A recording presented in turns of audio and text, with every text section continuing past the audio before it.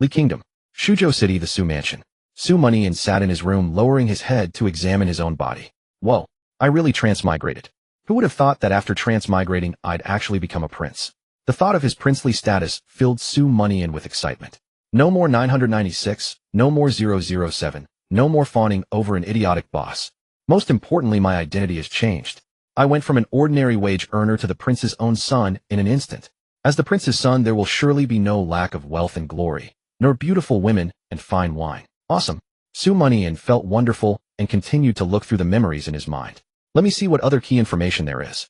My father Su Linyuan is the only non-imperial prince of the Li Kingdom, Prince Jinbei, and I am his only son.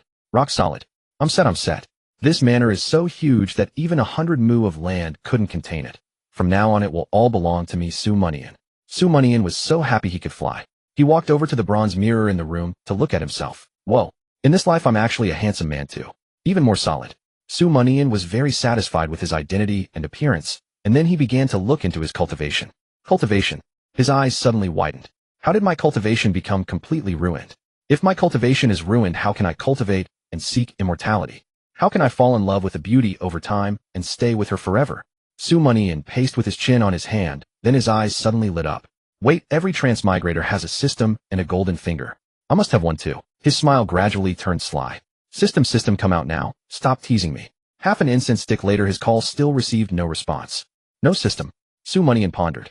If there's no system, a golden finger would be fine too. Where is my invincible heaven-swallowing art? Where is the grandpa in my ring?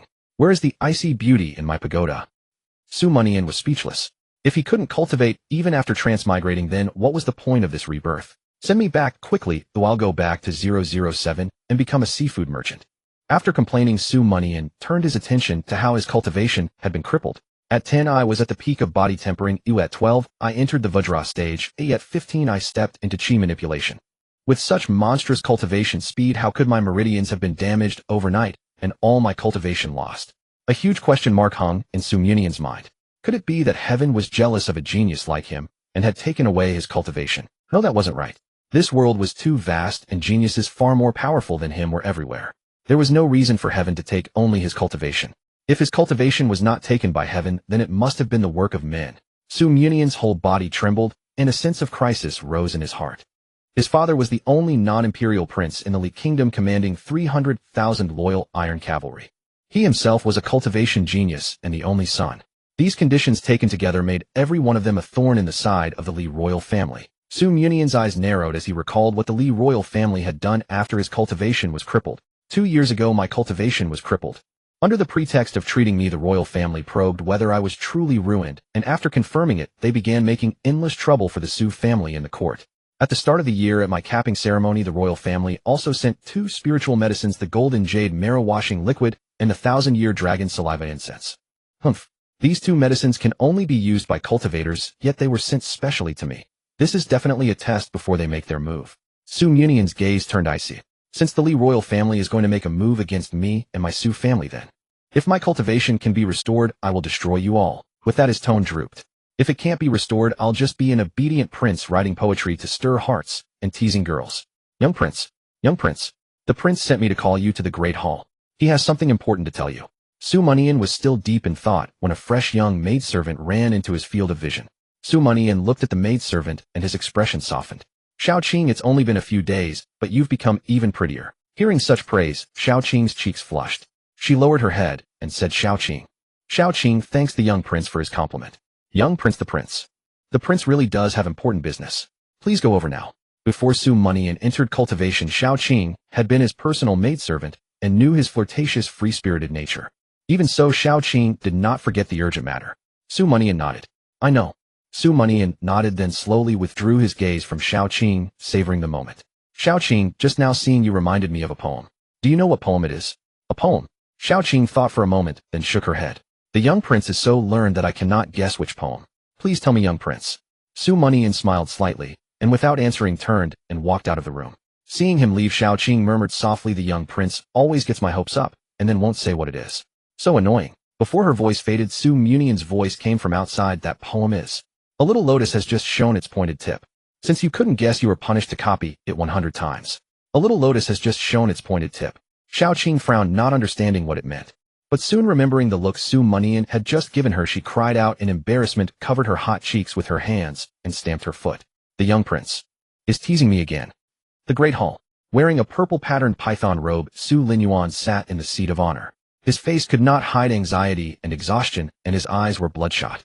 Ever since Su Mianian's cultivation was crippled, his father had been miserable every day, and visible signs of aging had crept onto his face. On his left sat an old Taoist with white hair, gray robe, holding a feather fan. Su Linyuan. As Su Mianian stepped into the hall, he noticed there was a guest, and quickly changed his words. Mianian greets father. May I ask what urgent matter you have? Addressing Prince Jinbei by his name, Su Linyuan had been a habit of the previous owner of this body. But when there was a guest, the previous owner knew to save his father's face. In his previous life, Su Mianian had often played murder mystery role-playing games, so he quickly adapted to this character and noticed the subtle details in the hall. Seeing Su Mianian arrive, Su Linyuan's exhaustion was swept away, and he smiled kindly. Mianian, there may be a turning point for your ruined cultivation. Really?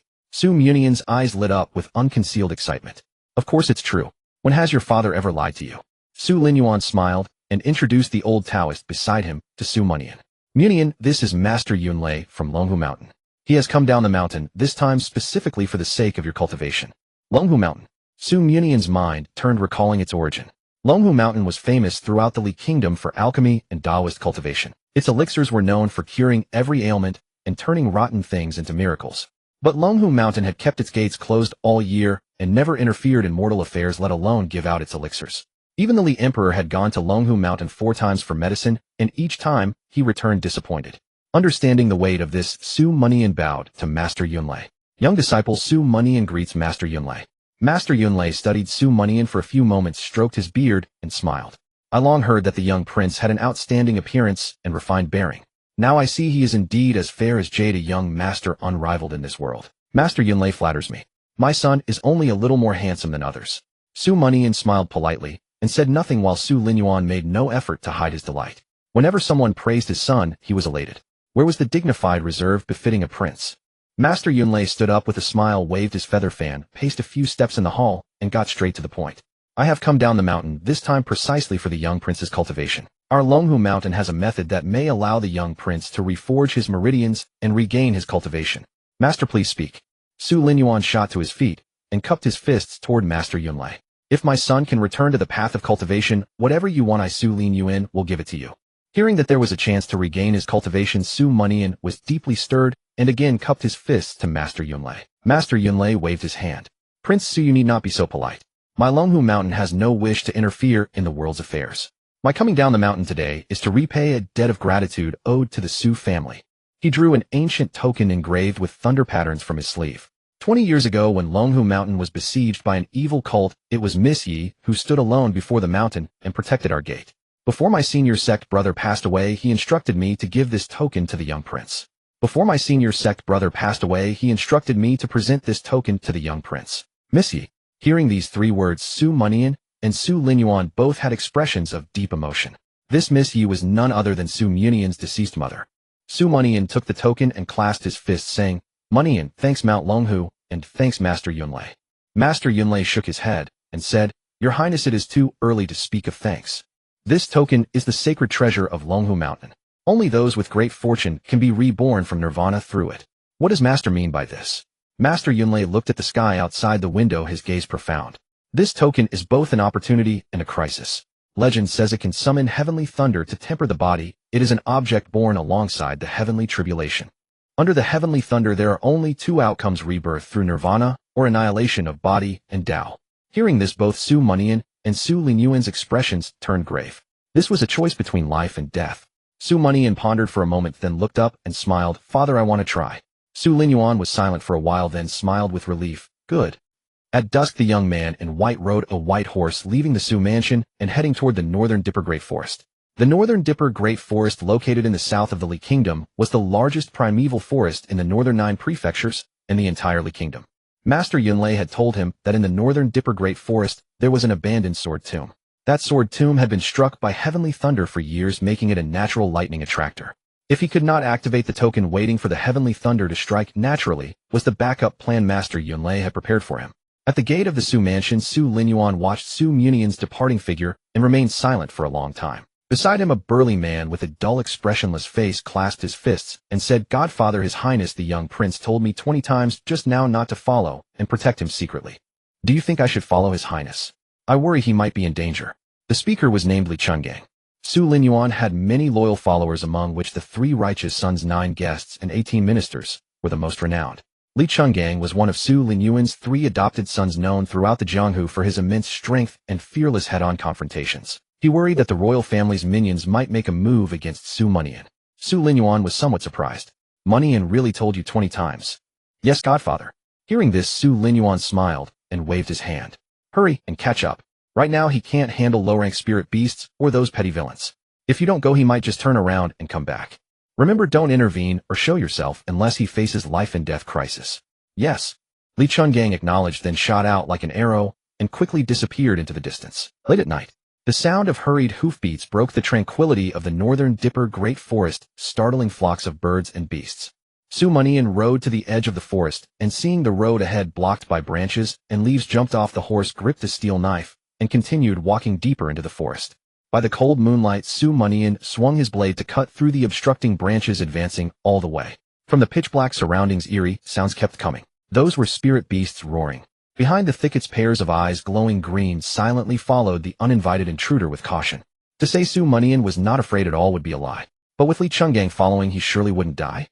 Half an hour later, Su Mianian ran into the sword tomb, only to find that the spirit beasts behind him did not follow. They simply stopped at the outer edge and stared at him. Only then did he halt, panting heavily. "This Li Chungang is really a blockhead. Su Linyuan told you not to act, and you really don't act." After a brief rest, Su Mianian raised his head. Before him stood a ring-shaped sword tomb. In the ground were embedded tens of thousands of broken swords weathered by countless years. This was a graveyard of swords. Su Mianian walked to the center of the sword tomb. Following Master Yunlei's method, he cut his fingertip with the knife and let a drop of blood fall onto the token. The blood flowed like water, spreading across the runes on the token. Ding! White light rippled along the token's edges, and a streak of purple mystical light shot up from its center, merging into the sky. Su Mianian looked up with anticipation, expecting the heavenly thunder to fall, but the sky remained calm and unchanged. Nothing else happened. "That's it." Su Mianian froze, then complained, "God, don't play with me like this. Other transmigrators get systems and golden fingers, but I have nothing. If nothing else, at least send me some beauties." While he was complaining, a sound of woo-hoo-hoo reached his ears. The spirit beasts around him were mocking. Su Mianian glared at the spirit beasts, grinding his teeth. "None of you leave. Once I recover my cultivation, I'll kill you all. Woo-hoo-hoo-hoo. Coo-coo-coo." The laughter grew louder. Su Mianian. He grew angry, pointed at the sky, and cursed. "You damned heavenly thunder, is that all you've got? Come on, strike me dead." As soon as he said that, boom, the world suddenly changed with thunder rolling. In the sky, dark clouds churned repeatedly, forming a huge whirlpool. In the center of the whirlpool, dozens of heavenly thunders brimming with destructive power surged, ready to fall at any moment. "Oh no, I jinxed it." Su Mianian's face changed and he laughed awkwardly. "I was joking. You can all leave now, I'm going home too." He turned and hadn't even taken a single step when, boom, a purple heavenly thunder imbued with destructive aura struck down, illuminating the entire night sky. Su Mianian swallowed, his body frozen in place. He had no choice but to be struck by the thunder. The spirit beasts watching fled dozens of meters in panic, then turned to look in Su Mianian's direction. In the spirit beast's sight, a human figure was struck by the heavenly thunder. Under the blinding light, they could even see the figure's white bones. What a foolish human. This is the first time I've seen someone deliberately seeking thunder. If he doesn't die, I'll eat. Woo-hoo-hoo-hoo. The spirit beasts burst into laughter, but the next moment their laughter stopped. Because a reckless laugh rang through the forest. "Ha ha ha, heavenly thunder. Keep striking me. I don't feel pain. What the hell?" The spirit beasts looked at each other, then, as if by unspoken agreement, ran toward the sword tomb, only to see Su Mianian raising his right hand, holding the glowing lightning-patterned token. His whole body was completely unharmed. Not only were the spirit beasts shocked, even the heavenly thunder seemed stunned. Having never seen such a brazen man, after a moment of gathering, hundreds of thunderbolts fell at once. Boom, boom, boom. "Su Mianian. I was joking." Su Mianian's miserable screams spread across the vast forest. Deep in the forest, high-ranked beasts saw hundreds of thunderbolts descending and were dumbfounded. A supreme power is undergoing tribulation here. I'd better run far away. Run, run. This place is too dangerous. If we don't flee, we'll be roasted and eaten by that great power. 1,000 meters away, a burly man in coarse clothes shattered the heads of 2 black-clad assassins with a single punch, then raised his head and looked toward the thunder, saying, daring to provoke 100 thunderbolts. His Highness is truly a tough one. I wonder if His Highness can survive. Under the cascade of 100 heavenly thunderbolts, the entire sword grave was reduced to nothingness. The surrounding beasts and insects at the instant the thunderbolts descended stiffened in place, carbonized along with the trees, and were scattered as charcoal black particles by the wind. At the center of the heavenly thunder, the destructive force of the thunderbolts ravaged Su Mianian's bones. The piercing pain quickly caused him to lose consciousness. Pain. He only knew it was excruciating. What he did not know was that his body under the thunderbolts collapsed and reformed again and again. It was the thunder pattern token that protected him. His shattered meridians were also reshaped by the thunderbolts, becoming stronger and thicker than before. After an unknown span of time, Su Mianian regained a faint awareness. Is the heavenly thunder over? He looked up at the sky. The vortex was already gone, replaced by a massive blood-red chasm. Two graceful figures drifted down from the blood-red chasm, one in cyan, the other in purple. Above the figures, a colossal black fog hand stretching thousands of zhang rapidly closed in. Su Mianian had a premonition that if the black fog struck, those two graceful figures would surely vanish into thin air. Before he could react, the thunder pattern token in his hand suddenly flared, streaks of lightning spreading across his body, his eyes glowing with golden white thunder light. Whoosh! His body uncontrollably leaped upward, caught the two graceful figures, one cyan, one purple, in his arms, and then pointed a finger at the enormous black fog hand. A flash of thunder light passed. The rapidly descending black fog hand suddenly halted, then collapsed after a few seconds. The blood-red chasm sealed shut at the same moment.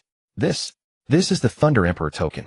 From within the blood-red chasm came a hoarse, astonished voice. The voice seemed to have lived for countless ages. Who would have thought the Thunder Emperor token would fall into the hands of a mere brat? Su Mianian stood suspended in midair. The voice muttered for a moment, then just before the blood-red chasm fully closed, it spoke in a sinister tone. Brat, no matter why you obstructed me, the karmic bond between us is now sealed. I will kill you. The hoarse voice echoed across heaven and earth. Su Mianian suddenly spat out a mouthful of blood, his body swaying as if about to fall. That power just now did not belong to him. Its violent energy had gravely wounded him again. Could you at least consult me before acting? Su Mianian complained. His meridians had just been reshaped, but his cultivation had not yet recovered. Now not only was his cultivation unrecovered, but he had also taken another beating. After a brief respite, Su Mianian finally examined the two women in his arms, both with eyes tightly shut, their breaths weak. The woman in purple had jade-like bones and icy skin, a cascade of black hair like silk, exuding a captivating fragrance, and possessing a celestial beauty beyond compare. Her demeanor was mature, ethereal, and noble, truly worthy of the phrase, toppling kingdoms and captivating cities. No, it was more than that. As a prince, Su Mianian had seen countless women, yet none had ever stirred his heart at first sight like this. With that thought, he turned his gaze to the woman in cyan on the left.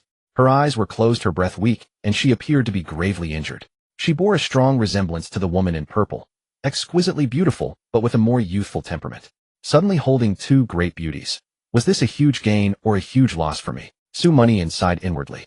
Just as he was about to speak, he felt a chill at his neck and his eyes widened in shock. Looking down, he saw that the woman in purple had suddenly awakened, holding a short golden dagger against his throat. If you want to live, do as I say. The woman in purple was pale, but her voice was icy. Su Mianian, I saved you, didn't I? Is this how you repay kindness with enmity? Su Mianian was seething inside, but what came out of his mouth was, tell me, what do you want me to do? Take my sister and me.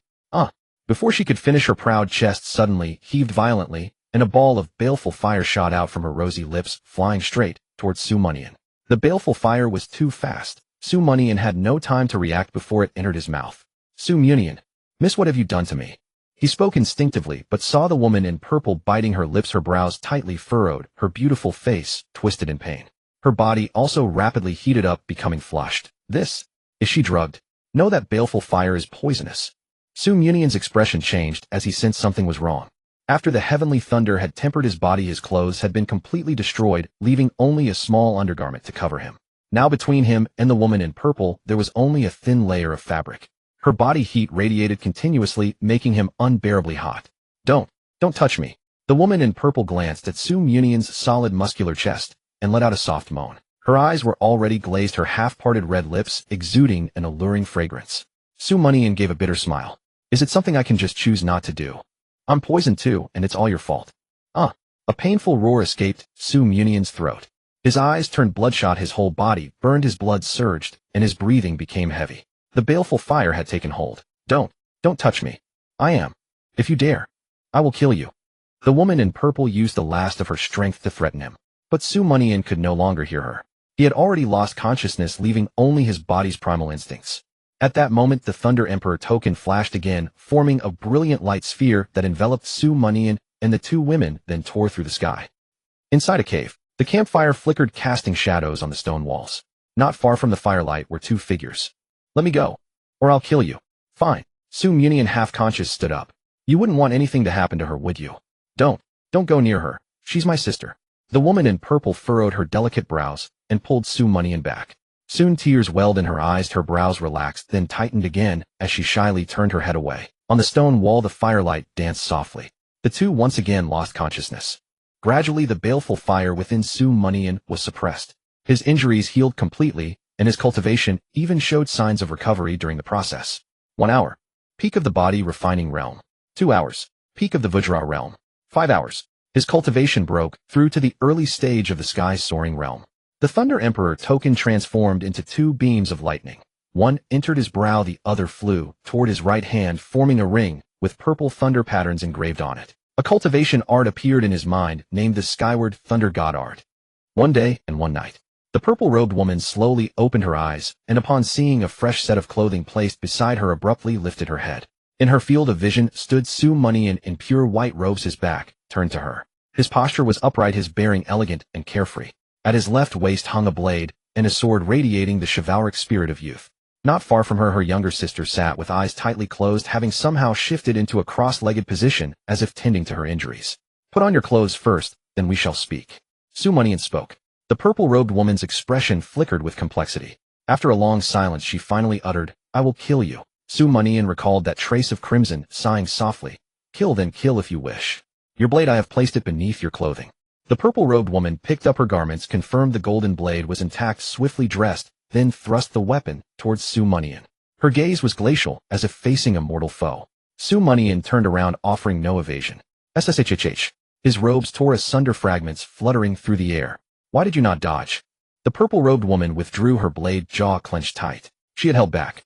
Su Mianian smiled faintly. "As things stand, you cannot end me. Whether I dodge or not makes no difference." The purple-robed woman remained silent. Su Mianian spoke true. She was grievously wounded, now capable only of movement, her cultivation entirely depleted. After a lengthy pause, she studied his face. "Have you broken through to the Lingkong realm?" "Yes." Su Mianian replied with evident discomfort. "Much thanks to your assistance." His cultivation had been restored and advanced during his encounter with the purple-robed woman. The purple-robed woman's eyelids drooped, slightly crimson spreading across her cheeks. She had never been entirely unconscious that night. During the latter hours, she could distinctly sense her spiritual energy flowing into Su Mianian's body. Though her spiritual energy had drained away, her fatal injuries had been stabilized. Observing her continued silence, Su Mianian proposed, "I rescued you and your sister. You aided in restoring my cultivation. Shall we consider the debt settled? Last night was my first time as well." Upon hearing these words, fury reignited in the purple-robed woman's beautiful eyes. Fixing Su Mianian with an icy stare, she declared, "I still wish to kill you." Su Mianian shrugged, responding with indifference, "As you wish." He glanced at the golden blade in her grasp. "I know you and your sister possess noble status and formidable strength. You must be from beyond my world. But what transpired between us was not my intention. This much you should be able to discern." When the purple-robed woman offered no response, he continued, "Though we shared matrimonial intimacy, no affection exists between us. I do not expect your hatred to vanish entirely, nor will I pursue you endlessly. If you believe we are worlds apart, then let us part ways here." The purple-robed woman lifted her gaze, meeting his eyes with slight surprise. Su Mianian remained nonchalant. "My cultivation may be modest, yet within the Li Kingdom I can accomplish much. Should you require my aid, you need only ask." "Why? Are you not afraid that once my cultivation returns I will make you my first kill?" The purple-robed woman's beautiful eyes filled with bewilderment. Su Mianian declared, "I Su Mianian act throughout my life, seeking only no regrets.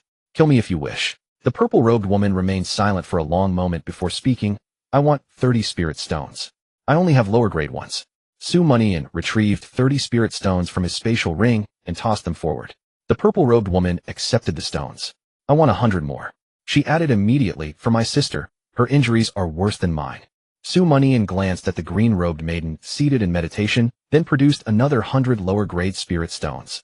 "Is this sufficient?" The purple-robed woman accepted them, turning away. "Leave. Very well." Su Mianian turned. "You may find me at Su Manor in Shuzhou City." When the purple-robed woman turned back again, Su Mianian had vanished from the cave. In the skies not far from the cave, Su Mianian hovered aloft, remarking with a teasing tone, "Fortunate indeed. I, young Master Su, shall likely encounter these two great beauties again. That purple-robed beauty possesses exquisite form, voice, and countenance. I truly covet her." Manly desire laid bare. Su Mianian made no attempt at concealment. In his thoughts he revisited her enchanting visage and graceful bearing. "Should I obtain her, I would gladly take 100 more stunning beauties as wives." With a heartfelt sigh, Su Mianian departed through the air. That day, rather than returning to his family estate, he visited his private quarters to retrieve his former spatial ring, blade, and sword. With his cultivation restored and elevated, he was prepared to unveil his newfound power. Shortly thereafter, Suzhou City. Upon entering, Su Mianian heard a newsboy's cry, "Ladies and gentlemen, have you heard the news? The Meng Jiang and Lu clans have come to Su Manor to annul the betrothals." What? The Meng Jiang and Lu clans are the three greatest families in the northern reaches after the Su family, usually on amicable terms with them. Why would they seek to break the engagements? Weren't the three daughters of the Meng Jiang and Lu families infatuated with the young Marquis, practically begging the Su clan for betrothal? Exactly. What could the Meng Jiang and Lu clans possibly be thinking? Conversations erupted along both sides of the street. What else could it be? The Meng Jiang and Lu clans must believe the young Marquis has lost his cultivation and cannot practice cultivation, thus unworthy of them. One person declared, "Ungrateful wretches." Back in the day, the young Marquis possessed extraordinary talent, and his cultivation progressed at breakneck speed. It was the Meng Jiang and Lu clans who sought to align with the Su family, gaining their footing in the northern reaches through that connection. "I never imagined they would be so merciless," the green-clad servant hissed through gritted teeth. In the eyes of many common folk, Prince Northern Defense, Su Lingyuan guarded the northern reaches, repelling foreign enemies and ensuring citizens lived in peace and prosperity. Young Marquis Su Mianian, though carefree by nature, never oppressed the common folk. He frequently opened granaries to feed the hungry and aid disaster victims. Their hearts belonged to the Su household. Witnessing the Su family being wronged, they felt compelled to defend them. Hearing this, Su Mianian raised an eyebrow with renewed interest. From his recollection, the legitimate daughters of the Meng Jiang and Lu clans indeed held betrothal contracts with him. Yet what startled him was that his cultivation had barely been restored, and before he could even return home, these three clans had arrived to dissolve the engagements. Excellent timing. Su Mianian's eyes narrowed, a cold smirk spreading across his lips. With his cultivation restored, he had nothing left to fear. Su Mianian stepped forward, patting the green-clad servant's shoulder. "Young friend, where is the largest coffin shop in the city? Could you guide me there?" He drew 10 gold coins from his sleeve. The green-clad servant's eyes gleamed at the sight of 10 gold coins, yet he faltered. "This, young sir, I do know where the largest coffin shop is, only guiding you there hardly warrants 10 gold coins. Think nothing of it. I find you agreeable." The 10 gold coins, combined with flattery, revitalized the servant entirely. "Young sir, you truly have discerning taste." Delighted, he accepted the coins and led Su Mianian into the city's premier coffin establishment. "Young sir, here it is. We carry coffins of every style you could desire." After his enthusiastic presentation, the servant inquired curiously, "Only, young sir, given your composed demeanor, it does not seem like a family emergency." Su Mianian smiled faintly. "There is indeed a matter at my home, though not concerning my family." He produced another 100 gold coins. "Purchase 10 coffins for me and deliver them to my residence. The remainder is yours." 100 gold coins. The servant was stunned. 10 coffins were worth merely 10 gold coins at most. This young master truly spared no expense. "This, young sir, purchasing 10 coffins costs only 10 gold coins. If I have caused you trouble, give me 1 gold coin as compensation." The servant coveted wealth, but dared not accept such an excessive amount. He had already earned 10 gold coins. "No matter." Su Mianian waved dismissively. "As I said, I find you agreeable." "This?" The servant's eyes reddened. He had never been valued so highly by any noble young master. Teeth clenched, he accepted the coins and clasped his fists in salute. "Since young sir holds me in such regard, I shall keep the money. Where is young sir's residence?" "I shall purchase the coffins and deliver them to you immediately." "The Su household, Su Manor." "The Su household, Su Manor." The servant's pupils dilated as he scrutinized Su Mianian's features. "Why, you are the young Marquis." "Young Marquis, I cannot accept your money. Purchase the coffins and deliver them swiftly. Do not be late." With a wave of his hand, Su Mianian turned and departed. Wiping away tears, the servant called out, "Rest assured, young Marquis, I shall handle this perfectly." At the Su residence, in the reception hall, Su Lingyuan sat in the seat of honor with his adopted son, Li Chungang, standing by his side. On the guest seats on both sides sat the 10 legitimate daughters of the Jiang Meng and Lu families. Su Lingyuan's expression was calm. He glanced at Li Chungang beside him, and seeing the latter shake his head slightly, turned to the people below and said with a smile, My three nieces Mianian has been away on business for the past 2 days and hasn't returned yet. If you have matters to discuss, feel free to speak. He knew full well why the three families had come. But whether Su Mianian was alive or not he could not know for now, so he could only resort to a delaying tactic.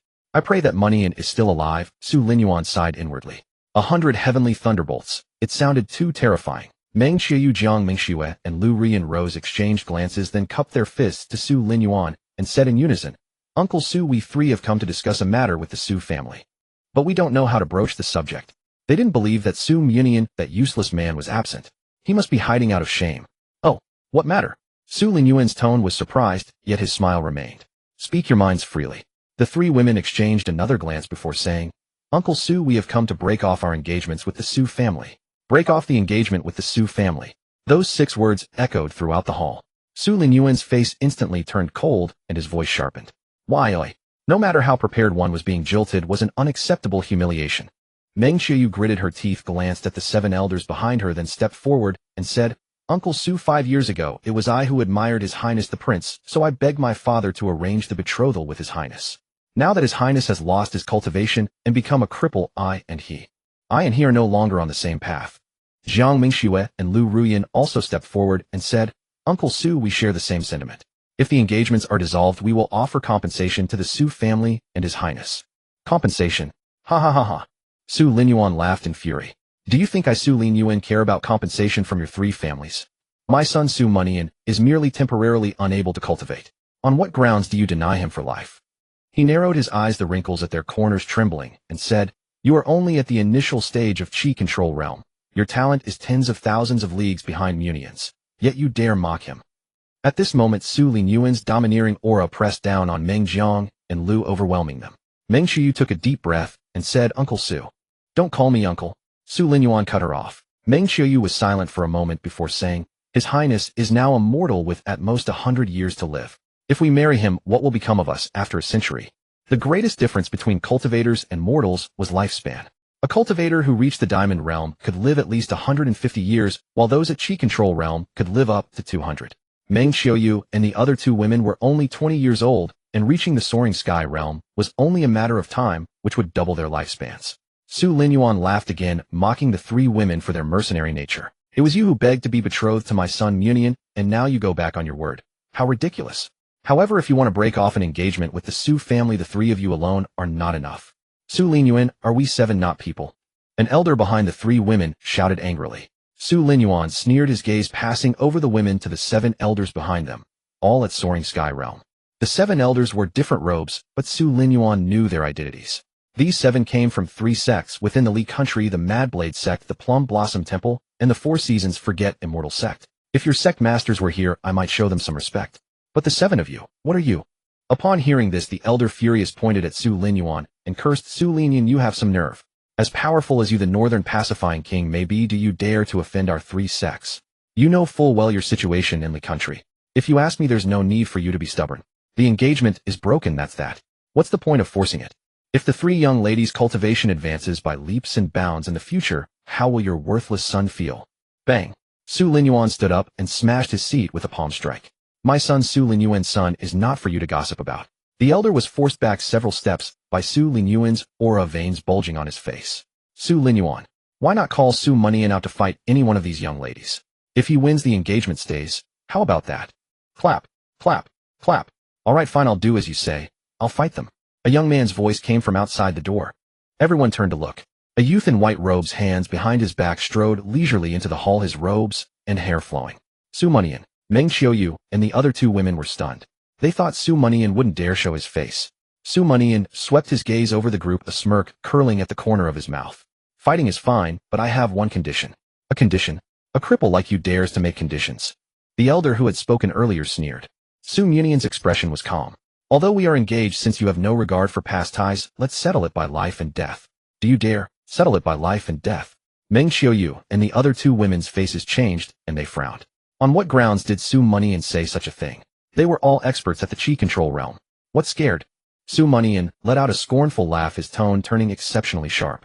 If you're scared, get the hell out. You. The 3 women fell silent. Su Mianian took 3 pieces of letter paper from his bosom and tossed them at the women. When you leave, take your divorce letters with you. Remember, it is I, Su Mianian, who divorces you. Meng Qiuyu, Jiang Mingxue, and Lu Ruyan widened their eyes thinking they had misheard. Being divorced was the ultimate humiliation.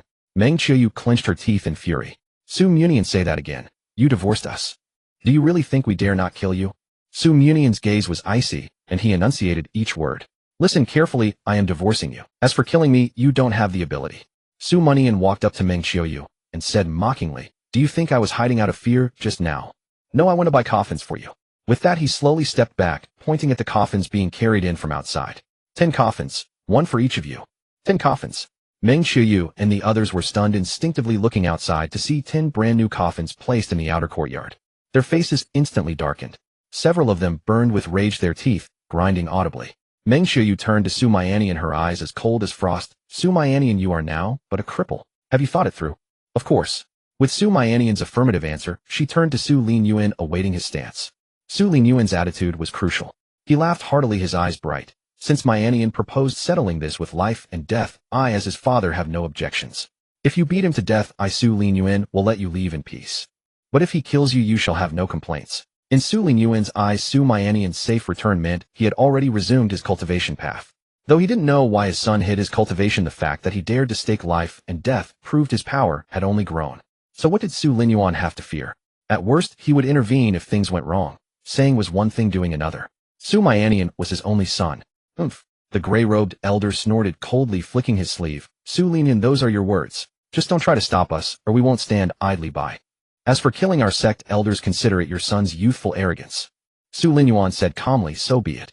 The moment he finished, Meng Qiuyu and the other 2 women exchanged glances, stomped the floor, and lunged forward, each striking a palm towards Su Mianian.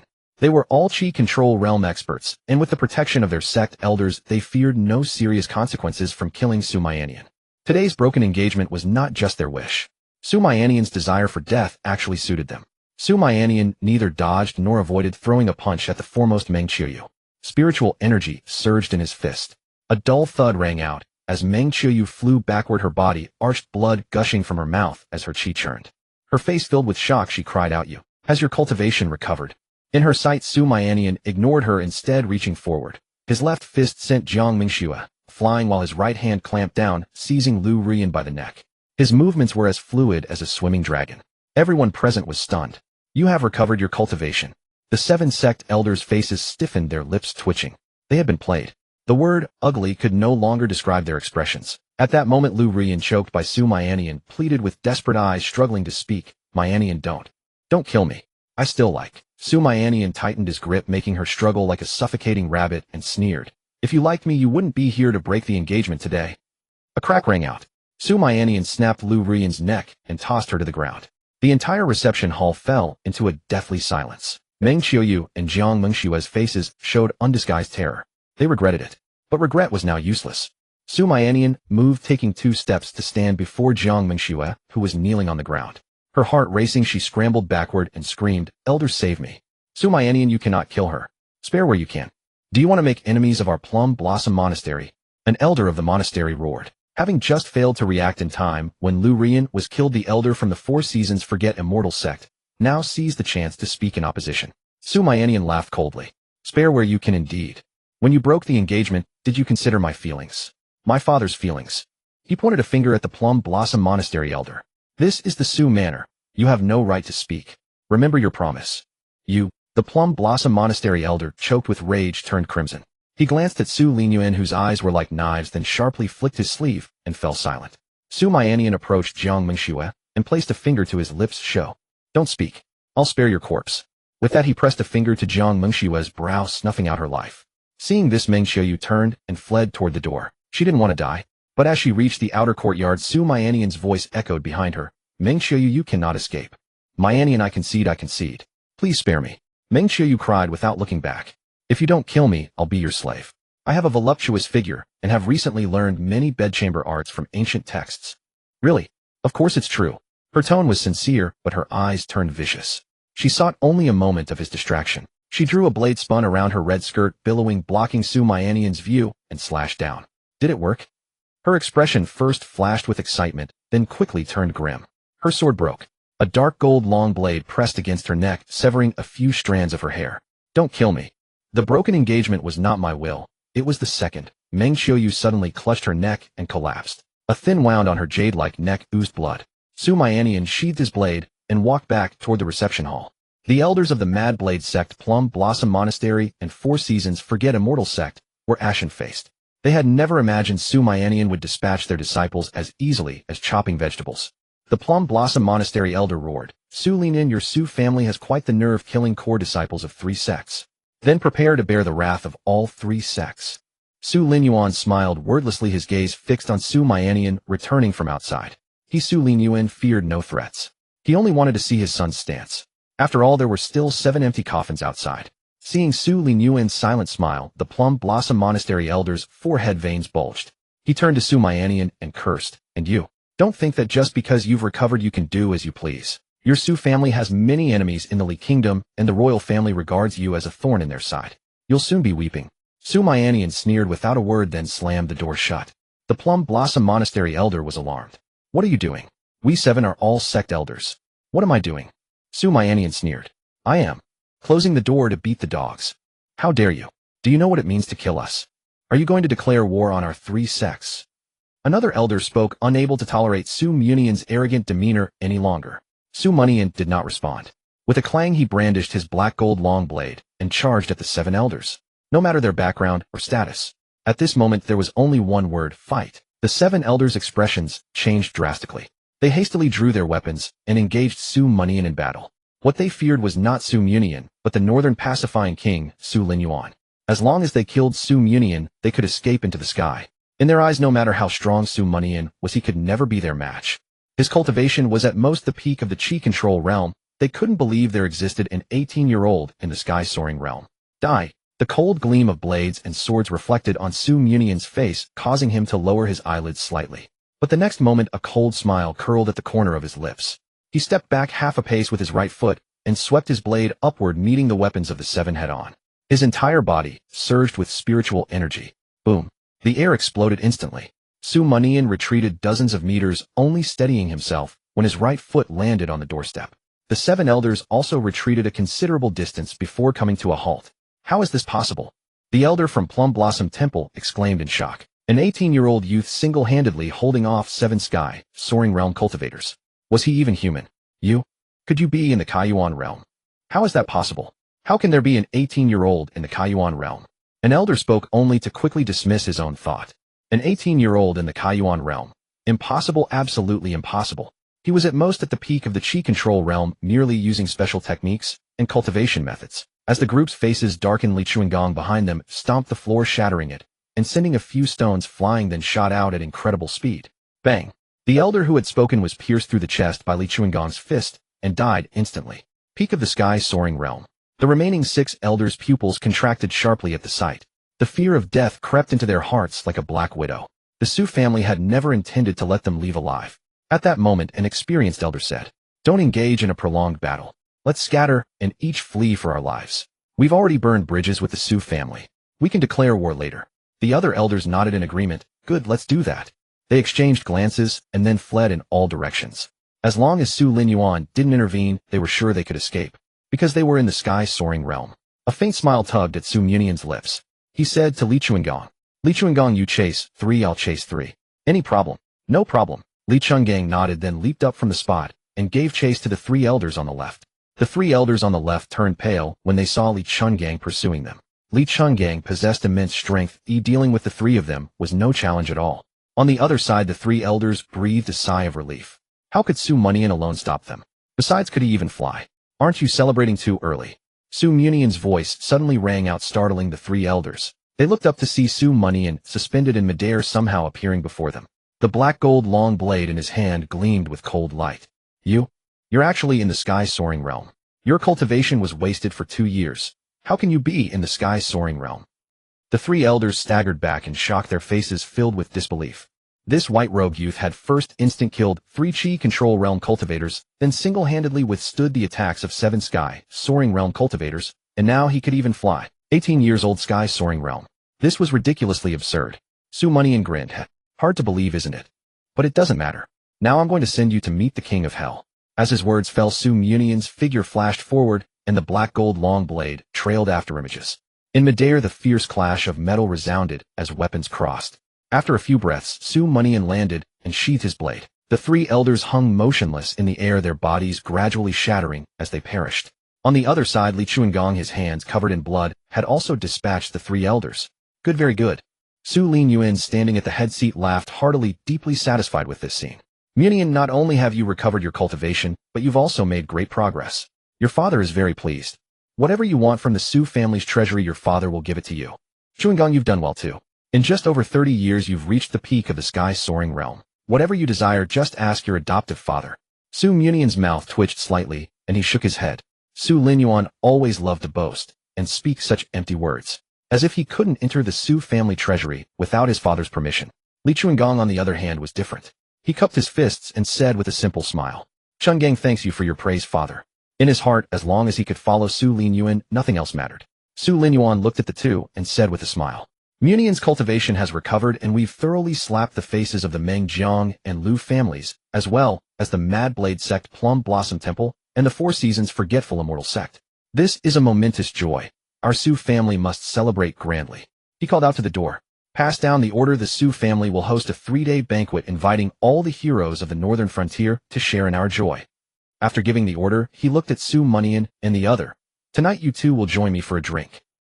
Nightfall. The Su mansion was festively decorated with lanterns and banners, immersed in the joy of the young master's restored cultivation and the upcoming banquet for the northern frontier's heroes. The news of the young master's restored cultivation spread throughout Shuzhou City overnight. In every street and alley, people talked about Su Mianian's blade severing the engagement and his slaughter of the sky-soaring realm elders.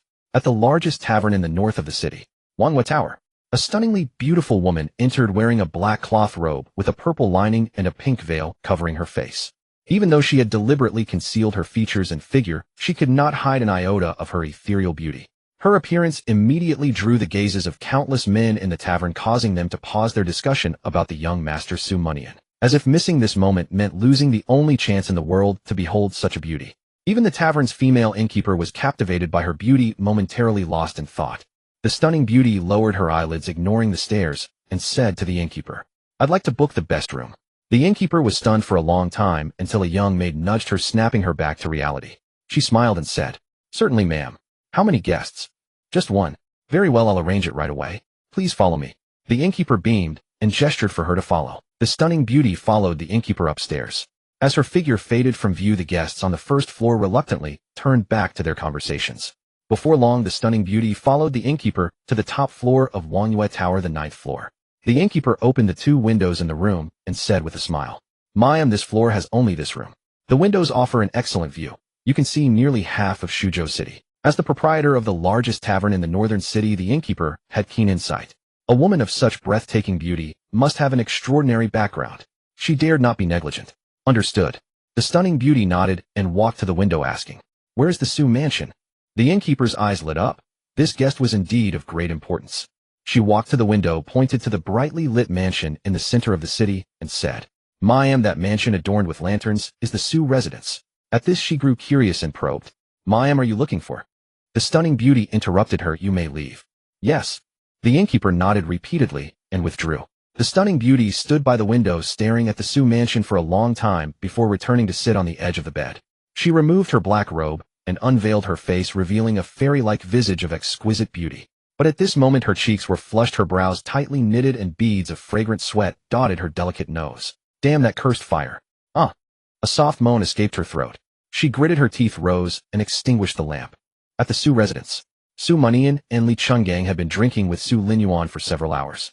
Late at night, after Li Chungang took his leave, only Su Mianian and Su Linyuan remained in the room. Su Mianian shelled 2 boiled peanuts, tossed them into his mouth, and said to Su Linyuan, Su Linyuan, today I've offended the Meng Jiang and Lu families, and even killed the elders of the 3 sects. Can you withstand their wrath? Su Linyuan reached out to Su Mianian, shell 2 for me as well. After receiving the peanuts, Su Linyuan smiled unconcerned.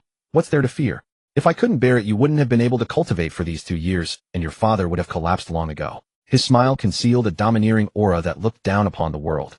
It was the aura forged through years of leading troops in battle, surviving countless life and death situations. Su Mianian was astonished, giving Su Linyuan a thumbs up. Impressive, Su Linyuan, you're incredible. Su Linyuan snorted, a look of disdain on his face, as if to say, What do you know, kid? He took 2 more peanuts from Su Mianian and said in feigned anger, call me Su Linyuan. That's disrespectful. Call me dad. Su Mianian fell silent, not responding. Without outsiders present, he would never call Su Linyuan dad. Between them lay an insurmountable rift. It concerned his deceased mother. Seeing Su Mianian's silence, Su Linyuan couldn't help but awkwardly pause for a moment. If you don't want to call me that, then don't. He waved his hand with a magnanimous smile, then looked at Su Mianian, as if wanting to say something, but holding back. With a complex expression, he raised his wine glass, drinking cup after cup. After downing over a dozen cups in a row, a hint of intoxication crept onto his face, and his features suddenly aged significantly. Your mother's death. I bear responsibility. Su Linyuan's voice was hoarse, his eyes reddened. He was both grieving and struggling to suppress the rage within him, his expression incredibly complicated. After a moment, he let out a sigh, as if releasing all the anguish in his heart, and said, haven't you always wanted to know how your mother died? Before I worried that your cultivation was too low, that you might act impulsively and do something foolish. Now that you've reached the Linkhong realm, you can know the truth. Su Mianian looked up at Su Linyuan, awaiting an answer. Su Linyuan drained another cup of wine and said, you were born with extraordinary talent for cultivation, but due to a deficiency in the fire element and the clash of the other 4 elements, you often fell into comas. When you were 3 years old, the clash of the 4 elements nearly claimed your life. To complete your 5 elements, your mother went south alone in search of fire-attributed spiritual herbs. This was something I, as your father, should have handled. But at that time the state of Li was in civil turmoil, and the neighboring state of Qing invaded the northern border. The lives of 300,000 soldiers were in my hands. He glanced covertly at Su Mianian, his voice trailing off, and said helplessly, I couldn't gamble with their lives. Another cup of wine went down. Su Linyuan's eyes brimmed with tears, and he said with deep remorse, your mother traveled far and wide, visiting dozens of sects and famous mountains, and finally found a fire-attributed spiritual herb in one place.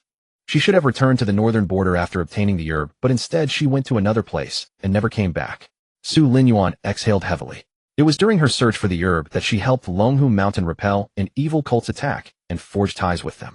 That's why Longhu Mountain gave you that token the day before yesterday. Su Mianian remained silent, his eyes reddening. He felt an inexplicable closeness and deep affection for the mother in his memory. After a long pause, he let out a bitter laugh and asked, 15 years ago, mother was already a Kaiyuan realm powerhouse. How could she have died in the state of Li? At that time, she was the strongest combatant in the northern border. In the entire state of Li, very few could suppress her, let alone kill her. Su Linyuan's lips trembled. He dared not meet Su Mianian's eyes. After a struggle, he said, yes, your mother was immensely powerful back then, so strong that she overwhelmed all the experts in the state of Li. Afterward, I investigated for a long time and finally guessed where she had gone last. Where? Su Mianian pressed. She went to the capital. Su Linyuan confessed. The capital? Again, the capital. Wasn't today's marriage annulment by the 3 families instigated by the royal family behind the scenes? Only the top experts of the capital joining forces could have surrounded and killed mother. And only the royal family possessed such top-tier experts. Su Mianian's eyes narrowed, and he instantly understood the whole story. The royal family of the state of Li had always been wary of Su Linyuan, the prince of northern pacification. 15 years ago, taking advantage of internal and external turmoil, they killed Su Mianian's mother, cutting off Su Linyuan's right arm. For the royal family, this maximized their interests. Su Mianian was not unreasonable. He looked at Su Linyuan, seeing his exhausted and aged appearance, then raised his wine glass and said, I want revenge. Su Linyuan glanced at him. Revenge? Good. Father will support you with all his might. You're no longer loyal to the sovereign. Loyal? Loyal to what sovereign? They killed my wife, allowed internal strife and misery for years. What loyalty do I, Su Linyuan, owe them? What I've always been loyal to is not the sovereign, but the people of the state of Li. Su Linyuan spoke with fierce indignation, his hatred for the royal family burning deep. Su Mianian gave a thumbs up. Impressive, Su Linyuan. That sounds like something a learned man would say, right? I thought you were illiterate. Nonsense, boy. Back then your mother chased me because she was captivated by my erudition, eloquence, and literary talent. Su Mianian's mouth twitched. He downed a cup of wine and said, I'm leaving. Then he stood up to walk out. Wait, how do you plan to get revenge? Tell me, Su Linyuan called out. I haven't figured it out yet. Su Mianian waved his hand impatiently without looking back. Inside the room, Su Linyuan sat in silence, drinking cup after cup. After a long time, his gaze drifted through the window toward the bright moon in the sky. Raising his cup, he sighed. Qingro Mianian has grown up. Soon we'll bring you home. You were right. Back then I was wrong. Su Linyuan drained his cup. The next day, Su Mianian woke early and practiced his skills in the courtyard with faint threads of lightning surging around his body. This was his first practice since the sky-supporting thunder god art appeared in his mind. The lightning on his body came from the thunder pattern ring on his hand. It seemed that after dispersing the black mist giant hand residual energy from the heavenly thunder remained allowing him to cultivate. However, the residual energy was visibly diminishing, and he estimated it would last no more than 10 days or half a month. After running the sky-supporting thunder god art several times, Mianian felt his strength increase slightly. But he also clearly noticed a small flame burning inside his dantian. It was that baleful fire. Mianian frowned. Why hasn't this baleful fire disappeared? If it stays in my body, won't I constantly suffer from internal heat? After thinking it over, he activated the sky-supporting thunder god art, attempting to suppress it with his spiritual energy and the technique. Perhaps due to his low cultivation, he tried several times without success. However, running the sky-supporting thunder god art did slightly suppress it. He rested his chin on his hand, thinking, this baleful fire came from that woman in purple. Since I'm affected, is she also suffering? As Mianian was pondering, the maid Xiaoqing ran over and handed him a letter. Your Highness, there's a letter for you from Wangyue Tower. A letter? Wangyue Tower. Mianian took the letter and immediately caught a faint, delicate fragrance. A familiar scent. He opened it and saw a line of elegant handwriting. Clearly a woman's script. Come to Wangyue Tower to see me. Mianian raised an eyebrow. I don't have any old flame at Wangyue Tower. In my memory, I frequented brothels and the music bureau. Those were all superficial encounters limited to wine and lip service, nothing private. Could it be? Mianian's eyes lit up as he realized who the letter was from. He tucked the letter into his chest and said to Xiaoqing, Xiaoqing, help me reply to her. Tell her I'm not going. Your prince is very busy. Xiaoqing let out an, oh, her expression somewhat peculiar. Gazing at Mianian's handsome and debonair appearance, she wondered inwardly, Your Highness, are you busy? Seeing Xiaoqing staring at him, Mianian snorted softly, his tone tinged with reproach. Why aren't you going yet? Have you finished copying the poem I asked you to? Xiaoqing snapped back to reality. I'm going. The poem? I've copied it. Mianian smirked slyly. After copying it 100 times, you understand its meaning, don't you? How about I give you a lesson tonight? Xiaoqing's face turned pale with fright, and she stepped back, repeatedly waving her hands. It's that's. No need. With that, she turned and fled swiftly. The young girl ran fast, her face growing hotter. Your Highness. Why does he always tease me? In the courtyard, Mianian gazed at Xiaoqing's vibrant, youthful figure, a faint smile curling at the corners of his mouth. It's still good being a prince. Back then I was stuck in the 996 grind every day. How could I tease girls like this? I've finally experienced the joy of being a rich second generation. A few days later, the news of the deaths of the 3 legitimate daughters of the Meng, Jiang, and Lu families, as well as the 7 elders of the Madblade sect, Plum Blossom View, and Four Seasons Forget Immortal sects spread throughout the entirely kingdom. The killing of the 10 people elicited completely different reactions in the court and among the people. The court erupted into fierce arguments, with the civil officials shouting the loudest, threatening to lay down their lives and calling for a military campaign against the northern pacifying king. Their reason was that Mianian had gone too far, causing the Li Kingdom to lose 7 transcendent realm experts, and they demanded that Su Linyuan be stripped of his title of northern pacifying king and that Prince Mianian be severely punished. The military officials were the second loudest, but their target was not Mianian, it was the chattering civil officials. A campaign against the northern pacifying king. You're shouting so damn heroically, why don't you go? You want us military officers to go. Although the military officers of the Li Kingdom represent the official side, they are unwilling to engage in internal strife, much less become pawns for the royal family, to eliminate dissidents. If they truly wanted to campaign against the northern pacifying king, they would have to mobilize the imperial guard of the Li Kingdom's royal family. But that was unrealistic. After days of incessant quarreling, it ended with the Li Kingdom royal family symbolically fining the northern pacifying king, Su Linyuan, 10 years' worth of salary. The common people, on the other hand, welcomed the deaths of the 10. Faithless and heartless people deserve such treatment. Mianian did well. However, everyone knew that the struggle between the royal family and the Su family was about to enter a white-hot stage. In the eyes of the royal family, Su Linyuan was holding on to his troops to bolster his own influence, and the imperial authority was not reaching its full extent, damaging the royal family's dignity. The royal family and the Su family were destined for a final battle. But when it came to which side they supported, no one dared to speak rashly. The only thing they were certain of was that if a member of the royal family were killed, they would go up and add a few more kicks. The capital city. The third prince's private courtyard. 2 princes richly attired were playing chess in a small pavilion. Beside an ancient wooden chessboard, a bronze-purple incense burner emitted wisps of blue smoke. By the pavilion, a stream flowed gently, its murmur harmonizing with the zither played by a courtesan, creating an elegant melody. The second prince had sharp eyebrows and heroic eyes, an air of kingly dominance in his brow. His moves were quick, precise, and ruthless, yet not lacking in grace. Third brother, what do you think about Mianian's recovery of his cultivation? After making a move, the second prince spoke to the third prince opposite him. The third prince's face was pale, his appearance resembling a scholar who had not fully recovered from a serious illness. He gently placed a white stone, lowering his eyelids, and sneered. What else can be done? Kill him, of course. Didn't second brother already make a move? The second prince held his stone without placing it, his tone and expression unchanged. The three girls from the Meng, Jiang, and Lu families were merely tools he used. He did not care about their deaths. After a moment, he smiled regretfully. I had intended to use the opportunity of the three girls' broken engagements to make Su Mianian taste the bitterness of having his women taken away, severely damaging his state of mind. I never expected his cultivation to suddenly recover. The third prince stopped. Second brother must have a backup plan. Father's birthday is approaching. It would be best to kill Su Mianian and make father happy. The second prince fell silent. Su Mianian is not so easy to kill. What the royal family fears most is Su Linyuan's 3 righteous brothers, 9 guests, and 18 ministers. Apart from Li Chuangong, who often shows himself, the rest are almost silent and their whereabouts unknown. With these people around, we cannot launch a large-scale attack to kill Su Mianian. The struggle between the royal family and the Su family can only be initiated by our generation first. The third prince picked up a stone and placed it. What is second brother trying to say? The second prince said the Mad Blade sect, Plum Blossom View, and 4 Seasons Forget Immortal sect all have grudges against him. And then, all signs indicate that Su Mianian is about to leave the northern border. The second prince collected his stones and stood up, looking into the distance.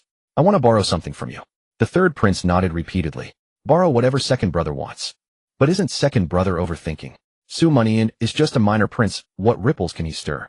Why don't you just strike him down yourself? He's not worthy. The second prince spoke disdainfully. I'll give him 3 chances. If he can overcome the Mad Blade sect, Plum Blossom View, and 4 Seasons Forget Immortal sect, then I will kill him with my own hands. The third prince laughed heartily. That's fine too. Back then his talent overshadowed our entire royal family. Now second brother is no less than him. The Su mansion. Su Mianian was cultivating the sky-supporting thunder god, art, every day, and his physical strength grew daily. The body-tempering chapter of the sky-supporting thunder god, art, was divided into 9 levels. With each level, a clear lightning pattern would appear on his arms, and his physical combat, explosive power, and defensive abilities would undergo a qualitative enhancement. Unfortunately, the content in his mind was currently only the body-tempering chapter of the sky-supporting thunder god art. He was not sure whether the technique was incomplete or he was still too weak to have full access to all the information. In recent days, Xiaoqing had been visiting his courtyard with increasing frequency, all for the letters from the moon viewing tower. Su Mianian sat at the table, laying out the letters one by one, revealing the contents of these past days. First day, come to the moon viewing tower to see me. Second day, if you have nothing to do, please come to the moon viewing tower to see me. Third day, please come to the moon viewing tower to see me at once. Fourth day, the handwriting became crooked, as if the writer had endured great pain. Come see me quickly. Fifth day, the characters were so twisted they were almost illegible. Come see me. Su Mianian shook his head slightly. It wasn't that he was unwilling to go to the moon viewing tower. Rather, he had asked Xiaoqing to inquire about the person's name, but the other party had consistently refused to reveal it. This made him quite displeased. You can be noble, but when you need something from me, you cannot remain noble. Whether it's a transaction, friendship, or love. I'll push her a bit more, but I mustn't cause a death. Su Mianian shook his head slightly. These days he too was suffering from the torment of the inner demon fire. But with the sky-supporting thunder god art, the inner demon fire's effect on him was not fatal. Tap tap tap. Light footsteps approached, and Xiaoqing ran into the room. Your Highness, a letter from the moon viewing tower. Su Mianian opened the letter. On it, written crookedly, were 2 characters barely recognizable. Su Mianian sighed softly, put away the letter, glanced at the approaching dusk, and said to Xiaoqing, tell her later. Now is not the time. All right, I'll go right away. Xiaoqing nodded and turned to leave. A big question mark flashed through her mind. His Highness knows who the person is, so why does he keep her waiting? Is His Highness still the same lecherous? Oh, I mean the same prince who appreciates beauties. Xiaoqing was utterly perplexed. Night. The moon viewing tower. The first floor hall was packed with people. Ever since the great beauty in black robe and purple attire had taken up residence in the moon viewing tower, the bustle here had increased several times over. Everyone who came wanted to catch a glimpse of the beauty's face. Just one look would be enough. The female innkeeper greeted the guests, taking great pleasure in it. She knew who the noble purple-clad beauty was waiting for and whom she belonged to. In her heart, only that person was worthy of the purple-clad beauty. After a while, she gazed out the window at the night, calculating the time the person the beauty was waiting for should be arriving soon. The 9th floor. With a creak, the only door in the room was pushed open. The purple-clad beauty, who had been half lying on the table, lifted her head abruptly. She was still wearing a purple feathered robe, her figure voluptuous and alluring. Full breasts, a slender waist, curvaceous hips, and long legs. Every feature that could captivate men. But at this moment her body was drenched in sweat, and a few strands of hair clung to her flushed cheeks and jade-like neck, like a sickly wife, pitiful and endearing. Her eyes were complex: surprise, joy, shyness, anger, and desire. Looking at the white-robed youth at the door, she seemed to recall something, forced herself to sit up straight, smoothed the hair on her cheek, and feigned composure, saying, "You're here."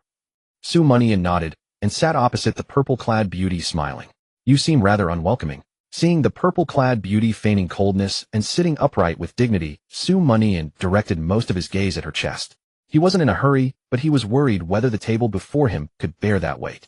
"Gosh, this table looks like it's about to collapse. Don't let it fall apart." Su Mianian's mind was churning, but his expression remained calm. The purple-clad beauty, seeing Su Mianian's lecherous gaze, became both angry and embarrassed, stammering, "You stop looking at me like that." Perhaps due to the emotional upheaval, her cold facade instantly crumbled. Not only did her voice tremble, but her body also began to quiver slightly. Waves of heat emanated slowly from her body. Su Mianian did not hide his feelings and said bluntly, "But I love to look." "You." The purple-clad beauty bit her lower lip and averted her furious gaze from Su Mianian. She had realized that at this moment, whenever she looked at the youth before her, the inner demon fire within her body would flare up intensely, destroying her reason. Su Mianian stood up, walked over to the purple-clad beauty, and said, "Speak. You've been looking for me these past few days. What is it?" Because of Su Mianian's proximity, the inner demon fire raged again. The purple-clad beauty let out a groan and said stubbornly, "In nothing." Su Mianian smiled. "Since you have nothing, I'll be going." With that, he turned and walked toward the door. "Go then." The purple-clad beauty gritted her teeth and turned her head away, tears welling up in her eyes. Her pride forbade her from bowing her head. The candlelight flickered for a moment. Just as she thought Su Mianian had left and was feeling regret, she suddenly felt a garment being draped over her. Then her delicate body was lifted and she leaned against a broad, powerful chest. The purple-clad beauty was startled.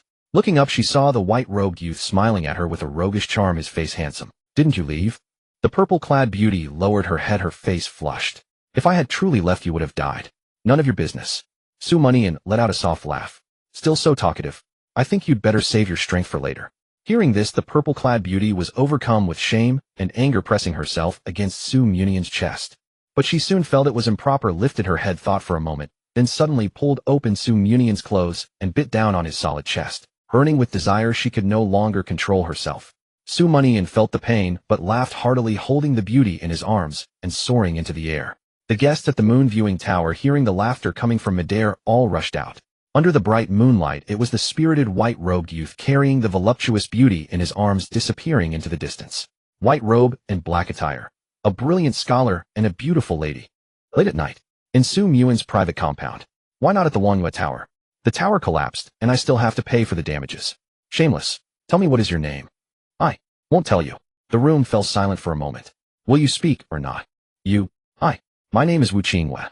The woman's cheeks burned, her delicate brows furrowed as she turned her head away. The youth's lips curled slightly. The lamp in the room burned all night. On the window paper, two silhouettes appeared. The next day, warm sunlight streamed into the room. Su Mianian opened his eyes and saw the beauty beside him, burrowing her head into the quilt, her slender back taut, as if she had been awake for a long time. After a moment's thought, he chuckled, "Wu Qingwe, last night. Don't call me by my name." The beauty protested without showing her face. "If I don't call you by your name, what should I call you? Big Bear or Fatty Pig?" Su Mianian's smile lingered. "You're the Fatty Pig." The beauty lifted her head, her expression vexed. After a moment's thought, she said, "Then just call me Wu Qingwe." Su Mianian did not respond, muttering inwardly, such a quick change of attitude. "All my efforts last night were wasted. That's women for you. They turn their backs on you in an instant." "Wait." He suddenly spotted a flash of Snow White under the quilt. Su Mianian immediately broke into a grin, consoling himself inwardly. Such a perk early in the morning. Not bad at all. Seeing Su Mianian's silence and his lecherous gaze wandering, Wu Qingwe quickly pulled the covers tight and snapped, "What are you staring at? Stop looking." Su Mianian gave a casual, "Oh," did not insist, got up, dressed, and left the room. After a whole night of exertion, he needed to find some food. Wu Qingwe waited long under the quilt until she heard no more movement in the room, then rose and dressed. "Was I too cold to him just now?" she murmured to herself, gazing at the empty room. Her delicate brows knitted slightly. Su Mianian's departure had left her with an inexplicable sense of loss, yet her pride would not allow her to admit such feelings. The time they had known each other was too short, and the story between them was too dramatic, like a fleeting dream. She waited a while in the room, but still Su Mianian did not return. A bitter smile curled on her lips as she rose and walked toward the door. That's men for you. Not a single one is good. As these thoughts crossed her mind, a figure in white entered her field of vision. In his hands, the white-robed figure carried 2 bowls of steaming, fragrant kanji. Wu Qingyue was startled and asked, "Didn't you leave?" Su Muin smiled. "Where would I go? This is my home, my estate." He placed the kanji on the table and sat down. "Sit. I got a bit hungry, so I went to the kitchen to cook some kanji. This is personally made by me, the prince. I made a portion for you too." "I won't eat it." Wu Qingyue gave a huff, but instead of leaving, she sat down opposite Su Muin. Oh, still being tsundere, Su Muin shrugged and began eating on his own. "Don't you like the food of the mortal world?" "I don't." "Well, then do you like spring chicken?" "I don't like that either." "But I think you do." "I absolutely don't." Wu Qingyue lifted her chin slightly. Su Muin said no more, but the smile on his lips grew harder to hide. Women always say one thing and mean another. Seeing Su Muin's expression, Wu Qingyue frowned slightly, her beautiful eyes flickering with thought. She hadn't said anything wrong, had she? For a long time neither spoke. Su Muin ate with relish, which moved Wu Qingyue a little. That kanji looked quite appetizing. She couldn't help swallowing her saliva. She was actually very hungry. Without enough spirit stones and spiritual energy, her injuries were only stabilized, and her cultivation had not recovered at all. Now she was barely different from an ordinary mortal. Even Su Muin at the Linkong realm needed to eat, let alone her. But she had already said she wouldn't eat. How could she take it back now? A goddess always cares about her image. Growl. Wu Qingyue's stomach suddenly rumbled, turning her face pale. Just as she was thinking of how to defend herself, Su Muin asked in confusion, "That's strange. I'm already eating, so why is my stomach still growling?" He put down his spoon and pushed the other bowl of kanji toward Wu Qingyue. "You should eat too, or else your stomach will start growling soon." Oh, Wu Qingyue obediently took the kanji and ate slowly, a hint of relief on her face. Su Muin might be annoying, but he wasn't entirely bad. At least he had taken the initiative to save her from embarrassment. He wasn't a total blockhead, and the kanji was actually quite delicious. Su Muin had no idea what Wu Qingyue was thinking. After a moment's thought, he said, "I'm planning to leave Shuzhou City. Do you want to come with me?" "Where are you going?" Wu Qingyue asked. "To roam the martial world and to avenge my mother." Su Muin spoke bluntly. "My mother died in the capital. I'm going to bring her home." Wu Qingyue fell silent. She could feel the restraint of the youth before her. Over the past few days she had heard many stories about Su Muin, but she hadn't known that his mother had passed away. "Will it be dangerous?" Wu Qingyue asked. "Yes, danger lurks at every turn." Su Muin nodded. "Then, can you protect me? My cultivation is far from recovered." Wu Qingyue looked at Su Muin. Su Muin met her gaze. "As long as I live, you live." Wu Qingyue's lips curled slightly. "I need many spirit stones to save myself and my sister." Su Muin nodded. "On this journey, I'll kill many people. I'll only keep enough spirit stones to replenish my spiritual energy. The rest will go to you. I also need a 4th-tier spirit beast pill to nourish my sister's soul," Wu Qingyue continued. A 4th-tier spirit beast pill was the inner core of a 4th-tier spirit beast, slightly stronger than a human at the Linkong realm, but it wouldn't be too much pressure for Su Muin. "I don't have a 4th-tier spirit beast pill right now, but there should be some in the Beidou Great Forest. I can help you find one," Su Muin promised. The road ahead would not be smooth. Since Wu Qingyue had entrusted her life to him, he naturally had to protect her well. Wu Qingyue smiled. "Good. When do we leave?" "Tomorrow." Su Muin looked at Wu Qingyue. "You have one more night to change your mind." "When did I ever say I would change my mind?" Wu Qingyue's tone turned slightly cold, expressing displeasure. Su Muin smiled faintly and stood up. "This compound is my private estate. Will you stay here alone tonight, or should I come keep you company?" Wu Qingyue's face flushed slightly. She whispered, "The demonic fire has been suppressed." Then she added, "This is your home. You can come anytime. Am I supposed to bar you from your own house?" Su Muin laughed heartily and turned to leave. "I'll go back to the Su residence for a while and return later." Wu Qingyue was startled. "Is it safe here?" Su Muin waved his hand. "The city of Shuzhou bears the name Su. Who lives and who dies, I have the final say." After returning to the Su mansion, Su Mianian went to the study to see Su Linyuan. An hour later, Su Mianian emerged from the study. The revenge plan was now sealed. Since he had already killed the elders of the 3 sects, he might as well go all the way and annihilate the 3 sects entirely. The conflict with the royal court no longer needed to be concealed. Shortly after, Su Mianian proceeded to the Su mansion's treasure vault, where he retrieved detailed maps of the Li Kingdom and the Beidou Great Forest, along with 1,000 low-grade spirit stones. As for weapons, he still used the 2 blades at his waist, the Pixiao blade and the Tianli sword. That night, Su Mianian returned to his private residence. In the main room, a faint firelight still flickered. Through a thin layer of window paper, he could discern a graceful silhouette sitting cross-legged on the bed. Inside the room, Wu Qingyue slowly opened her eyes, seeming to hesitate before speaking. "I'm back," Su Mianian said as he reached the door. "The door is unlocked." Wu Qingyue parted her crimson lips, her heart filled with some trepidation. Her words carried a hint of ambiguity, but this was after all Su Mianian's home. Su Mianian nodded slightly. "I won't enter the room. I'll stay in the other courtyard tonight." Call me if you need anything. All right, Wu Qingyue replied, a trace of autumn water shimmering in her eyes. In a grove outside Shuzhou City. Shwa shwa shwa. 3 groups of black-clad figures darted through the woods from different directions, stirring up mud and branches. Upon catching sight of one another, they all rushed toward each other and converged in a slightly open space. The 3 leaders bore fierce expressions. After exchanging glances, one of them growled. We used to curry favor with the Su family because Su Linyuan wielded immense power and commanded a large army, and his heir Su Mianian was a cultivation prodigy. Now that our daughters are dead, we have become mortal enemies of the Su family. If we don't kill Su Mianian and pledge allegiance to the royal court, Su Linyuan will surely not let us off. Another man chimed in, that's the logic. All the elites of our Jiang and Lu families are here. In a one-on-one or head-on fight we have no chance, but a surprise attack is a different matter. According to our intelligence, Su Mianian will leave Shuzhou City in the coming days. Then we. The speaker made a throat-slitting gesture with his hand, his tone icy. Finish it quickly. The 3 men nodded, then led their subordinates into the darkness. The next day, Su Mianian and Wu Qingyue each rode a fine steed heading toward the Beidou Great Forest in search of a 4th-grade beast core. Once they obtained the beast core, they would travel southward to strike at the Guangdao sect. The Guangdao sect, Meihua Temple, and Ciji Wangxian sect had willingly become the royal court's fangs. Su Mianian intended to settle accounts with them one by one, then target the royal court itself. On the official road, the clatter of hooves echoed. On both sides, flowers bloomed in splendor, and towering trees reached for the sky. Su Mianian rode side by side, with Wu Qingyue, his gaze frequently lingering on her graceful figure, a smile curling at the corners of his mouth. Beneath her purple veil, Wu Qingyue's pretty face flushed slightly. She frowned, but did not scold Su Mianian as if she had grown accustomed to it. In the past, any man who dared to look at her like that would have already been struck down by her sword. Seeing her reaction, Su Mianian couldn't help but feel mischievous. He smiled and said, Miss Qingyue, do you like riding horses? Wu Qingyue glanced at him and replied seriously, no, I seldom ride horses. She spoke the truth. Before falling into this realm, she had hardly ever seen horses, let alone ridden one. Well, then what do you like to ride?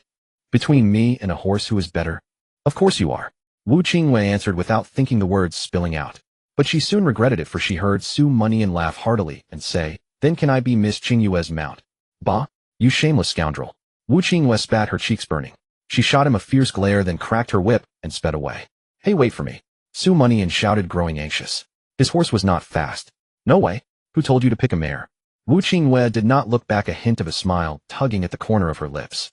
Seeing Wu Qingyue growing farther away, Su Mianian couldn't help but complain to the mare beneath him. Little mare, it's not that I don't love you. Riding you I can't catch her, not riding you I can't give you a home. He patted the horse's back and said, go on, find a fine stallion and start a family. With that, Su Mianian leaped into the air and flew toward Wu Qingyue. The mare stood there stunned, neighing a few times as if it were a spurned woman forlorn. Giddy up. Wu Qingyue, seeing Su Mianian flying through the air, cracked her whip again. But the next moment her ears twitched and her face turned as cold as frost. Her hearing told her that several arrows had pierced the air, shooting toward her. Whoosh. Wu Qingyue bent her willow-like waist, pressing close to the horse's back. A poisoned arrow flew past just above her abdomen. Whoosh, whoosh, whoosh. As she straightened up, 3 more arrows came, targeting her upper body. Her beautiful eyes narrowed. She drew the golden knife from her sleeve and slashed at the 3 arrows. Clang. The arrows were all deflected, but the force behind them remained undiminished, sending a surge of energy through her that made her blood roil. The sound of breaking air exploded in her ears. Several more arrows flew toward her chest, the nearest one already inches away. Wu Qingyue gritted her teeth and raised her golden knife to block, but then a powerful arm appeared in front of her. 2 fingers spread, slightly catching the arrow. In an instant, the fingers that had caught the arrow reversed direction, and the arrow shot back, piercing the archer who had loosed it from afar. The remaining arrows were also caught by the strong arm and hurled back. Wu Qingyue instinctively turned her head, only to find Su Mianian holding her in his arms. She was startled. In the next moment, Su Mianian lifted them both into the air. The horse beneath them was pierced by whistling arrows and exploded into a mist of blood. You were right. I shouldn't have chosen a mare, Su Mianian said with some guilt. I'm fine, Wu Qingyue replied, then fell silent. She knew they were under attack. Su Mianian smiled at Wu Qingyue, then raised his head, his face cold and his eyes like blades. At that moment, all he wanted was to kill. He swept his gaze around and saw dozens of black-clad figures rapidly approaching within a 30-meter radius, brandishing swords and spears. In the air, countless arrows whistled. Su Mianian closed his eyes, and when he opened them again, silver light gleamed in his pupils. He activated the Qingtian Thunder God art. With a swift whoosh, Su Mianian carried Wu Qingyue and charged forward. His speed was extraordinary. Everything around him slowed down, as if time had frozen. His target was the nearest Linkong realm cultivator. He drew his blade and struck. To kill, he must first slay the strongest. Seeing Su Mianian's astonishing speed, the black-clad assailant's pupils constricted. He had thought that with so many attackers Su Mianian would be caught off guard, but the latter's agility and decisiveness far exceeded his expectations. An ordinary Linkong realm cultivator could never achieve this. The black-clad figure roared, raising his sword to defend with all his might. Boom! The two forces collided, producing a deafening sound. The wave of energy, like a raging wind, snapped twigs and bamboo within a 10-meter radius. As the aftermath dissipated, Su Mianian and the black-clad assailant's blades met in midair, seemingly locked in a stalemate. Upon closer inspection, however, Su Mianian's black gold long blade remained unscathed, while the black-clad man's sword was nearly severed in half, barely hanging together. The black-clad figure let out a muffled groan, blood trickling from the corner of his mouth. His internal injuries were severe. Su Mianian twisted his wrist and raised his blade, his eyes filled with resolute, killing intent. Mianian, stop. Two black-clad figures rushed toward him from either side, their voices urgent. Stop. Su Mianian sneered, swiftly delivering 2 consecutive strikes, then turned and charged toward the left black-clad assailant, with Wu Qingwen in tow. He had already guessed who these black-clad figures were. In truth, after killing Meng, Xiuyu, Jiang Mengxue, and Lu Ruyan, he had abandoned the idea of total annihilation. But since they refused to leave him alone, he had no choice. The targeted black-clad figure was startled and instinctively retreated. Yet he heard the black-clad figure behind Su Mianian roar, "Jiang Wuquan, running is useless. Go all out, and you might still have a chance. We'll attack from both sides. Even if we can't kill him, we'll at least cripple him." Hearing this, Jiang Wuquan quickly steadied himself, a fierce gleam flashing in his eyes. "Lu Yingnan, this kid's strength is strange. I'll hold him off at all costs for 2 breaths. You kill him." "Agreed," Lu Yingnan replied. Su Mianian's expression didn't change. Without even glancing back at Lu Yingnan, he accelerated and in an instant appeared before Jiang Wuquan. With a swift motion, he brought down his blade. The same technique. Simple, brutal. Before absolute power, a single strike sufficed. Jiang Wuquan's face darkened as he channeled all his spiritual energy into his right arm, swinging his sword in a horizontal slash aimed at Su Mianian's waist. He would not evade Su Mianian's blade. Trading injury for injury. If he died, Su Mianian would at least be gravely wounded. "Watch out!" Wu Qingyue shouted anxiously. She saw through Jiang Wuquan's intent. If Su Mianian didn't stop, he would fall into the trap. If he did stop, Lu Yingnan behind him would surely strike with full force, severely injuring him. Caught in a dilemma. In the blink of an eye, Su Mianian let out a roar and did not withdraw. He completed the slicing motion. At his waist, his Tianli sword suddenly unsheathed, as if endowed with sentience, and blocked in front of his waist. Ding! The Tianli sword blocked Jiang Wuquan's strike for less than half a second before being sent flying weakly into the dense forest, emitting a crisp sword hum. It bought Su Mianian a fraction of a second, allowing him to retract his blade and fend off Jiang Wuquan's residual force. Clang! Clang! The clash of blades forced Su Mianian 2 steps to the side. Jiang Wuquan was unable to fight any longer. His body was cleaved in 2. Su Mianian's first strike had already killed him. The second strike was merely for defense. Without a moment's pause, Su Mianian stepped in front of Wu Qingyue. Lu Yingnan was coming. With Lu Yingnan came a hail of arrows. A rain of arrows. If a single sneak attack couldn't harm Su Mianian, then they would overwhelm him with quantity. At this moment, Su Mianian's expression was extremely grave. He had just killed 2 Linkong realm cultivators in an instant, but that was done while they were on guard and with assistance from other attackers. Far more difficult than when he slew the 3 elders. His spiritual energy was already more than half depleted. Heavy sweat poured down his face, and his clothes were already soaked. One strike, he had the strength for one more. If he couldn't kill Lu Yingnan, he would have to say goodbye to the beauty beside him. Time to gamble. Su Mianian made his decision. He took a deep breath, pushing the sky-supporting thunder god art to its utmost, then slowly, at a visibly deliberate pace, sheathed his blade. Lu Yingnan saw this and furrowed his brows. What did Su Mianian mean? Had he given up? He wondered, yet his speed only increased as he arrived before Su Mianian. "Die!" Lu Yingnan roared. But before he could unleash his technique, his eyes widened in shock. The terror of death crawled into his heart, sending chills down his spine. Because he saw that the stunning beauty beside Su Mianian had just smiled faintly. That smile was a sign of her approval for Su Mianian at this moment. Su Mianian still had a trump card. Lu Yingnan was horrified, instantly turning and fleeing madly backward. "Too late," Su Mianian said calmly, drawing his black gold long blade. "Return to sea, single slash." In midair, a black gold blade gleamed slender as a silk thread shot forth and pierced through Lu Yingnan's body. Boom! The residual force of the blade gleam surged forward, carrying violent energy, and sliced through the rain of arrows. This strike killed Lu Yingnan and sent countless arrows flying. In the forest, dust filled the air, providing them with an excellent opportunity to escape. Mianian panted heavily, then made a gesture toward the depths of the forest. The Tianli sword flew back into its sheath. He grabbed Wu Qingyue's wrist. Let's go. There were still dozens of black-clad assailants, and he had no strength left to fight. Wu Qingyue nodded and let Mianian pull her along. Somehow she suddenly felt that this young man wasn't so bad. As she was thinking, Mianian suddenly stopped and said solemnly, "No, I made a mistake." "What's wrong?" Wu Qingyue asked. "I was so focused on killing that I forgot to loot." Mianian said firmly, "Let's go back and get their storage rings." After speaking, he pulled Wu Qingyue back, grabbed 3 storage rings, and then fled again. Wu Qingyue remained silent, but her red lips curled slightly, her brows arched, and her beautiful eyes were full of amusement. This young man was very interesting. After they had run several li, Mianian's breathing grew heavier, and sweat poured down like beans. The battle had drained him enormously. His spiritual energy was already completely exhausted. Seeing him like this, Wu Qingyue said, "No one is chasing us anymore. Take a rest." "Yes, I should rest." Mianian stopped, gave a weak grin, and suddenly collapsed.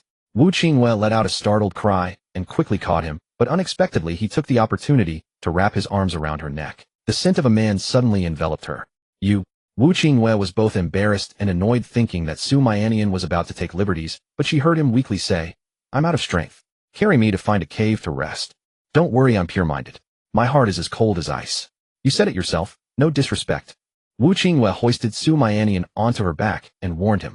"Got it," Mianian replied, lazily resting his head on Wu Qingyue's fragrant shoulder. At this moment, only 2 layers of clothing separated them. Mianian's arms hung down in front of Wu Qingyue, and from this angle, he had a perfect view. That snowy expanse of white, like a deep abyss, like a whirlpool, captivated Mianian's gaze. "Damn, I'm about to lose my purity. My purity is being torn apart by your temptation." Mianian's mind was in turmoil. He glanced at his own arms and sighed again, so close, yet so far. "My Chinese teacher, I finally understand what that sentence means. 9 years of compulsory education have come full circle at this moment." Wu Qingyue carried Mianian on her back, moving swiftly through the mountain forest.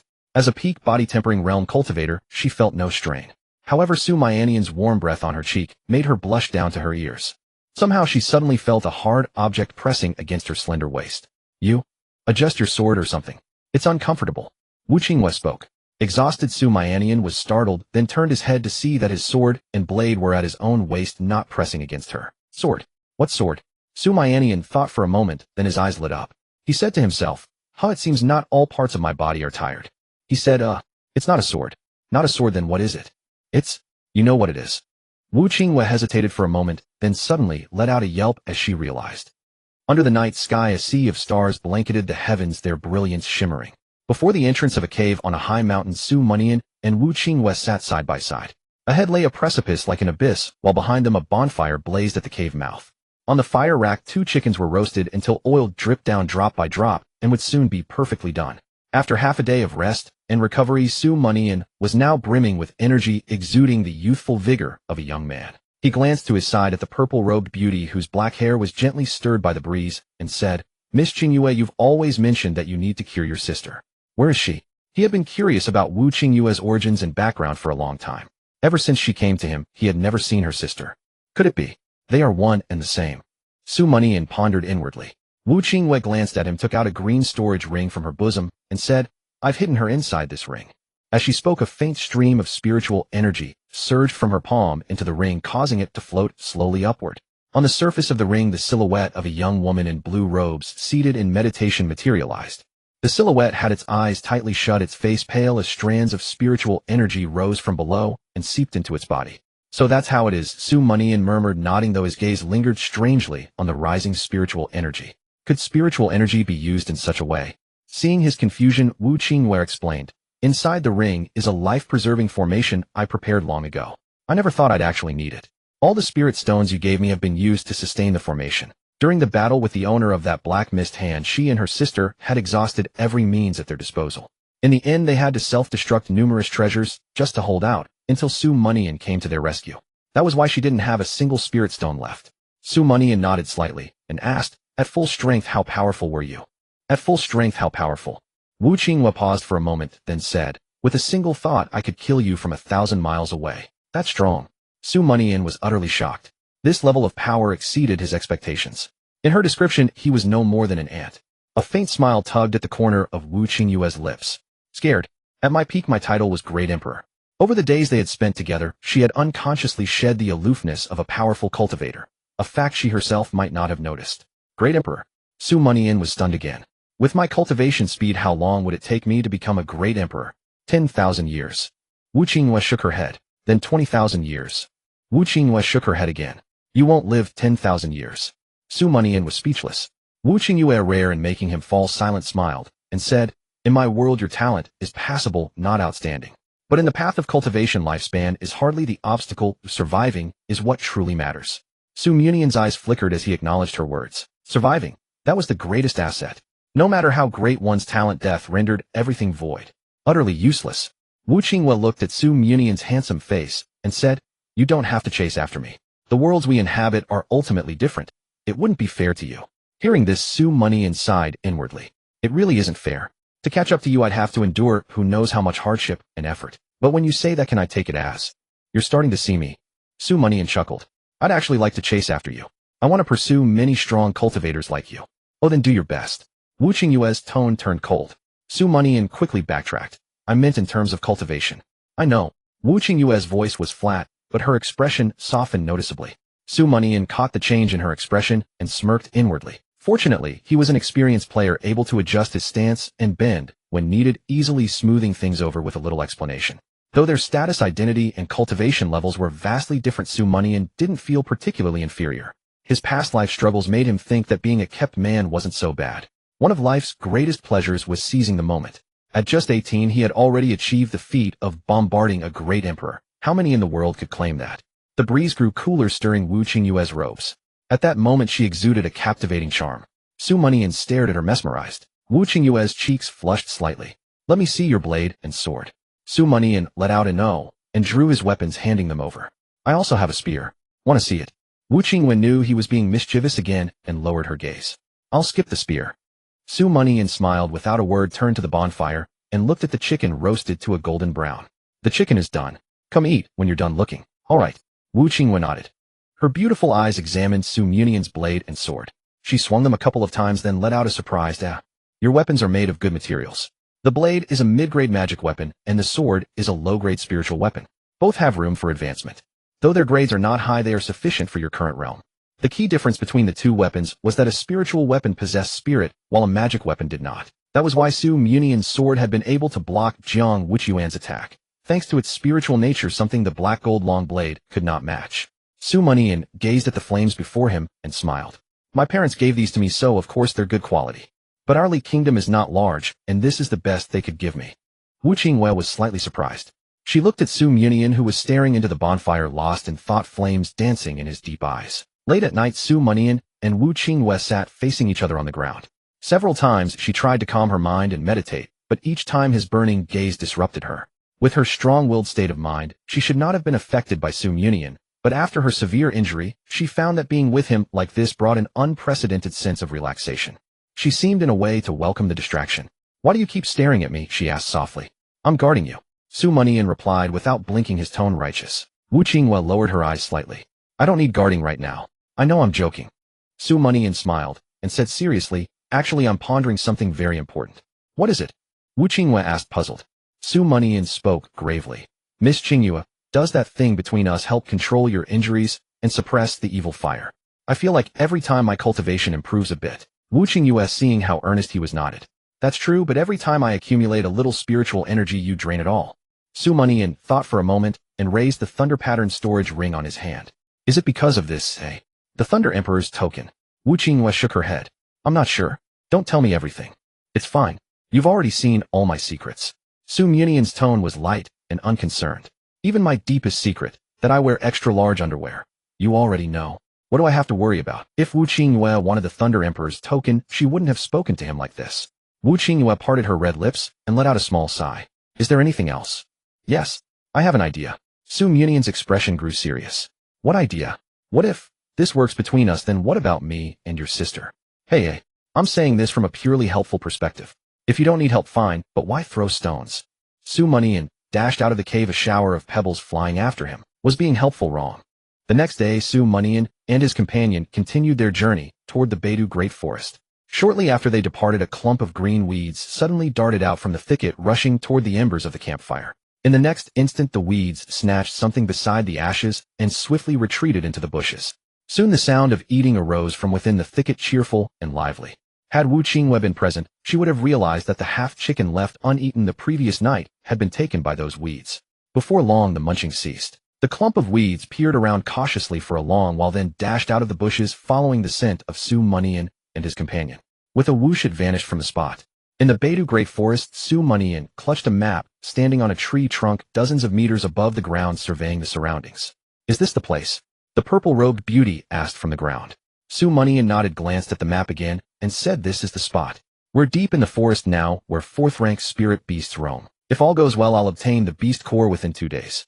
He tucked the map away and was about to leap down when he suddenly spotted movement in a bush 100 meters away. Su Mianian's eyes narrowed. His figure blurred as he burst forth, covering the distance in an instant. He drew his black gold blade and slashed through the bushes, only to find them empty.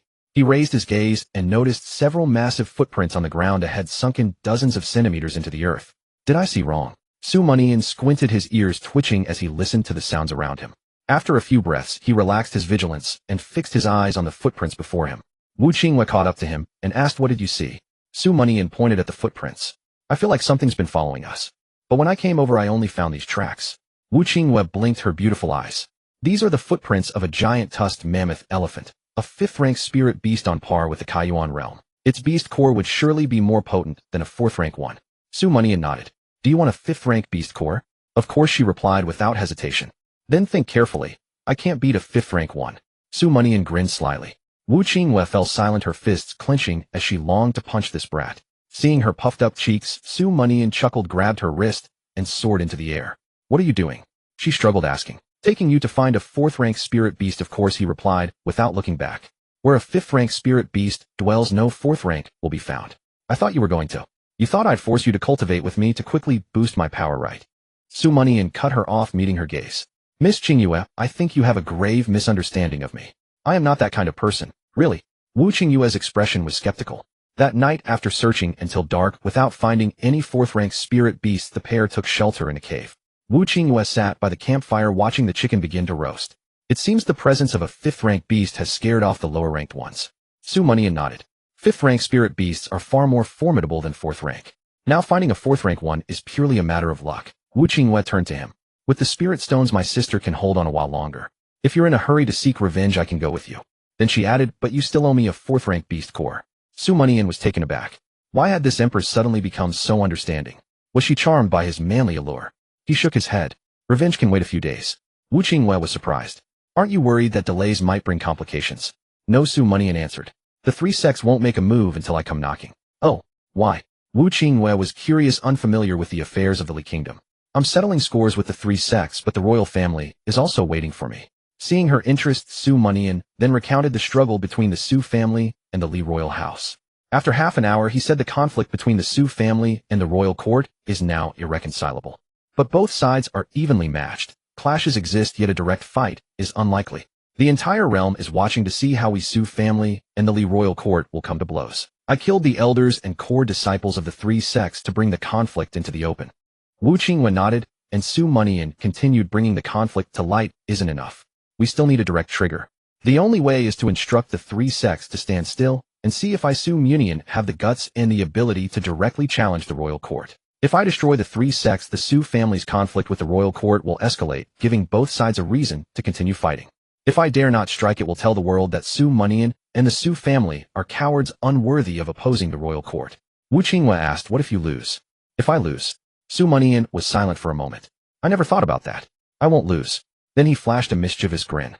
"Don't worry, I won't make you a widow. Don't talk nonsense." "No, stop talking." Wu Qingwei realized the double meaning in her own words and quickly corrected herself.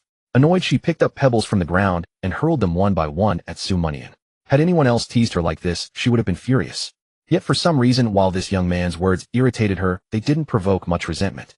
Every time she wanted to get angry or say harsh things, she felt as if she were punching cotton, exerting force with no effect. Su Mianian dodged left and right, then suddenly perked up his ears. "Wait, I think I hear something." Wu Qingwei stopped. "What sound?" Su Mianian flashed in front of her, pressing his finger to her crimson lips. "Shoo, listen, MMPH." Wu Qingyue's eyes widened. She hadn't expected such audacity. She tried to pull away, but seeing his serious expression, she reluctantly listened, her lashes fluttering. From the southwest came two distinct animal calls, one mournful, one joyful. The mournful one, a woo woo. The joyful one, whoop whoop whoop. After hearing them clearly, Wu Qingyue pushed his hand away. Why did you press my lips? Can't you press your own? Su Mianian looked at his fingers, savoring the memory of her soft, warm lips, and chuckled awkwardly. It was an emergency. I'll be careful next time. There won't be a next time. Wu Qingyue's eyes turned cold, her chest heaving with anger. Don't be mad. Next time you can press mine. You. Wu Qingyue let out a furious laugh. She had never met anyone so shameless. All right, no more anger. Let's go check it out. Knowing when to stop, Su Mianian grabbed her wrist and flew toward the source of the sounds.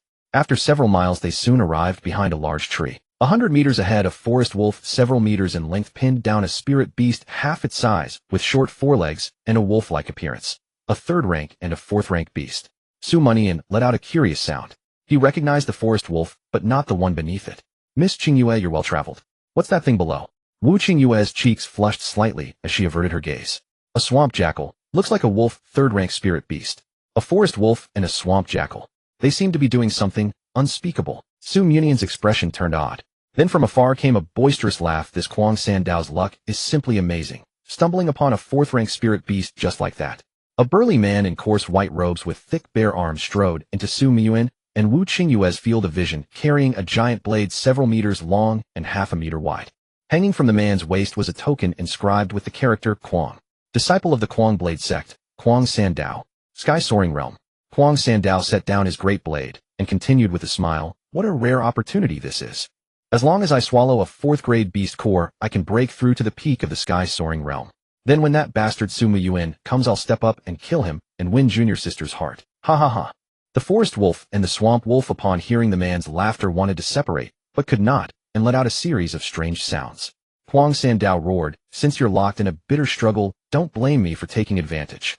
With that he leaped forward, swinging his great blade in midair, and struck down at the two beasts. The blade wind howled, tearing through the air. If the great blade hit, the two beasts would be injured if not killed. Seeing them still entangled, Kuang Sandao revealed a smug smirk. Die. The moment Kuang Sandao spoke, the two beasts suddenly separated. The forest wolf raised a claw to block the blade, while the swamp wolf agilely sprang before Kuang Sandao and kicked backward with both legs. Damn! Kuang Sandao's eyes widened, and he had no time to defend. Struck in the chest, he was sent flying backward, leaving a human-shaped dent in a large tree. The forest wolf and swamp wolf did not relent. They exchanged a glance and roared, then charged out furiously, launching an attack on Kuang Sandao. Kuang Sandao dared not slack. After desperately dodging, he swung his great blade and fought the beasts in a bloody battle. Su Mianian and Wu Qingyue witnessed this scene and couldn't help but grin, both gloating. They had thought Kuang Sandao was formidable, but that was it.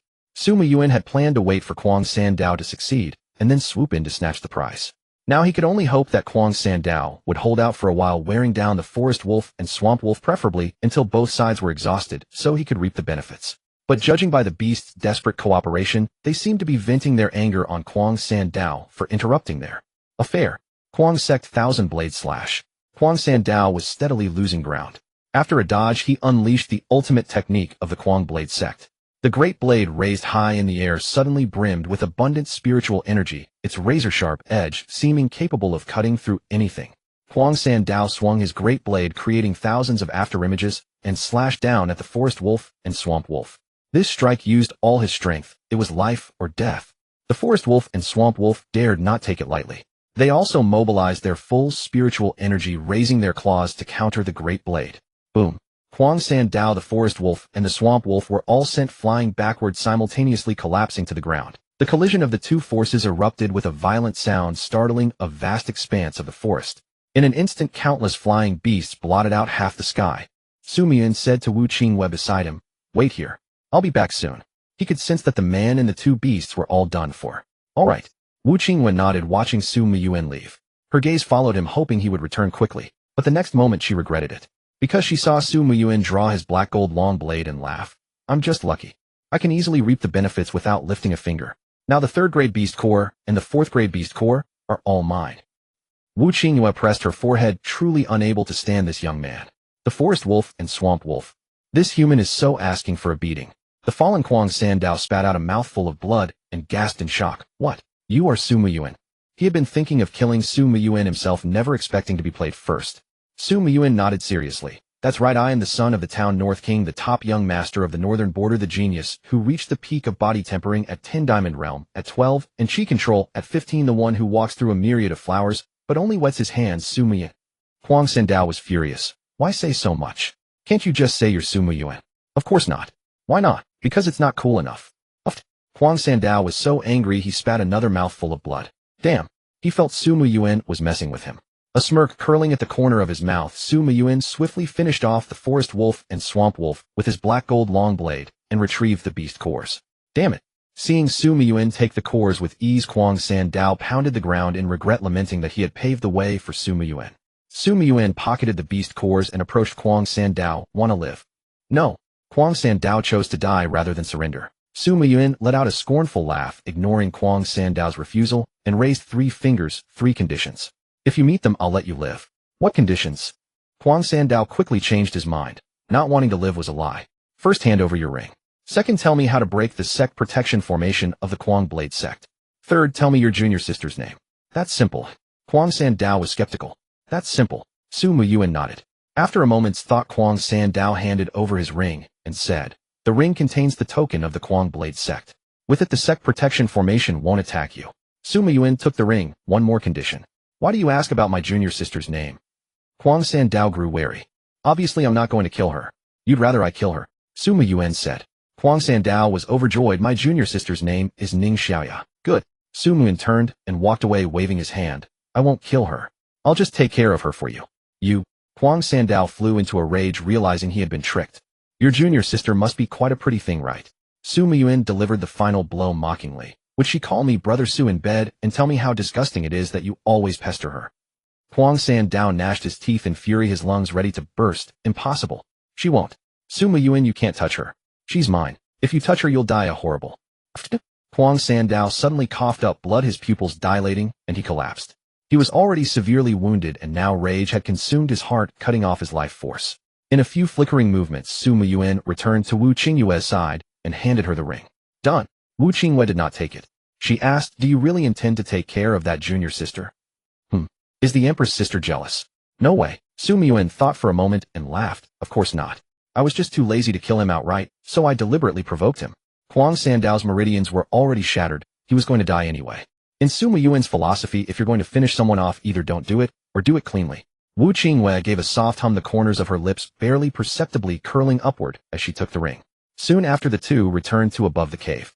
Just as they were about to descend, they saw a trembling black shadow crouching by the campfire. The roasted chicken on the rack was now missing one. Huh, a thief. Su Mianian and Wu Qingyue exchanged glances, both instantly on guard. The two landed at a short distance away, then quietly approached the dark silhouette. As they drew closer, they realized the dark silhouette was actually a clump of grass.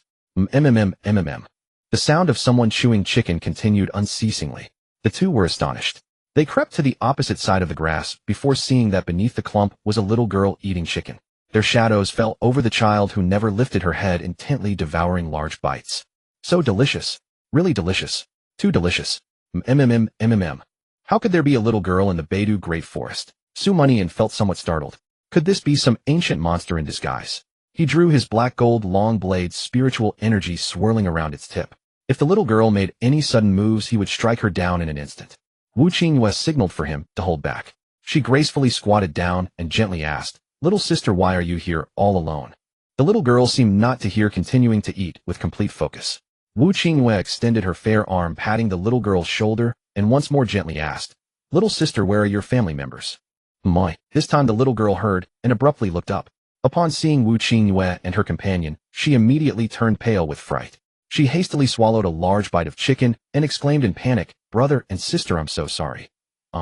This chicken, is just too delicious." While speaking, she glanced at the remaining chicken in her hand, swallowing her saliva.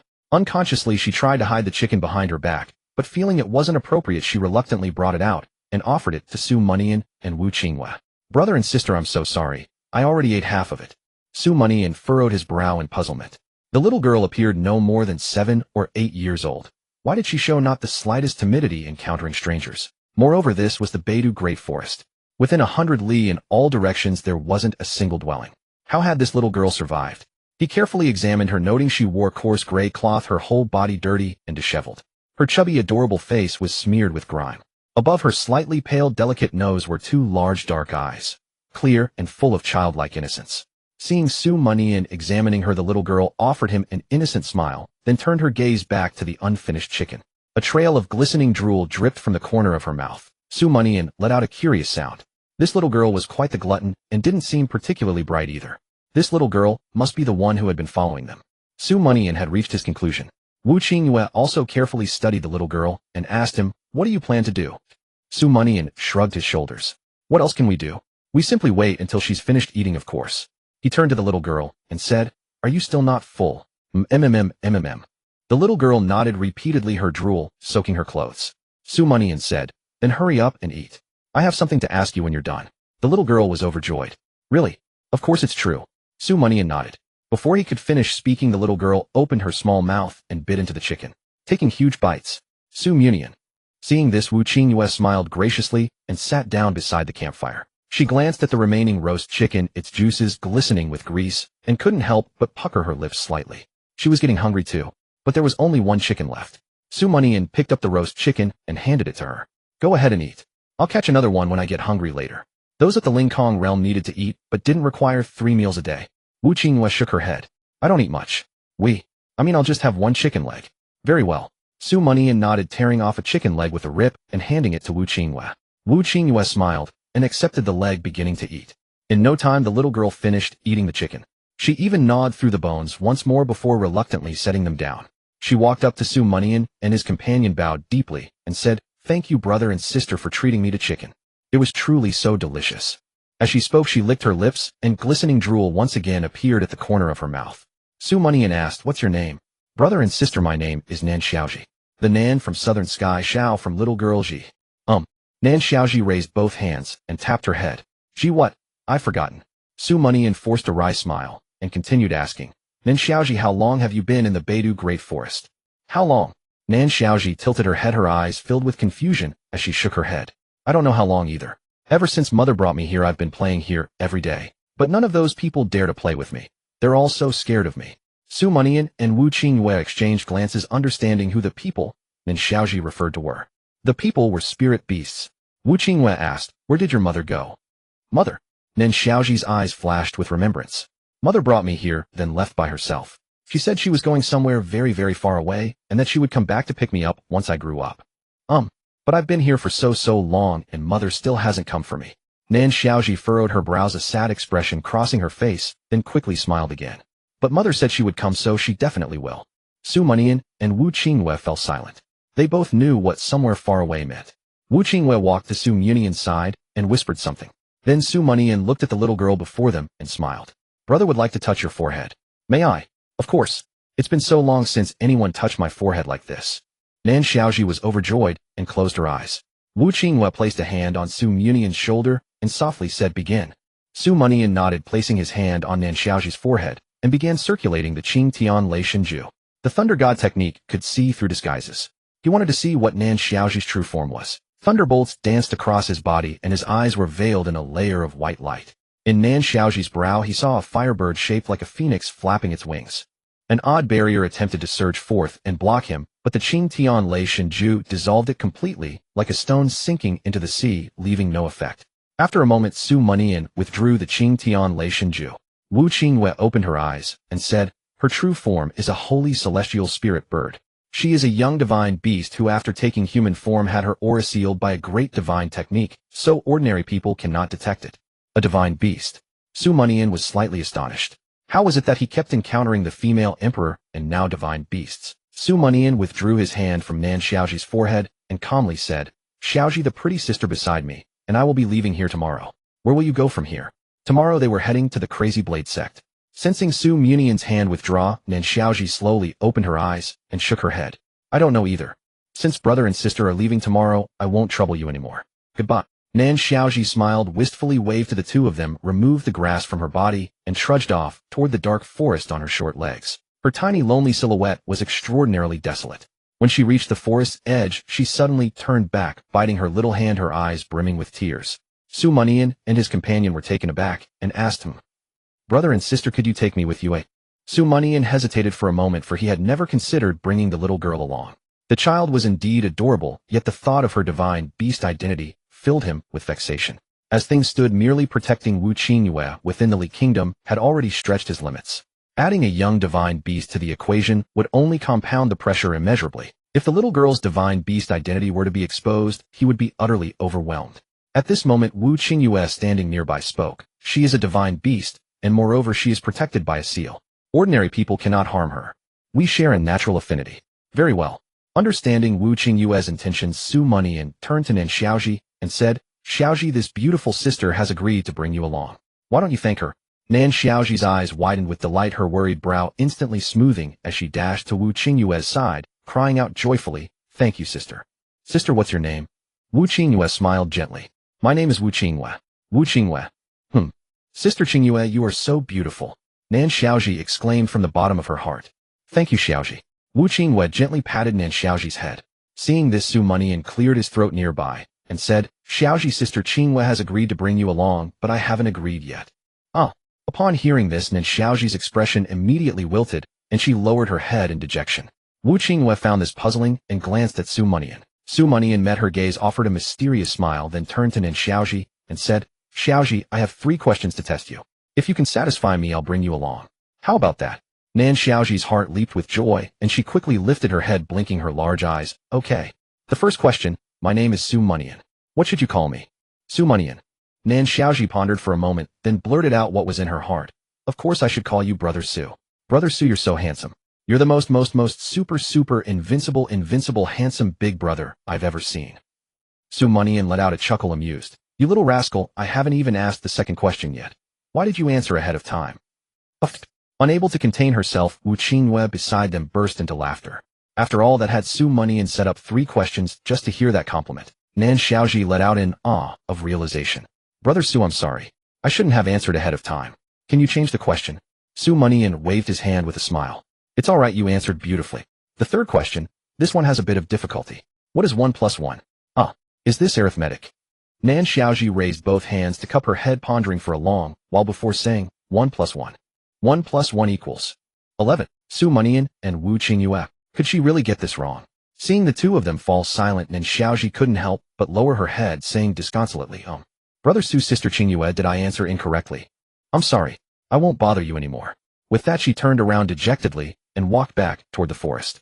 At this moment, Su Mianian called out, Xiaoji, although you answered incorrectly, Brother Su thinks you are a rare talent. I've decided to bring you along. Nan Xiaoji spun around abruptly, the gloom on her small face swept clean away, her dark eyes wide with astonishment as she scurried towards Su Mianian on her short legs, her face beaming with joy. Really, Brother Su? She hugged Su Mianian's leg, asking repeatedly, Do you really think I'm a talent? Su Mianian smiled. Of course it's real. Xiaoji is the most rare and talented.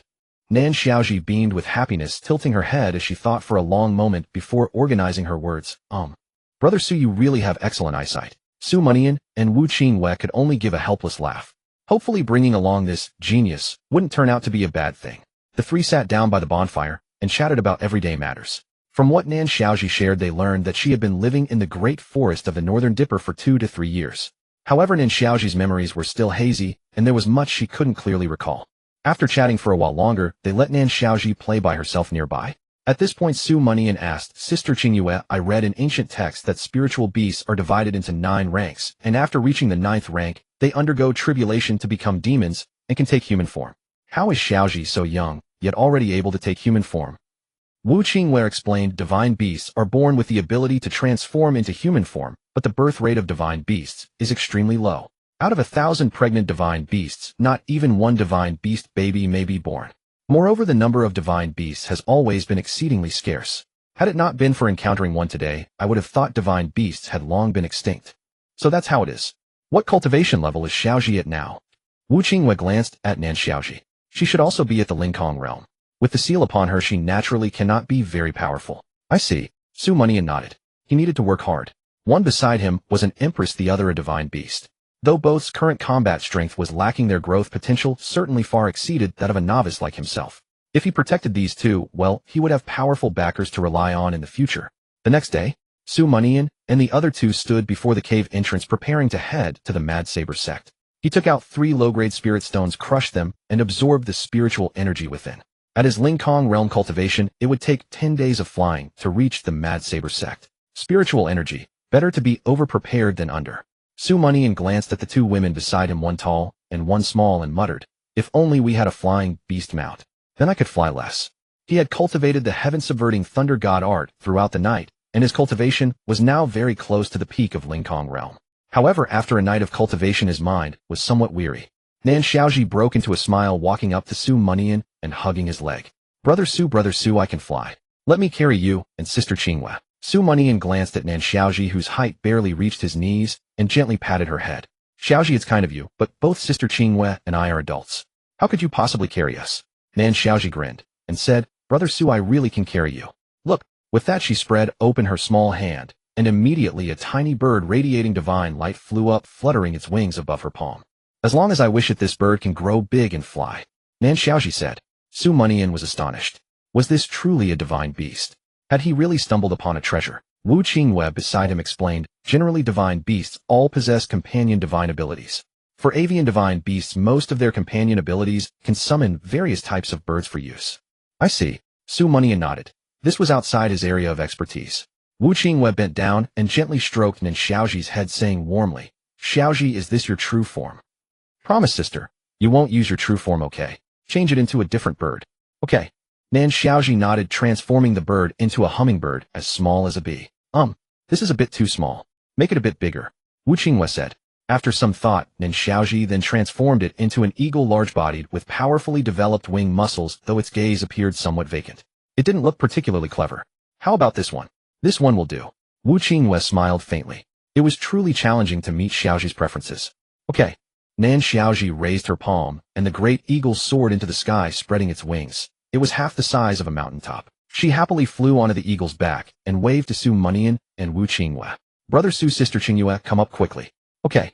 Su Mianian smiled, took Wu Qinghua by the wrist, and they swiftly flew to Nan Xiaoji's side. "Xiaoji, let's set off. Destination, the Mad Saber sect." "Okay." Away we fly. Nan Xiaoji patted the eagle's back, and the great eagle immediately spread its wings and soared high. From Su Mianian's vantage point, the mountains and rivers below rushed backward at incredible speed. Beside him, Wu Qinghua sat in meditation with closed eyes, while Nan Xiaoji floated in the air, fists pressed to her chest, happily controlling the eagle's direction. A faint smile curved Su Mianian's lips. Sometimes fate works in such wondrous ways.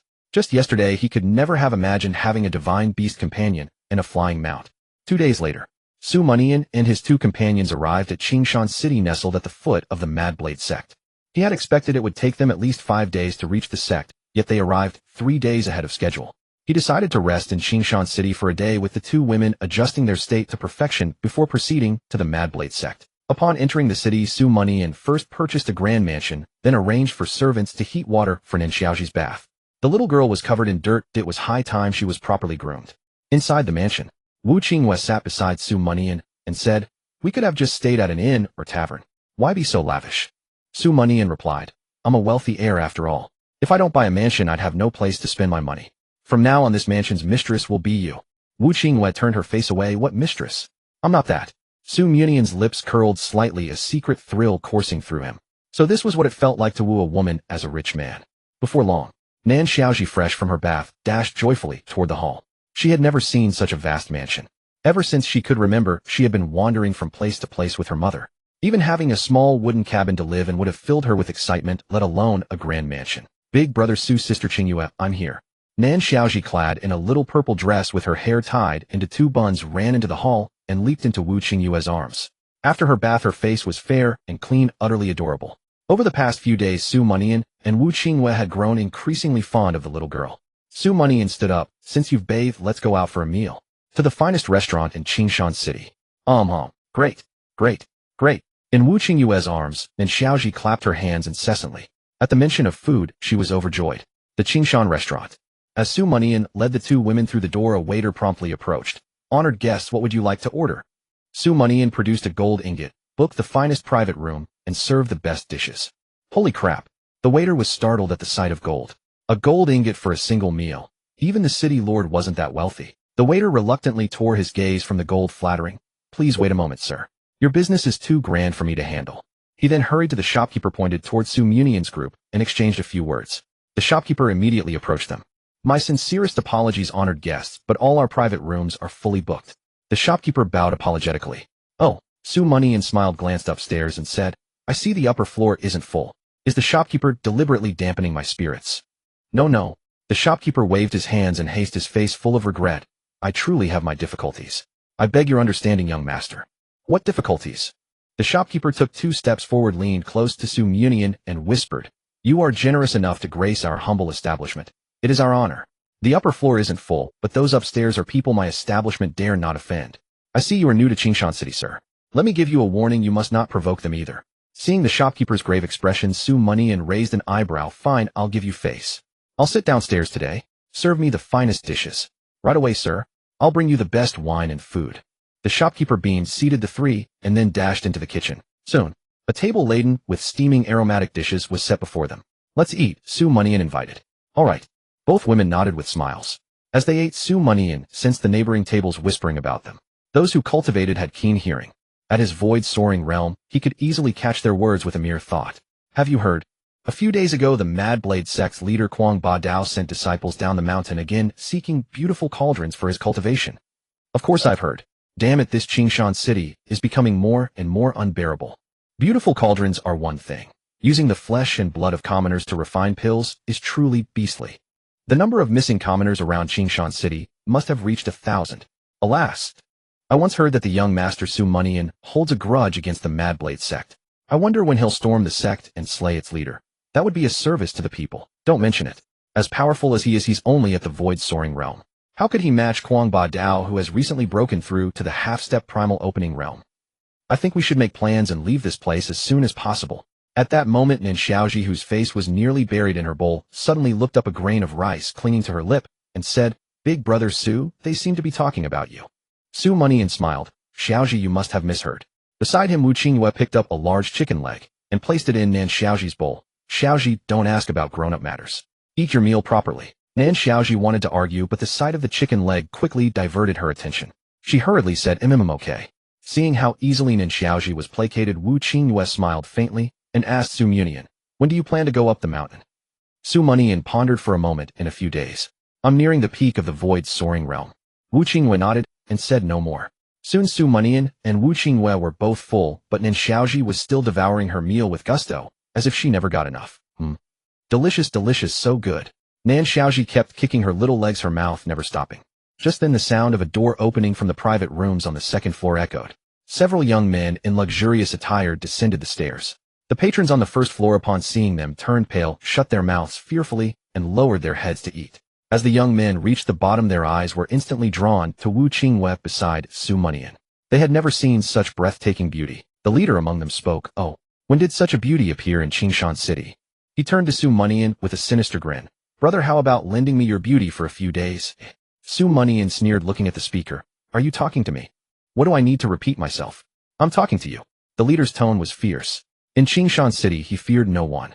If you know what's good for you, hand over the beauty beside you, and let me enjoy her for a week or 2. I'll spare your life. Heh. Su Munian stood up, walked to the leader, and slapped him. A sharp crack resounded through the restaurant. The leader's head was separated from his body, killed by a single palm strike. Su Munian wiped his hand and looked at the remaining men. Do you seek death too? The remaining men's faces contorted in terror. They trembled and backed away, shouting, You. Do you know who you've killed? Su Munian sneered. Whoever it is, call them here. I won't leave. Fine. You've got guts. Just wait. The men turned and scrambled upstairs. The shopkeeper rushed over and urged Su Munian, Sir, you must leave quickly. You've provoked the wrong people. It's my fault. I shouldn't have let you dine here. I'm sorry. I'll waive the bill, all right. The other patrons also stood up and advised Su Munian, Young man, you've killed a villain. We common folk are grateful. But those upstairs are not to be trifled with. Please leave at once. Too late. Over a dozen youths clad in the robes of Mad Blade sect disciples leaped down from the 2nd floor, each wielding a large blade. They pointed their blades at Su Munian. Kid, you've got guts, killing an outer disciple of our Mad Blade sect. One word, if you cut off your own limbs and hand over the beauty beside you, we'll let you live. And if I don't? Su Munian said calmly. Don't. Then die. Several Mad Blade sect disciples raised their blades and charged at Su Munian. Others with lecherous expressions rushed toward Wu Qingyue. The shopkeeper and patrons, seeing this, sighed and closed their eyes. Su Munian was finished. The last person who acted like this was already queuing for reincarnation. Amid the doubts of the onlookers, Su Mianian rose with a cold sneer. With a single stride, he drew the black gold long blade from his waist and slashed upward. Clang, clang, clang. His black gold blade intercepted every incoming saber. The next moment, Su Mianian shrugged his shoulder, and a tremendous force surged from his wrist, sending the disciples of the Mad Blade sect staggering back several steps. As the Mad Blade sect disciples stared in horror, he flashed forward and positioned the blade horizontally before Wu Qingyue. Those who had attempted to lay hands on Wu Qingyue's delicate form turned pale with fear at the razor-sharp edge. They could not stop in time. A dull thud echoed. The Mad Blade sect disciples opened their eyes in terror only to find their hands and feet unharmed. The black gold blade had somehow been turned around. Their hands struck the flat of the blade. Secretly rejoicing, they suddenly felt a heavy blow to their chests, their bodies uncontrollably flying backward. Before they could react, a flash of steel and a chill at their necks. They were dead in an instant. The remaining Mad Blade sect disciples stepped back involuntarily. Dare to provoke the Mad Blade sect boy. You must be tired of living. Su Mianian lowered his eyelids, slightly raised his black gold blade, and pointed it at the crowd. Is that so? Damn it. This brat is too arrogant. Let's kill him together. A Mad Blade sect disciple roared, leaped high into the air, and brought his saber down. Behind Su Mianian, Nan Xiaoji lifted her face from her bowl and asked Wu Qingyue, Sister Qingyue, should we help Brother Su? Wu Qingyue shook her head with a slight smile. Xiaoji, just eat your meal. Don't worry about it. Okay. The word came muffled as Nan Xiaoji buried her face back into the bowl. Since Sister Qingyue said not to interfere, she wouldn't. Facing the descending saber, Su Mianian held back no longer. With one stroke, he cleaved the saber in two and split the airborne man in half. He charged into the crowd. Every strike was a death blow. Thwack, thwack, thwack. The sound of severed heads rang without pause. Moments later, Su Mianian pointed his blade at the last Mad Blade sect disciple. Will you kill yourself, or shall I? The blood dripping from the blade tip frosted his words with icy cold, crushing the final disciple with unbearable pressure. The man kept backing away until he slammed into a wall and could retreat no further. In Qingshan City, it had always been them who bullied others. Never did they imagine they would encounter a true ruthless killer today. He swallowed hard, trembling as he threatened Su Mianian, boy, this is the foot of the Mad Blade sect. If you let me go, you still have a chance to escape. If you kill me, the Mad Blade sect will hunt you down without rest until one of us dies. Fine. Su Mianian released his grip on the blade, letting it fall freely. Then, as the Mad Blade sect disciple's face lit with wild joy, he kicked out. Thud. The black gold blade pierced through the Mad Blade sect disciple, pinning him to the wall. You. The disciple's face was a mask of disbelief. He gripped the blade, struggling to pull it out, but soon breathed his last. Su Mianian withdrew the black gold blade and looked up to the second floor. You three, will you kill yourselves, or shall I? He had not forgotten the three young masters upstairs. The trio on the second floor stammered, We will end it ourselves. With the Mad Blade sect disciples dead, they had no way out. A few seconds later, the three fell on their own swords. Su Mianian sheathed his blade, returned to his seat, and asked Wu Qingyue, are you all right? I'm fine. Wu Qingyue shook her head gently. After spending some days together, she had come to trust Su Mianian deeply. Good.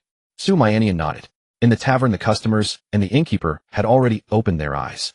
They said nothing because they were dumbfounded. They had been certain Su Mianian would die. Yet his calm, unhurried demeanor now made their earlier disbelief seem utterly ridiculous. After a moment, several customers' faces flushed with embarrassment cupped their hands and smiled at Su Mianian. Young brother, you are truly formidable.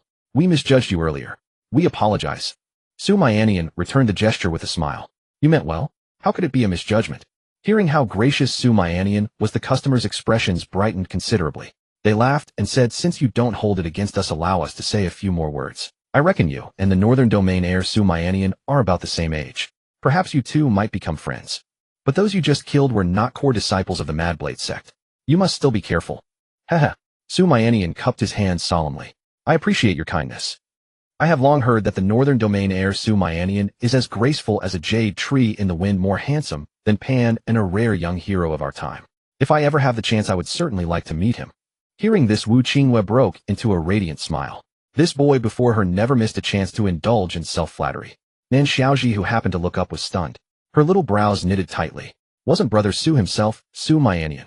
Could there be two Su Mianians in the world? Her tiny head was filled with a giant question mark. But she didn't dwell on it and went back to eating. Sister Qingyue's words were etched clearly in her memory. Excellent, excellent. Several customers nodded, repeatedly expressing great admiration for Su Mianian. One of them said, We've heard that the heir Su Mianian is coming to subdue the Mad Blade sect. We hope he acts soon. The people of Qingshan City have suffered long enough. Oh, what do you mean by that? Su Mianian frowned slightly. He had already heard many tales of the Mad Blade sect's atrocities and wished to verify them. The speaker was about to continue, but was stopped by a glance from his companion. Hey, it's nothing serious, young brother.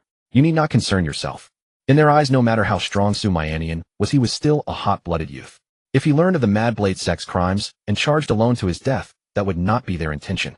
They had grown quite fond of this young man. Since that's the case, I won't ask further. Su Mianian nodded. At dusk, only Su Mianian and his two companions remained in the tavern. Nan Xiaoji, who had been eating non-stop, had a round belly and could eat no more. Only then did she reluctantly lift her head. Brother Su, sister Qingyue, I'm full. She burped and looked at the mountain of empty bowls stacked to the ceiling.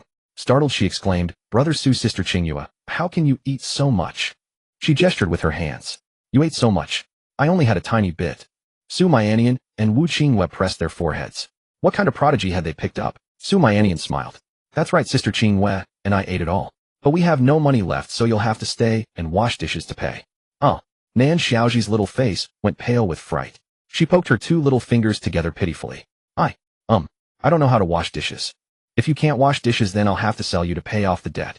Su Mianian picked up Nan Xiaoji with one hand, slung her over his shoulder, and walked out the door. Nan Xiaoji's lips trembled, and she burst into tears. Wah! Brother Su, please don't sell me. I'm very stupid, nobody wants me. Wu Qingyue followed quietly, the corners of her alluring mouth lifting slightly. In the dead of night, Su Mianian, meditating alone, suddenly opened his eyes. A silvery light flowed from his pupils and returned to his storage ring. His body radiated the aura of the peak of the Linkong realm. One more step, and he would break through to the Kaiyuan realm. He stood up, fastened his blade and sword, and walked out of the room. This time he would go alone to the Mad Blade sect. In another room, Wu Qingyue, her face, flushed brows furrowed, and forehead beaded with sweat, slowly opened her eyes. She looked towards Su Mianian's room and whispered softly, return safely. The Mad Blade sect was situated on Qingqing Mountain. A mountain path several meters wide cascaded down from the summit like flowing water. For those unable to fly, the only way up was to tread this winding trail. Under the veil of night, three figures slowly ascended the mountain path. Upon one's shoulder rested a person bound in a burlap sack. MMPH. The bound figure writhed frantically, emitting muffled cries. After several struggles, the opening of the sack revealed two delicate fair calves. Dangling from those calves were a pair of red embroidered shoes. Any seasoned observer would recognize them as the footwear of a bride. MMPH. The woman in the sack struggled once more, only to be slapped on the rear by the Mad Blade sect disciple carrying her. Keep screaming, and we brothers will have our way with you. I've never had a bride before. I'd love to taste that.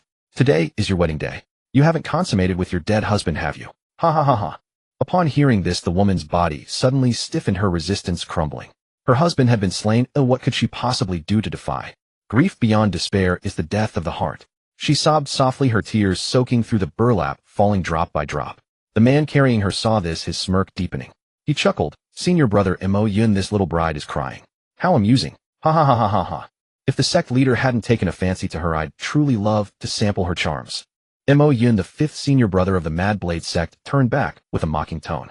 Look at you, so inexperienced. Opportunities like this are everywhere. Just find out which family's daughter is getting married, time it right, and barge in. Another disciple quickly chimed in with a laugh. Senior brother Mo Yun is right. We'll learn well from you. Mo Yun shook his head disdainfully. First, help me finish this task. I heard a small squad from our sect was wiped out in the city. What? Who dares to kill our Mad Blade sect disciples? Mo Yun replied, not sure yet. I suspect Su Mianian has come for us. Su Mianian is here. Didn't he just step into the void-walking realm? It takes 10 days to fly from the northern frontier to here in the void-walking realm, doesn't it? How could he manage that? The disciple carrying the woman was baffled. Mo Yun shot a scornful glance at his junior brother. He's the northern frontier's heir. If he didn't have special means, could he be called the northern frontier's heir? You're right, senior brother. I was too naive. The disciple looked ashamed. But no matter how arrogant he is, he wouldn't dare attack the Mad Blade sect, would he? He just broke into the void-walking realm. Exactly. I heard he even wants to destroy our Mad Blade sect. How ridiculous. Mo Yun sneered. Indeed, it's laughable. We don't need to worry too much. The one who dares to storm the Mad Blade sect alone hasn't been born yet. Is that so? A voice icy as the abyss descended from above the trio. Who goes there? The three of them, Mo Yun included, turned pale with shock. A flash of white flickered past, and the unarmed disciple beside Mo Yun fell dead. Mo Yun and the other disciples' eyes widened as they saw a white-clad figure back to them, slowly turning to reveal an extraordinarily handsome face. Who the hell are you? Su Mianian spoke calmly. I am Su Mianian. I am the one who kills you. Mo Yun and the other disciple were startled, immediately drawing their long blades and assuming a defensive stance. Mo Yun snatched the woman from his junior brother's shoulder, his face twisted with malice. Pointing at her, he said, "Are you trying to save her? Take one more step, and I'll throw her off." With that, he moved to the edge of the mountain path. Beneath his feet yawned a bottomless cliff. Su Mianian's speed had far exceeded his imagination. This was the only way to survive. Su Mianian's lips curled slightly. What does her life or death have to do with me? Don't think I came here specifically to save her. You're wrong. I'm here to kill you. Before the words faded, Su Mianian dashed forward, his black gold long blade ringing with a clear note, its cold gleam stark. Mo Yun bellowed, hurling the woman downward, and met Su Mianian's attack. Two sharp sounds. Mo Yun and his junior brother heard only the severing of flesh and bone before Su Mianian's figure vanished. The next moment, they felt the world spin. Before their heads hit the ground, they saw Su Mianian holding the woman he had thrown off the cliff. Su Mianian set the woman down and tore off the burlap sack. Go down the mountain on your own. He glanced at her red wedding dress. As long as you remember him, he still lives. With that, Su Mianian soared into the sky. The woman gazed at his retreating figure, lost in thought, then bowed deeply. Thank you. At the mountain gate of the Mad Blade sect, two disciples on duty were dozing off when a white-clad figure suddenly appeared in their vision. They rubbed their eyes. Brother, I think I see someone in white. Nonsense, how could there be someone in white? Huh. The two disciples' eyes shot open. Enemy attack. Enemy attack. We're under attack. No sooner had they shouted than Su Mianian was upon them, blade falling. Inside the gate, Mad Blade sect disciples rushed over upon hearing the commotion. Who are you daring to trespass on our Mad Blade sect? Su Mianian raised his black gold blade, pointing it at them. Tell Quang Ba Dao to come see me. The rest of you I may spare. Go to hell. You think you can see him just like that? One disciple shouted. Su Mianian shook his head, disappeared from his spot, and reappeared, slashing the blade toward the speaking disciple. The disciple had no time to react. He was split in two. The other Mad Blade sect disciples, terror-stricken, stumbled back several steps, taking refuge behind the sect's protective formation. I'll say it once more, tell Quang Ba Dao to come see me. Su Mianian's voice was ice. Boom. A flash of silver light, and a massive blade embedded itself in the ground before him. Who's making such a racket, daring to stir trouble at the Mad Blade sect? A languid voice rang out, and the fear on the disciples' faces gave way to barely concealed joy. That voice belonged to Zhang Wuji, the third senior brother of the Mad Blade sect. Thud. A dull sound, and Zhang Wuji, clad in white, landed before the assembled disciples. A void-walking realm powerhouse. The disciples erupted in elation. Damn it, senior brother Zhang is here. That damned white-clad youth is dead for sure. Zhang Wuji looked at Su Mianian, shaking his head with contempt. I thought it was some formidable character. A mere youth like you dares to storm my Mad Blade sect. State your name. The Mad Blade sect does not kill nameless wretches. Su family, Su Mianian. Su Mianian spoke flatly. Su Mianian. Zhang Wuji's eyes lit up. You actually had the nerve to show up here. Since you've come, I'll graciously kill you and save the eldest senior brother the trouble when he returns. Zhang Wuji stomped the ground, leaning forward, and in a sudden burst, pulled the massive blade from the earth. Mad Gate 100 Blade Slash. Zhang Wuji unleashed his finishing move right from the start. His target was Su Mianian. The technique was a cascade of blade shadows, fierce and overwhelming, filling the Mad Blade sect disciples with anticipation.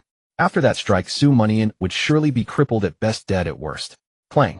A violent clash of blades rang out, and the disciples' faces instantly drained of color. In their visions, Su Mianian casually raised his blade and blocked Zhang Wuji's attack. Su Mianian's lips curled as he looked at the sweat-drenched Zhang Wuji. Is this all the 100 Blade Slash has to offer? Not even enough to fill the gaps between my teeth. You bastard. Zhang Wuji tried to retort, but a flash of blade light. His sword snapped in two. He stared in shock, watching his own body crumble and split apart. Su Mianian flicked Zhang Wuji's head off and kicked it like a ball toward the Mad Blade sect disciples. Flee or die. Choose. Seeing Zhang Wuji's head flying toward them, the disciples turned pale with terror, dodging aside. Quick. Activate the protective formation and cut this bastard down. One disciple's shout quickly drew a response. Right? The formation's power rivals a full-force strike from the primordial opening realm. He's doomed. Even if he survives, the eldest senior brother can finish him off when he returns.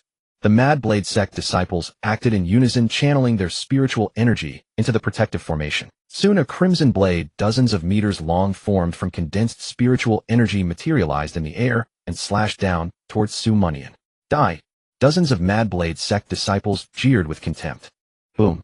The crimson blade struck the ground, unleashing a violent force like a raging wind in all directions. A deep blade mark several meters long appeared on the ground. At the spot where Su Mianian stood, thick smoke billowed, carrying a burnt smell. Did it work? The disciples of the Kwangdao sect showed delight on their faces. Brothers, we have rendered meritorious service in protecting the sect and slain the villain. The sect leader will surely reward us, said a disciple joyfully. That's right. I thought he was formidable, but that's all. Are you celebrating too early? From the thinning smoke, Su Mianian's voice drifted in. What? The Kwangdao sect disciples were all dumbfounded, staring at the smoke in shock. Within the smoke, a red spiritual energy shield glowed faintly. Inside the shield was Su Mianian's unscathed body. Impossible. How can this be? The power of the sect protecting formation is comparable to a strike from the Kaiyuan realm. Su Mianian stepped out from the smoke. Surprised. I have your disciple tokens. Disciple tokens? How could you possibly know this secret? Even if you killed third senior brother, you couldn't have known this secret, a core disciple shouted, then added, quick. Go contact the grand senior brother and the elders. Have the grand senior brother return at once. Wait. Su Mianian called out, tossing the token in his hand. The grand senior brother you're looking for, is this it? Drip. The token fell to the ground. The core disciple looked at the token, his pupils contracting sharply. Huang Sandao. This is the grand senior brother's token. Gulp. His throat trembled, his voice quivered as he swallowed hard. Su Mianian had actually killed the grand senior brother as well. At this moment, the Kwangdao sect disciples were all in turmoil. In that instant, they finally corrected their perception. This young man before them had truly come to annihilate the sect. They wondered if the sect leader could withstand him. Su Mianian looked at the crowd and said, I'll say it again, leave or die, choose one.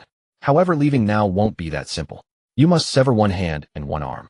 Sever one hand and one arm. The Kwangdao sect disciples' faces turned grave, unsure how to choose at the moment. If Su Mianian lost, they would live. If Su Mianian won, they would suffer more than just severed limbs. Arrogant. A hoarse voice thundered from the sky. An old man in a gray robe descended from above. The discipline elder of the Kwangdao sect, Mo Shuangdao. Since when do you get to threaten the disciples of my Kwangdao sect? He said to the core disciple, Go summon the sect leader, I'll capture him first. The core disciple acknowledged and quickly left. Mo Shuangdao looked at Su Mianian and snorted. Instead of being a proper young lord, you insist on seeking death. I'll grant your wish. Enough. With a swift motion, Su Mianian swung his blade. Guihai Daozhan. A thin black gold light flashed. Before Mo Shuangdao could react, his body was pierced through. Mo Shuangdao grunted, spat out a mouthful of blood, and breathed his last. The Kwangdao sect disciples' faces changed drastically as they retreated again. They were truly terrified. Mo Shuangdao was second only to the sect leader. All were human, so why was Su Mianian so formidable? He was younger than most of them. Yet his cultivation realm was beyond their reach. At this moment, a Kwangdao sect disciple stepped forward. I will sever my own limbs, please let me go. Su Mianian glanced at him. I keep my word. The disciple nodded, his gaze suddenly turning fierce, and he severed one hand and one foot. In an instant, a scream pierced the sky. Is it enough? The disciple asked, his lips pale and trembling. Su Mianian nodded. Get lost. At the peak of the sect leader Kwangdao sect, the core disciple who delivered the message stood outside the courtyard and shouted loudly. Sect leader Su Mianian has killed the grand senior brother, third senior brother, and the discipline elder. Oh. A rough voice came from within the courtyard, its tone icy. Along with the voice, a powerful pressure radiated outward. Pressure was exclusive to the Kaiyuan realm, because those in the Kaiyuan realm could manipulate objects from a distance, naturally emitting pressure. Under the pressure, the core disciple couldn't stand steady and fell to his knees. With fear on his face, he clasped his fists and said, I will follow you to the death sect leader. Please emerge from seclusion to slay the enemy. The pressure dissipated and the sect leader of Kwangdao sect, Kwang Ba Dao, said, I will come out shortly. Issue the order, all disciples unite to kill the enemy. Whoever wounds Su Mianian will be rewarded with 50 low-grade spirit stones. Yes.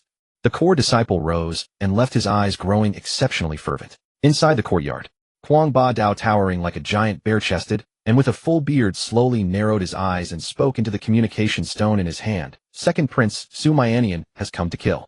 He's come, so what? Can't you kill a Lingkong realm cultivator? Came the second prince's reply from the communication stone. No. Kwang Ba Dao shook his head. What I'm saying is that his cultivation has advanced too quickly. He looked at the extinguished soul lamps inside the room.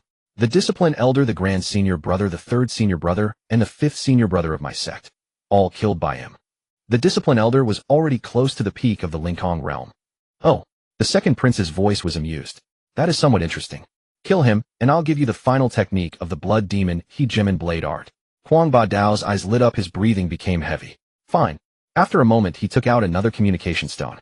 You Hongchuan Su Mianian has come to kill. If I die, don't forget your promise. Oh dear, if you Kwang Ba Dao at half-step Kaiyuan realm can't kill him, how could I possibly do it? I'm just a weak woman. Yu Hongxuan's seductive voice came through the communication stone. Huang Ba Dao sneered. Yu Hongxuan, don't try to fool me at a critical moment, or you'll be a sex-changer forever. There was a moment of silence from the communication stone, then the tone turned vicious. Huang Ba Dao, if you mention the word sex-changer again, I'll tear you apart immediately. Huang Ba Dao laughed heartily. If I die, you an early Kaiyuan realm cultivator may not be his match. Yu Hongxuan's voice remained seductive. Understood. Once I cultivate my female body, I will keep my promise. At the Guangdao sect square, only a little over 20 disciples had left, the remaining 70 or 80 engaged in a bloody fight with Su Mianian. The temptation of spirit stones was too great for them. Su Mianian swung his blade forward, strolling leisurely. The remaining Guangdao sect disciples posed no pressure to him. What he found strange was why Huang Ba Dao allowed his disciples to die without showing himself. Was he afraid? Impossible. A half-step Kaiyuan realm cultivator, though not truly Kaiyuan, still had a qualitative improvement in strength. That was also why Su Mianian at the peak of Linkhong realm only now came up the mountain. Kill. 3 Guangdao sect disciples charged at him with fierce expressions. Su Mianian thrust his blade forward, flicked upward to knock away the 3 disciples' swords, and then delivered a horizontal slash, taking their lives. The doubt in his heart grew heavier. Why was this? He stepped back several paces and said to the remaining dozen or so disciples, stop. Let's stop fighting. Calm down. You are no match for me. The remaining disciples were stunned. To call a halt in a life-and-death battle. That was too much. They were about to speak when they felt their bodies struck by a powerful force, exploding into a mist of blood. Su Mianian's eyes narrowed, sharply staring intently at the blood mist. Behind the mist stood a bare-chested giant wielding a red broadsword several feet wide and half a zhang long with barbs on the back, looking incredibly heavy. I never expected you to be so ruthless, even killing your own disciples, Su Mianian said calmly. Behind the blood mist, Huang Ba Dao sneered. Heh, kill them and recruit new ones. It's all the same. Disciples can be recruited again, but you cannot be reborn once dead. You may now speak your last words, young lord. With that, Huang Ba Dao raised his blade and pointed it at Su Mianian. The blade tip was less than half a foot from Su Mianian. Last words. Su Mianian sneered. He stared at the great blade before him without fear. Huang Ba Dao, I'm glad you came out to fight me. But I don't like the tone you're using, he said. I'll cut off your head right now. Arrogant. Huang Ba Dao roared. Su Mianian, I don't care what method you use to advance so quickly, but I'm already at half-step Kaiyuan realm. I want you dead. He released the red great blade in his hand and punched the butt of the blade. Boom. An explosive sound rang out as the red blade shot forth like an arrow from the bowstring. The tip of the blade was already extremely close to Su Mianian. In less than half a breath, it was at the tip of his nose. This was a full-strength strike from a half-step Kaiyuan realm cultivator. If he didn't dodge, he would be severely injured. Su Mianian activated the skyward thunder god art. His eyes were covered with lightning, and his figure moved half a step to the right, like a ghost dodging the heavy blow. He lifted his blade, tapped the ground with his steps, leaped in front of Huang Ba Dao, and with the black gold long blade covered in thunder, slashed out. Huang Ba Dao snorted coldly, bent his body 90 degrees downward to dodge the slash, and then his 2 thick legs shot out like pythons, kicking towards Su Mianian's ribs. Su Mianian turned around, pressed his elbow downward, and met the attack. Bang! This was their first clash of strength. Su Mianian stood still while Huang Ba Dao retreated half a step, the ground beneath his feet cracking. Su Mianian let out a cold laugh, his gaze turning fervent as he dashed out again. This was his first evenly matched battle since his transmigration. Huang Ba Dao could not do anything to him, but neither was it simple for him to win. With a grave expression, Huang Ba Dao spread his palm and grasped the air, and the red great blade returned to his hand. Clang, clang, clang. Without a word, the two exchanged dozens of blows in an instant. On the square, their figures constantly shifted, and one could only track their battle through afterimages, sounds, and the cracks on the ground. Under the moonlight, their battle stalemated for half a quarter of an hour before stopping. Su Mianian's face was calm, but his breathing was somewhat disordered. The high-intensity clash had taken too much out of him. In the distance, Huang Ba Dao was covered in blade wounds, not fatal, but infuriating. Su Mianian at the peak of Linkhong realm could actually suppress him somewhat. This was unacceptable to him. Boy, what cultivation art are you using? Huang Ba Dao asked. None of your damn business. Su Mianian lowered his eyelids slightly, his tone cold. You son of a bitch. Huang Ba Dao's forehead veins bulged and his mouth twitched. Since you're so eager to die, I'll grant your wish. Huang Ba Dao roared, his hands forming strange hand seals. If half-step Kaiyuan realm can't kill you, I'll kill you with Kaiyuan realm. Aren't you curious why I killed my disciple? Now I'll tell you. Blood demon. Dominating blade art. Huang Ba Dao's roar was like thunder. A blood-red vortex appeared in the center of his palm, emitting a huge suction force that drew up all the blood energy on the square. One by one the dead bodies floated up, burst open, and their blood mist drifted toward the blood-red vortex. Quang Ba Dao intended to use the flesh and blood power here to forcefully break through to the Kaiyuan realm. Su Mianian's heart tightened, and he shot out at top speed. The spiritual energy of the Kaiyuan realm was several times more abundant than that of the Linkong realm. At that point, he would be no match. He could not let Quang Ba Dao complete this technique. Skyward Thunder God Art, first level. Su Mianian's roar nearly shattered the heavens. Violent thunder surged from the Lady Ring, covering his entire body.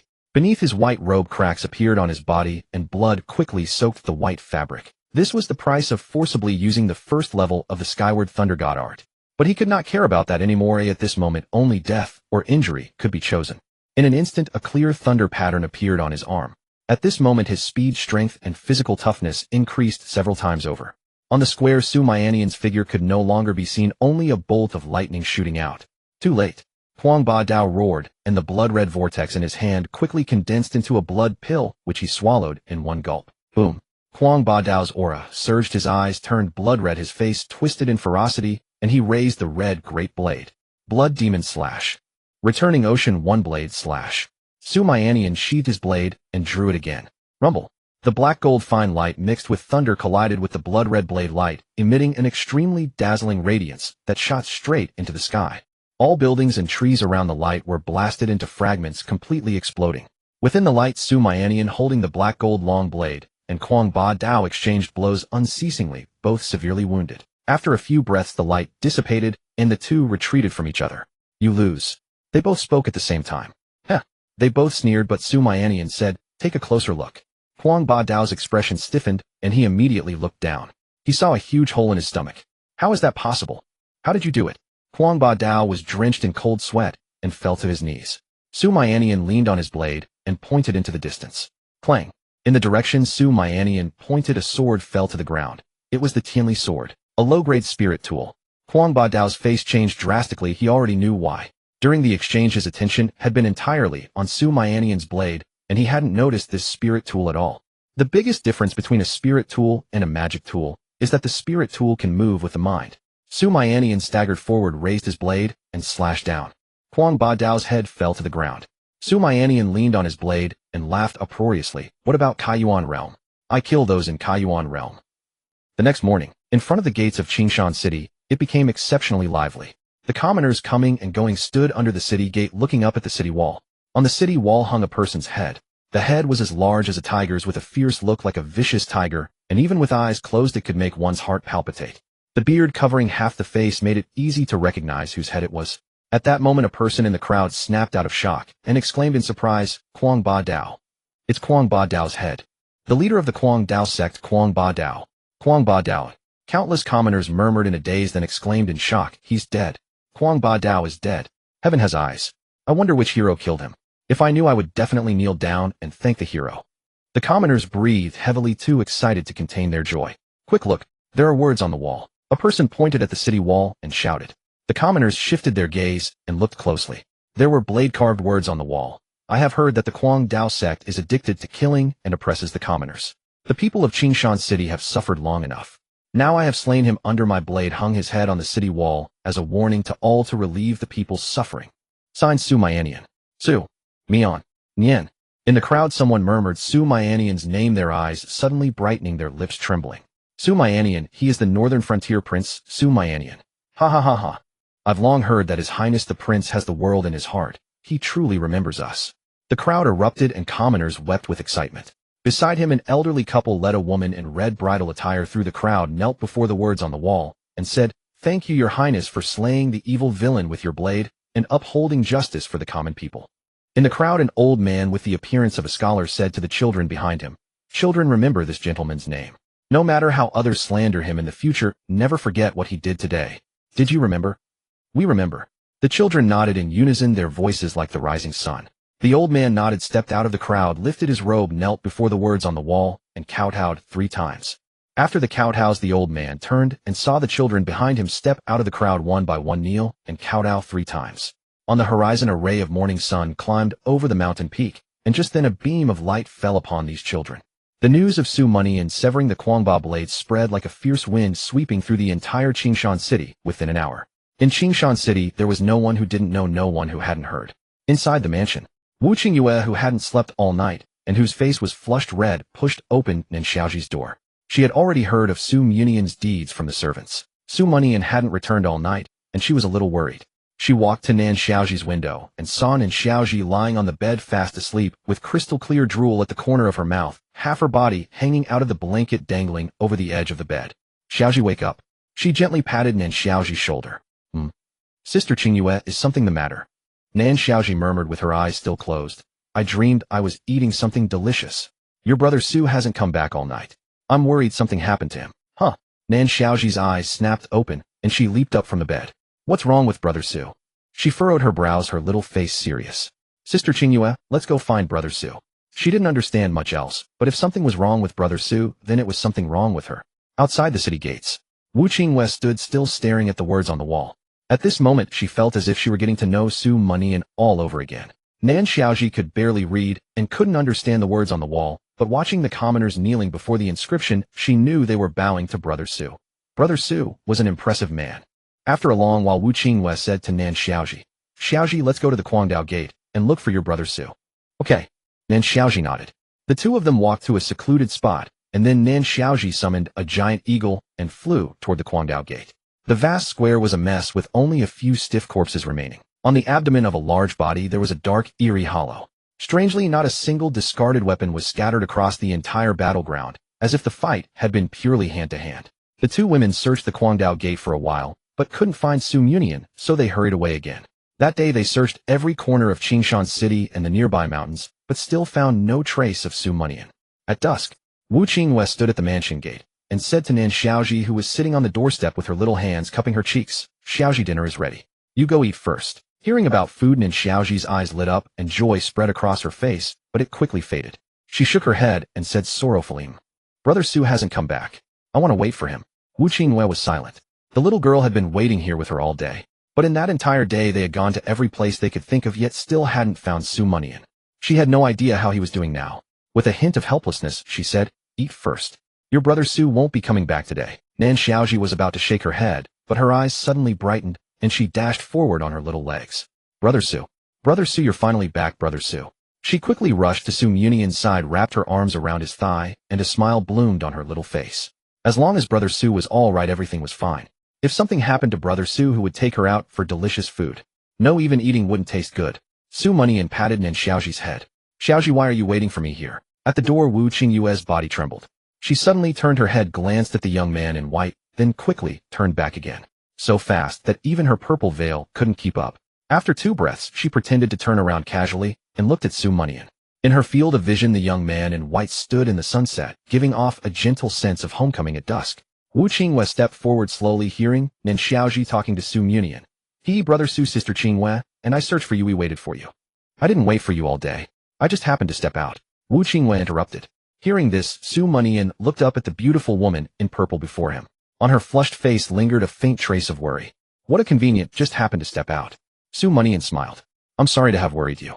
I was badly injured yesterday, so I found a very secluded place to heal. Wu Qingyue looked away a little displeased. Why didn't you come back to the mansion to recover? I was too badly hurt. I didn't think it looked cool enough. Idiot. Wu Qingyue's tone was disapproving. Su Mianian scratched the back of his head awkwardly. Once I recovered a bit, I came back immediately.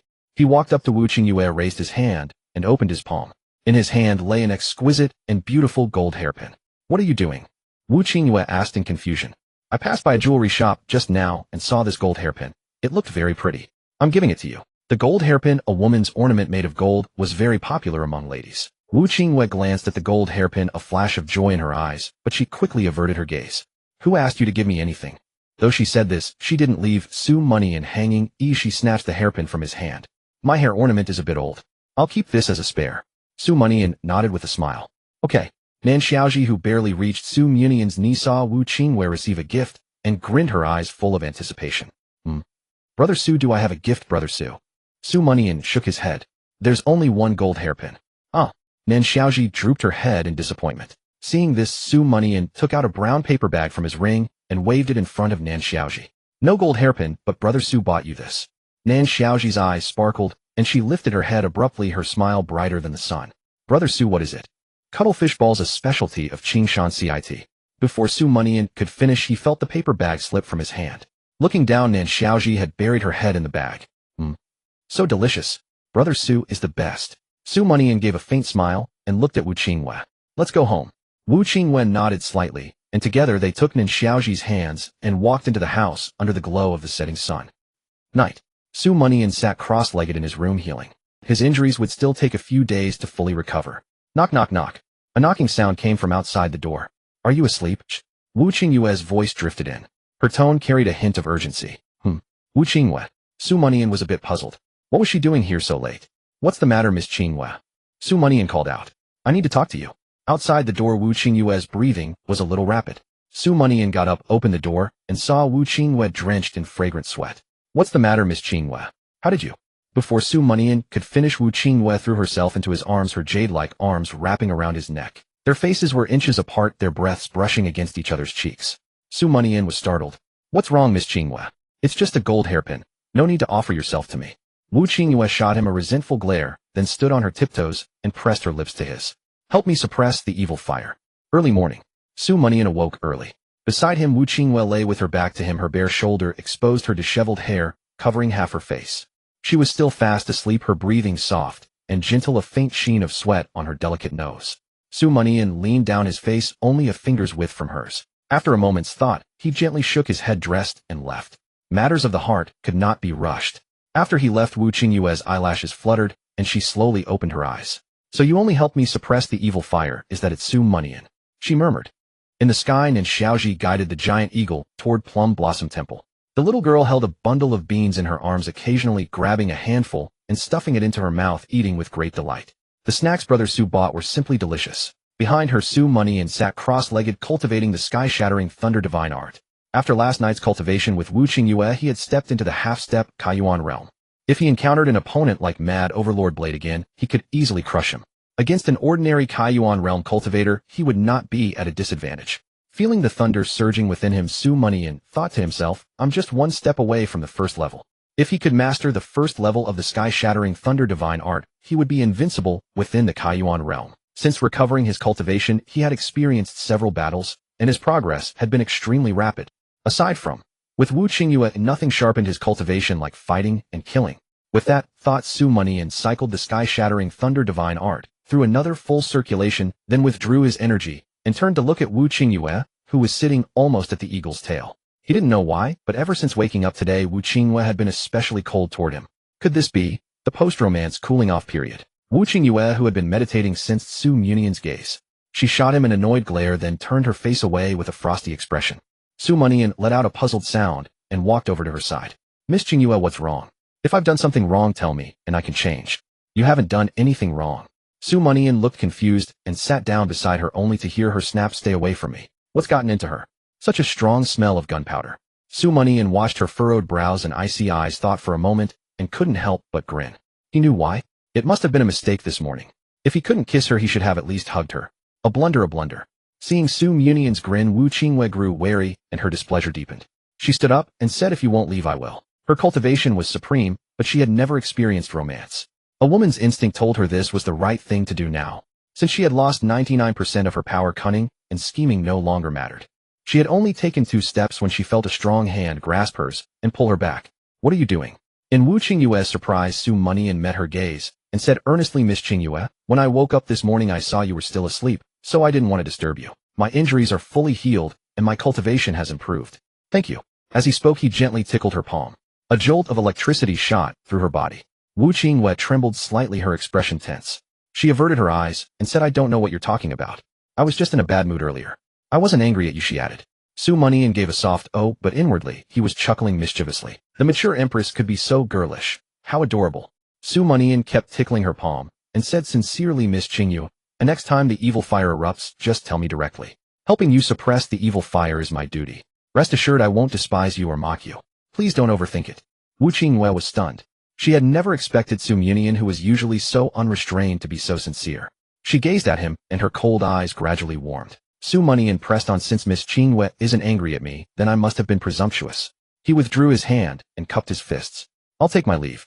Wu Qingwei watched his retreating figure, feeling a sense of loss. The hand that Su Mianian had held lingered in the air for a moment before she slowly lowered it, her head bowed.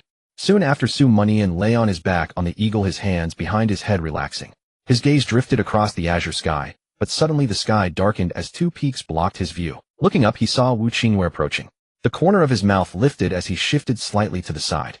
"Miss Qingyue, would you like to lie down with me?" Wu Qingyue gave a light snort, her eyelids lowered. "Give me your blade." Su Mianian grew wary. "Miss Qingyue, what do you want with my blade?"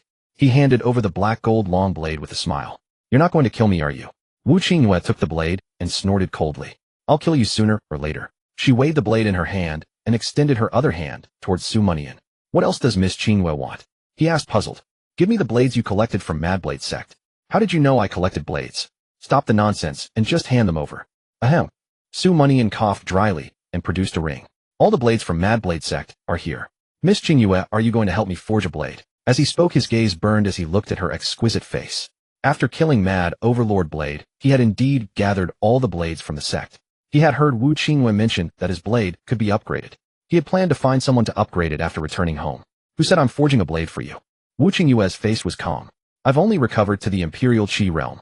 I need a few blades to practice with." After their exchange last night, she had discovered that Su Mianian no longer drained her spiritual energy. Instead, he helped her absorb spiritual qi, allowing her cultivation to recover further.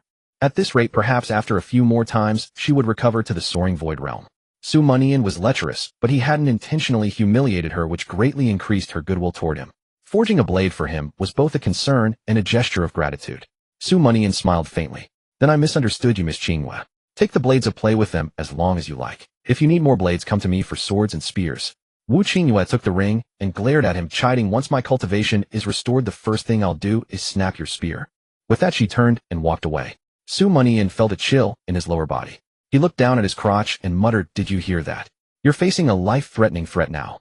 Next time you'd better teach her a lesson." Qingshan City, Qingshan Tavern. The event of Su Mianian slaying Quangba Dao with his blade had become a topic of lively discussion among the patrons. Hey, I was blind that day, completely unaware that the white-clad youth was none other than the young prince, Su Mianian. A guest smiled sheepishly. "I'll punish myself with 3 cups. Stroking his beard, he raised his cup and drained it in one go. After 3 cups, he refilled his wine and attempted another drink, but his table companion stopped him. Enough. If you keep drinking, you'll finish all the wine. What will we have?" "I think you're doing this on purpose." The scolded guest's face flushed with embarrassment. "Hey, I'm just happy for the young prince." The person accompanying the young prince was so stunningly beautiful, only a peerless prodigy like His Highness could be worthy of her. "We should have realized it sooner." With that, while his companion nodded, he forcibly raised his cup and poured the wine into his mouth. Seeing this, his companions lunged at him like madmen furious. "Hey, you're still drinking. Just let me drink." The young prince rids the people of evil, and he is more handsome than Pan and strikingly handsome. I'm happy for him. I'm happy for the people. All right, then we'll drink too. The young prince and his female companion are truly the best match under heaven. The young prince's charm and handsomeness are unmatched in the world. Of course, he is the most handsome under heaven. If I were a woman, I'd want to marry him. These words immediately drew uproarious laughter. "You with your looks, you're just disgusting," the young prince. Wave after wave of laughter erupted, but the praises for Su Mianian in the tavern continued unabated. Ahem. Everyone quiet. A young cough came from the corner. The crowd paused and looked toward the corner. A young man was seen wearing a hat whose brim shaded half his face, with very fair skin and dressed in a blue robe, sitting with his back to the crowd. On his back was a long sword wrapped in coarse cloth, its appearance hidden from view. But everyone knew that this man was a blue-robed swordsman. Sensing the gazes upon him, the swordsman shifted comfortably and asked seriously, "Everyone, do you think I am handsome, or is that Su Mianian handsomer?" The crowd was stunned again and answered without hesitation, "Worthy of comparing with the young prince. Of course the prince is handsomer." The blue-robed swordsman stiffened, his throat trembling. He took out a large ingot of silver from his bosom and showed it to the crowd. "Today's meal is on me. Say it again, am I handsomer, or is he? He is handsomer, he is. When he dines, he pulls out a gold ingot. Your little silver can't compare at all." Few of the people dining here were poor. 1 gold ingot was worth 10 silver ingots. The blue-robed swordsman's money was indeed insignificant.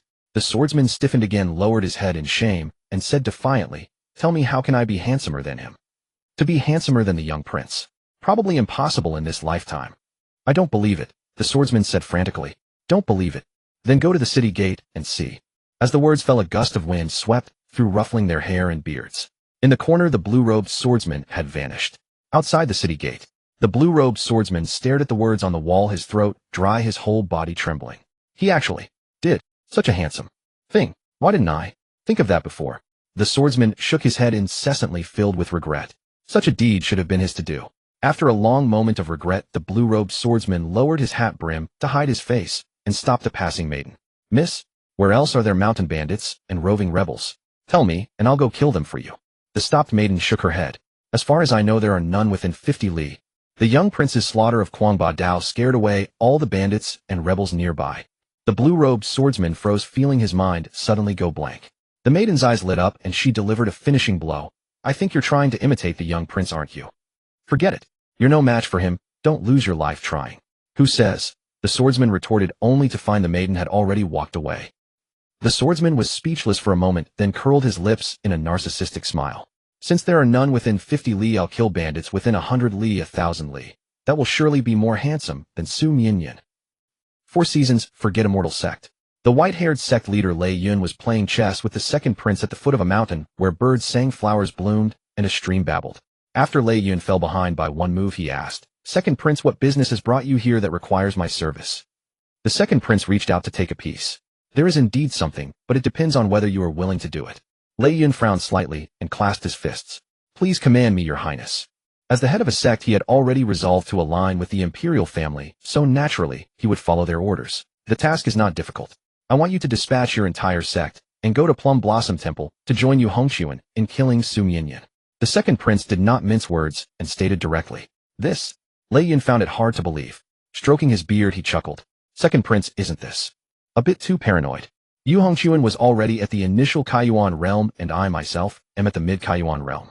He knew Su Mianian had slain Quangba Dao, but 2 Kaiyuan realm cultivators killing 1 Su Mianian.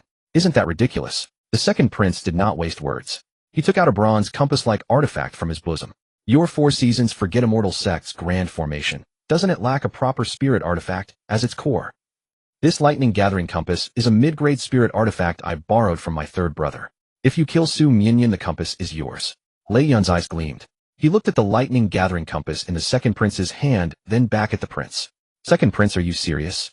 The grand formation of the 4 seasons forget immortal sect, the cloud mist shrouding thunder array, lacked a mid-grade spirit artifact as its core. With the lightning gathering compass, the cloud mist shrouding thunder array could fully unleash its power, and the sect's strength would ascend to a new level. Even an ordinary Inuan realm cultivator would find it difficult to kill them. The second prince tossed the lightning gathering compass into Lei Yun's arms. Hurry, take your sect disciples to Plum Blossom Temple. Su Mianian will arrive soon. Lei Yun caught the compass, examined it briefly, then put it into his bosom with a delighted expression. He clasped his fists to the second prince. Rest assured, your highness. I will lead the entire sect to attack and bring Su Mianian's head to you. Soon after, Lei Yun led 100 disciples of the sect onto the cloud ship parked in the sect square, and they flew toward Plum Blossom Temple. At the foot of the mountain, the second prince watched the cloud ship recede. He picked up his teacup, blew gently on it, and took a slow sip. Su Mianian, don't disappoint me, he said mockingly. I heard that the Qing kingdom is going to attack the northern border today. This game is becoming more and more interesting. A day later, at 10,000 meters above the ground, a massive eagle circled in the sky. Su Mianian and Wu Qingwei stood side by side, each holding one of Nin Xiaoji's small hands. Su Mianian looked down. Countless plum blossoms blanketed the mountain peaks. A delicate pink stretched for dozens of miles without interruption. Amid the pink sea, 7 prominent temples rose their curling incense, smoke drifting upward. This was the Meihua Temple. Its size and prestige far surpassed the Quangdao sect, a testament to the temple's formidable power. Su Mianian said to Wu Qingyue, Miss Qingyue, wait here with Xiaoji. I'll be back shortly. Wu Qingyue nodded and handed him the black gold long blade. Time was short. The blade is only a low-grade spirit tool now. Be careful. Su Mianian smiled as he took the blade. Don't worry. He bent down and patted Nan Xiaoji's head. Xiaoji, I need to take care of something. You stay here and protect Sister Qingyue, okay? Nan Xiaoji beamed, raising her arm in a strong pose. Big brother Su, don't worry. I'll protect Sister Qingyue. Go ahead. Call me if there's trouble. I can help too. Good. Su Mianian smiled again. Then Su Mianian walked to the edge of the eagle's back and plummeted like a stone. His body hurtled downward, wind roaring in his ears, descending thousands of meters in moments. After another 1,000 meters, he began to soar through the air, weaving through layers of clouds to conceal his figure. The Meihua Temple's master was stronger than the Quangba blade, at least at the early Kaiyuan realm. He couldn't be reckless. Infiltrating the temple and assassinating the master was the most efficient plan.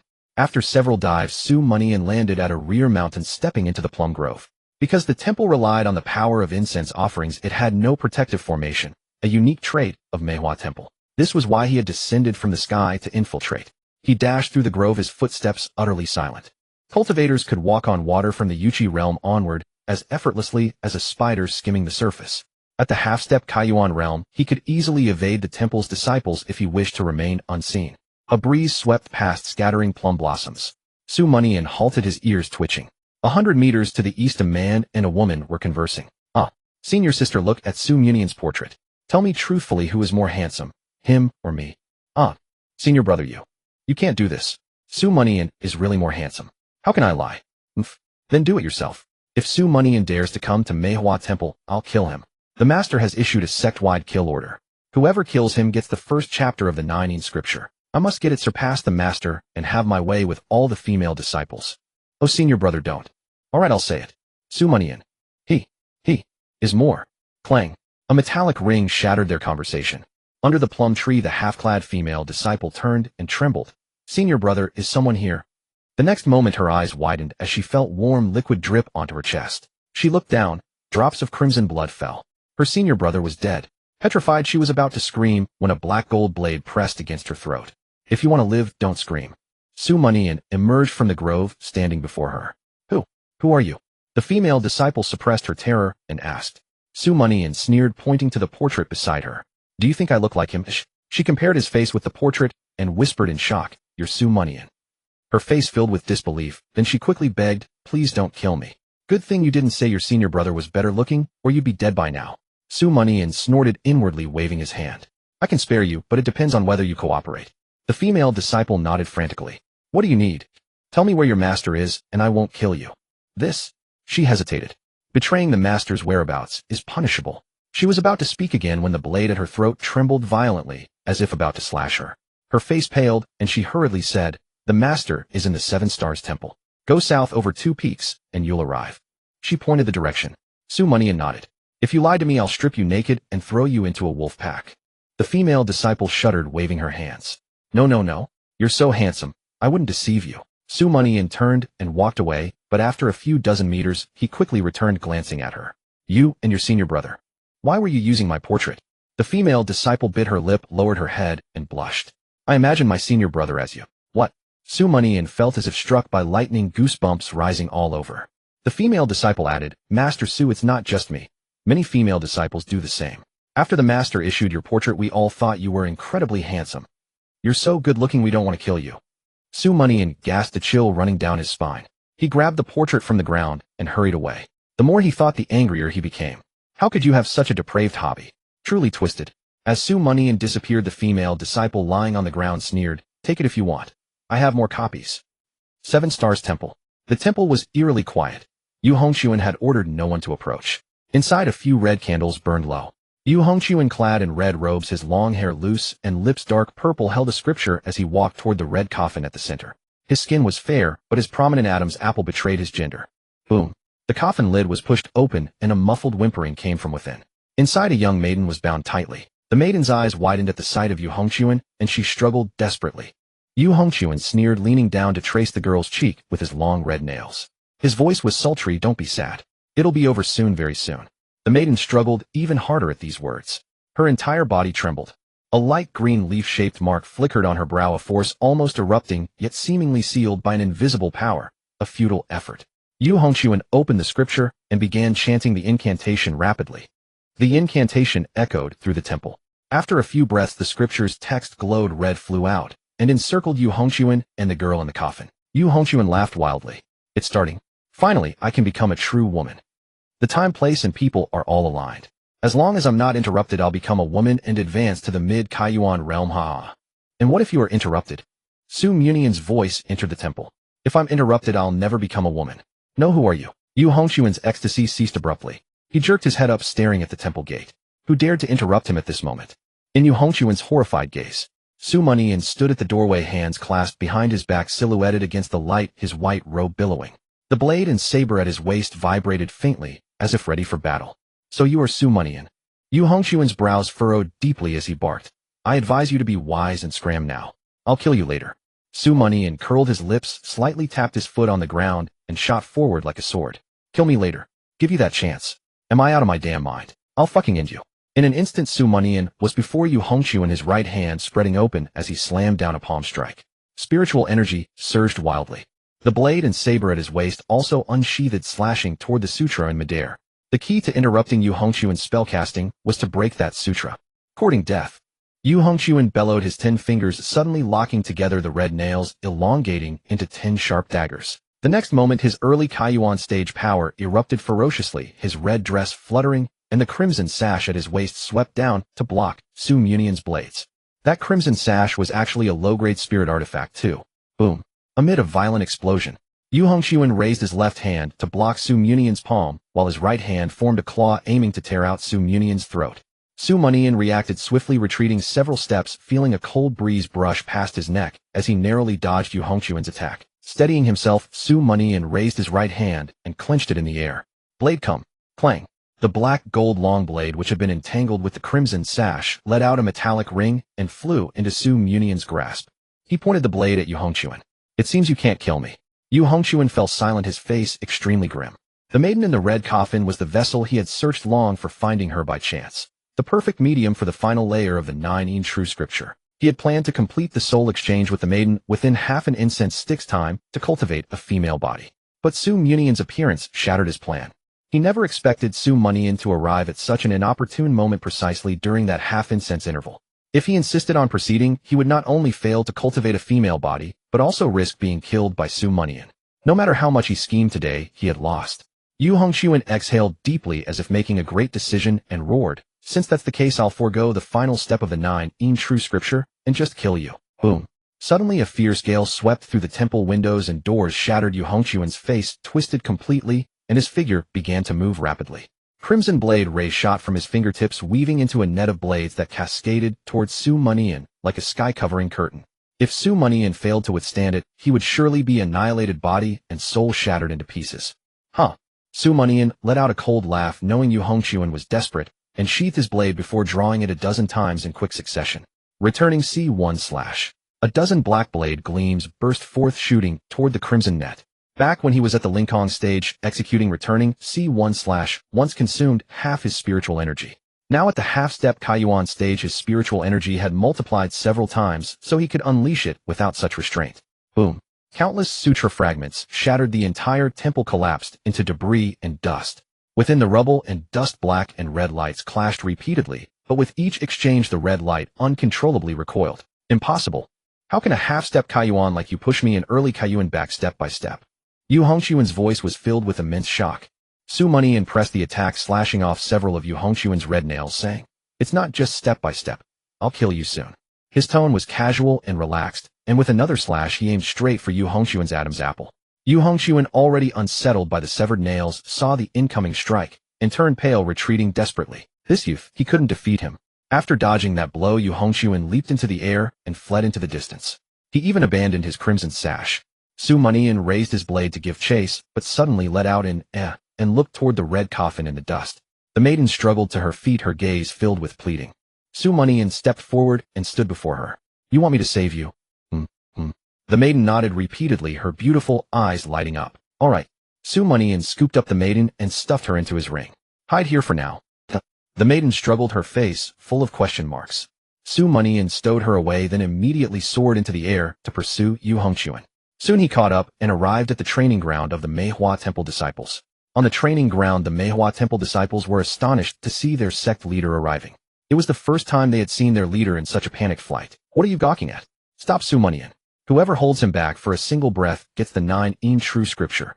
Yu Hongqiu shouted as he fled, seeing his disciples frozen in place. "Su Mianian. That youth is Su Mianian." The Meihua Temple was mostly female disciples, and Yu Hongqiu's shout made them all turn to Su Mianian, stunned, their minds aflutter. "Holy crap, he's so handsome. What's the 9 true scripture compared to this? Who would want to hurt such a gorgeous guy?" Su Mianian, in hot pursuit, suddenly felt a chill run down his spine and gritted his teeth. "What are you female disciples doing? Don't look at me like that. You're from Meihua Temple. I'm your enemy." Su Mianian cursed inwardly. Sometimes he really felt so helpless. "What are you doing? Attack now." Yu Hongqiu bellowed furiously as the female disciples remained motionless. The female disciples glanced at Yu Hongqiu, then at Su Mianian, raising their blades only to lower them again. One by one they feigned illness and collapsed, groaning. "Sect leader. Sorry, I'm not skilled enough. I can't stop him or kill him. Rebellion. A full rebellion. Yu Hongxuan's face turned livid. He turned to the male disciples. They can't kill him. You do it. Kill him. Anyone who wounds him gets promoted to temple elder. Yes, sect leader. A male disciple clasped his fists, then turned to the others. Brothers, let's kill him and teach these infatuated senior and junior sisters a lesson. Right. Kill him, get the 9 true scripture, and teach those sisters a lesson. The male disciples roared and charged at Su Mianian, but the next moment they froze. The female disciples who had been lying down suddenly stood up and blocked their path. You can't hurt him. Senior sister, move aside. Junior sister, move aside. No. If you try to hurt him, don't blame us for using our blades. Su Mianian watched the scene dumbfounded and could only weakly mutter. You can use my portrait at night, but please don't get it wet, okay?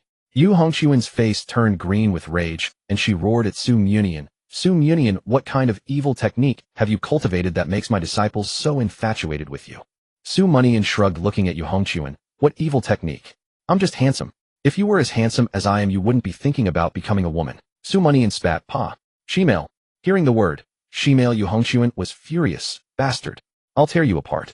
He was enveloped in demonic light, his eyes turning red, his lips turning blue-purple, and demonic energy rising from his body. His aura suddenly surged, instantly reaching the mid-stage of the Kaiyuan realm and showing signs of approaching the late stage. Su Mianian's expression changed slightly. Yu Hongxuan was demonizing.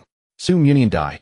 Yu Hongxuan stared at Su Mianian, her originally enchanting voice becoming extremely harsh, like an old woman whose throat had been destroyed. In the next moment, demonic energy erupted from Yu Hongxuan, and she instantly appeared before Su Mianian, kicking out. Su Mianian raised his hand to block, activating the sky-supporting Thunder God art. With the Thunder God art's enhancement, he feared not even a mid-stage Kaiyuan realm opponent. But he could clearly feel that Yu Hongxuan's strength had increased by several levels compared to just now. An ordinary mid-stage Kaiyuan realm cultivator would not be a match for her.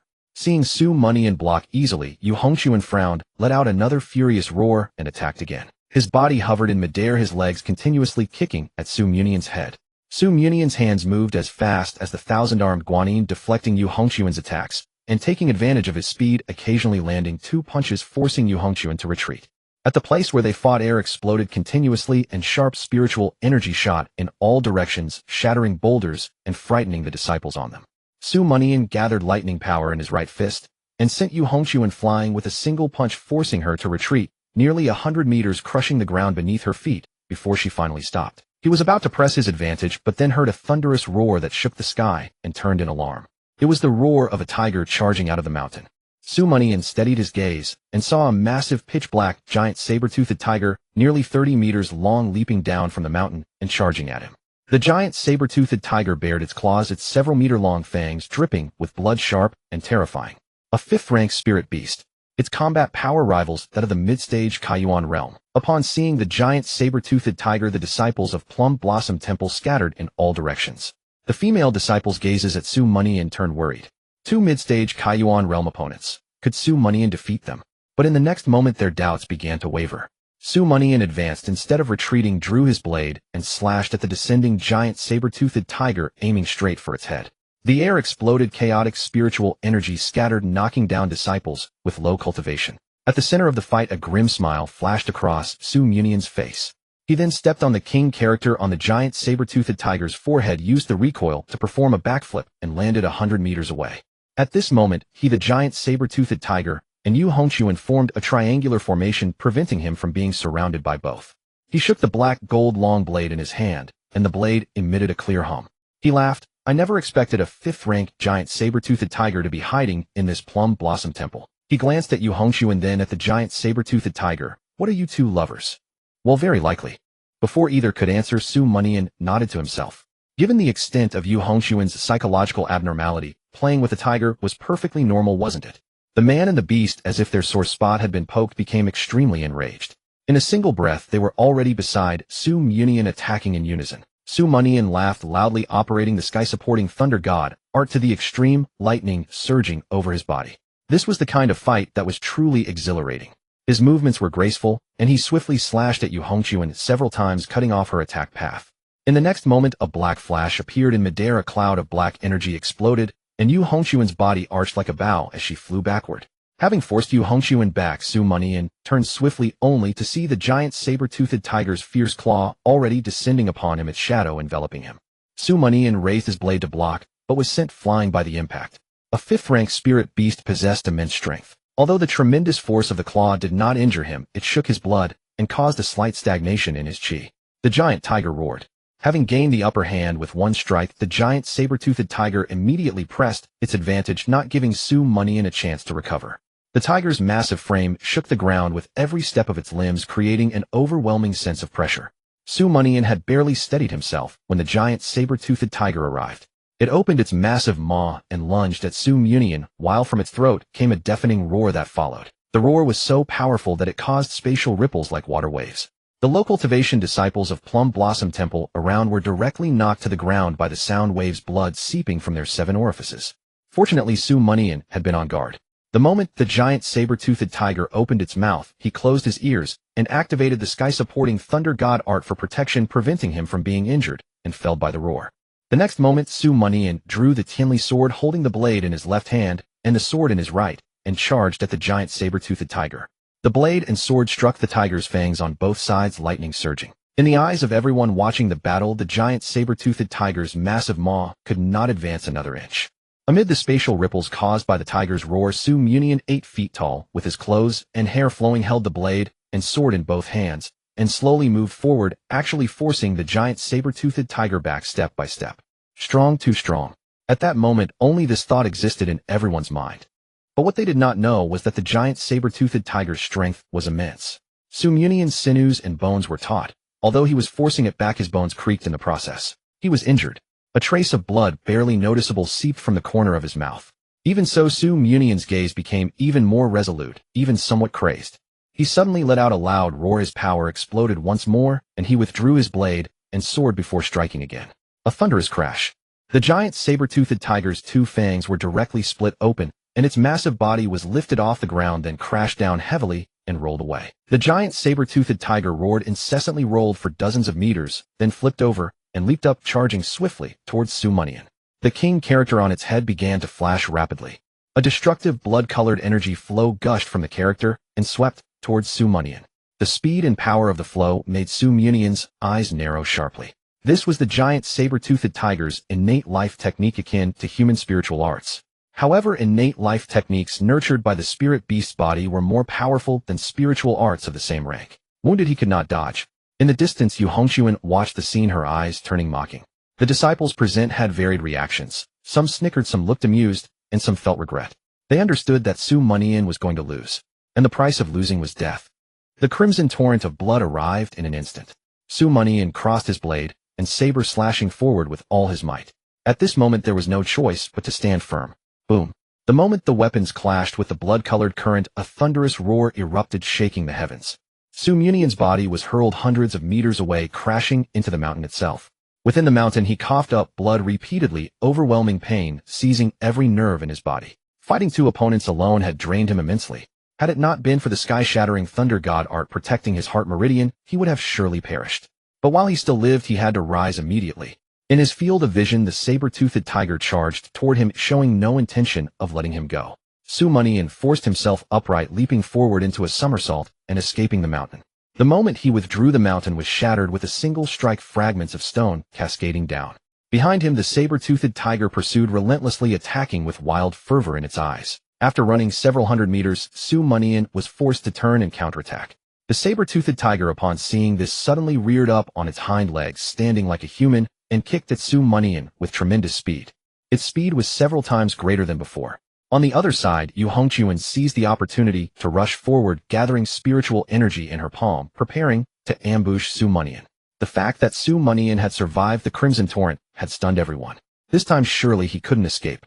Just then a childish yet resolute voice rang out from the sky, "Don't you dare hurt Big Brother Su." As the voice sounded, the saber-toothed tiger's body began to crack audibly.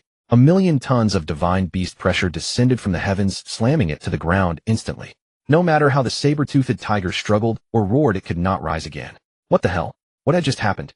Everyone was baffled, and they quickly looked up to the sky. They saw a giant eagle diving from the sky. On its back stood a stunningly beautiful woman in purple robes, holding the hand of a little girl whose face was flushed with anger. That voice had come from the little girl. Who on earth was this little girl? How could a single word force a 5th-rank spirit beast to prostrate itself? After the eagle landed, it knelt on both legs, allowing the little girl to step onto its head and jump down. She ran to Su Mianian's side and asked, "Big brother Su, are you all right?" Su Mianian wiped the blood from the corner of his mouth, patted Nen Xiaoji's head, and smiled. "I'm fine, Xiaoji. Thank you." On the other side, Wu Qinghua blocked Yu Hongxuan's charge, holding an ordinary long blade. Yu Hongxuan's face darkened as she halted, threatening. "A mere chi control realm cultivator dares to block me."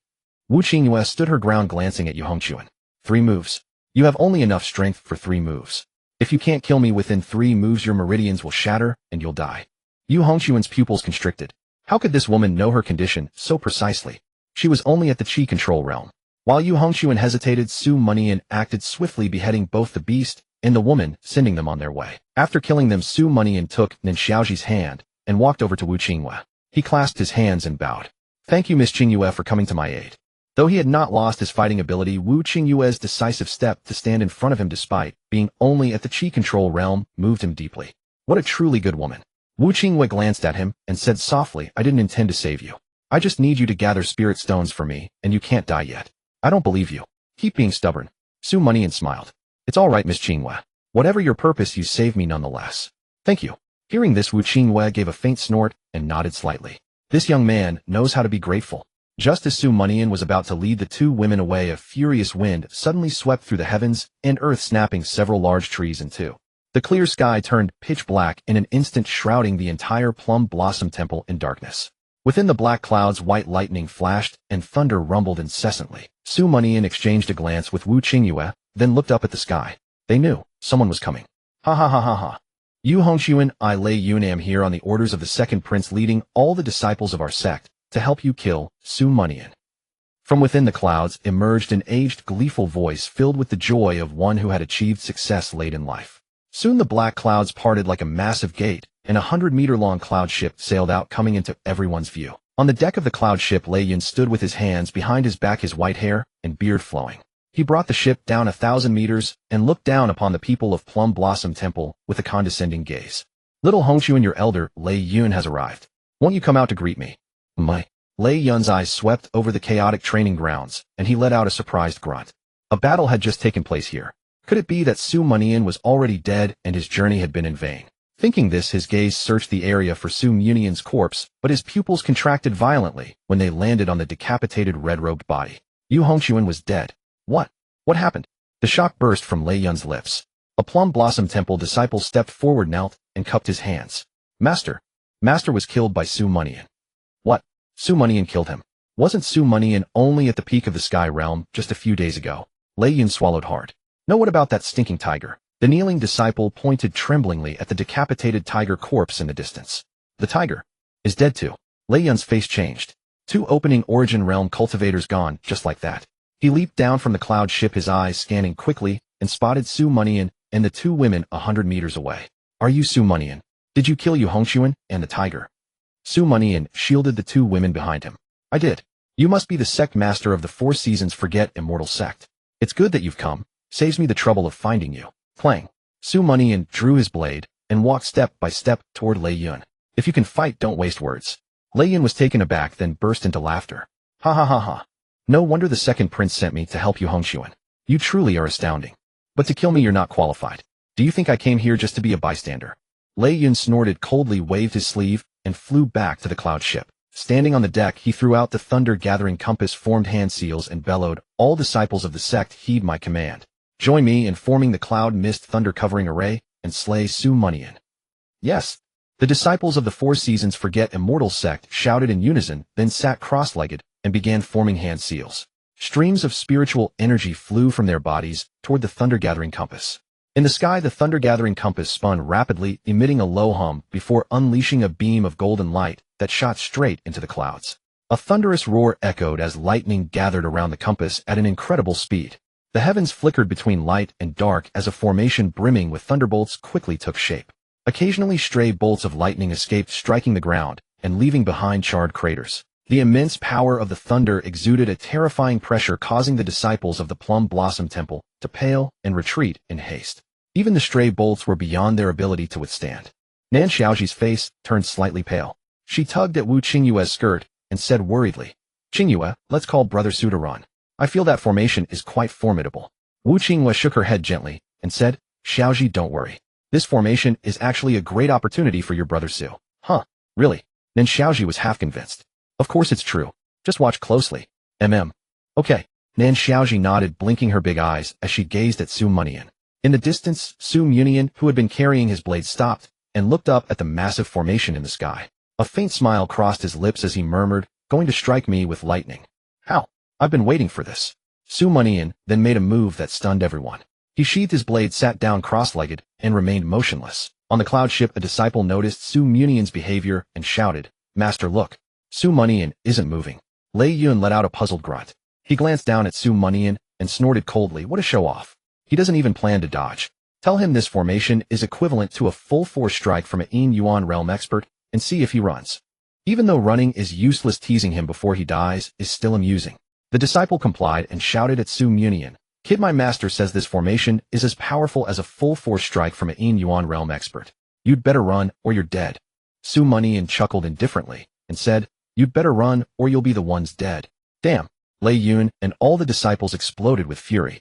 Su Mianian was still defiant even at death's door. All disciples, heed my command. Pour out all your spiritual energy and double the size of this formation. Let Su Mianian die without a trace. Yes.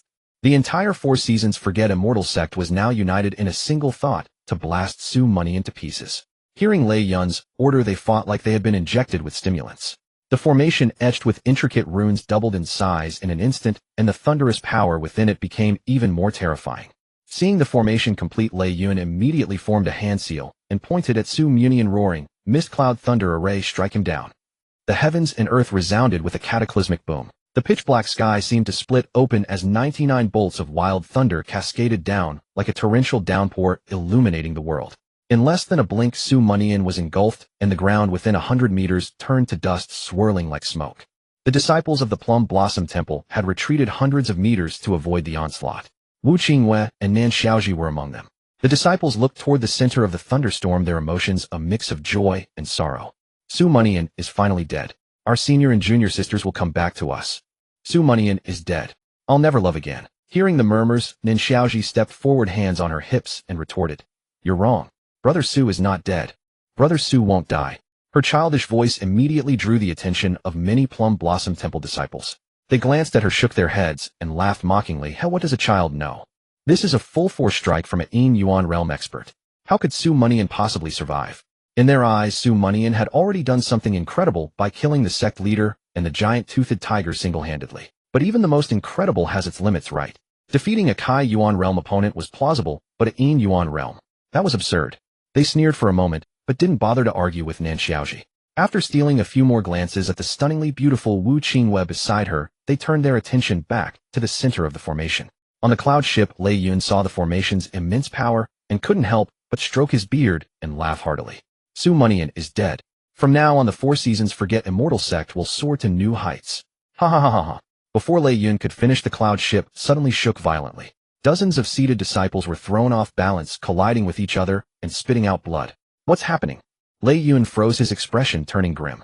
His face shifted between shades of uncertainty as he glanced at the disciples behind him, then at the thunder-gathering compass, which was spinning faster and faster. He frowned deeply. Master, the formation is complete. Why is this compass still absorbing our spiritual energy? A disciple asked in alarm. Lei Yun remained silent. He had sensed it too. The compass was out of control. The lightning in the sky continued to gather as if the compass had not yet drawn enough. Not enough. Lei Yun's eyelids twitched violently as he looked down at the area below the deck. In the 100-meter-wide crater, a force was absorbing the wild thunder from the sky. What was happening? Lei Yun's heart pounded with dread. He formed hand seals and shouted at the thunder-gathering compass, Mist Cloud Thunder Array, stop. Stop. Stop, stop, stop. His furious commands were useless. The thunder-gathering compass suddenly began to shake, and then shattered into pieces, sending the cloud ship reeling back over 100 meters. The 99 bolts of lightning streamed down like a waterfall, completely absorbed by the ground below, vanishing without a trace. Everyone on the cloud ship spat out blood repeatedly, their faces filled with horror. What had happened? They exchanged bewildered glances, then struggled to their feet and stumbled to the edge of the cloud ship, looking down. What they saw made them so furious that they spat blood again. Su Mianian was not dead. He had risen to his feet. How is this possible? Lei Yun also saw it. Su Mianian looked up at the crowd on the cloud ship and smiled. Thank you for traveling such a distance to deliver such a generous gift. Now it's time for me to return the favor. With a swoosh, Su Munian vanished from his spot. When he reappeared, he was standing on the deck of the cloud ship. He was radiant with bolts of lightning swirling around him. How did you survive? Lei Yun stumbled back in panic. If I were going to die, would I have sat still and waited for you to strike me at? Su Munian smirked, flipped his black gold long blade, and took a step forward. His sky-supporting thunder god art had reached the first level. His cultivation was also showing signs of breakthrough. From now on within the Kai Yuan realm, he was invincible. You actually broke through using the cloud smoke thunder veil array. Lei Yun sensed that Su Munian's strength had surged immensely in an instant. But before his words faded, his eyelids twitched violently. Su Munian's blade was already upon him. The black gold longsword crackling with thunder was inches away. Lei Yun waved his sleeve and immediately formed hand seals to counter. A Vajra scepter materialized before his chest, hurtling towards Su Munian's black gold blade. Clang! The metallic ring echoed and the Vajra scepter was sent flying. Su Munian's black gold longsword merely paused for a brief moment, then swept across, cleaving Lei Yun in two. Su Munian's eyes gleamed with silver light as he gazed at the disciples of the Four Seasons Forget Immortal sect on the cloud ship, then surged forward again. Su Munian, spare our lives. It was all our master's orders. Several disciples begged for mercy, but Su Munian refused. These people had truly tried to kill him just moments ago. Swish, swish, swish. The sound of severed bodies echoed repeatedly as Su Munian slaughtered hundreds of Four Seasons Forget Immortal sect disciples in mere breaths. After collecting the ring pouches of the Four Seasons Forget Immortal sect, Su Munian flew out of the cloud ship, used spiritual energy to shrink it into a small boat, and let it rest in his palm. With the cloud ship, future travels would be much easier, and Nan Xiaoji could rest. Soon Su Munian returned to Wu Qingyue's side and handed her a ring pouch. All the treasures of the Four Seasons Forget Immortal sect are here. Wu Qingyue accepted the ring pouch with a smile. Where to next? Home. Su Munian grinned. Home. Wu Qingyue was puzzled. Not going to the capital. Su Munian said, not for now. I killed the 3 imperial dogs, they'll come to me. Wu Qingyue nodded. That's fine. Su Munian took Nan Xiaoji's hand. Xiaoji, do you want to visit Brother Su's home? There are plenty of delicious treats in Shuzhou City. Delicious treats. Nan Xiaoji beamed with joy. Of course I want to go. She took Wu Qingyue's hand. Brother Su, Sister Qingyue, let's go. You can't leave. You cannot go. Several female voices called out to stop them. Su Munian turned to see the female disciples of the Meihua Temple surrounding them. There were dozens of them. What do you want? Su Munian sensed trouble. The leading disciples pointed at Wu Qingyue. Stay away from Su Munian. Otherwise we'll challenge you to a duel. Yes, don't blame us for not giving you a chance. Su Munian's face changed drastically, and he quickly interrupted. I already spared you once, don't push your luck. He looked at Wu Qingyue and explained, don't mind them, they've gone mad. I didn't do anything. Wu Qingyue was stunned, then her face turned icy cold as she glared at Su Munian. I don't want to hear your explanation. She turned to the surrounding female disciples. Who I associate with is none of your business. Ha, duel. Come at me all together. Then she assumed a fighting stance, exuding an overwhelming aura.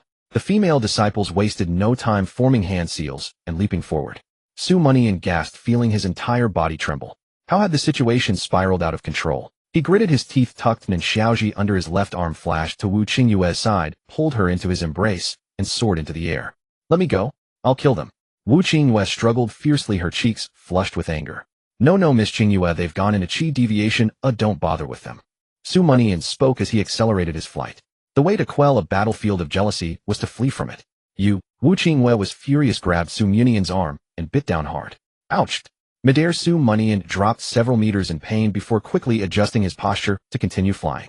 Seeing Su Munian fly farther away, the female disciples of Meihua Temple shouted, Su Munian, we will train hard and catch up to you. An outstanding man shouldn't have only one woman, the one beside you is too petty. Su Munian clenched his teeth, feeling the cold aura emanating from his embrace, and thought, just shut up already. 2 days later, at the gates of Shuzhou City. Yay, time for tasty treats. Amid the bustling crowd, a childish cheer rang out. Su Munian led the 2 women back to Shuzhou City. With his hands behind his head, he gazed at the 3 characters Shuzhou City on the city wall and mused, Su Linyuan's calligraphy is clearly not as handsome as mine. Maybe I should replace these characters. Su Linyuan won't be angry anyway. He was about to summon a guard when he heard the guard shout, everyone entering or leaving the city, don't crowd or rush. The Prince of Jinbei has personally led a 300-strong army north to resist the enemy. The northern frontier will be fine. Resist the enemy. Su Munian frowned, glanced at the hurried townsfolk, and immediately understood what had happened. The grassland nation to the north, the Qing Kingdom, had invaded the Li Kingdom. Why at this particular time? His expression turned grave, and he looked at Wu Qingyue. Miss Qingyue, take Xiaoji for a stroll in the city. When you're tired, go to my private residence. I have business to attend to at the manor. All right. Seeing Su Mianian's solemn expression, Wu Qingwei agreed. She was not petty, and over the past 2 days Su Mianian had already cheered her up. Sufficient spirit stones had also restored her cultivation to the late stage of the chi control realm, and the shattering of her sister's soul had been stabilized. She took out a sound transmission stone from her ring pouch and handed it to Su Mianian. Call me in Xiaoji if anything comes up. Su Mianian felt a warmth in his heart, took the stone, and grinned. Once I'm done I'll find you. Shortly after, Su Mianian stepped into the manor house, sat down at the tea table, poured himself a cup, and shouted, Li Chungang, Li Chuangang, come out. Tell me quickly, why did the Qing kingdom suddenly attack the Li kingdom and the northern frontier? Soon a burly, honest-looking man rushed into the room, clasped his fists, and smiled. Your Highness, you're back. The big man then circled Su Mianian, carefully checking if he was injured. Hey, I said. Su Mianian grew impatient. Stop looking. Tell Su Linyuan I'm perfectly fine. I asked you a question to speak up. Li Chungang chuckled, not offended. The young prince had always been like this. After confirming Su Mianian's condition, Li Chungang detailed the northern war situation. Your Highness, the Qing kingdom deployed troops outside the northern frontier last autumn, but remained inactive. 3 days ago they launched 7 attacks, all repelled by our northern soldiers. According to the prince's analysis, the reason for their sudden attack is, what is it? They are anxious. Anxious. Su Mianian frowned. With the northern defenses solid and his father Su Linyuan, the military god of the Li kingdom, holding the line, what was driving the Qing kingdom to such urgency? He pressed further. Why are they anxious? Did Su Linyuan tell you? Li Chungang shook his head. Father doesn't know the exact reason either. Su Mianian was silent for a long moment, then asked, how many troops does the Qing kingdom have? What are our chances of victory? Li Chuangang's expression grew worried. The Qing kingdom has 5,000 cavalry and heavy infantry, 2,000 more than us. 2,000 more. When the Qing kingdom attacks, won't the imperial court order the nearby provinces to send reinforcements? Su Mianian narrowed his eyes. Li Chungang shook his head gravely. The imperial court wants to cede territory for peace. Cede territory? Where? The entire northern frontier. Hearing this, Su Mianian's gaze turned sharp as a blade, and his face darkened. To suppress the Su family, the imperial court was even willing to abandon national territory. Su Mianian's expression was grave.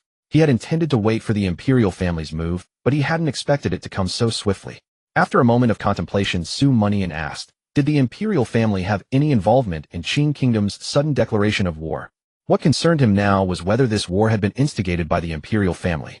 Li Chungang shook his head. Father has already investigated. The imperial family was unaware of the Qing kingdom's attack beforehand. Oh, a hint of a smile curled at the corner of Su Mianian's mouth. There was still hope to salvage the situation, as long as there was no collusion from within. As for ceding territory, he would not agree to it. He narrowed his eyes and asked, when and where will the peace talks take place? Your Highness, 3 days from now, at the Wanghua Pavilion. Who will be the chief negotiator?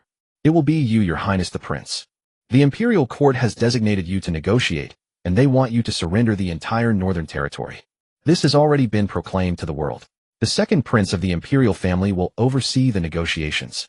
Boom. Su Mianian's killing intent erupted violently. The imperial family was putting him on the fire. If he agreed to cede land as the chief negotiator, he would surely become a traitor to the Li kingdom.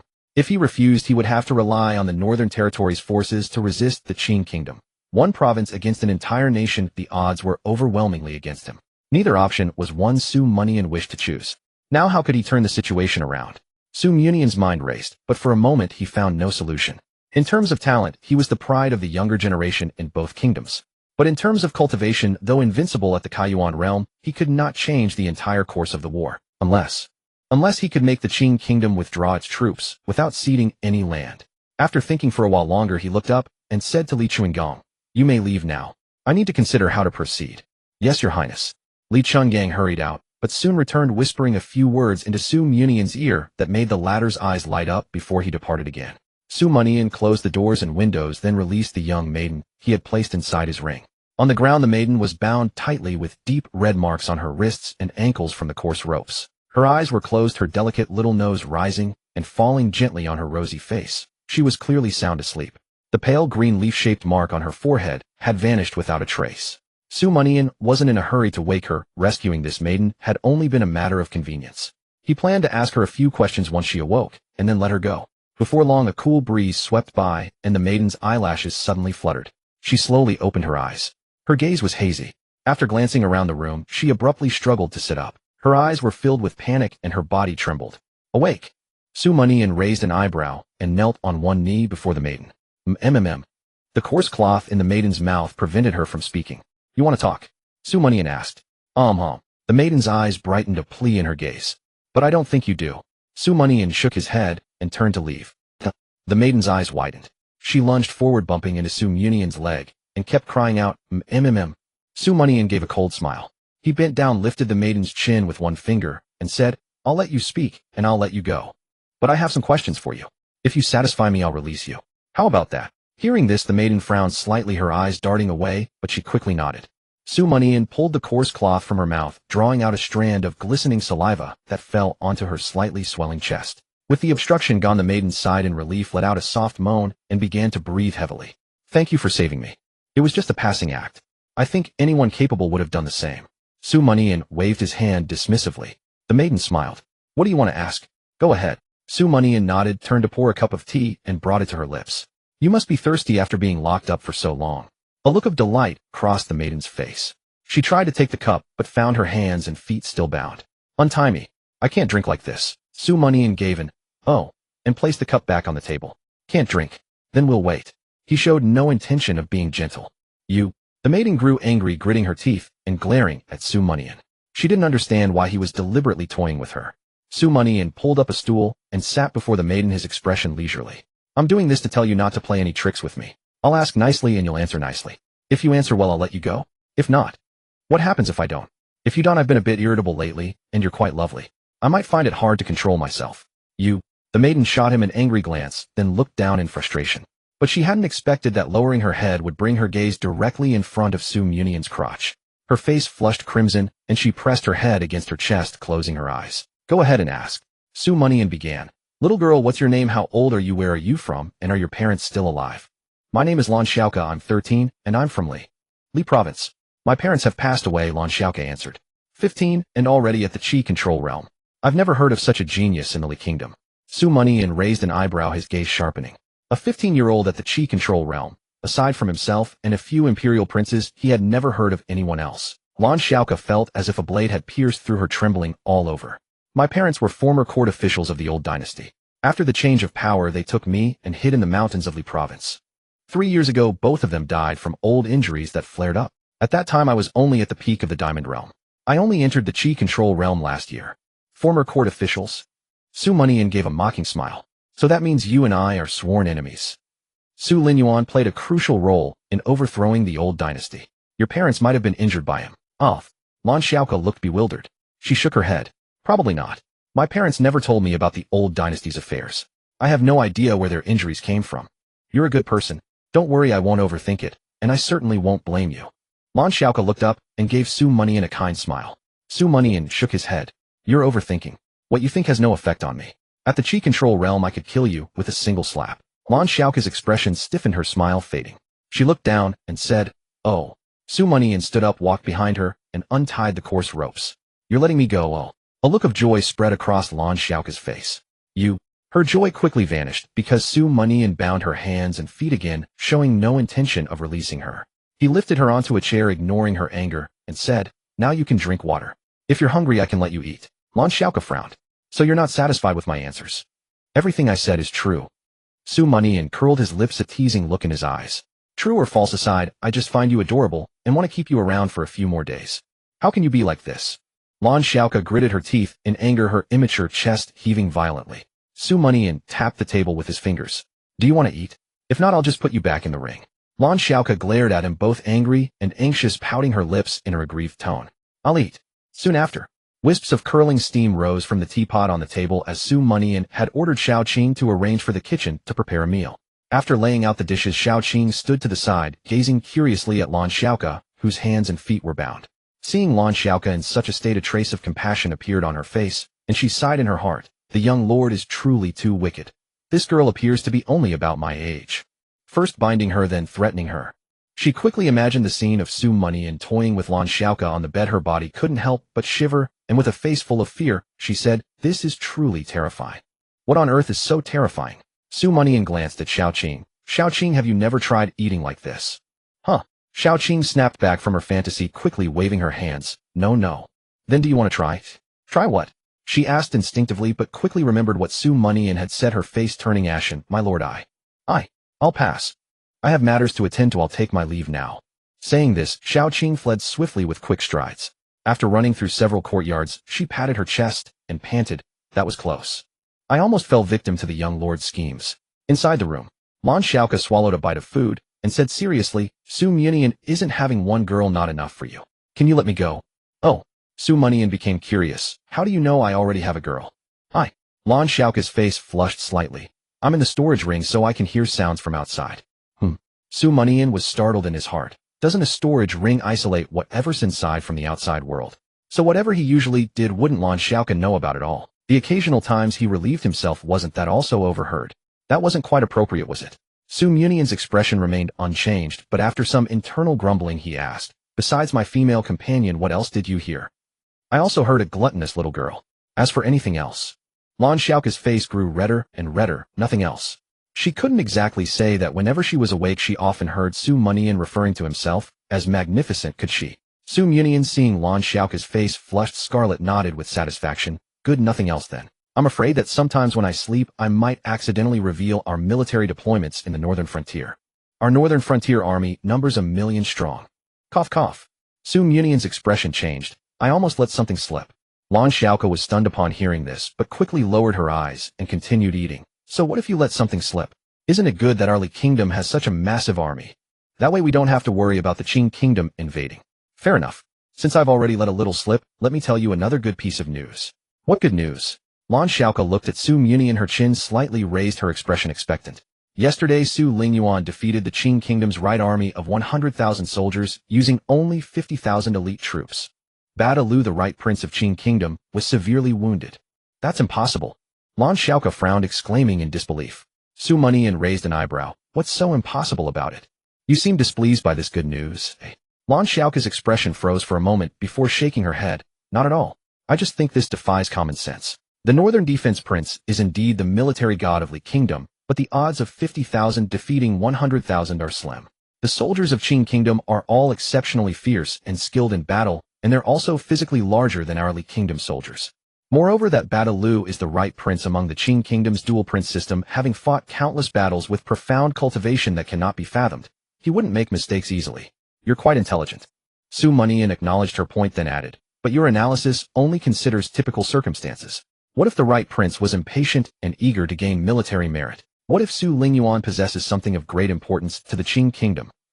Su Mianian walked to Lan Xiaoke's side and sat down, his sharp gaze fixed on her as he said, the Qing Kingdom positioned troops beyond the frontier last year, but dared not act rashly. Why did they hastily engage in battle just a few days ago? Isn't this a bit too rushed? Lan Xiaoke blinked, the corners of her lips curving slightly. Su Mianian, I'm also from the kingdom. If that's truly the case, then it's a good thing. Su Mianian grinned. Just kidding. The 50,000 defeating 100,000 was false, but the Qing Kingdom's right prince, Bada Lu, being severely wounded, is true. 2 days ago they brought 20 elite soldiers attempting to infiltrate deep into Li Kingdom. Unfortunately, they were discovered and surrounded 100 li from Shuzhou City. The right prince Bada Lu was severely wounded, his right arm severed. All 20 elite soldiers were annihilated. Lan Xiaoke's face paled imperceptibly, but quickly recovered, her lips curving. The Northern Defense Prince's methods are indeed masterful. He's truly deserving of being called the military god of Li Kingdom. Su Mianian waved dismissively, winking. Let's not discuss that. Haven't you noticed something strange about the food you're eating? Lan Xiaoke's expression immediately stiffened, frowning. What have you done? I added something to it. What something? Bada Lu's blood. Su Mianian bared 2 rows of gleaming white teeth. God. Lan Xiaoke immediately doubled over, retching her face, turning deathly pale. Between dry heaves she demanded, how could you do this? Why did you make me eat his blood? You're truly despicable. Seeing Lan Xiaoke in such a state, Su Mianian burst into laughter, teasing, just kidding. Where would I get Bada Lu's blood? You. Lan Xiaoke was both furious and annoyed. Is this funny to you? Indeed it is, Su Mianian sneered. Have you finished eating? Once you're done, I'll put you back in the storage ring. If you behave well, I'll let you out in a few days. If you don't behave, don't blame me for being ruthless. Lan Xiaoke's delicate brows shot up in anger, snapping. I've told you everything you asked. What more do you want? Su Mianian shook his head. Whether you've told me everything you know full well. I don't understand. The girl lifted her chin defiantly, her eyes brimming with tears.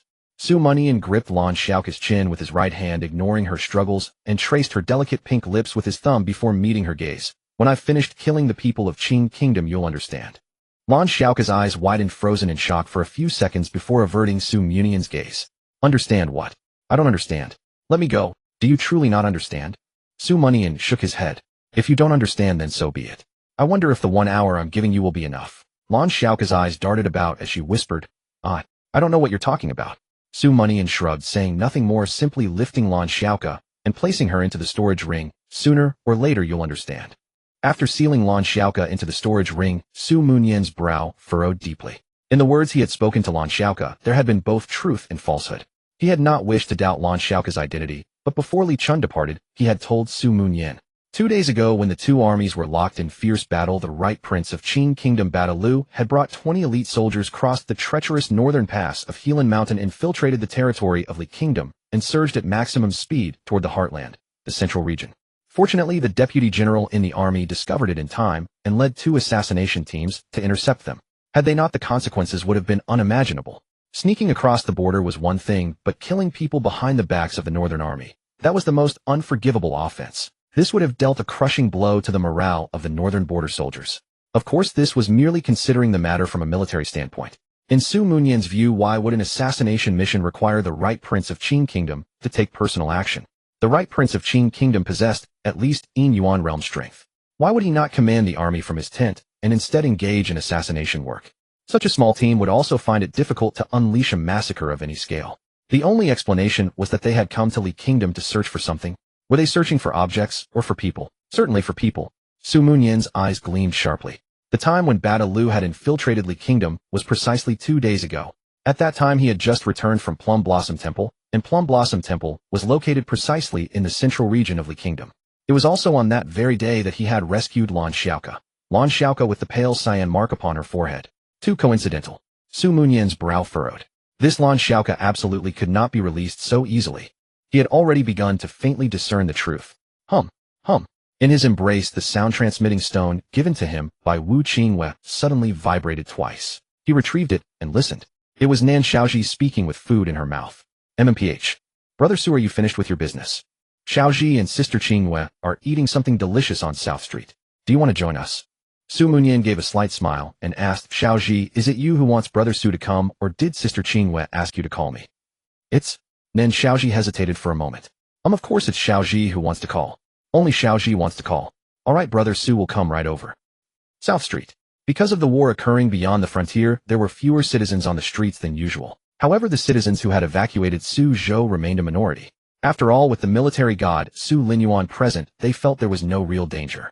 Citizens walked and stopped along the street, yet their gazes would occasionally fall upon a tea pavilion by the thoroughfare.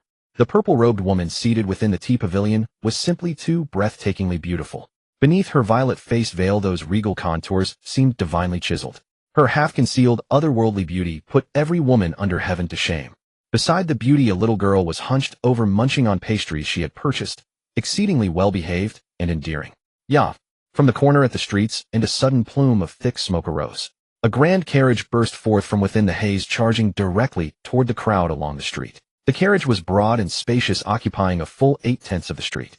Its roof was inlaid with gems and crystal in a 7 stars connected pattern. The ornamental carvings at its entrance dazzled with golden light, and even the nails affixing the carriage body were crafted from gold. At a single glance, one could tell the carriage's owner possessed an extraordinary identity. From within the smoke, 2 rows of heavily armored soldiers bearing the character Imperial, carved upon their left chests, emerged right behind the carriage. Within moments, they had run ahead of the carriage and shoved aside the citizens blocking their path. Make way! Make way! Make way! Can't you see this is a royal carriage? Whoever blocks this carriage's path shall die. The leading soldier continuously bellowed at the citizens along the road. If any citizen was slow to move aside, his gaze would turn ruthless, and he would ruthlessly kick them, showing not the slightest mercy. Witnessing this, the other citizens' faces turned ashen with fear. They pressed themselves against the street's edges, or even fled into alleyways to escape the catastrophe. In mere moments, South Street was thrown into utter chaos. Some martial cultivators who witnessed the carriage's arrogant rampage harbored thoughts of intervening. But when they saw the imperial character carved upon the soldier's armor, they gritted their teeth and suppressed these impulses, instead silently rescuing citizens who had been too slow to evacuate. What the character Imperial represented they understood all too well. It was something they could never hope to contend against. If only the young Marquis were here. The young Marquis would never permit such oppression and plundering of citizens to occur within Suzhou. At the tea pavilion, Wu Qingwei witnessed this scene and couldn't help but frown. She said to Nan Xiaoji beside her, "Xiaoji, hold your pastries tightly. Let's leave here first." Why? Nan Xiaoji looked up and saw the extravagant carriage hurtling toward them. Her entire body couldn't help but startled. Her gaze darted left and right. She saw two neighboring soldiers with ferocious expressions glaring viciously at her as they drew their blades. "Oh no, they're going to snatch my food. Sister Qingyue, thank you for warning me." With that, Nan Xiaoji hopped directly off the bench, leaping onto the tea table. Using her short little arms, she gathered all the pastries into her embrace. Not a single pastry could be lost. Nobody could touch her pastries. Wu Qingwei froze for an instant, then shook her head. She lifted Nan Xiaoji and leaped backward. Bang! The moment Wu Qingwei had just leaped away, the table and chairs where they had been sitting were slashed clean in two by the blade. Just as she was about to lead Nan Xiaoji away, she heard desperate cries of children for help coming from across the tea pavilion. "Mother, where are you? Come save me." What? Wu Qingwei turned to look. It was a boy dressed in tattered, worn clothing, yet whose face was exceptionally clean and pure, weeping pitifully. Before the boy, a soldier sneered wickedly. He raised his blade high. "I told you to scram, but you wouldn't. Die." The boy was stunned with fear and wept even harder. "No, don't kill my son." A pleading voice rang out. It was a woman in ragged, patched clothing who charged out against the tide of fleeing people. She flung herself before the little boy and shielded him beneath her body. She wept. "I beg you, noble sir, please have mercy. Don't kill my son. There was a famine in the central region. We only just fled here." The soldier barked ruthlessly. "Whether you live or die, what concern is that of mine? I don't care about anything else. You blocked my master's path. You must die." With that, the soldier slashed his blade down. "No." The woman wailed, her heart shattered into pieces. Those who witnessed this scene could do nothing but close their eyes in despair. They wished to help, yet they were powerless. Who would dare oppose the royal family? Clang! The sound of clashing metal rang out. The woman's and boys' cries continued, causing those present to abruptly open their eyes. In their vision, a white-robed youth stood at the woman's side. His black gold longsword in his right hand was pressed against the woman's body, precisely blocking the soldier's blade. Had he arrived a moment later, the woman would surely have been killed. The soldier, seeing his strike fail, bared his teeth and increased the force in his arm. Yet the white-robed youth effortlessly neutralized it, lifting the soldier's blade upward. The soldier flew into a fury. "What the hell?" Slap! Su Mianian lashed out with a slap. "Who gave you permission to slaughter innocents?" "The hell?" Slap! Another slap sent him sprawling. "Who gave you permission to make such a commotion within Suzhou?" The beaten soldier panicked. He pointed at the carriage, which had somehow stopped to watch the show, and said in horror, We are of the Imperial. Your mother. I'm asking you a question." Su Mianian frowned and delivered another slap. He was no fool. Of course he knew the identity of these soldiers. The beaten soldier grew desperate, retreating several steps. "Do you have any idea what you're doing? We are the Imperial Guard. Striking us is striking the face of the royal family. No matter who you are, after we kill you, everyone on this street shall die." "Must everyone on this street die?" Su Mianian sneered, and in full view of the crowd, he slashed out with his blade. A streak of black light flashed through the air, causing the soldiers' faces to pale. He had not expected Su Mianian to actually strike. That black light was swift and fierce, carrying an aura of destruction that left no chance of evasion. The soldier felt his blood run cold. His senses were suddenly cut off from the world, as if death itself was approaching. But the next moment his eyes widened as the black light passed by him. Its target was not him. He turned instinctively to see the black light flash toward the carriage. Su Mianian's target was not him at all, but the carriage. He had directly attacked their master. Gulp! The soldier swallowed hard, his face full of disbelief. That was the royal carriage. Boom! The black light struck the horses, reducing them to a mist of blood, and slammed into the spirit energy barrier that instantly formed around the carriage. Oh! Su Mianian's lips curled, and he struck out a few more times. Under repeated impacts, cracks appeared in the spirit energy barrier, spreading rapidly. Bang! When the spirit energy barrier shattered, the carriage also burst into fragments. Su Mianian looked at the soldier before him. And now, must everyone on this street still die? The soldier was horrified. That barrier could withstand attacks from the Kaiyuan realm. How could it have been broken so easily? He backed away a few more steps, a flicker of cunning in his eyes as he bluffed. "Even if you kill me, you've slapped the face of the royal family. They won't let you off." "Huh? The royal family? Haven't I slapped their faces enough? Haven't you heard that I destroyed the Mad Blade sect and the Four Seasons Forgetting Immortal sect, and killed the head of the Plum Blossom Temple?" Su Mianian scoffed, glancing at the wary Imperial guards, then fixed his gaze on the direction of the shattered carriage. "Come out and kill these dogs yourself." "Ha ha ha." A burst of laughter came from behind the carriage debris. A youth clad in a golden python robe, exuding an air of arrogance, stepped out and applauded Su Mianian. Good, good, good. Su Mianian, how imposing you are." The youth's tone was cocky yet excited, as if delighted to have found a weakness in Su Mianian. "Do you know that was a royal carriage? What if a prince had actually been inside? Su Mianian lowered his eyelids, glanced at the youth and sneered. Then I'd have to strike a few more times. I've never killed a prince before. The arrogant youth's expression froze, clearly not expecting such a reply. He fumed. How arrogant. Do you know what you're saying? Does what I say matter? Su Mianian snorted, raising his black gold blade toward the youth. You brought a few dogs to cause chaos in Suzhou City. Shouldn't you give me an explanation first? As he spoke, he flicked his wrist, and the black gold blade let out a clear ring. The gleaming blade cast a cold glint that fell precisely on the youth's neck. The arrogant youth felt a chill at his neck and instinctively stepped back.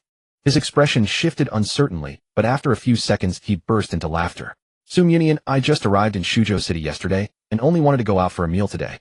I have no idea what explanation you want from me. Su Mianian pointed to the woman and boy behind him. Your lackeys nearly killed this mother and son. Kneel and apologize to them. That will be your explanation. Kneel and apologize.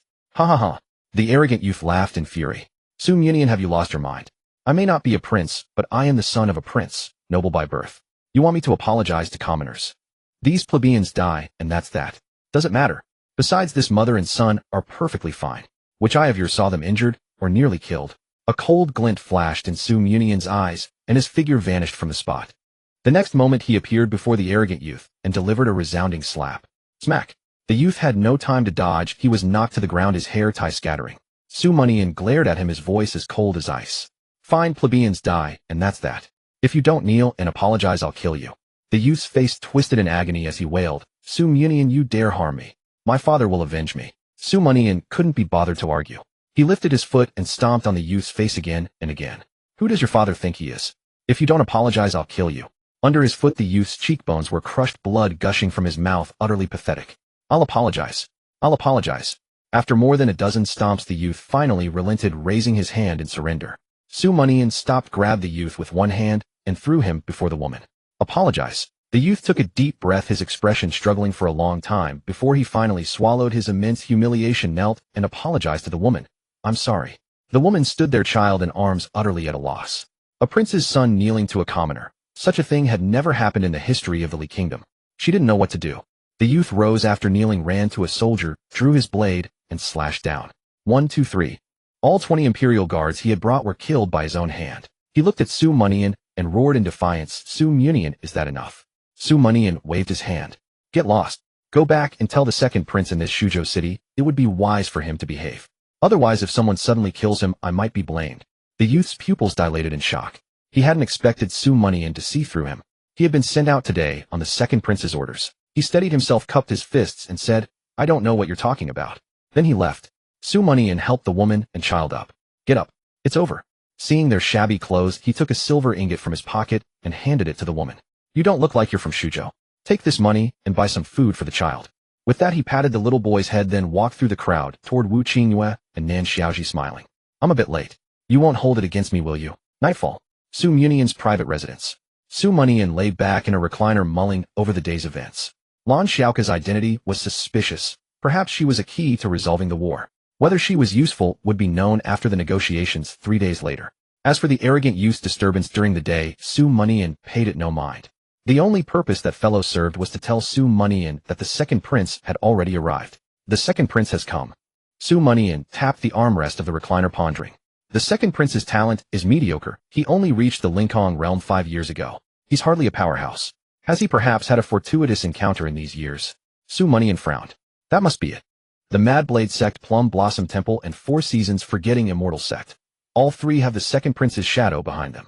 His current cultivation is definitely not below the Kaiyuan realm. Otherwise, he alone couldn't have convinced 3 sects.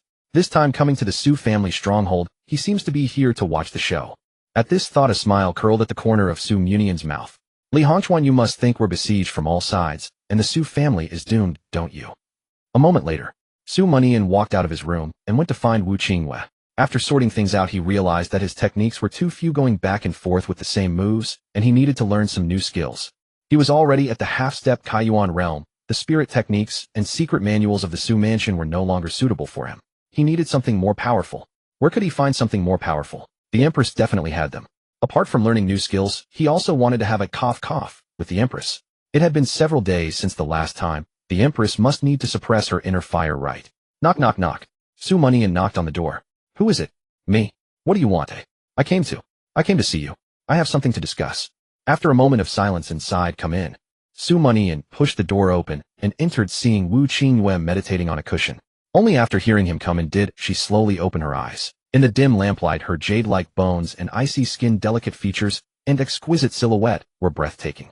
Her beautiful eyes seemed to hold the scenery of the world, always stirring one's heartstrings. Her hair, like a waterfall, cascaded over her fragrant shoulders. Her full and well-proportioned figure made one at a single glance want to steal a kiss. Su Mianian was utterly captivated. What is it? Wu Qingyue spoke, her gaze gentle. Su Mianian snapped back to reality, thought for a moment, and said with some difficulty, Miss Qingyue, I wish to spar with you. Spar. Wu Qingyue was puzzled for a moment, then a glint of sharp light flashed in her eyes.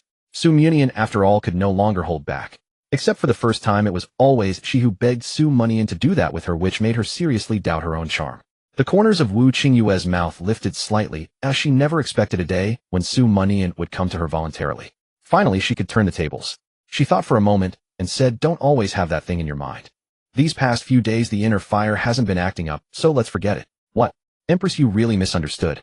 Although I am lustful, I don't always think about that thing. I don't admit it. Su Mianian complained inwardly but pretended not to understand, and said, Miss Qingyue, you misunderstood. The sparring I mentioned is not what you think. Wu Qingyue's body stiffened, and a blush crept onto her cheeks. Then what do you mean, eh? Su Mianian chuckled, revealing 2 rows of white teeth. I just want to learn some spirit techniques from you. Besides the supreme thunder god art, I only have the 1 slash of returning sea, and it's not enough. You are the empress, you must have very powerful spirit techniques, right? Su Mianian raised his head, his expression innocent, and his eyes expectant. Wu Qingyue's expression froze, and her movements became stiff with embarrassment. It's good that you weren't thinking that. Speak, what spirit technique do you want? Wu Qingyue quickly changed the subject. Su Mianian thought for a moment, and cupped his fists, of course one that is compatible with me. Wu Qingyue stood up, and walked over to Su Mianian, her posture elegant. I have spirit techniques of upper, middle, and lower grades, and all of them have ones compatible with you. But I can't teach you for free. You have to offer something in exchange. Oh. Su Mianian blinked, and met Wu Qingyue's eyes. Miss Qingyue, what do you want? What can you offer? Su Mianian thought for a moment. Apart from helping you find spirit stones, I don't seem to have anything else to offer. Except what? Wu Qingyue became interested. In her view, Su Mianian really had no other cards up his sleeve. She asked this precisely to make Su Mianian embarrassed. She had to turn the tables. Do I really have to say it? Su Mianian looked a bit troubled. Say it. Su Mianian's face flushed red. I promise you, next time you are consumed by inner fire, I will put in more effort, exerting 90% of my strength. Bang. Su Mianian received a little punch, and was sent crashing into the door panel. Ouched. Wu Qingyue's phoenix eyes widened, and she stormed out of the room fuming. Miss Qingyue, where are you going so late? If you don't want to teach me, I'll just leave. Su Mianian shouted after her. Wu Qingyue stopped, and said coldly, I'll teach you spirit techniques, do you want to learn? Su Mianian's eyes lit up, and he exclaimed in surprise, Miss Qingyue, does that mean you agree to let me exchange spirit techniques with my strength? Before he finished speaking, Su Mianian saw a stone flying toward him, and his face instantly changed. Agree your head. Su Mianian's face reddened, and he followed her. I was just joking. Wu Qingyue gave him a fierce glare, but said nothing more. The two soon arrived at an empty courtyard, and Wu Qingyue extended her hand towards Su Mianian. What for? Su Mianian asked, puzzled. Wu Qingyue snorted, and drew out the sword and blade from Su Mianian's waist. Don't you want to spar with me? Spar first, then I'll teach you. Su Mianian was bewildered. You've taken my sword and blade, what will I use? Wu Qingyue gestured with her eyes toward a branch on the ground. This is too thin. Su Mianian's mouth twitched. I'm such a big person, is it appropriate to use such a thin thing? Wu Qingyue's lips curled slightly. Less nonsense, you can't use spiritual energy. Su Mianian was speechless. He felt he had been tricked. Reluctantly, he picked up the branch and stood ready. He was eager to see just how strong Wu Qingyue really was. Swish, swish, swish. The sword and blade cut through the air with sharp sounds. In less than one move, Wu Qingyue forced Su Mianian to raise his hands and surrender. The branch in his hand was reduced to a short stub. Are you unconvinced? Su Mianian nodded. Of course I am. Wu Qingyue tossed Tianli's sword back to Su Mianian again. Come on. Su Mianian didn't waste words. Gripping Tianli's sword, he charged straight at her. With a weapon he couldn't possibly fail to block even 3 moves. He didn't believe it. Bang. After one move, Tianli's sword was knocked out of Su Mianian's hand. He hadn't even seen what technique Wu Qingyue had used. Holy crap. While Su Mianian was in shock, Wu Qingyue struck him with a palm, sending him to the ground, and then stepped on his chest with her long leg. Admit defeat? Wu Qingyue asked. She waited a moment, but received no response from Su Mianian. Startled, she looked down. In her view, Su Mianian was staring intently at her long leg, wearing an expression of pure enjoyment. Wu Qingwei angrily increased the pressure. But she soon regretted it because the enjoyment on Su Mianian's face didn't diminish, instead it grew stronger. Pervert. Wu Qingwei withdrew her leg. Huh, what? Su Mianian snapped back to reality and explained, Miss Qingyue, you misunderstood. I was just pondering why you are so powerful. Seeing Su Mianian's thick skin and serious expression, Wu Qingwei couldn't help but laugh in exasperation. Get up. I'll teach you spirit techniques. She now understood. Apart from giving Su Mianian a good beating, it was hard to get the upper hand over him. Oh, okay. Su Mianian immediately stood up and watched attentively. Wu Qingwei raised the black gold long blade and her entire demeanor suddenly transformed. Majestic and graceful, yet swift, as lightning, a sight Su Mianian had never seen before. With a flick of her wrist, she stepped forward 9 times in quick succession. In an instant her bones and sinews resounded in unison and thunderous vibrations echoed from her viscera and entrails.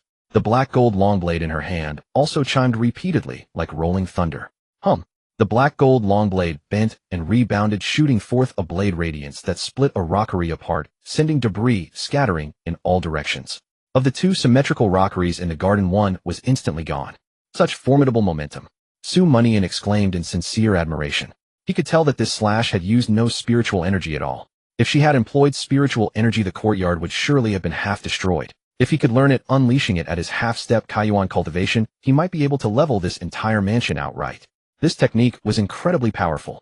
Su Mianian walked over to Wu Qingwei and said, Miss Qingyue, this slash. Don't speak. Wu Qingwei shot him a glance, cutting him off, and assumed a fighting stance facing him. Pick up your sword.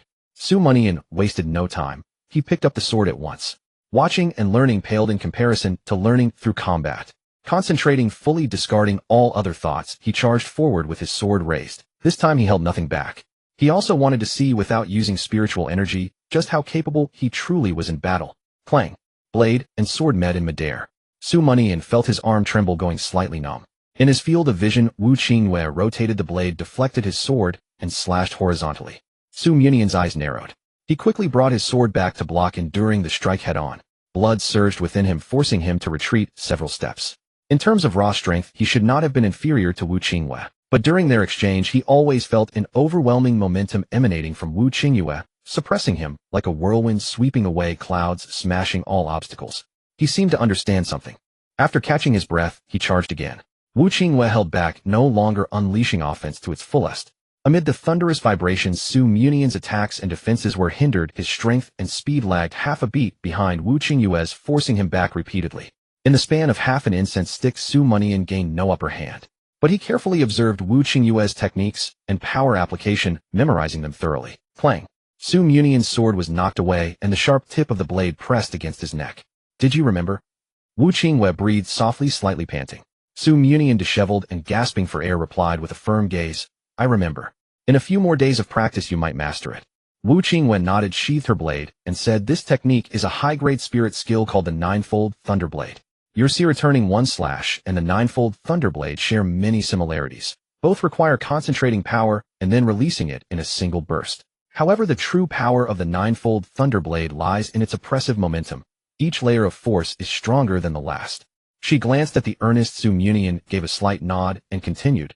The blade radiance you saw earlier was the eruption when momentum accumulates to its peak, like a flood bursting through a dam. I understand.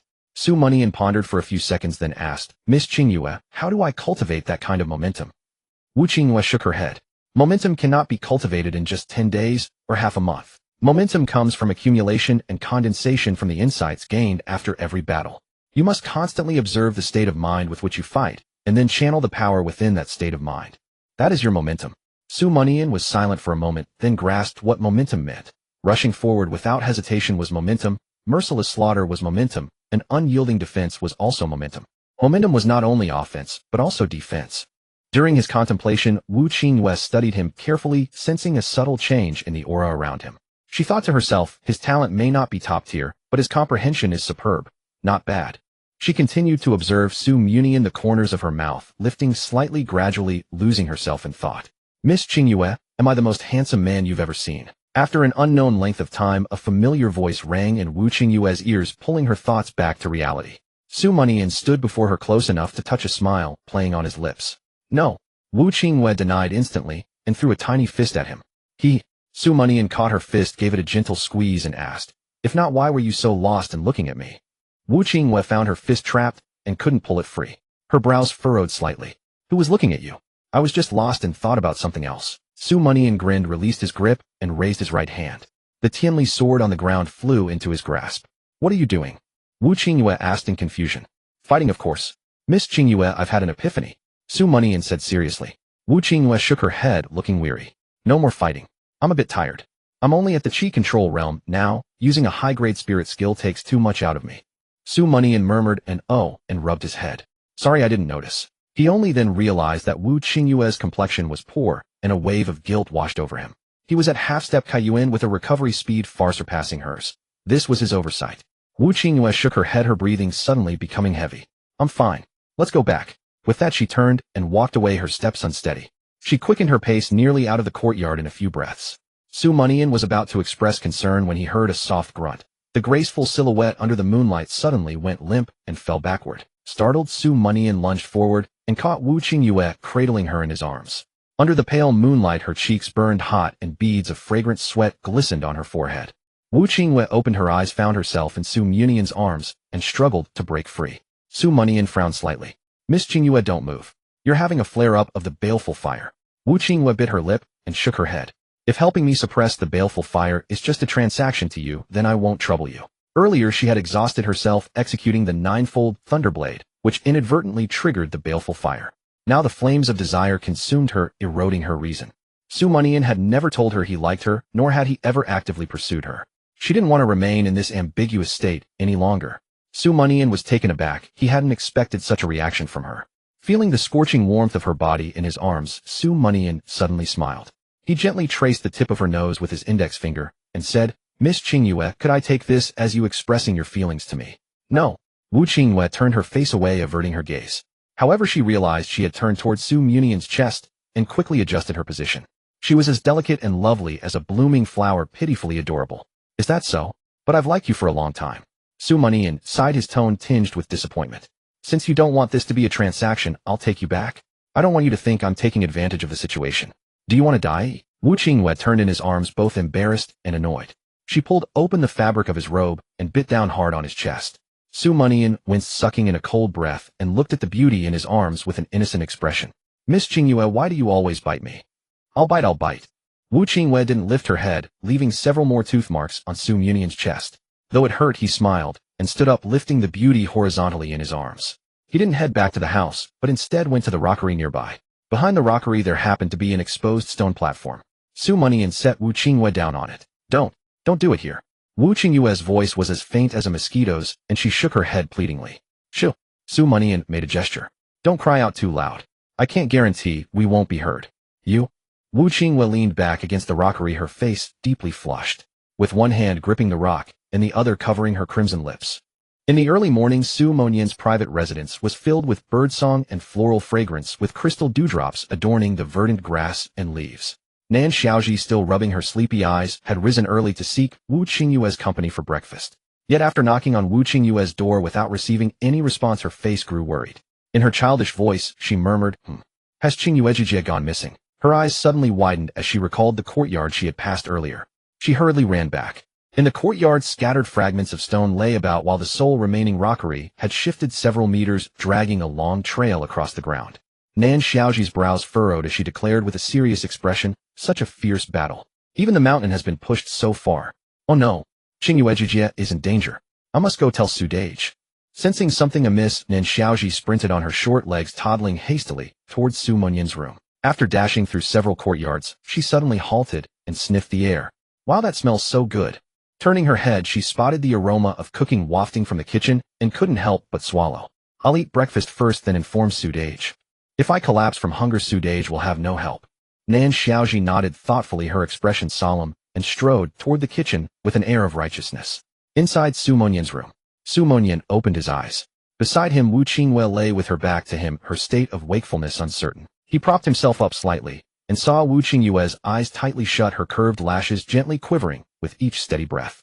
Her disheveled hair, a few strands clinging to her flawless face, exuded a kind of untamed beauty. Su Mianian reached out, brushed the strands from her cheek, and planted a gentle kiss upon her face. Recalling Wu Qingyue's transaction, words from the previous night, Su Mianian couldn't help but find it amusing. So this was the reason for her recent unpredictable temperament. After tidying her hair, he lay back down and embraced her from behind.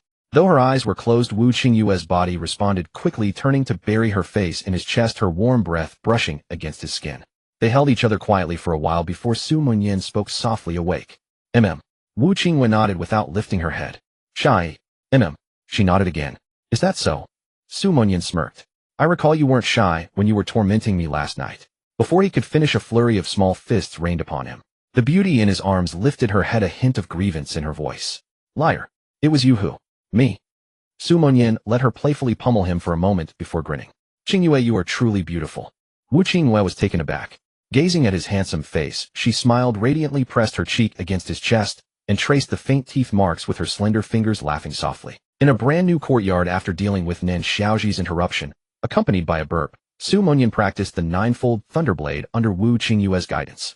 Following the previous night's intimacy, both had achieved breakthroughs in their cultivation. Su Munyan had advanced to the early stage of the Kaiyuan realm with a milky white primordial essence forming in his dantian, the foundation for condensing a primordial spirit. The Kaiyuan, Inyuan, and Yanyuan realms were collectively known as the three realms of the primordial spirit. The Kaiyuan realm refined the essence, the Inyuan realm condensed it, and the Yanyuan realm crystallized it. Only by entering the Kaiyuan realm could one truly embark on the path of cultivation. Wu Qingyue and Nan Xiaoji sat in the pavilion, smiles gracing their lips as they watched Su Munyan train. In her coiled hair, a brand new golden stepsway hairpin shimmered. It was the first time she had worn a gift from Su Munyan. Having re-entered the Linkong realm, her injuries healed faster, and her mood was exceptionally bright. Nan Xiaoji swallowed the pastry in her mouth, sniffed the air seriously, and said to Wu Qingyue, Qingyue Jijia, why do you smell of sudage? Wu Qingyue averted her gaze, flustered. No, I don't. Right. Could Xiaoji be mistaken? She was certain she had checked thoroughly. Nan Xiaoji shook her head firmly. Qingyue Jijia, I'm a divine beast, my nose is very sharp. Wu Qingyue felt a twinge of guilt, and asked cautiously then, what kind of scent do you smell? It's... Nan Xiaoji tilted her head. A cool kind of scent. It smells wonderful. Wu Qingyue let out an oh, and relaxed. As long as it wasn't that particular scent. She smiled. Maybe it's because I was teaching your sudage spiritual techniques last night, so I picked up his scent. Is that so? Nan Xiaoji nodded thoughtfully. Recalling how she had burst into Su Munyan's room earlier and seen him lying like a turtle, she said, Sudage is so diligent. When I saw him in his room, he was practicing while lying down. Upon hearing this, Wu Qingyue's cheeks flushed crimson, and she said weakly, Is that so? That's quite diligent. I went out on business this morning, otherwise I could have seen his diligent appearance too. Wu Qingyue guiltily added an alibi for herself. Nan Xiaoji laughed, but suddenly paused. She remembered that in Sudage's room, she had also smelled Qingyue Jiji's scent. After 2 hours of practicing the ninefold thunderblade, Su Munyan had grasped the general moves and power techniques. He ceased his training and accompanied the two women for lunch. After lunch, he returned to his residence to hear reports on the war. He learned that the two armies had temporarily ceased hostilities, and the Qing Kingdom's peace negotiation delegation had crossed the border, heading toward Shuzhou City. Your Highness, the Qing Kingdom's delegation consists of 200 people. Apart from guard servants and maids, the core negotiators number only 7. The Qing Kingdom's national preceptor Lu Donglai is their chief negotiator. Li Chungang bowed and reported besides Su Munyan. Oh, Su Munyan narrowed his eyes. The Qing Kingdom's national preceptor has come himself. What realm is he? Early Inyuan realm. Interesting. Su Munyan smirked. It seems a bit inappropriate that our Li Kingdom has only sent me as the chief negotiator, doesn't it? Li Chungang smiled honestly. Your Highness surpasses Pan and in looks possesses extraordinary talent, great strategies, and a heart for the world. You are precisely the right person for this role. Su Munyan thought he had misheard. Li Chungang, are you sincere? Naturally I am sincere. Li Chungang nodded with a smile. Though Su Munyan was proud, he was exceptionally mature and steady in handling worldly affairs. Even his adoptive father held him in high regard, so Li Chungang had no reason to lie. Su Munyan beamed. You're a good lad, always speaking the truth. He dismissed Li Chungang with a wave, but quickly called him back. Wait, is old Zhao still at the back mountain? Yes, your highness. If you wish to summon him out, I will go fetch him. But persuading him to act might prove difficult. Li Chunggang's face showed reluctance. Old Zhao was a top expert among the 3 righteous 9 guests and 18 advisors, having entered the Inyuan realm several years ago. However, he was hot-tempered and occasionally manic, leading Su Linyuan to confine him in a cave dwelling on the back mountain. Of course, this was merely symbolic. Old Zhao could leave whenever he wished. He stayed not because of the confinement, but due to a secret involving a brothel and his commitment as a man. Only a few knew of this matter, and Su Munyan was one of them. Good that he's there. I'll go see him personally. Su Munyan nodded and rose, heading to the largest brothel in Shuzhou City, the Ingmei Bun. This negotiation, orchestrated by the royal family behind the scenes, had left Su Munyan in a difficult position. Naturally, he intended to retaliate. As Su Mianian stepped into the Ingmei Bun, he was greeted by a melody like rippling streams and flowing water, the lingering notes of a zither soothing and serene. Several graceful young women, upon seeing Su Mianian, immediately scurried over and chanted in unison, "Listen to the babbling brook, admire the myriad charms of beauties, savor the aged vintage." All at Ingmei Bun. "Welcome, noble young master." Their joy at Su Mianian's handsome appearance was utterly genuine, spilling over without any trace of pretense. At last they could break free from their mundane fare. Su Mianian cleared his throat and said, "Summon your madam." Upon hearing his request, the women's faces turned pale as they hastily tried to dissuade him. "Young master, are you worried? We won't be unrestrained enough. Rest assured, we know every trick in the book. How about half price? If that's not enough, 1/10. No sister will pay you to stay with her for a night." Listening to their sweet fluttering voices, Su Mianian laughed heartily and produced a gold ingot from his bosom. "Do I look like a man who's short of money?" he said. "I came here to enjoy myself." The moment the gold appeared, the women's eyes were transfixed. This young man was not only gallant, but also exceedingly generous. They immediately latched onto Su Mianian's arm, eager to make him hear the babbling brook. Su Mianian jingled the gold piece, his gaze sweeping over the women's ample bosoms as he teased. "You ladies go upstairs and wait for me. I'll come and dote on you later." "Yes, sir. Don't forget your promise, young master." The women kept glancing back, swaying their ample hips as they dashed upstairs. Just then a young girl in a light green gauze dress approached and bowed to Su Mianian. "Young master, the madam invites you upstairs." Inside the room, the moment Su Mianian sat down, a middle-aged woman in a red dress with a pleasant face entered. This woman, named Hong Yang, was the madam of this brothel. Though she had run this establishment of pleasure for over a decade, she bore none of the expected coquettishness. Quite the opposite of the typical brothel madam. She approached Su Mianian and bowed. "Young master Su, you wish to see me?" Su Mianian nodded. "I'm in trouble and need old Zhao's help. Is that all right here?" Old Zhao. Hong Yang's eyes drifted into recollection, then grew complicated. She shook her head gently and sighed. 10 years have passed. She took a pair of scissors, cut a long strip from her red robe, and handed it to Su Mianian. "Young master Su, Prince Su saved my life. I have no objections." Su Mianian accepted the red silk strip, rose, and left the room. "Tonight, make preparations." "All right." Hong Yang stood frozen for a long while before shuffling to close the door and slowly sitting down at her dressing table. She opened a red sandalwood box, took out a jade-inlaid hairpin, and inserted it into her hair. Then from under the bed she pulled out a dusty wooden chest, retrieved a light red dress, shook off the dust, and held it up before the mirror, lost in thought. Su Mianian returned to the Su mansion and went to the rear mountain. The rear mountain of the Su residence was a peak covered in withered trees, as if perpetually draped in autumn, devoid of any life.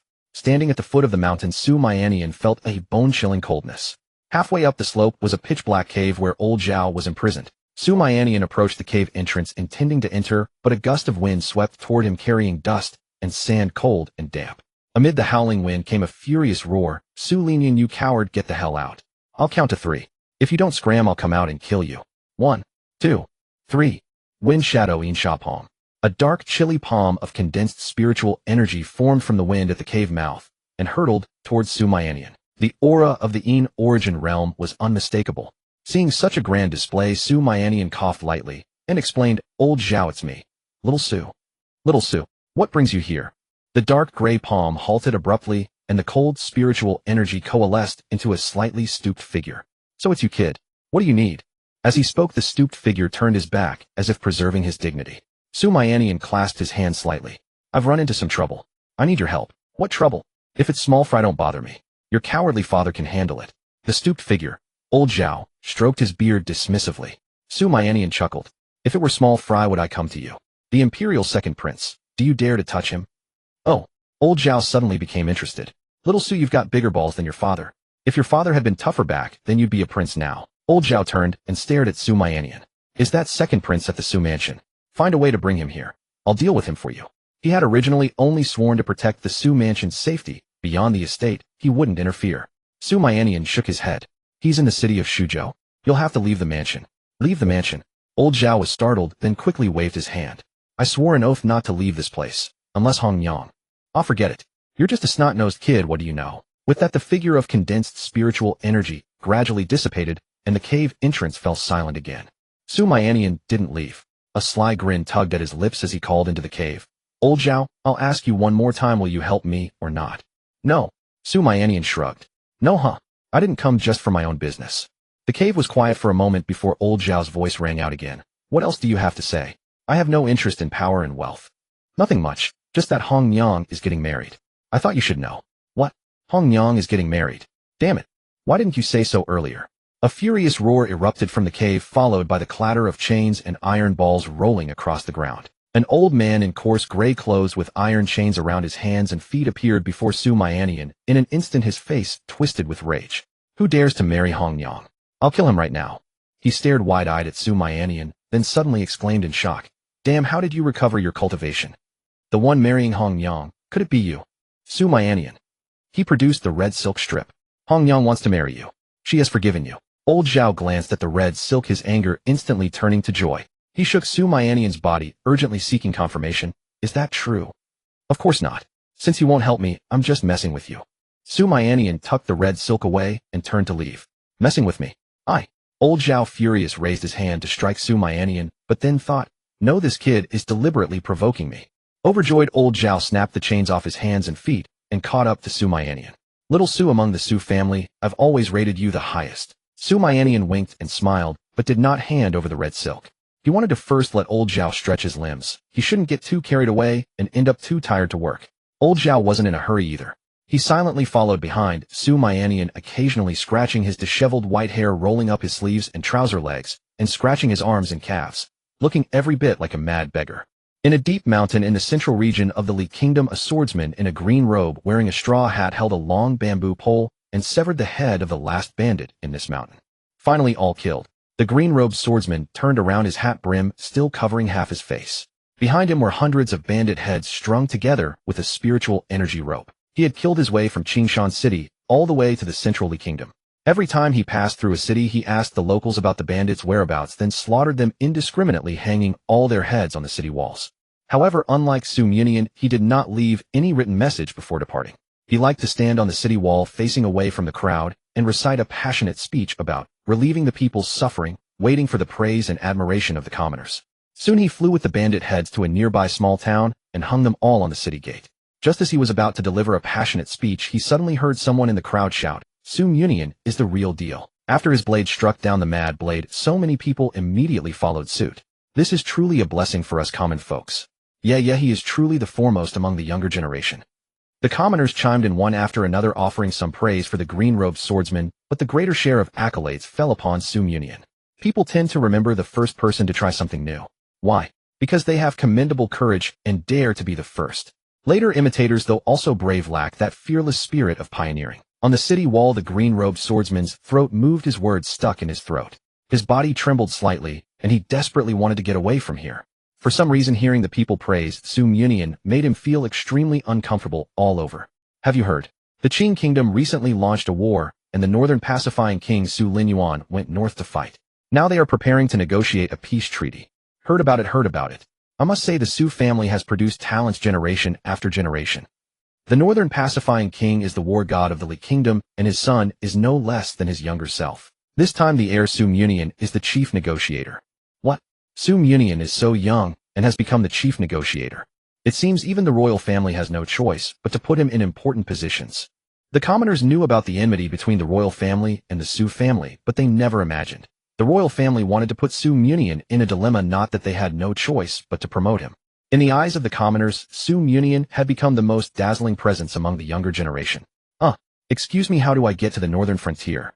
The green-robed swordsman had appeared in the crowd at some point, asking seriously. The northern frontier? It's easy to get there, just head north all the way. The responder casually pointed north, too lazy to even glance at the green-robed swordsman. He still had to continue chatting. Under the straw hat, the green-robed swordsman ground his teeth. When had he ever been so ignored? Thank you. The green-robed swordsman finally thanked him, then soared into the air. He had a premonition that the northern frontier was currently at the center of the greatest vortex. Going there was definitely the right move. Su Mianian had just descended the mountain when the sound transmission stone in his bosom suddenly vibrated. It was Wu Qingyue looking for him. Qingyue, what's wrong? Someone came to the residence. He claims to be the second prince of the royal family at the peak of the opening Yuan realm. Wu Qingyue's tone was cautious, clearly not far from the second prince. I'll be back right away. Putting away the sound transmission stone, Su Munian's expression immediately turned serious. The second prince's visit at this time was surely not a simple courtesy call. Su Munian said to old Zhao, "I need to return to my private residence." Old Zhao sensed the gravity in Su Munian's tone. "Want me to come with you?" "No need." Su Munian shook his head. "You must not show yourself yet." He took out the red brocade and handed it to old Zhao along with a sound transmission stone. "Hong Yang has been waiting in Yingmei Villa all these years. Don't keep her waiting too long." Old Zhao took the red brocade and the sound transmission stone, cupped his fists to Su Munian, and said, "Little Su, many thanks." Watching Su Munian soar into the air, old Zhao yearned to go to Yingmei Villa and fulfill the regret of the green-robed scholar and the widow next door from years ago. But after thinking it over, he did not take that step immediately. Su Munian had helped him. He needed to protect Su Munian's safety first. Old Zhao walked out of the Su residence, sat down near Su Munian's private residence, and ordered a bowl of plain noodle soup. Private residence hall. The second prince, Li Hongchuan, dressed in a golden python robe, sat alone at the tea table drinking tea. His expression was leisurely, his demeanor noble, without any pretense or artifice, as if innate. He had come alone. Not far from him stood the vigilant Wu Qingwei and Nan Xiaoji. Li Hongchuan took a sip of tea, glanced at Wu Qingwei and Nan Xiaoji, and said leisurely, "There's no need to be nervous. I'm just here to catch up with my younger brother Mianian. But I am a bit curious. When did my younger brother Mianian get married and even have a daughter?" Since he entered, he had seen Wu Qingwei, this stunningly beautiful woman. One glance was enough to stir his heart. Whether in demeanor, speech, or appearance and grace, she was enough to overshadow every woman he had ever seen. The imperial consorts of his father, his own princess. None could compare to this woman before him in the slightest. Wu Qingwei was about to explain when Su Munian's voice rang out. "Li Hongchuan, they are both people I picked up on the road. One is my woman, the other is my sister." Su Munian walked past the corridor and entered the hall. Having confirmed his relationship with Wu Qingwei, he would not be one to deny it. Hearing Su Munian's response, Wu Qingwei's beautiful eyes lit up, and her gaze toward him became extremely tender. Li Hongchuan looked at Su Munian, smiled, and said, "Younger brother Mianian, you are truly blessed." His tone was calm, as if Su Munian's threat from yesterday had never happened, and even carried a hint of appreciation for a younger generation. Just from his tone, who would have thought that the noble-looking second prince before them wanted Su Munian's head? This was the art of political scheming. Those who want to kill you can be either a sword-wielding assassin or someone who calls you brother. Su Munian returned a smile, "Just a bit better than you. Bring all your princesses over, and I wouldn't even bother to glance at them." Li Hongchuan's expression froze for a moment, then he laughed heartily. "Still, younger brother Mianian, you are humorous and witty." He stood up, patted Su Munian's shoulder, and said, "These days I heard that you have recovered your cultivation and slaughtered the Madblade sect, the Plum Blossom Temple, and the Four Seasons Forget Immortal sect. My brothers and our father are all very pleased. Coming to see you today to catch up is my own wish, and also our father's will. Seeing that you are fine, I, as your elder brother, can rest assured." Su Munian curled his lips slightly. "Then I thank you for your kindness." Though he knew Li Hongchuan harbored ill intentions, Su Munian did not immediately turn hostile. First, turning hostile now would appear too hasty and would put him at a disadvantage, playing right into Li Hongchuan's hands. Second, he wanted to see what Li Hongchuan really intended to say. Li Hongchuan waved his hand. "Younger brother Mianian, talking about thanks between us is too formal. Uncle Su is the only king of a different surname in our Li kingdom. Father regards him as a brother, and we have long considered you as family." "Is that so?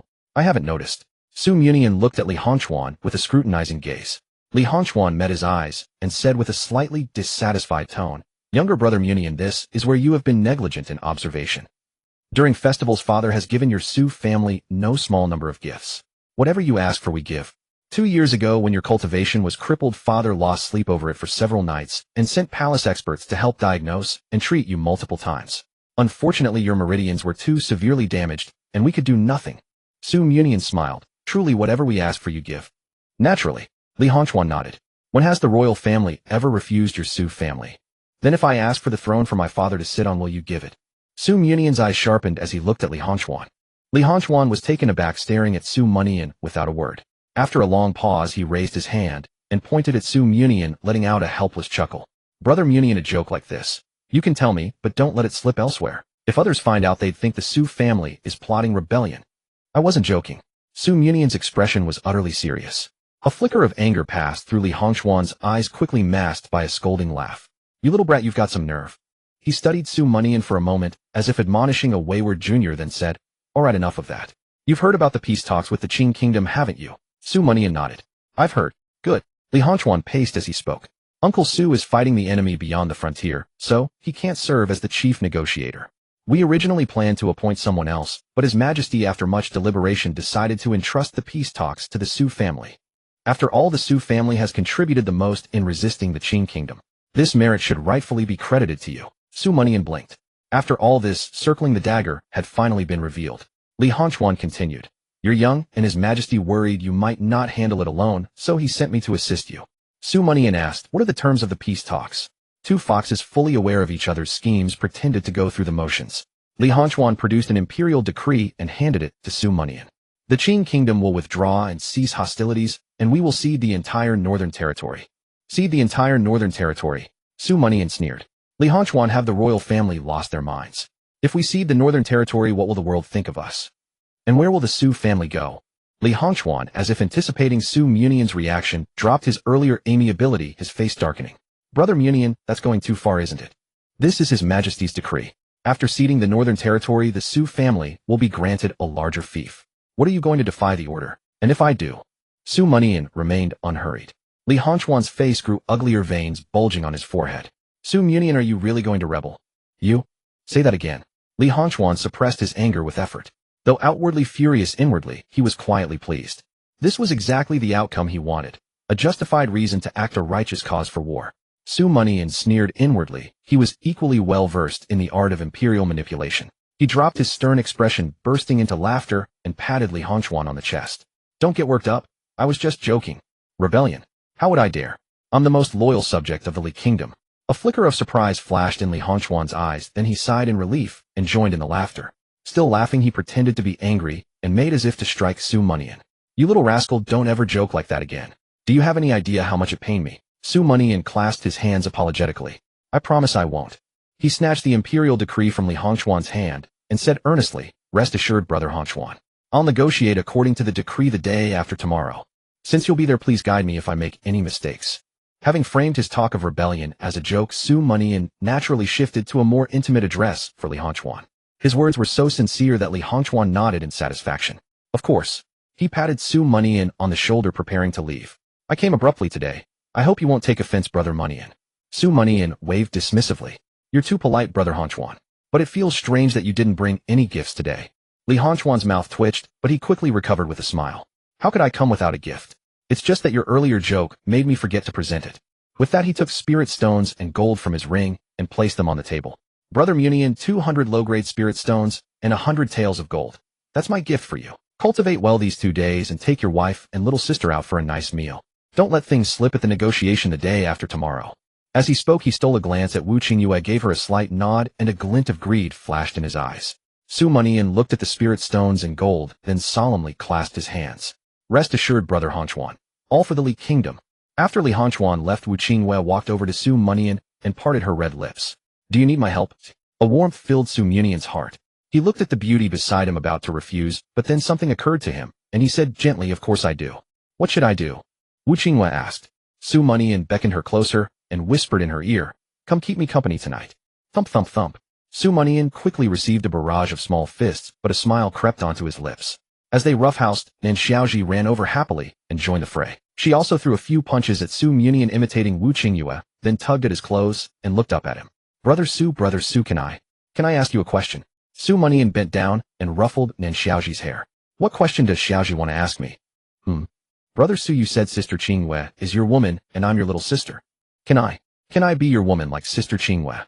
The innocent little girl had no idea what the difference between a woman and a sister really was. She simply wanted to be like Sister Qingyue. Well, Su Manian exchanged a glance with Wu Qingyue, torn between laughter and tears. No, you can't. Sister Qingyue is Brother Su's precious heart, but you're not. Oh. Nan Xiaoji lowered her head in disappointment, tapping her index fingers together. Then what am I to Brother Su? Su Manian pinched her chubby cheek. You're Brother Su's little sidekick. At a mansion in the west of the city, a grim-faced Li Hongchuan returned home. He had planned to use the imperial decree to suppress Su Munian, but instead Su Manian had turned the tables and even cost him spirit stones and gold. Gifts were trivial. Face was everything. He had lost earlier. As he stepped into the courtyard, a man in a black cloak immediately approached. Second Prince, the secret letter has been delivered to the Qing Kingdom envoy. Grand Master Lu Donglai of the Qing Kingdom personally read it. Li Hongchuan dissipated the anger from his eyes and nodded slightly. Where are they now? The black-robed man said, they will enter the city tonight. Li Hongchuan acknowledged the situation and added, Su Mianian has not only recovered his cultivation in less than a month, but has also advanced directly from the Linkong realm to the Kaiyuan realm. Truly surprising. He also has a woman and a little girl by his side. He must have obtained some incredible fortune. At these words, the corner of the black-robed man's eye twitched noticeably. Advancing from the Linkong realm to the Kaiyuan realm in a month was utterly impossible, yet Su Mianian had done it. His eyes gradually turned fierce. This child must be eliminated. Otherwise he will become the greatest threat in the future. Li Hongchuan nodded, staring at his own fingers, his tone sinister and mocking. He certainly must die, but the more powerful he becomes, the greater the benefit to me. I've also set my sights on his woman. The black-robed man chuckled ingratiatingly.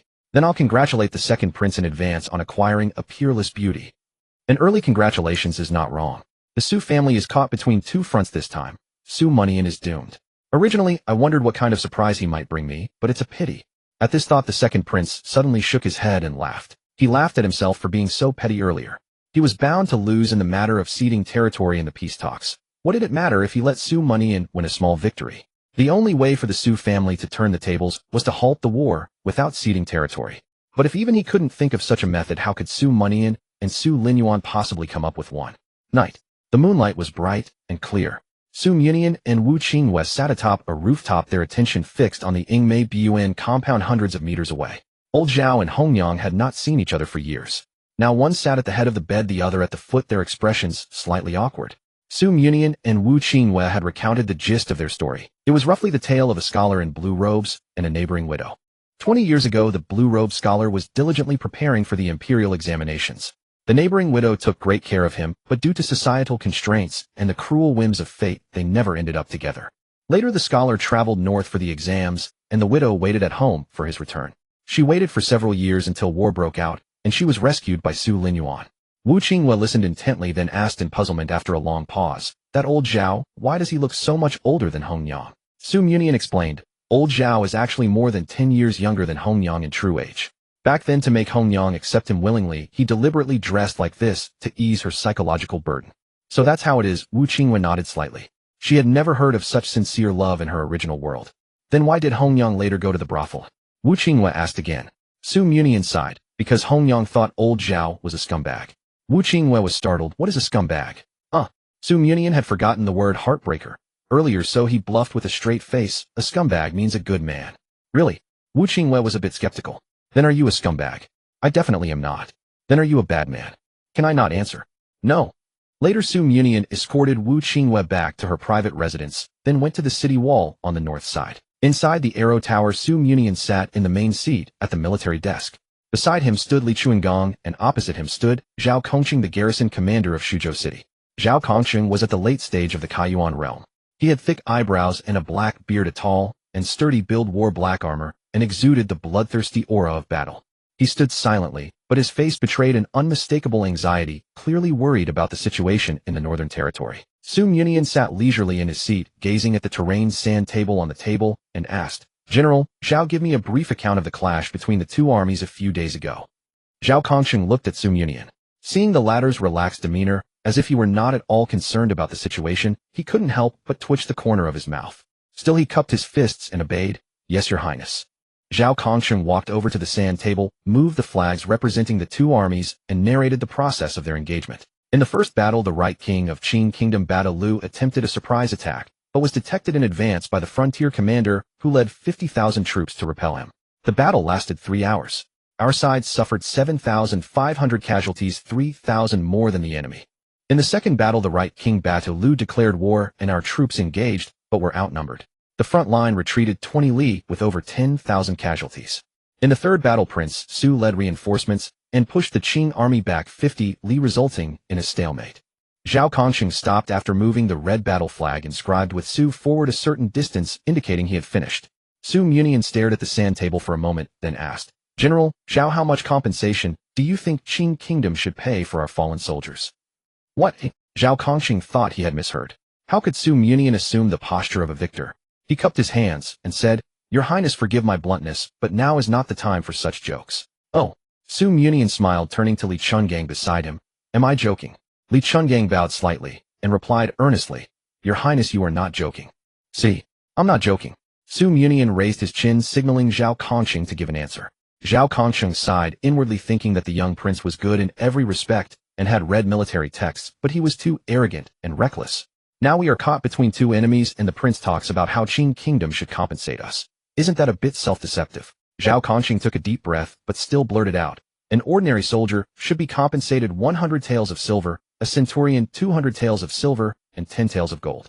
Based on the current casualty count, the total compensation would be 30,000 taels of silver and 6,000 taels of gold.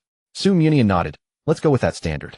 I'll mention it to Qing Kingdom during the negotiations the day after tomorrow. This. Zhao Kongsheng glanced at Li Chuangong, who was inwardly clicking his tongue and looked troubled. Had the prince been possessed? How had he become so muddled? The former prince would never have said such things. Zhao Kongsheng was utterly baffled, but he still obeyed. As you command, your highness. Su Mianian gazed at the distance between Shuzhou City and the frontier on the sand table and asked, General Zhao, how long until the Qing Kingdom's envoy arrives? Another half hour. Good, then I'll wait. Su Mianian leaned back in his chair and slowly closed his eyes. Zhao Kongsheng saw him like this, shook his head with a sigh, and finally turned his gaze out the window, his expression complex. 30 li away. Moonlight spilled over the boundless plain as if draping the earth in a silver veil. The cool night breeze stirred, bending the blades of grass and setting off a continuous rustling sound. Across the vast plain, the occasional cry of giant birds added a touch of desolation to the silence. Clop, clop, clop, clop.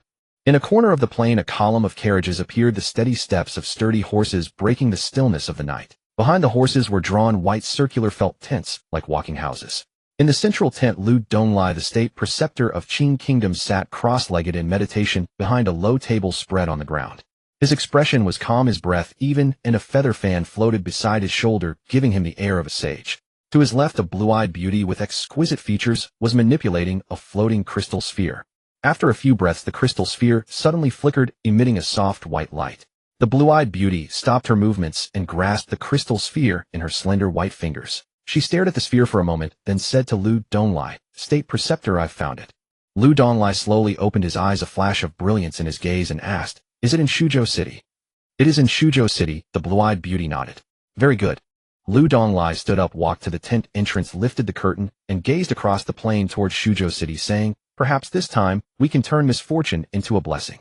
It's truly unexpected that Li Kingdom would be willing to cede the entire northern territory. The blue-eyed beauty smiled faintly. The Li royal family cannot tolerate the foreign prince, Su Linyuan, which gives us an opportunity. If only Su Linyuan would be willing to defect to us. Then we could conquer Li Kingdom, and the two nations could be reunited and become one. The blue-eyed beauty's vision was not unfounded. 300 years ago, Li Kingdom and Qing Kingdom were one entity. Later, the former imperial family acted unworthily, angering the prairie tribes, who then resolutely raised an army and split from the former dynasty. If Qing Kingdom could defeat Li Kingdom and reunite the north and south, the new dynasty would surely be even more prosperous. Lu Donglai nodded slightly, waved his hand backward, and the feather fan flew into his grasp. He waved the fan about to speak when his gaze suddenly sharpened. He said with some surprise, A fine vision, but there is someone, I'm afraid, who will not allow it. The blue-eyed beauty widened her eyes. What does the state preceptor mean?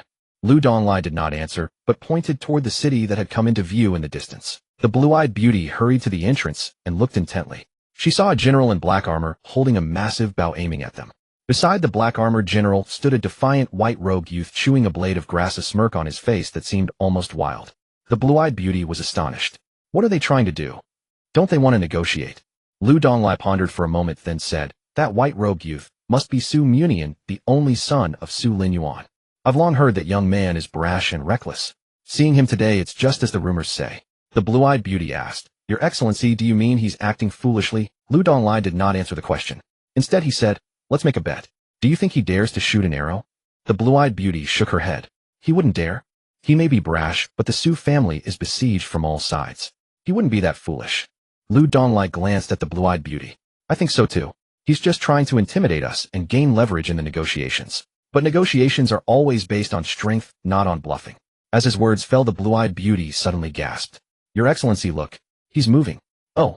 Lu Donglai looked toward the city wall. The white-robed youth snatched the great bow from the black-armored general, leaped onto the battlement, drew the bow, and shot an arrow in one fluid motion. The bowstring twanged, shattering the stillness of the night. A black arrow shot forth, slicing through the air. The giant bird flying in midair heard the sound of the bowstring. With a shriek, its body suddenly faltered and plummeted from the sky. Enemy attack! Enemy attack! The Qing Kingdom soldiers guarding the convoy quickly spotted the incoming arrow. Protect the Grand Preceptor and the High Priestess. The Qing Kingdom soldiers drew their blades and raised their shields in defense. More than a dozen rushed to the felt tent encircling Lu Donglai and the blue-eyed beauty. The arrows sped toward them. One soldier bent his knees ready to leap and block it, but Lu Donglai waved his fan to stop him. No need to block. As the soldier hesitated, the arrow struck the lintel of the felt tent. Lu Donglai had clearly calculated its trajectory. He said calmly, "Don't panic. It's just a test." My. His voice trailed off. In midair, several more arrows appeared. On the city wall, the white-robed youth kept repeating the motion of drawing the bow as if dissatisfied with his earlier miss. The blue-eyed beauty frowned, her tone tinged with anger. Su Mianian is so audacious. Isn't he afraid we'll refuse to negotiate? Lu Donglai's expression darkened. As Grand Preceptor, he couldn't see what Su Mianian was relying on. But this time he did not hold back. He unleashed the full force of his Mianian realm cultivation, forming a protective barrier of dense spiritual energy that enveloped the entire convoy. The arrows struck the barrier as if hitting a wall of bronze and iron, all of them shattering and falling. As the convoy drew closer to Suzhou City, Su Mianian showed no sign of stopping. He kept reaching for arrows. When the burly man beside him placed an arrow in his hand, he drew the bow and let it fly. Countless arrows struck the protective barrier, provoking angry shouts from the Qing Kingdom guards. "Damned Li Kingdom scum. They have no sincerity for negotiation. Your Excellency, allow us to fight. We'll make them beg for mercy." Lu Donglai waved his feathered fan and said calmly, "No need. He can't hurt us. Let's just watch." On the city wall, Su Mianian kept reaching for arrows. After a moment, without feeling one in his hand, he turned his head and asked, "Li Chungang, where are the arrows?" Li Chungang looked troubled. He raised a few empty quivers and said, "Your Highness, the arrows. They're all gone." Su Mianian tossed the great bow to Zhao Kongxing. "How boring. I shot so many arrows and didn't hit a single one." Zhao Kongxing caught the bow, his expression uneasy. "Your Highness, the Qing Kingdom envoy has arrived." "Oh." Su Mianian turned around and saw the Qing Kingdom convoy already at the city gates. "Li Kingdom brat, come down and die. How dare you attack the envoy? We'll report this to the Li Kingdom court and have you punished for dereliction of duty." The envoy guards pointed at Su Mianian, cursing incessantly. Su Mianian's earlier actions had truly infuriated them. Su Mianian smiled and gestured for them to calm down. "Brothers, it's all a misunderstanding, a misunderstanding. You are the envoy. How could I dare to attack you?" After speaking, he waved to Zhao Kongxing and Li Chungang. "Open the city gates. Let's welcome our distinguished guests." Boom. The northern city gate swung open. Su Mianian rode a small mare leading 100 soldiers out of the city and stopped in front of the Qing Kingdom convoy. "Are you Su Mianian?" Lu Donglai, who had already alighted from his carriage, spoke from the front of the convoy. Su Mianian cupped his hands. "Yes, that's me. You must be Bada, the right king of Qing Kingdom, right?" Lu Donglai. "I am not." "Then you are Tuba, the left king." Lu Donglai was displeased. "Neither. I am Lu Donglai, the Grand Preceptor of Qing Kingdom." "Oh." Su Mianian nodded slowly. "Grand Preceptor Lu, my apologies. I've heard so much about you." "Humph." Lu Donglai snorted coldly. "You don't seem apologetic at all. You were the one shooting arrows at our envoy, weren't you? And war envoys are not to be harmed. What do you mean by attacking us?" "What?" Su Mianian feigned surprise. "Grand Preceptor Lu, don't slander me. When did I ever attack you?" He tilted his chin toward Zhao Kongxing and Li Chungang. "Ask my companions. I've been waiting here for you all for a long time. To pass the time, I was hunting birds. I haven't shot arrows in a while, so I missed many." He pointed to the giant bird still struggling in the distance. "See, I even brought one down over there." Li Chungang widened his eyes, gave Su Mianian a meaningful glance, then cupped his hands and smiled. "I can testify. That's exactly what happened." Zhao Kongxing's expression was strange at Su Mianian's blatant lying, but he still chimed in. "I can also testify. That's indeed the case." Quite glib. Lu Donglai glanced at Su Mianian and said no more. Su Mianian's explanation had completely cleared him of suspicion, leaving Lu Donglai no pretext to make an issue of it. Just as Su Mianian was about to continue speaking, he saw the felt tent door at the rear of the convoy hastily lowered by a blue-eyed beauty, and he couldn't help but blink. What a stunning grassland beauty with eyes like painted brows. Su Mianian sighed inwardly, dismounted, walked over to Lu Donglai, and directly threw an arm around his shoulder. "Grand Preceptor Lu, you must be weary from the journey. Let's enter the city and rest soon. We've prepared beef and mutton in the city, plenty to eat." Pat pat. Su Mianian patted Lu Donglai's shoulder. His enthusiastic actions made Lu Donglai a bit uncomfortable, but he didn't stop him. If he let a junior think he was narrow-minded, it would damage Qing Kingdom's image. "Since your highness is so hospitable, I'll gladly accept." Lu Donglai waved backward. "Enter the city." As he spoke, he gave Su Mianian a meaningful glance, patted his shoulder in return, and walked into the city first. Su Mianian smiled without speaking. When the felt tent carrying the blue-eyed beauty passed by, he let out a roguish whistle, looking every bit a scoundrel. Inside the felt tent, the blue-eyed beauty spat in disdain, her willow-like brows slightly raised. After the entire Qing Kingdom envoy had entered the city, Su Mianian dropped his frivolous demeanor and revealed a very cunning smile. A day later, beyond the frontier, yellow sand drifted across the land, and the wind carried an inextinguishable stench of blood. In Su Linyuan's military tent sat several battle-hardened generals, their postures commanding and dignified. They had gathered here awaiting the outcome of the negotiations. Whether war or peace would decide the fate of life and death. Marshal Su, war or peace? Can you tell us in advance? A general with graying temples spoke. That's right, Marshal Su. No matter which choice is made, we are caught between a rock and a hard place. Rather than sit here waiting, why not seize this opportunity to launch an attack, drive back the Qing Kingdom, and fight for a sliver of hope? Another general spoke up. At these words, the generals exchanged glances, then nodded in agreement. At present, there was no better option. War meant being attacked from both sides. Peace also meant being attacked from both sides, and they would be reviled by the world. If they chose to cede territory and sue for peace, the Qing Kingdom would occupy the northern territory, and the royal family would grant them no way out. This was truly an unsolvable deadlock. In their eyes, Su Mianian, as the chief negotiator, was merely going through the motions and could not sway the outcome. Better to let Su Linyuan make the decision and fight a bloody path to survival. Su Linyuan sat in the marshal's seat, silent, his right hand continuously rubbing the tabletop. His expression was weary and his eyes were bloodshot, suggesting he had pondered this matter for a long time. Seeing Su Linyuan remain silent for so long, the general with graying temples sighed, stood up, clasped his fists, knelt on one knee, and pleaded loudly, "Marshal, I have followed you for most of my life and fought countless battles. Now, while my old bones are still strong, let us carve a bloody path to survival. The young lord is still young. I watched him grow up. If I can carve a path for the Su family to survive, I am willing to die wrapped in horsehide, and I will not refuse." All the generals knelt and clasped their fists. "We beseech the marshal to give the order. We will die wrapped in horsehide, and we will not refuse." Su Linyuan nodded repeatedly, also sighed, rose, walked to the side of the men, and said meaningfully, "I understand your intentions, generals.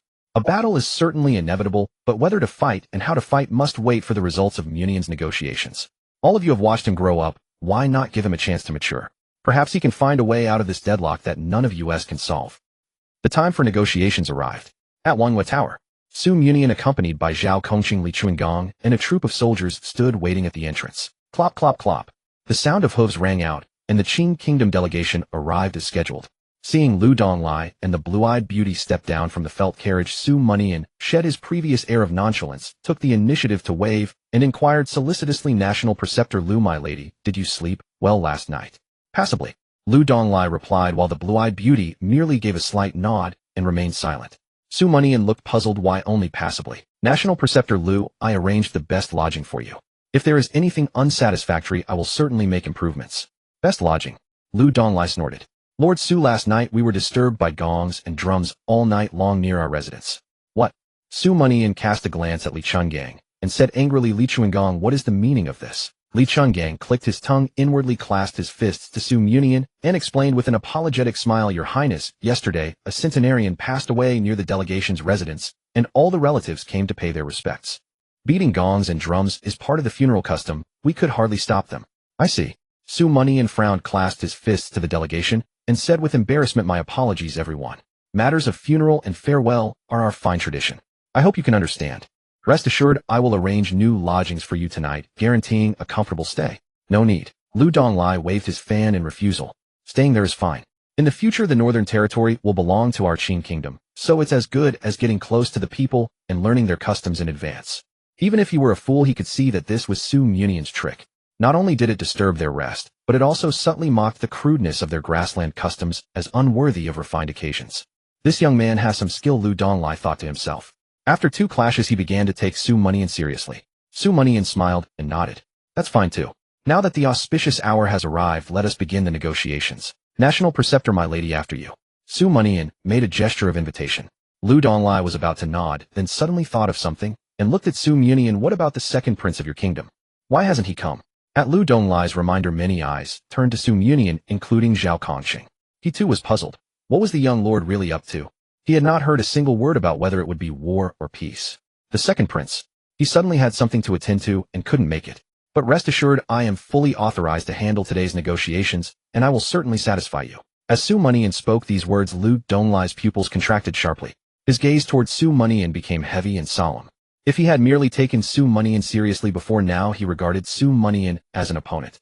Meanwhile, at the residence of the second prince, Li Hongchuan in the western part of the city, Li Hongchuan's eyes were mocking, a smirk curling at the corner of his mouth as he said to the black-robed man, "Let's go and see Su Mianian's miserable look, sitting on pins and needles with thorns in his back and a fishbone stuck in his throat. His appearance like a stray dog will surely be amusing." The black-robed man chuckled. This is the inevitable outcome of challenging the royal family. As they spoke, the mansion's gate suddenly creaked open. A beggar with graying hair, gnawing on a chicken leg, walked in. The beggar scratched his body with his free hand as he walked, as if his skin was crawling with fleas. "Who are you?"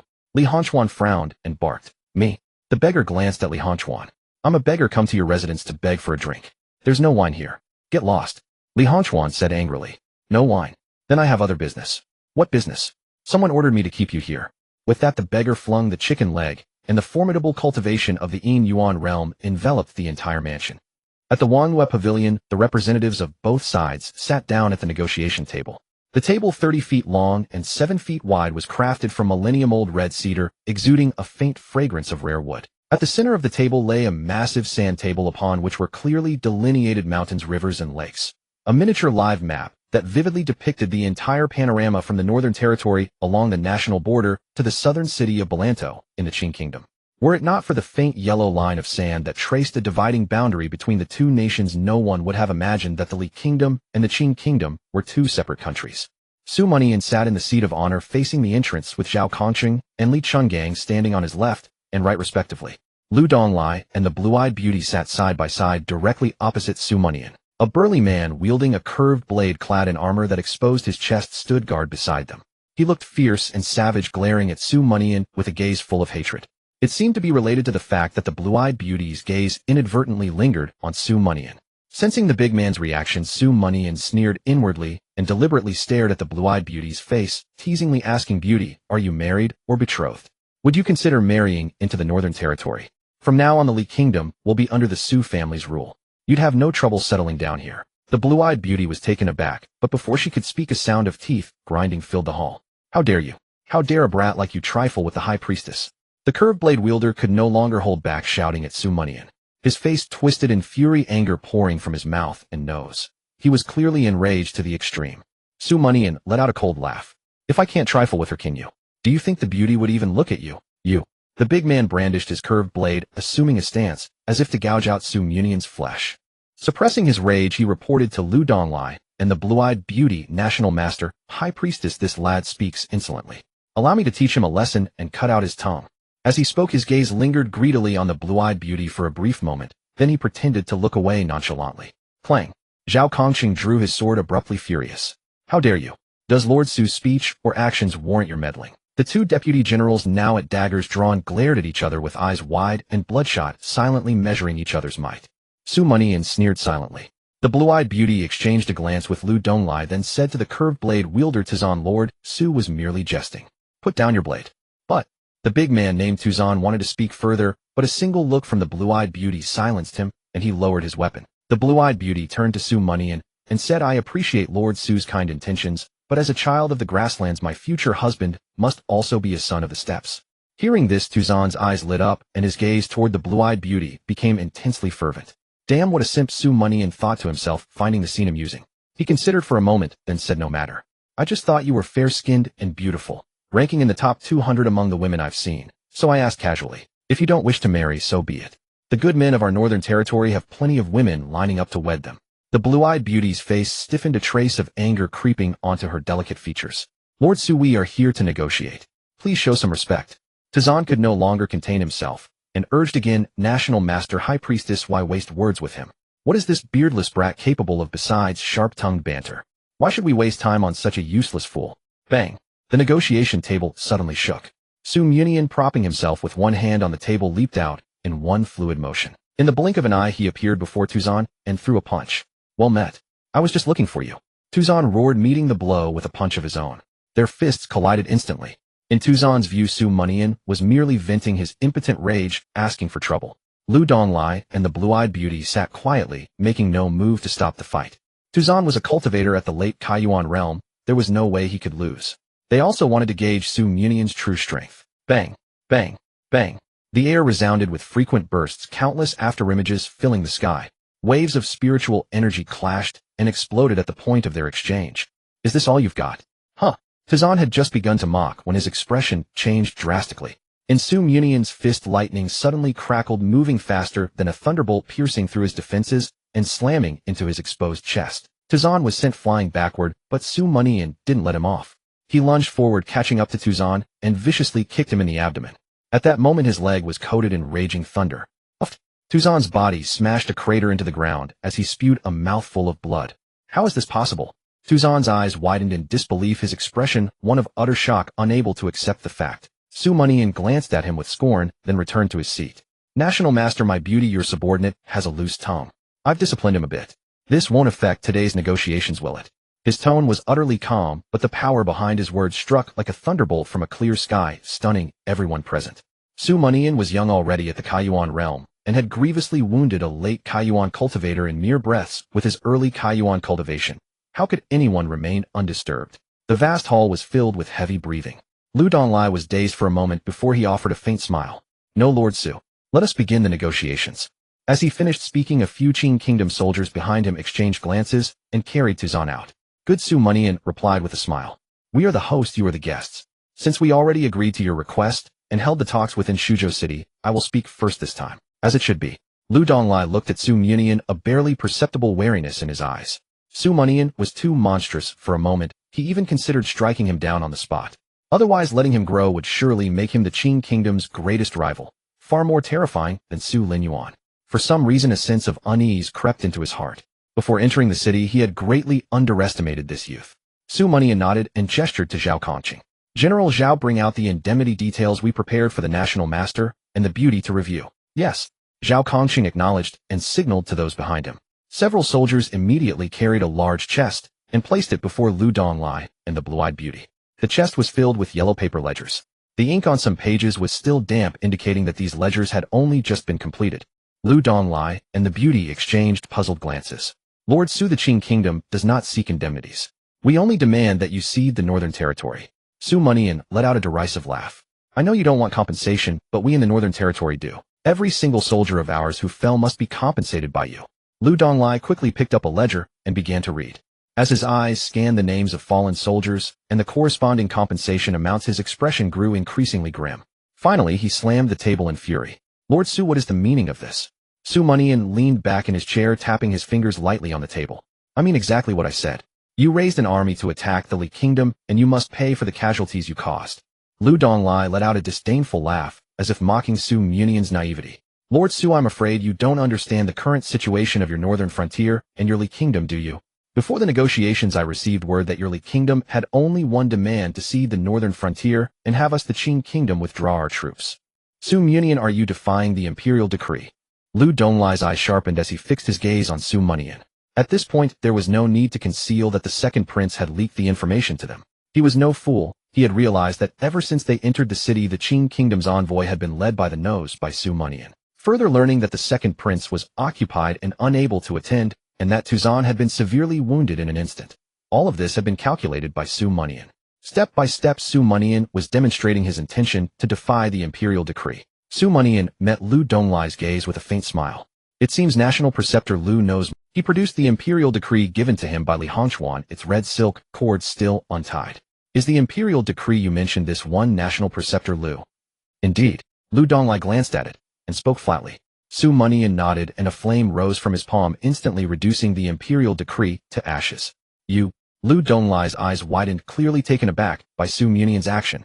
Su Mianian's lips curled. National Preceptor Lu, I haven't even read the decree. How can that be considered defying it? Oh no. Su Mianian quickly shook his head. I did read the decree, and it says something different from what you claimed. The decree states that the Li Kingdom shall not yield an inch of land, and compensation must be made for the fallen soldiers. What do you think, National Preceptor Lu? Preposterous. Lu Donglai flicked his sleeve in anger. Lord Su, you are young and full of cunning, but I'm afraid you've misjudged the situation of your northern frontier. Matters of state cannot be swayed by petty tricks and clever schemes. Oh, Su Mianian said unhurriedly. National Preceptor Lu, tell me, what is the current situation of the northern frontier? Humph. Lu Donglai snorted coldly and flicked his sleeve. Since Lord Su is asking knowingly, I shall enlighten you. Let's see if I am right or wrong. I'm all ears. Lu Donglai wasted no time and analyzed the northern frontier's situation in detail. His analysis aligned with everyone else's judgment, including Su Mianian, who nodded in agreement. Am I correct, Lord Su? Lu Donglai narrowed his eyes, carefully observing Su Mianian's expression. He wanted to see what Su Mianian's trump card truly was. At the same time, he silently prayed that Su Mianian's trump card had nothing to do with the purpose of their mission. National Preceptor Lu, everything you said is correct, and your insights even surpass mine. Su Mianian's expression remained unchanged, but his tone shifted. However, how much do you know about the Qing Kingdom's situation, National Preceptor Lu? The room fell silent. A few members of the Qing envoy even laughed out loud. Was Su Mianian out of his mind? As the National Preceptor of Qing, how could Lu Donglai not understand his own kingdom's situation? At present, the Qing Kingdom was powerful. The Li royal family was retreating. What unfavorable news could there be? None whatsoever. But Lu Donglai and the blue-eyed beauty thought otherwise. Their expressions shifted, revealing a barely suppressed panic. Could Su Mianian actually know something? After a moment's deliberation, the blue-eyed beauty reasoned that the matter was too confidential for Su Mianian to know. She forced herself to remain calm. Lord Su, don't be cryptic. If you don't wish to continue the talks, we will report this to your imperial court and negotiate with someone else. If your kingdom refuses to cede land, we shall meet on the battlefield. Su Mianian scoffed. Am I being cryptic? Let me ask you this: the negotiations should have been held at the border between our two nations. Why were you so insistent on setting the location in Shuzhou City? Could it be that you've never been to a market and came to Shuzhou for a pleasure trip? This time it was Su Mianian's soldiers who burst into laughter. Amid the laughter, they pondered the question Su Mianian had raised. Why was the negotiation site in Shuzhou City? Could there be some hidden secret? The blue-eyed beauty faltered, offering a somewhat flimsy explanation. Lord Su, we have the advantage in this war. Since your kingdom seeks to sue for peace by ceding territory, we naturally extend goodwill by choosing Shuzhou City as the venue. Su Mianian scoffed again and shook his head. Your lying skills are too poor. There's no need to pretend in front of me. To be frank, I can see through you at a glance. How much weight you carry, how tender and slick you are. You? Huh. Shameless. The blue-eyed beauty's face turned livid with rage, her chest heaving. Lu Donglai interjected. Lord Su, what are you talking about? We don't understand. If Lord Su continues to be so obstreperous, today's negotiations end here. Ignoring Lu Donglai's threat, Su Mianian spread his right hand and raised it. Li Chungang, bring the brush, ink, and paper. Yes. Li Chungang quickly placed the items before Su Mianian, dipped the brush in ink, and placed it in Su Mianian's palm. Su Mianian took the brush and drew a leaf-shaped mark on the paper. Show this to the two dignitaries. Li Chungang complied, and then returned to stand by Su Mianian's side. Lu Donglai and the blue-eyed beauty exchanged glances, then focused on the leaf-shaped mark. Both pupils constricted, and they were momentarily speechless. Su Mianian smiled wryly. National Preceptor Lu, do you still wish to terminate the negotiations? He had been testing the waters with all that rambling to confirm whether this card in his hand actually carried weight. Judging by the reactions of Lu Donglai and the blue-eyed beauty, his goal was achieved. The card was not only useful, it was immensely useful. He only wanted to say to the entire audience, bet you didn't expect that. You thought I was on the first floor, but I'm actually on the atmospheric layer. Lu Donglai's expression was extremely sour. He took a few deep breaths and said to Su Mianian, Lord Su is truly a heroic youth. Let the negotiations continue. We will give serious consideration to the terms you have proposed. Uncertain whether Su Mianian was bluffing or if the person was truly in his hands, he could only sit back down and continue the talks. Lu Donglai's sudden reversal prompted both sides to lean forward curiously, but the blue-eyed beauty quickly noticed and crumpled the paper into a ball, crushing it with her fingers. Su Mianian blinked at the blue-eyed beauty, saw her silently mouth the words, despicable, before turning away in defiance, then looked at Lu Donglai. National Preceptor Lu, let's first settle the compensation. You must pay us 30,000 taels of silver and 6,000 taels of gold. Lord Su, isn't that too much? Not at all. I haven't even asked you to compensate me with the beauty by your side. The blue-eyed beauty's eyes blazed with fury as she stood up agitatedly. Su Mianian, you are speaking with a forked tongue. Do you think that just because you have a single drawing you can manipulate us as you please, eh? Su Mianian also stood up, confronting her. High Priestess, I am telling you what to do. You have no right to bargain. Damnly people, we cannot do this. If we compensate you, how can we answer to the fallen soldiers of Qing? The blue-eyed beauty gnashed her teeth in fury. But Su Mianian ignored her reaction, dipping his brush and writing several large characters on the paper, his strokes flowing like water, vigorous and powerful. The negotiations are over. If you fail to carry out what is written on this paper, I will send you a finger every day. Li Chuangong Zhao Kongxing, let's go. With a clatter as the last character was written, he threw the brush onto the table. The ink splattered like raindrops. Before Lu Donglai and the blue-eyed beauty could react, Su Mianian had already left his seat and strode out the door. Yes. Li Chungang and Zhao Concheng hesitated for a moment, quickly glanced at the large characters on the paper, then trotted to catch up with Su Munian. The soldiers of Shuzhou City also departed. Inside the moon-gazing pavilion, only the members of the envoy remained. Lu Donglai and the blue-eyed beauty stayed silent, while the others dared not speak. They sensed the gravity of the situation from the two of them. On the main seat of the negotiation table, a sheet of rice paper bearing large characters lay flat against the surface, its corners fluttering gently with the breeze. Lu Donglai's face was ashen. His worst fear had come to pass.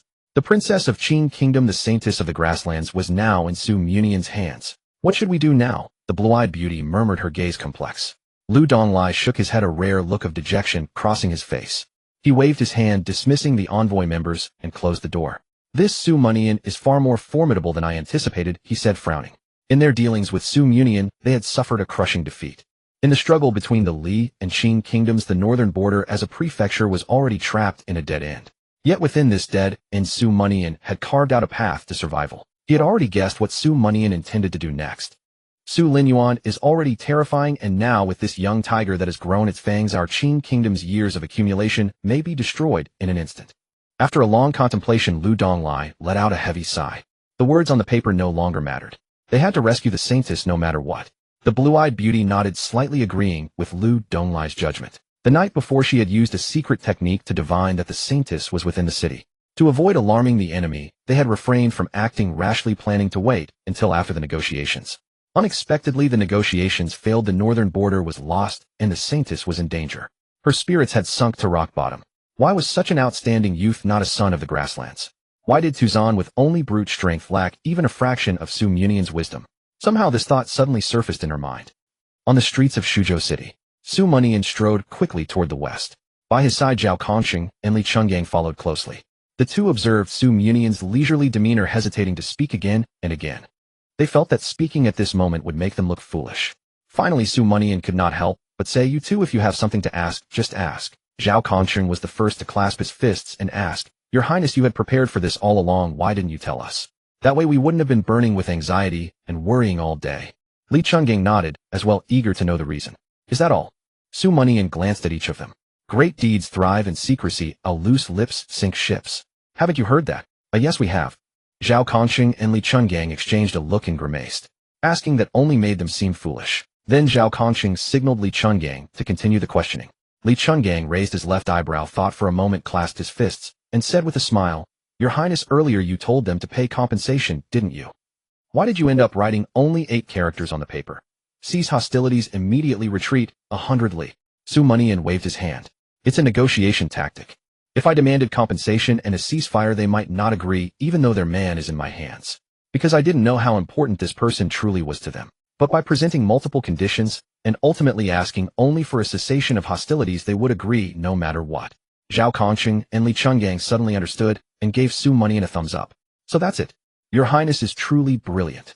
Su Munian's lips twitched. He was too lazy to respond to their flattery. He led them through the streets, prompting the two to ask again, "Your Highness, where are we going?" "To the west of the city to kill Li Hanchuan." "What?"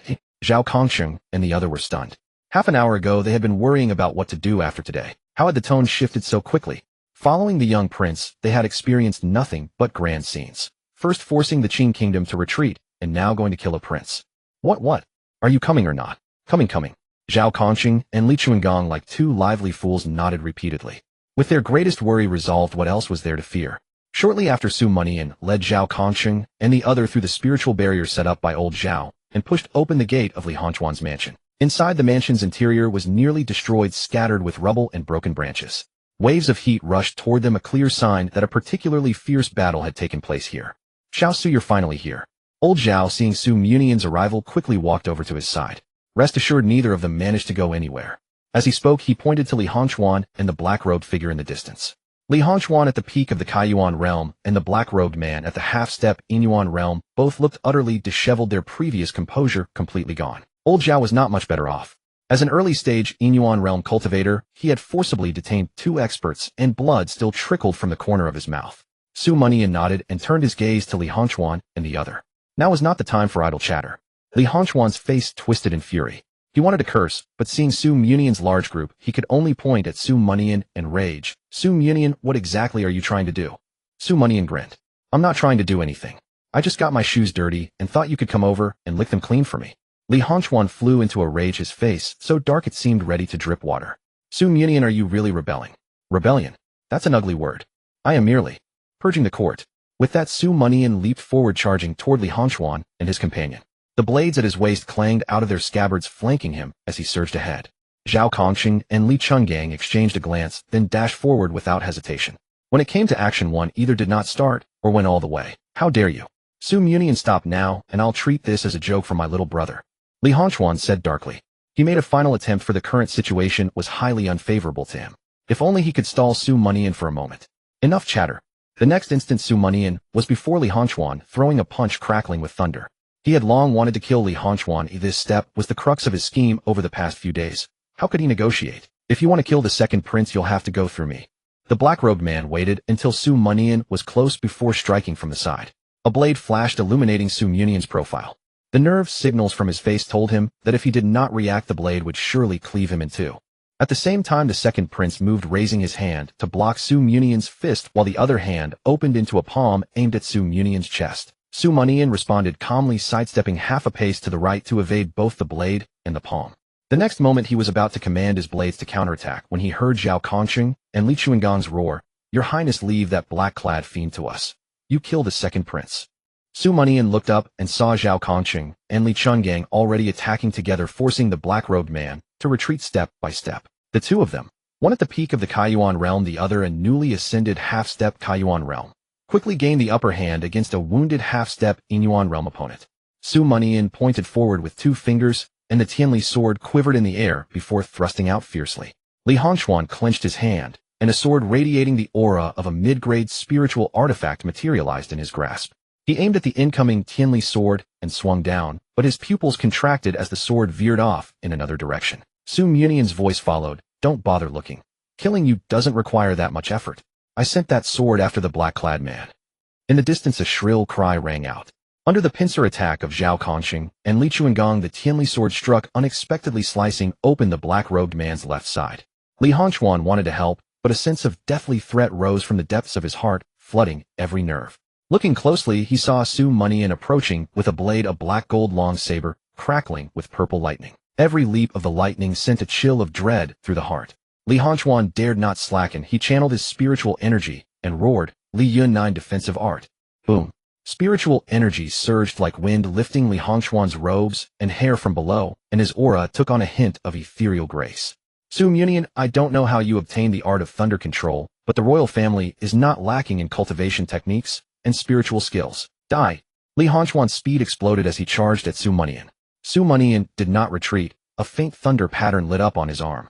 His eyes were also veiled in silver light, as if a god looked down upon the mortal world. Boom. Blades and swords clashed between them, and the chaotic spiritual energy reduced the remaining buildings in the mansion to rubble.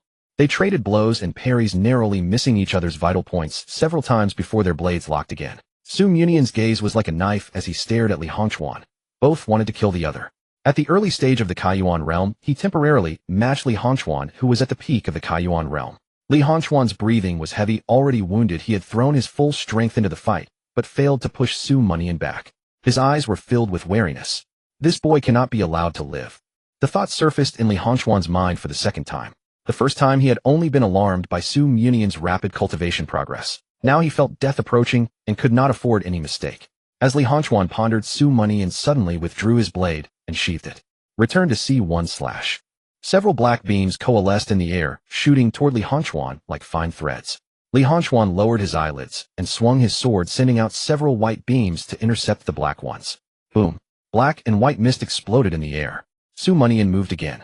He took 9 steps on the ground, his steps ethereal, as if treading on stars, leaving behind a series of pits, each deeper than the last. Ninefold Thunderblade. The black gold long saber in Su Mianian's hand, now covered in thunder and a layer of blood-red light, swept horizontally toward Li Hongchuan.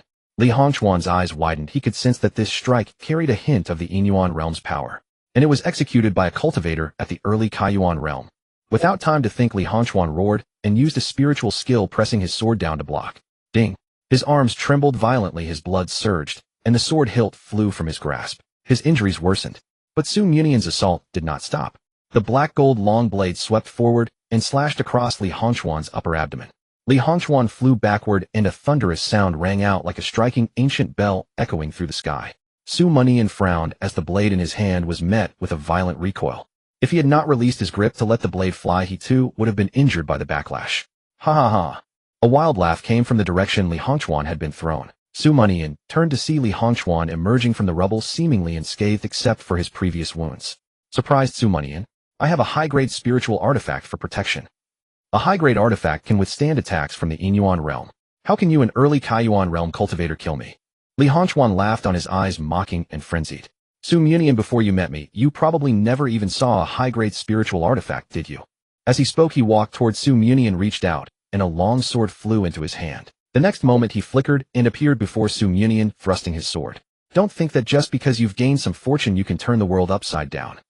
Without being the sovereign of a nation, your Su family can never possess a high-grade spiritual artifact. And you still want to rebel. Su Mianian's eyes narrowed, pondering Li Hongchuan's words, but he had expended too much energy and could only retreat. Li Hongchuan pressed on, occasionally slashing out white beams. Your Su family is nothing but a bunch of filthy soldiers. Su Mianian, you wanted to kill me, didn't you? You can't even break a high-grade spiritual artifact. How can you kill me? Su Mianian was forced back to the entrance, and a sharp, white beam which he blocked with his blade grazed past the tip of his nose, nearly wounding him. Li Hongchuan saw Su Mianian steady himself and sneered. What's wrong? Not running anymore. Weren't you like a rat, always hiding? Weren't you boasting that you would wipe out the royal family? Su Mianian curled his lips and retorted, I never said that. But I'm not running because now I can kill you. Old Zhao now. As he spoke, Su Mianian sidestepped to the right, revealing Old Zhao hidden behind him. Seeing Su Mianian sidestep, revealing Old Zhao with his palm, charged Li Hongchuan's eyes contracted sharply. In his fury, he had forgotten the existence of this beggar. A surge of heart-pounding panic seized his mind. Su Mianian, I will kill you. Li Hongchuan cursed, retreating swiftly. In that brief exchange, Su Mianian had been scheming against him as well. Too late. Old Zhao's voice was icy, his gaze sharp, his 5 fingers reaching forward. His fingertips were like a sluice gate opening, unleashing a torrent of spiritual energy that formed a massive hand, cold and sinister, crashing violently into Li Hongchuan's upper abdomen. Thud! The bell tolled again, reverberating through the air. Li Hongchuan's body bent backward like a bow, a yellow scale armor flickering on his abdomen, its light dimmed significantly. Old Zhao drove the giant hand forward, hammering the scale armor repeatedly. With a crash, the armor shattered like glass, bursting into fragments. Both Old Zhao and Li Hongchuan spat blood, one from overexertion damaging his internal organs, the other from the destruction of his life-saving spiritual artifact suffering grievous injury. Xiao Su, the rest is up to you. Old Zhao instructed Su Mianian, then immediately sat cross-legged to heal. Breaking a top-grade spiritual artifact cost him dearly. If he struck again, his foundation might be harmed. Su Mianian nodded and lunged forward, slashing his blade at Li Hongchuan lying on the ground. Clang!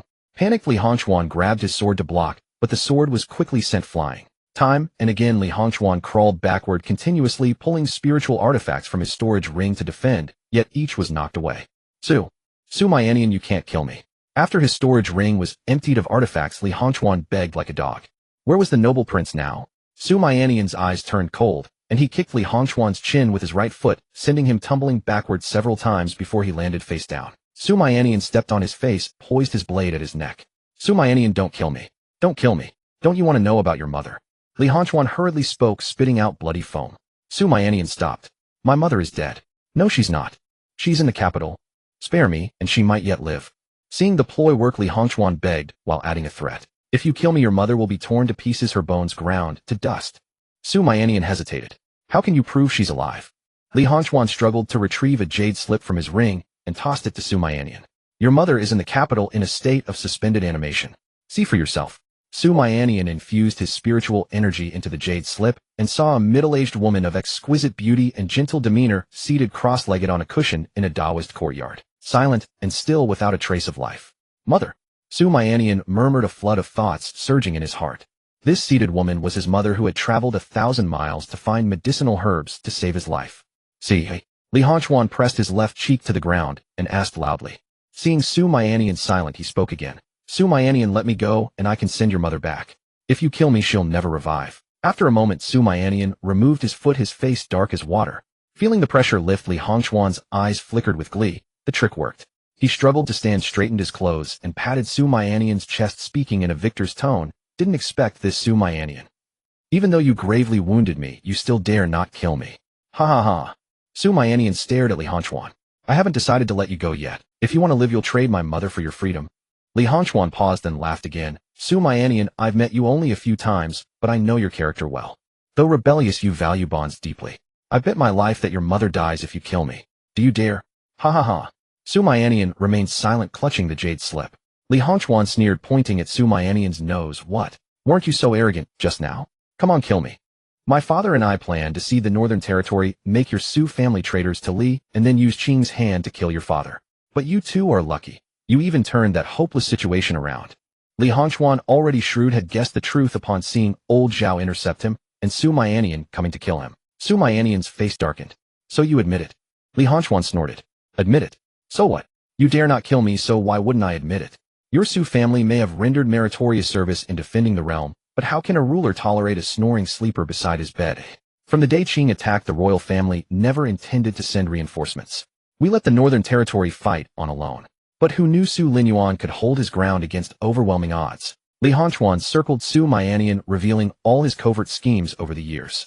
The three women of the Meng Jiang and Lu families breaking their engagement. I orchestrated that 2 years ago. I never expected you to recover your cultivation. Su Mianian, you truly shocked me. But so what? Li Hongchuan spread his hands arrogantly. Your Su family's delusion of opposing the entire royal family is nothing but a mantis trying to stop a chariot. You and your father are too merciful toward the common people. What a colossal joke. Those ants, dead or alive, are utterly insignificant. You don't know, do you? The royal family secretly refines blood pills from the common people. Not only do they boost cultivation, but they taste exquisite. After finishing, Li Hongchuan patted Su Mianian's chest mockingly, turned and waved. I'm off. Next time we meet, I'll kill you. Wait. Su Mianian looked up, then turned to Li Chungang in the distance. Li Chungang, did you record everything? Yes, Your Highness. Li Chungang raised the jade slip in his hand. He had disengaged from the fight long ago, recording Li Hongchuan's every word on the jade slip. Li Hongchuan was horrified. He glanced at Li Chungang, then back at Su Mianian, his eyelids twitching violently. Su Mianian, what are you planning? Su Mianian smiled coldly and swung his blade. What else but to kill you? A black flash streaked through the air. Li Hongchuan desperately formed seals to resist, yet he was sent flying backward, a red gash carved across his chest. He spat another mouthful of blood, his eyes beginning to glaze over. Su Mianian, you. How dare you kill me? Don't you intend to save your mother? Su Mianian's eyes turned icy. My mother has been trapped in the capital for so many years, yet you failed to kill her. That proves you cannot kill her. So what do I have to worry about? Li Hongchuan struggled to crawl backward, but Su Mianian grabbed him through the air, squeezing his bones until they cracked. Li Hongchuan kept screaming, his face flushed from suffocation, but he still mustered the strength to say, Su Mianian, I'll bet you. If you kill me, your mother will be left with no bones to bury. Su Mianian gave a cold snort, swung his blade, and flashed forward. Bang! Just as the black gold long blade was about to cleave Li Hongchuan's waist, a formation flickered on Li Hongchuan's body. A figure glowing with white light materialized from the formation and caught the black gold blade between two fingers. Su Mianian's eyes narrowed. He activated the heaven-supporting thunder god art, trying to pull back the black gold blade, but found it clamped immovably in that grip. The aura emanating from the white figure gave Su Mianian a suffocating sense of oppression. If the white figure were to arrive in person, he probably couldn't withstand even a single move. Little Mianian, long time no see. The white light on the figure dissipated, revealing a middle-aged face exuding an aura of boundless authority and robust vitality. This person was none other than the ruler of Li Kingdom, Li Daoxiu, Yang Yuan Realm. Su Mianian frowned, immediately releasing the black gold blade and retreating with all speed. Cultivators at the Yang Yuan Realm could project their primordial spirit. He couldn't even defeat a Yin Yuan Realm cultivator, let alone a Yang Yuan Realm one. Li Daoxiu chuckled softly, flicking the two fingers holding the blade. You haven't taken your blade yet. With a resonant hum, the black gold blade bent and shot towards Su Mianian at tremendous speed. Su Mianian tried to control it with his mind, but after struggling a few times, the blade was still dominated by Li Daoxiu's power and flew straight at him. Helpless Su Mianian had no choice but to summon the Tianli sword to withstand the blow. Boom! Su Mianian was sent flying backward, struck in the chest by a powerful force, crashing through the gate 100 meters away. Old Zhao suddenly opened his eyes, intending to rise and attack, but Li Daoxiu casually flicked his hand, sending him flying as well. Your Highness! Li Chunggang's pupils contracted as he shouted in alarm. He rushed towards Su Mianian, but a tremendous force struck him, causing his body to shudder violently as he coughed up a mouthful of blood. Su Mianian had just stood up when he saw this. Instantly consumed by fury, he wiped the blood from his lips and charged forward with blade and sword. It's useless. Li Daoxiu shook his head and waved his hand through the air, sending Su Mianian flying once more. As he was about to seize Su Mianian, a sudden burst of laughter rang out from the sky, deep and powerful. Li Daoxiu, you're clearly only at the late Yin Yuan realm. Why the hell are you pretending to be Yang Yuan? Do you really think I, Su Lin Yuan, am dead? Everyone looked up. Several formations flickered in succession in the sky, and the white figure of Su Lin Yuan also stepped out from a formation. He landed before Su Mianian, pulled Li Chungang back through the air, and then threw a punch.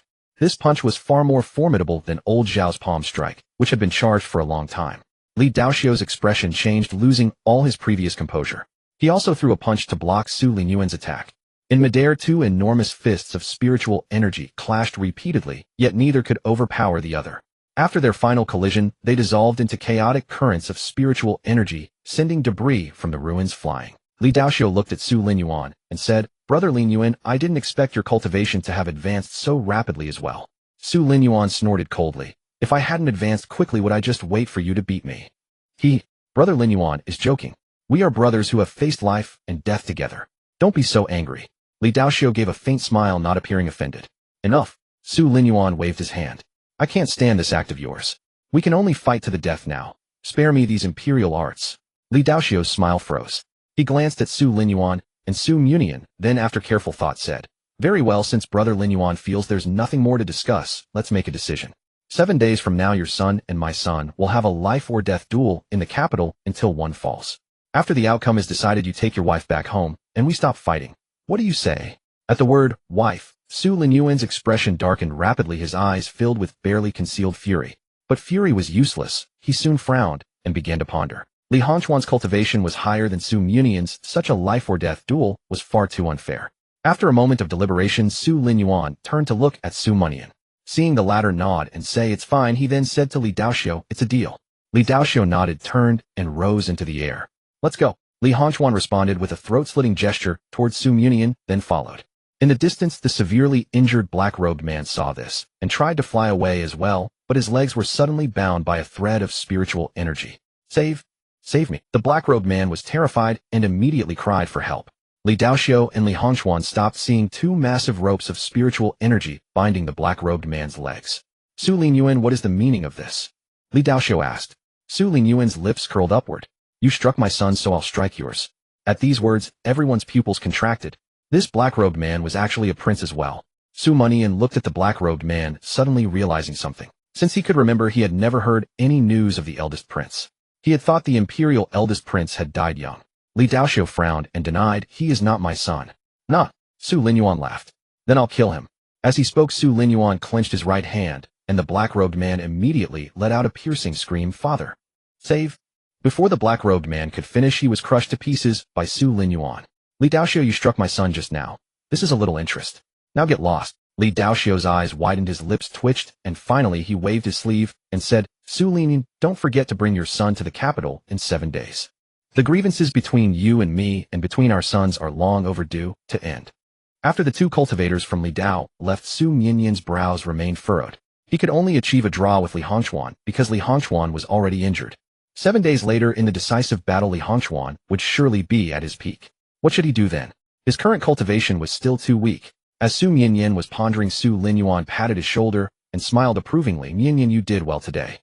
You have more courage than I do. Su Mianian twitched his mouth, unimpressed by Su Lin Yuan's praise. Stop the nonsense. Li Hongquan has a top-grade spirit artifact. Why don't I? Ahem. Su Lin Yuan thought that rushing to save him would earn Su Mianian's gratitude, but instead, he was met with disdain. He thought for a moment and said somewhat sheepishly, top-grade spirit artifacts are extremely difficult to forge. The northern border has no such blacksmiths. The royal family doesn't have them either, but they can obtain them through channels we lack. Su Mianian shot Su Lin Yuan a look that said he didn't want to hear explanations. Su Lin Yuan coughed again. I only have one top-grade spirit artifact, and I thought you were too young to need it. Stop. Su Mianian interrupted Su Lin Yuan, his eyes moistening. If only mother were still here. Su Lin Yuan was at a loss. Mianian, I actually have 2 top-grade spirit artifacts. I'll give them both to you. I'll hand them over when I return. Su Mianian wiped the corner of his mouth, refusing to let tears fall. Mother, Su Lin Yuan still cares about me. After leaving the west side of the city, Su Mianian and his companions returned to the Su Manor to heal their injuries. Among the 4, Zhao Kongsheng had the lightest wounds, so shortly after returning, he went out again. In his hand, he carried the jade slip that Li Chungang had used to record information. Following Su Mianian's instructions, he would copy the jade slip 1,000 times and distribute them to other prefectures of the Li Kingdom. Meanwhile, at Su Mianian's private residence, Wu Qingyue sat alone in the room staring at the communication stone in her hand, picking it up and putting it down from time to time. The other owner of this communication stone was none other than Su Mianian. I wonder how he is doing. Wu Qingyue murmured softly, her beautiful eyes carrying a faint trace of worry. She longed to ask through the communication stone, but feared disturbing Su Mianian. After hesitating for a long time, Wu Qingyue set the communication stone aside and prepared to meditate. Since her cultivation had returned to the Linkong realm, her absorption of spiritual energy had improved. In just a few days, she sensed signs of advancing to the middle stage. If I recover my cultivation a bit more, I can help him, right? Then he won't keep everything from me. Wu Qingyue's emotions were tangled, her exquisite face tinged with bitterness and resentment. At some point, she had begun to feel anxious and uncertain. Buzz, the communication stone suddenly vibrated, making Wu Qingyue's beautiful eyes widen in surprise. She reached out swiftly, but then felt she was being too hasty, so she paused for a moment before picking up the communication stone. After infusing spiritual energy, Su Mianian's voice echoed in her ear, "Empress sister." Cough. Wu Qingyue's heart tightened. What's wrong? I'm injured. Su Mianian's voice sounded somewhat weak. Where are you? I'll come find you. Wu Qingyue stood up abruptly, but then heard Su Mianian say, "Cough. Empress sister, I'm seriously injured." If you're seriously injured, why are you still talking? Wu Qingyue's tone was reproachful, and her beautiful eyes glistened with tears. Su Mianian was silent for a moment. Empress sister, don't blame me. There are things I need to say now, or I might never have the chance. Speak quickly, then heal yourself. If Wu Qingyue had been sobbing before, now her voice was choked with tears. Su Mianian was so serious that he must be severely injured. It's too late. Someone has taken my heart. What? Wu Qingyue felt her heart clench violently. You? Don't talk anymore. Tell me where you are, I'll come to you. In her frantic anxiety, she had no idea that the young man speaking to her was lying just outside her door, delivering his final words. No, don't come looking for me. Empress sister, please let me finish. On the other end of the communication stone, Su Mianian, pleased that his scheme was about to succeed, failed to notice Wu Qingyue's distress and continued in a weak tone. My heart. You've taken it. Empress sister, I like you. Su Mianian's lips curled up in triumph, unaware of the creaking sound behind him. Empress sister, why aren't you saying anything? Su Mianian waited for a while, but the familiar voice didn't come, so he spoke into the stone again. He frowned, examining the communication stone. Had it broken? Is this fun, eh? Huh. Empress sister, why did you suddenly? Su Mianian stopped mid-sentence, sensing something was wrong. The voice didn't come from the communication stone. He looked up and turned around, seeing Wu Qingyue with her hands clenched, shoulders trembling, staring at him with fierce eyes. As her moist eyes blinked, crystal teardrops rolled down her cheeks. Su Mianian was stunned, then jumped to his feet. Qingyue, are you trying to die? Wu Qingyue pounced into Su Mianian's arms like an angry leopard, pounding her fists against his chest. Soon tears soaked his shirt. Su Mianian sighed and pulled her into a tight embrace. I'm sorry, I shouldn't have teased you. In his arms, only sobs answered him. Su Mianian's heart ached as he picked up Wu Qingyue and carried her into the house. The door behind them closed silently. After a long while, the trembling shoulders in his arms gradually calmed, and a face of stunning beauty lifted from his chest. Her eyes were red and her eyelashes were still wet. Su Mianian gently pinched her cheek and brushed away the strands of hair on her lips. Don't cry. I'm not dead yet. Su Mianian smiled. I'll cry if I want to. Wu Qingyue pouted. Su Mianian traced his finger along her nose and said tenderly, then cry a little more. I've finished my business and will stay with you all day today. Wu Qingyue smiled, resting her head on his chest for a moment longer before remembering her doubts. She looked up and asked with concern, how did the negotiation go? Did Li Hongchuan cause any trouble? Su Mianian felt a pang in his heart. He realized why his joke had backfired. Wu Qingyue just wanted to understand him more, to be more involved in his life. That was all. Su Mianian thought for a moment and said gently, everything is settled. Qing Kingdom has withdrawn its troops, and I gave Li Hongchuan a thorough beating. His father at the late Yinyuan realm turned tail and ran the moment he saw me. Uff, you're lying. Wu Qingyue was amused, but quickly realized something. Late Yinyuan realm. How are your injuries? She reached out to pull open the front of his robe. Just a scratch. Su Mianian tried to stop her, but she forcefully pushed his hands away. When the white robe was pulled aside, tears streamed down Wu Qingyue's face again. Su Mianian's chest was almost mangled, a bloody mess. She bit her lower lip, gently touching his wound, her lashes fluttering. Does it hurt? Su Mianian sucked in a sharp breath and smiled. It doesn't hurt. Liar. Wu Qingyue withdrew her hand and said with concern, why didn't you heal yourself first when you're so badly injured? Because I wanted to tell you everything that happened today. Su Mianian's voice was soft and gentle. In Wu Qingyue's chamber, Su Monian held her in his embrace, recounting everything that had transpired over these days. From the moment he learned of Qing Kingdom's invasion and the imperial family's desperate bid to sue for peace through territorial concessions, Su Munian's intricate scheme had already begun to unfold. Who could have imagined that the young maiden he had rescued at Plum Blossom Temple would become the pivotal key to breaking the deadlock?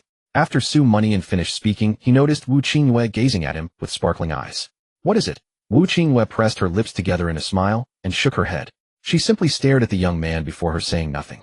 After a long while, she finally spoke softly. "Remove your clothes. I shall treat your wounds." Wu Qingyue addressed the young man before her in a gentle voice. Su Monian wondered why disrobing was necessary for healing until a leg, thick as a python, straddled his waist. Only then did comprehension dawn upon him. In the next instant, cascading waves of azure hair obscured his vision as warm breath brushed against his cheek. In his final moment of clarity, Su Monian lightly tapped the bed frame with his forefinger. Currents of spiritual energy gushed forth from his fingertips, crawling along the floor toward the chamber's exterior, where they coalesced into a barrier of spiritual power. Several hours elapsed and darkness fell across the land. "Imperial Sister Empress, I believe it is time." "Ridiculous. Your injuries have not yet healed." The following morning, the young man's hand struggled free from beneath the silk canopy, only to be swiftly drawn back inside. "Imperial Sister Empress, it is already the second day. But my passions have flared." From within the silk curtains, a woman's voice drifted out, soft, delicate, yet laden with grievance. On the third morning, Su Munian's wounds had fully healed. When he opened his eyes, two lotus-white arms were wrapped tightly around his neck. The beauty in his embrace had her lovely eyes gently closed, her lips curved in a subtle smile as she breathed evenly. Su Monian gently shifted Wu Qingyue's arm aside, carefully laying her body flat upon the bed. He drew the covers over her, tenderly pinched her delicate cheek, and gazed at her with profound tenderness for a long while before quietly departing. His cultivation was advancing toward the middle stage, and the essence gathered within his dantian had increased considerably. In the span of one day and 2 nights, much had transpired. The negotiations concluded that evening. Qing Kingdom agreed to withdraw their forces 100 li, and the territorial discussions came to an end. The Qing delegation remained stationed within Shuzhou City, with no immediate plans to depart. The Jade Slip, documenting the imperial family's disregard for human life and their atrocities of refining pills using commoners, had been copied 1,000 times over, spreading to every corner of the kingdom. Within the kingdom's borders, both commoners and wandering righteous warriors harbored intense hatred toward the royal family, and voices of dissent and calls for retribution rose on all sides. The night before last, Qing Kingdom's grand sacrificer, the Blue-Eyed Beauty, had visited Su residence seeking an audience with Su Monian. However, the household servants knew nothing of Su Munian's whereabouts. She spent a fortune and made her way instead to his private estate. At the entrance to the private estate, a young woman in cyan robes appeared, leading a little girl in purple. She turned away the visitor. "My young master is resting. Please return tomorrow." The Blue-Eyed Beauty found this peculiar. Resting at the Shin hour? Is that not rather early? The following dawn she arrived again to inquire, only to receive the identical response: "The young master is resting." The Blue-Eyed Beauty's expression stiffened. Believing the cyan-clad girl was deliberately making things difficult, she pressed a silver ingot into her hand. "Little girl, please be certain to inform Lord Su that the Grand Sacrificer of Qing Kingdom requests an audience with him." The cyan-clad girl frowned and firmly pushed the silver back. "My young master truly is resting. Furthermore, I cannot accept this money, or my young master will punish me." Beside the young woman, the purple-clad little girl chewed on food in her mouth, mumbling incoherently. "This is real. Brother Su is truly sleeping." The Blue-Eyed Beauty's expression grew grim. She could not discern whether the two were deliberately obstructing her, or if Su Monian simply wished to avoid her. "Very well, I shall wait before the residence. Would you kindly convey my request to Lord Su when he awakens?" The Blue-Eyed Beauty contemplated this and returned to her carriage to wait. Yet this vigil stretched until the following day, igniting her fury. "If you do not wish to see me, simply say so. What is this nonsense about sleeping? Who sleeps for a day and 2 nights? Just as the Blue-Eyed Beauty was about to lift the carriage curtain and summon the coachman to depart, a voice, simultaneously foreign and achingly familiar, suddenly rang out. "Who possesses such audacity to park their carriage at my doorstep?" The Blue-Eyed Beauty turned to witness a spirited youth striding triumphantly out of the mansion. She hastily descended from the carriage, tucking a strand of hair behind her ear and smoothing her attire. "Lord Su, it was I who commanded the servants to park here. So it was you." Su Monian studied the Blue-Eyed Beauty for a moment, then offered a slight nod of acknowledgement. "Since it was Beauty who parked it here, I shall let the matter rest. However, you should depart now. Dozens of beauties are scheduled to come and entertain me shortly. Having your carriage blocking the way would be most inconvenient." "You." The blue-eyed beauty's elegant brow creased a flash of indignation crossing her delicate features, but she quickly offered an apologetic smile. Lord Su, please rest assured. I shall take my leave immediately. Oh, why not depart this instant? Does beauty also wish to entertain me? Su Mianian raised his brow candidly surveying her graceful figure. What a lecherous, libidinous man from the kingdom. The blue-eyed beauty clenched her teeth, yet dared not give vent to her feelings. Lord Su jests. I am but an ordinary woman and my appearance would not merit a second glance from Lord Su. How could I dare entertain such thoughts? Su Mianian found this amusing. The beauty before him certainly possessed a long memory. Speak. What business brings you here? I shall grant you half an incense stick's worth of time. Half an incense stick. That is terribly brief. The blue-eyed beauty started quietly expressing her displeasure. The extended version is also available, but you would need to accompany me to the residence to witness it. Su Mianian grinned wickedly. TCH. The blue-eyed beauty's face flushed. She knew Su Mianian surely harbored improper intentions. Nevertheless, his lascivious nature bolstered her confidence regarding tonight's affairs. Lord Su, I have a request. Might you permit me to see her? The blue-eyed beauty weighed her words carefully before speaking. Su Mianian shook his head. There is no need for you to see her. You need only know that she remains unharmed and wholly in my possession. You have already withdrawn your forces 100 li. I shall not harm her. Then when does Lord Su intend to release her? Su Mianian smiled faintly, offering no answer. Instead he inquired, Beauty, do you consider it appropriate to keep me standing here discussing matters of such gravity? Ah, how presumptuous of me. Please forgive my rudeness. The blue-eyed beauty offered a slight bow, then continued, Lord Su, there is another matter of which I must inform you. Our delegation departs for Qing Kingdom tomorrow. This evening we shall host a banquet at our delegation's residence. I do hope Lord Su might honor us with his presence. With these words, she raised her snow-white chin, her captivating blue eyes gleaming with anticipation. Su Mianian gazed before him, and said, Beauty, I seem to recall that we are adversaries, are we not? You extend an invitation to a banquet. What if it is a trap? My life would be forfeit in an instant. Being assassinated here in Shuzhou City would become the laughingstock of the entire realm. How could I, young Master Su, possibly endure such humiliation? The blue-eyed beauty seemed to have anticipated this response, and explained, Lord Su, please be at ease. Here within Shuzhou City, how would we dare to harm you? If you remain uneasy, you are welcome to bring your soldiers as escorts to the banquet. Su Mianian's expression betrayed hesitation, causing the blue-eyed beauty's heart to skip a beat. She then added, Lord Su, if you still harbor reservations, I am willing to swear by the grassland god. Should I violate this promise, I shall die instantaneously and become a solitary specter wandering the plains forever. Then proceed with your oath. Su Mianian was characteristically direct. The blue-eyed beauty froze, unaccustomed to such bluntness. She began composing her vow and raised 2 fingers heavenward. Enough? Su Mianian interrupted her. If a beauty's oath actually manifests, I shall be heartbroken and sorrowful. The blue-eyed beauty naturally placed no credence in Su Mianian's words. She inquired, then has Lord Su agreed to attend the banquet? Her tone carried a hint of supplication, for the grassland saint maiden lay in Su Mianian's grasp. The very fate of the grasslands hung in the balance, and she dared not show any carelessness. Su Mianian waved his hand lightly.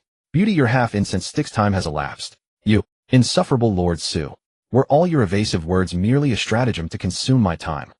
The blue-eyed beauty, brimming with indignation, cast Su Mianian a look of profound displeasure. Even in her anger she persists in addressing me as Lord Su.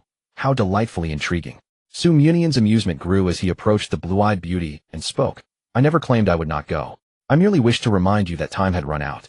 Then does Lord Su's hesitation signify your acceptance? The blue-eyed beauty's hopes blazed anew.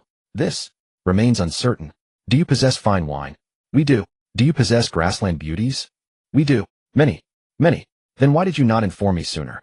After the blue-eyed beauty left, Su Mianian stood alone at the entrance of his private residence, a contemplative look in his eyes. The Qing Kingdom envoy had invited him to a banquet before their departure. It was likely far from simple. But with Lan Xiaoka still in his hands, the Qing Kingdom wouldn't dare act rashly. Let's go and see. There's only 5 days until the duel. I can't press the Qing Kingdom too hard. After mulling it over for a long time, Su Mianian finally made his decision.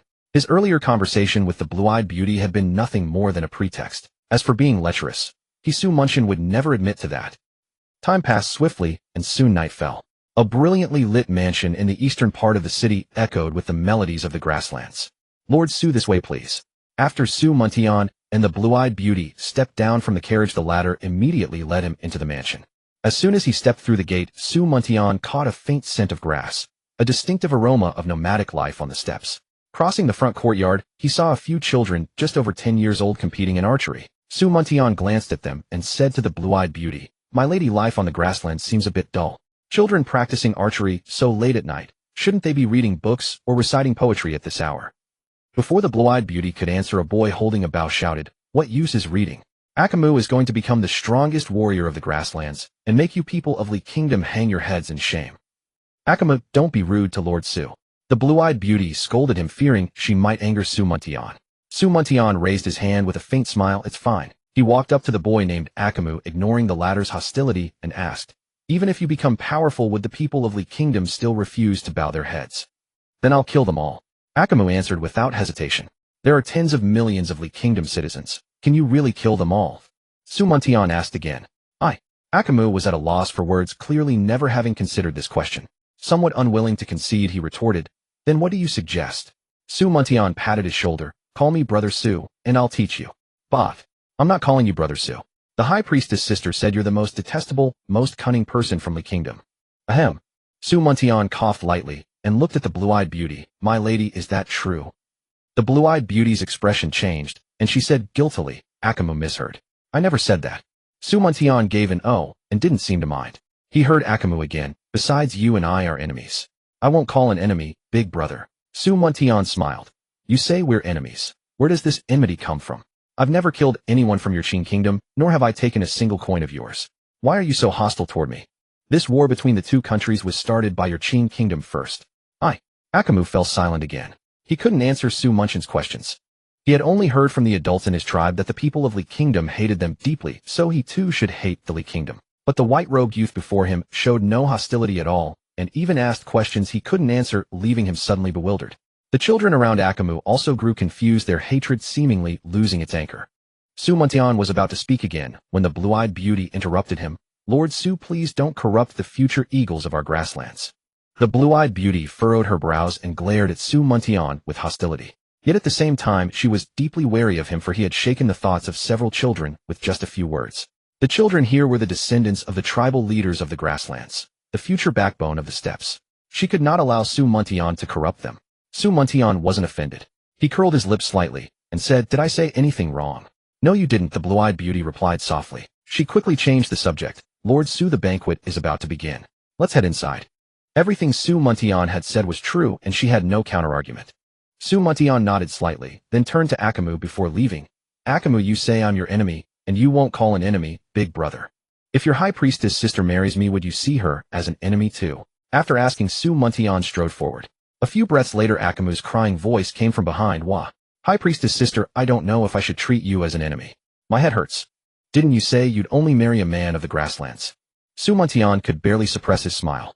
"Reading. Useless. I could beat you, and you might not cry, but a little fellow like you, I can make you cry with just a few words." The crying and noise behind him continued. The blue-eyed beauty caught up and demanded, "Lord Su, we invited you sincerely to the banquet. Why must you play these petty tricks? My lady, don't slander a good man." Su Muntian's expression remained calm. "If you think carefully, you'll see I'm actually helping you." "What do you mean, Lord Su?" The blue-eyed beauty was puzzled. Su Muntian looked at her and said, "An eagle with only brute strength can never become a true eagle. You know that better than I do." With that, Su Muntian walked ahead on his own, leaving the blue-eyed beauty standing there, her expression complicated. The corner of his mouth curled up again. "Who said only those who stand on the battlefield are heroes?" Su Muntian walked through the corridors, and the blue-eyed beauty behind him hurriedly caught up. "Lord Su, thank you," she said, offering him a kind smile, her red lips and white teeth revealing a lovely appearance. "No need for thanks," Su Muntian said with a slight smile and a shake of his head.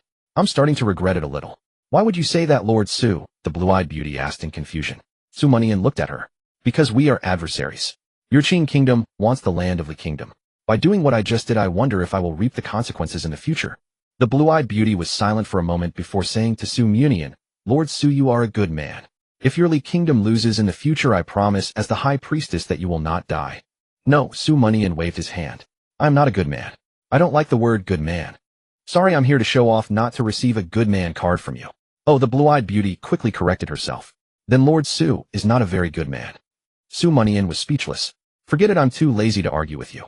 Seeing that Su Muntian said nothing more, the blue-eyed beauty blinked her crystalline blue eyes and walked slightly ahead to lead the way. Soon the two arrived at the inner hall, where two young grassland maidens holding pale green grassland garments smiled kindly at Su Muntian. "What is this?" Su Mianian asked with some confusion. These are our grassland garments specially prepared for Lord Su. The blue-eyed beauty picked up a top and explained, Lord Su presenting grassland garments is our highest form of hospitality, meaning we wish to be harmonious and friendly with you, and make you a friend. I wonder if Lord Su would do us the honor of being a friend of the grassland. With that she lifted her fair neck and looked expectantly at Su Mianian's handsome face. Well, Su Mianian pondered for a moment. With such warmth, why do you attack our Li kingdom? 300 years ago, Li and Qing kingdoms were one. Seeing that Su Mianian did not agree, the blue-eyed beauty's eyes dimmed with disappointment. After a long moment she spoke. Lord Su, we have unspeakable difficulties. Never mind. Su Mianian shook his head and smiled. Tonight I am a guest. I shall follow the host's arrangements. But it's just changing clothes. Don't take it as Su Mianian betraying his country. If such news spreads, it will affect my bright, upright, and lofty reputation. The blue-eyed beauty smiled gently. Rest assured, Lord Su, it won't. Then she beckoned and ordered, take Lord Su to change his clothes. Wait, Su Mianian raised his hand. The blue-eyed beauty uttered a sound of confusion and looked at Su Mianian. Lord Su, have you changed your mind? Not at all. Su Mianian smiled, grabbed the blue-eyed beauty's small hand, ignoring her surprise, and teased, Beauty, how about you help me change? The secrets on my body are too great. If your grassland maidens see them, I'm afraid they'll be unable to resist, and will no longer like the grassland lads. As the high priestess, you wouldn't want them to be troubled, would you? Well, the blue-eyed beauty hesitated, caught off guard by Su Mianian's request. What unwilling? Could Lord Su first release my hand? The blue-eyed beauty blushed slightly and whispered. She had never let a man hold her hand, let alone help him change clothes. Su Mianian curled his lips, released her hand, and stared straight at her. The blue-eyed beauty lowered her head, struggled for a long time, then said, Lord Su, follow me. With that she walked up the stairs, took the grassland garments, and entered the room first. Su Mianian did not hesitate and followed her in. Behind him the two grassland maidens closed the door. Inside the room the dim yellow lamplight illuminated the gauze window. The silhouettes of Su Mianian and the blue-eyed beauty appeared on the window. The blue-eyed beauty stood with her back to Su Mianian for a moment, then turned and walked to him, spreading out the pale green garments and comparing them to his figure. Su Mianian quietly watched her gradually reddening cheeks, a slight smile on his lips, saying nothing. Lord Su, let me take off your clothes first. The blue-eyed beauty lowered her head, reached out to pinch Su Mianian's collar, the blush spreading to her swan-like collarbone. Wait. Su Mianian grasped her wrist, causing her to gasp in surprise before lowering her head. Lord Su, what's wrong? The question seemed to emanate from her full bosom. I'll change myself, Su Mianian said. Off. The blue-eyed beauty looked up in surprise, her heart skipping a beat. She didn't understand why Su Mianian suddenly stopped. Lord Su, did I do something wrong, or are you deliberately humiliating me? The blue-eyed beauty bit her red lip, looking at him stubbornly with tears welling in her eyes. Neither Su Mianian smiled lightly. The high priestess once said she would only marry a grassland lad. If word gets out that you help me undress and change, how will you marry in the future? But I'm already alone with you in this room. That's simple. Su Mianian pointed at the ever-burning lamp not far away and lightly tapped it, extinguishing the light instantly, plunging the room into darkness. The two could only see each other's eyes by the faint moonlight. Su Mianian continued, I have received the high priestess's sincerity. Tonight I will respond by being a good friend of the grassland. How about that? The girls outside are all yours. If you tell them not to speak, they will keep silent. Oh, the blue-eyed beauty responded softly. She accepted his answer. All right, close your eyes or turn around. I need to change. Don't peek. Even if you peek, don't tell anyone. I already have too many girls who like me. Oh, okay. The blue-eyed beauty closed her eyes, her lips curved slightly, and her eyelashes trembled.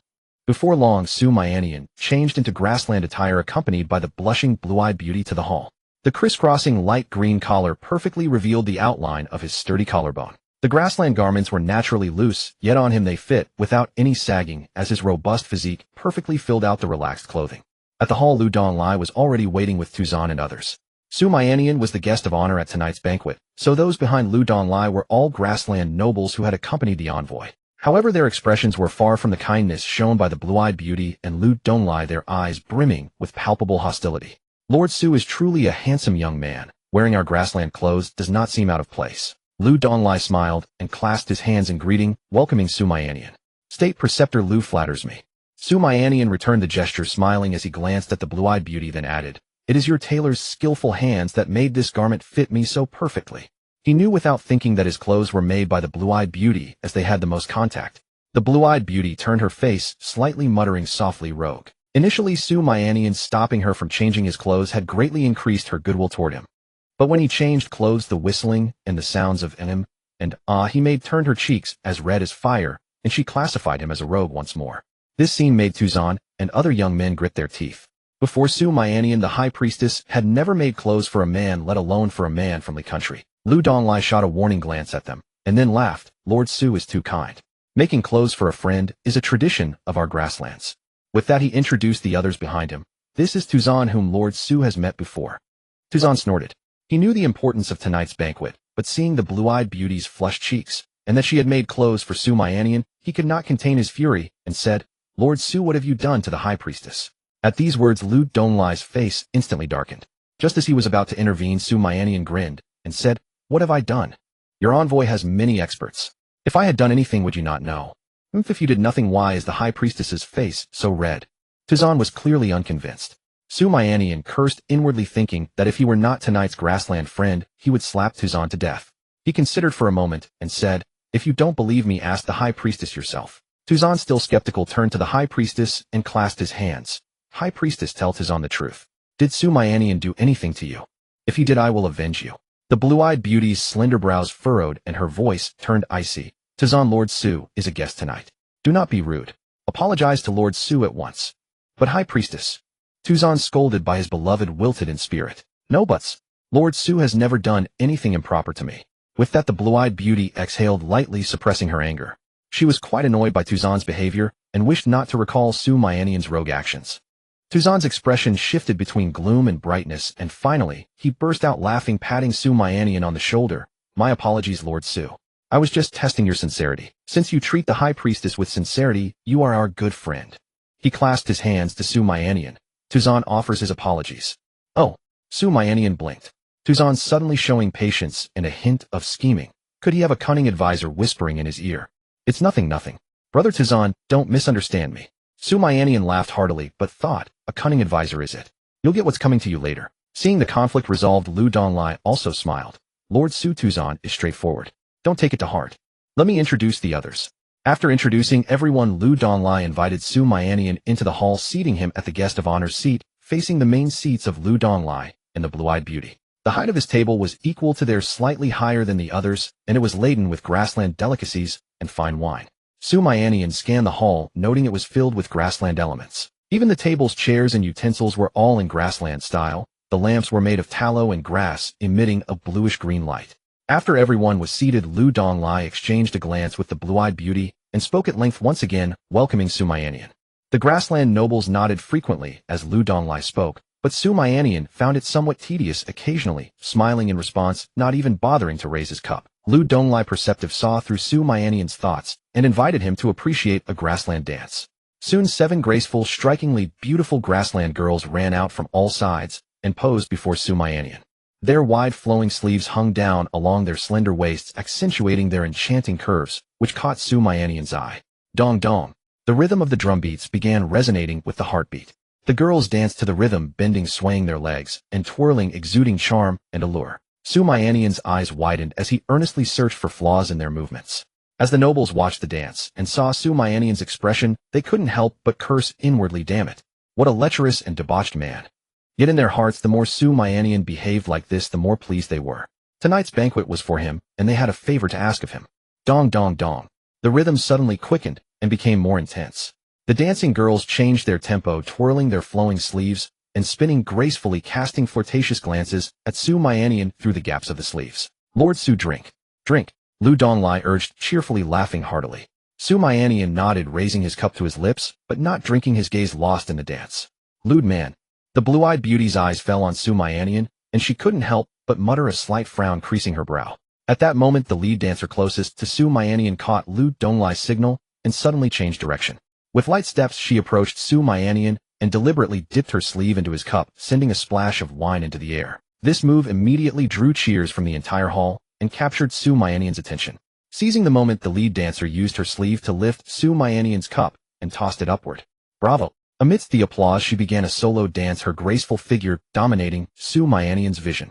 As the cup was about to fall, she suddenly released the sleeve, leaned back, and performed a difficult maneuver to catch the cup.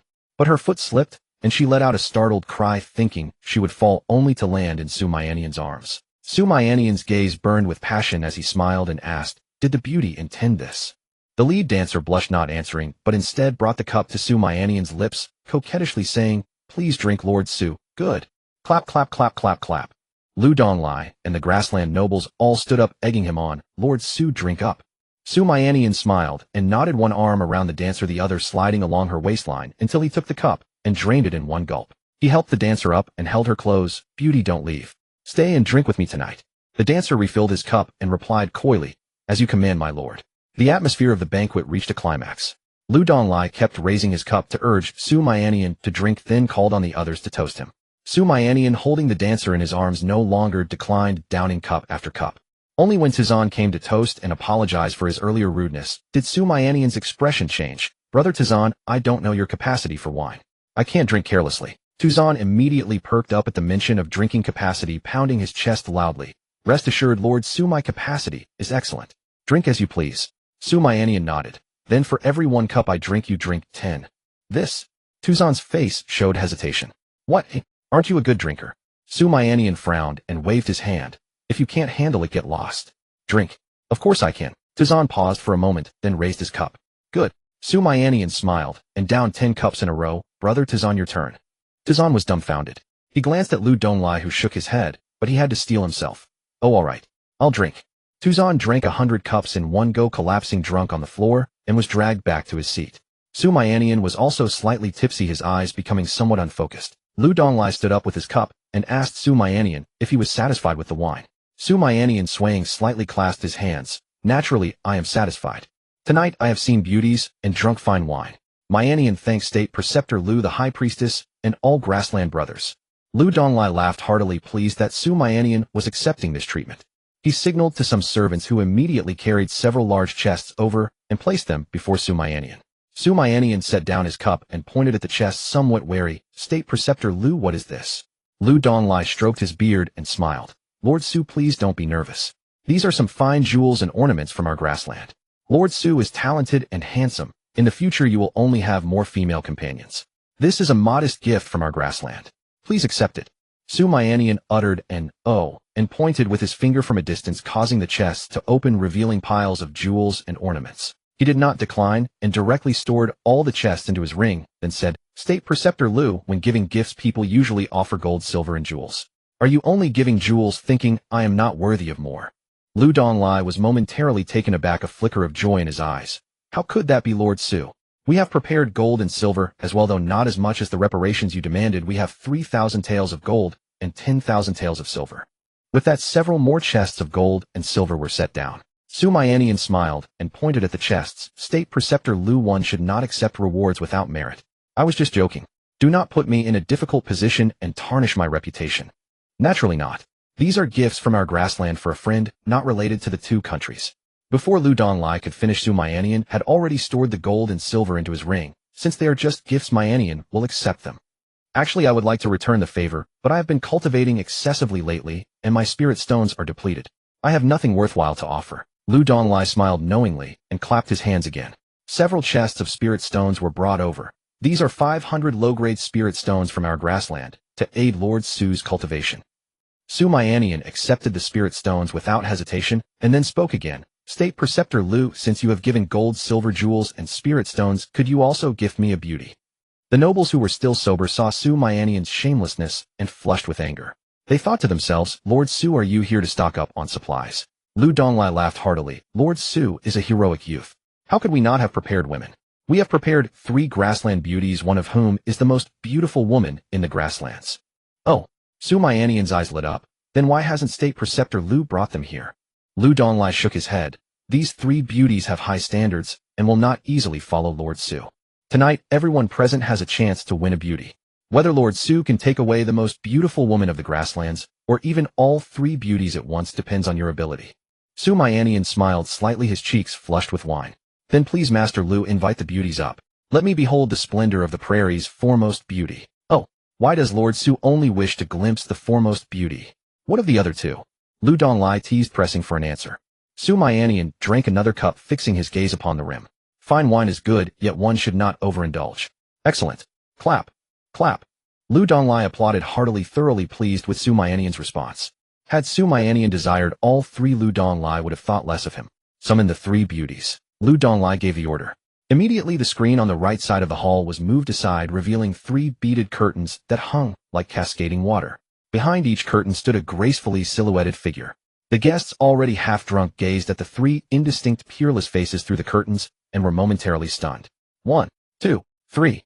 Behind the beaded curtains, the 3 beauties parted their rosy lips and spoke in turn, their voices melodious and enchanting.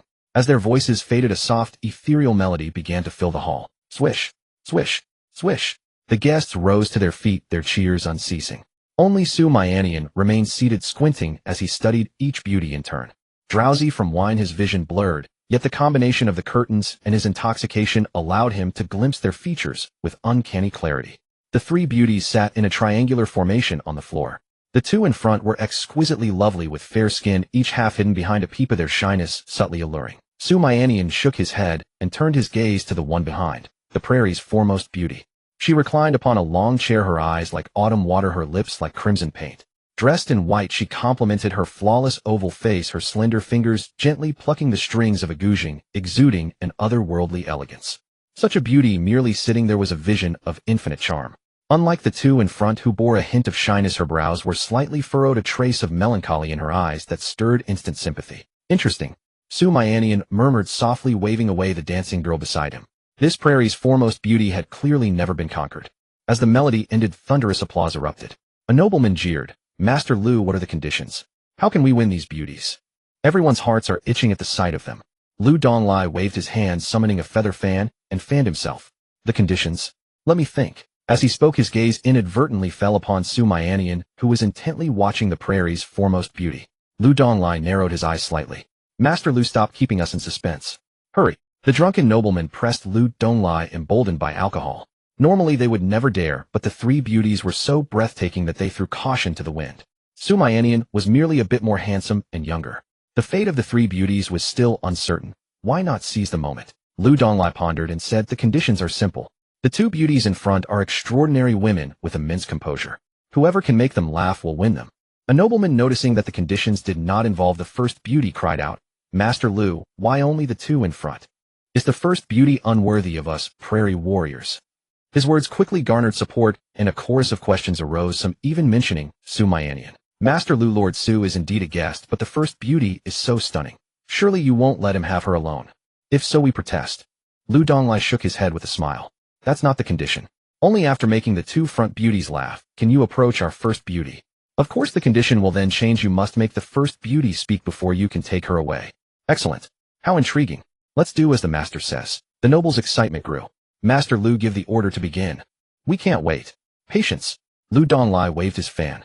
"Lord Su is our honored guest, and tonight's banquet is for him. Only when Lord Su says to begin shall it begin."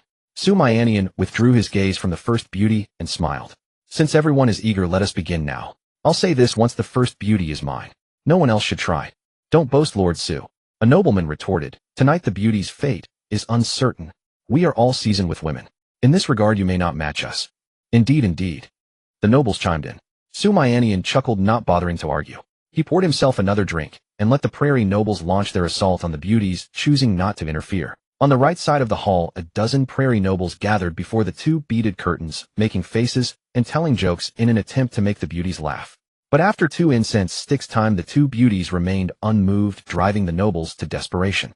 Had Lu Donglai not been present, they would have resorted to force. "Ha ha ha ha." A loud, unrestrained laugh caught their attention.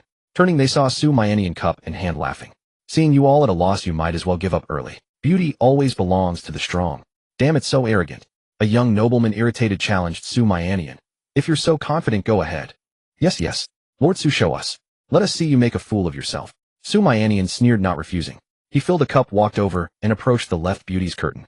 With a rustle, he pushed aside the curtain and sat down beside the beauty. "This, Master Lu, isn't that cheating?" the young nobleman asked. They hadn't done that. Lu Donglai shook his head. The condition was always to make the beauty laugh, with no other restrictions.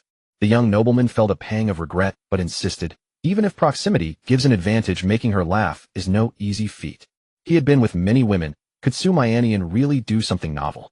Mianian raised his cup to the beauty and asked, "My beauty, do you think this cup holds wine?" The beauty paused, then nodded. "Wrong." Mianian shook his head, leaving the beauty gazing at him in confusion. Lu Donglai, the blue-eyed beauty, and the prairie nobles all turned to Mianian, waiting for his answer. If it wasn't wine, what could it be? Su Mianian smiled faintly. This cup holds not wine, but my wish for an eternity with you. Puff. The beauty couldn't help but laugh, revealing shallow dimples radiant and enchanting. Damn. The prairie nobles suddenly thought of the most abundant plant on the steppe. How could he pull that off? Su Mianian rose, staggering slightly, and approached the right beauty. My beauty, on my way here today, I bought a bag of salt. Guess what kind? Love needs no words. With that, laughter erupted, and Su Mianian claimed another victory. The prairie nobles gnashed their teeth in fury. How had they never seen such tricks? Would he take all three beauties home tonight? But then they reconsidered and dismissed the notion. They had long heard of the prairie's foremost beauty. She was not one to be conquered by ordinary means. It was said that even the one they had never met could do nothing with her. Su Mianian, unaware of their thoughts, walked to the side of the prairie's foremost beauty. Gazing at her exquisite features, he smiled. Would you mind moving to the right a little to make room for me? The prairie's foremost beauty did not speak, but merely glanced at Su Mianian and shifted to the right. Su Mianian sat down, placing his fingers on the guzheng. I have a melody for you, my beauty. The beauty paused, then saw his fingers poised with practiced ease and nodded lightly. Everyone's attention was drawn. They had expected more sweet talk, but instead he was showcasing his talent. Su Mianian closed his eyes, recollecting for a moment, then began to play a tune from his past life. A classical-style song, the inn of the mundane world. At the horizon's end lies wind and sand, the mortal world's tale is called longing. Sheathing the blade, retreating into an ordinary home beneath the eastern fence amid idle clouds and wild cranes in an ancient temple. The strings quivered, the guzheng sang, painting a scene of desolation. No one in the hall had ever heard such a melody. It felt fresh to their ears, as if they could hear the heart of a warrior amidst life and death battles. Most had experienced the dust of war, and they were instantly immersed. The prairie's foremost beauty was startled. A gleam of wonder flickered in her eyes as she looked at Su Mianian. The sword is drawn, the grudge is settled. Who laughs? I only seek today to hold you in my embrace. Su Mianian's playing resonated deeply. Even after the music faded, it took a long while for the guests to come back to themselves, their eyes shining with newfound brightness as they looked at him. Ignoring their stares, Su Mianian said to the prairie's foremost beauty, I've finished. She remained silent for a long time before blinking her blue eyes and whispering, What is this piece called? Could you give me the score? Her voice was ethereal, like a celestial melody. Clap, clap, clap, clap. The grassland nobles couldn't help but applaud when the first beauty spoke. With such talents, they had no choice but to concede defeat before Su Mianian. Lu Donglai also stepped forward to the two of them, smiling. Congratulations, Master Su. Tonight you must treat our grassland's three beauties well. At first he had not wished for Su Mianian to take all three beauties at once. But since his own people couldn't win even one, he had no choice but to offer his congratulations. Su Mianian responded with a gentle smile. Such lovely beauties certainly deserve to be cherished. However, tonight I only wish to take the first beauty with me. Of all the waters in the world, I shall drink only one ladle. Oh, the crowd gasped in surprise. If Su Mianian only took the first beauty, didn't that mean the remaining two were within their reach? Lu Donglai winked playfully and asked, Then what arrangement do you have in mind for the other two beauties, Master Su? Send them to my residence tomorrow, said Su Mianian. He had won 3 women through his own abilities. How could he possibly let these grassland warriors benefit from his victory? Master Su, didn't you say you would drink only one ladle of water from all the world's rivers? Why are you still taking the remaining 2 beauties? Someone among the nobles asked, puzzled. Indeed, I shall drink only one ladle. 1 ladle per day? The moment Su Mianian's words fell, all 3 beauties lowered their heads in unison. While feeling shy, they also found him tremendously charming. The nobles' reactions were quite different. They were once again reminded of the most abundant plant on the grassland. Grass. Damn it all, Master Su was truly too insufferable. Lu Donglai kept saying good, thoroughly amused by Su Mianian's wit. Since that is the case, we shall wish Master Su a delightful night with the beauties. Lu Donglai waved his hand, and everyone joined in chorus with their congratulations. Su Mianian clasped his fists and smiled. Thank you all. Tonight, I shall certainly savor every bit of grassland romance. He took the first beauty's delicate smooth hand and whispered softly near her ear, The question you asked me. We can discuss it tonight when we are intimate. All right. The first beauty let out a soft melodious sound and lowered her head once more. After leaving the delegation's residence, Su Mianian did not return to the Su mansion. Instead, he carried the first beauty and flew northward. Master Su, where are you taking me? The moment the first beauty looked up, she found herself almost pressed against Su Mianian's chin. She quickly lowered her head again. Su Mianian, reeking of alcohol, curved his lips into a smile. Beauty, you are a daughter of the grassland. Naturally, I wish to appreciate your charms upon the grasslands. The heavens as my canopy, the earth as my bed. Would that not be magnificent? The heavens as my canopy, the earth as my bed. The first beauty repeated Su Mianian's words, nodding gently. It was the first time she had heard such a romantic notion. But Master Su, our two nations are still in confrontation. Are you not worried about being ambushed by grassland experts when we arrive?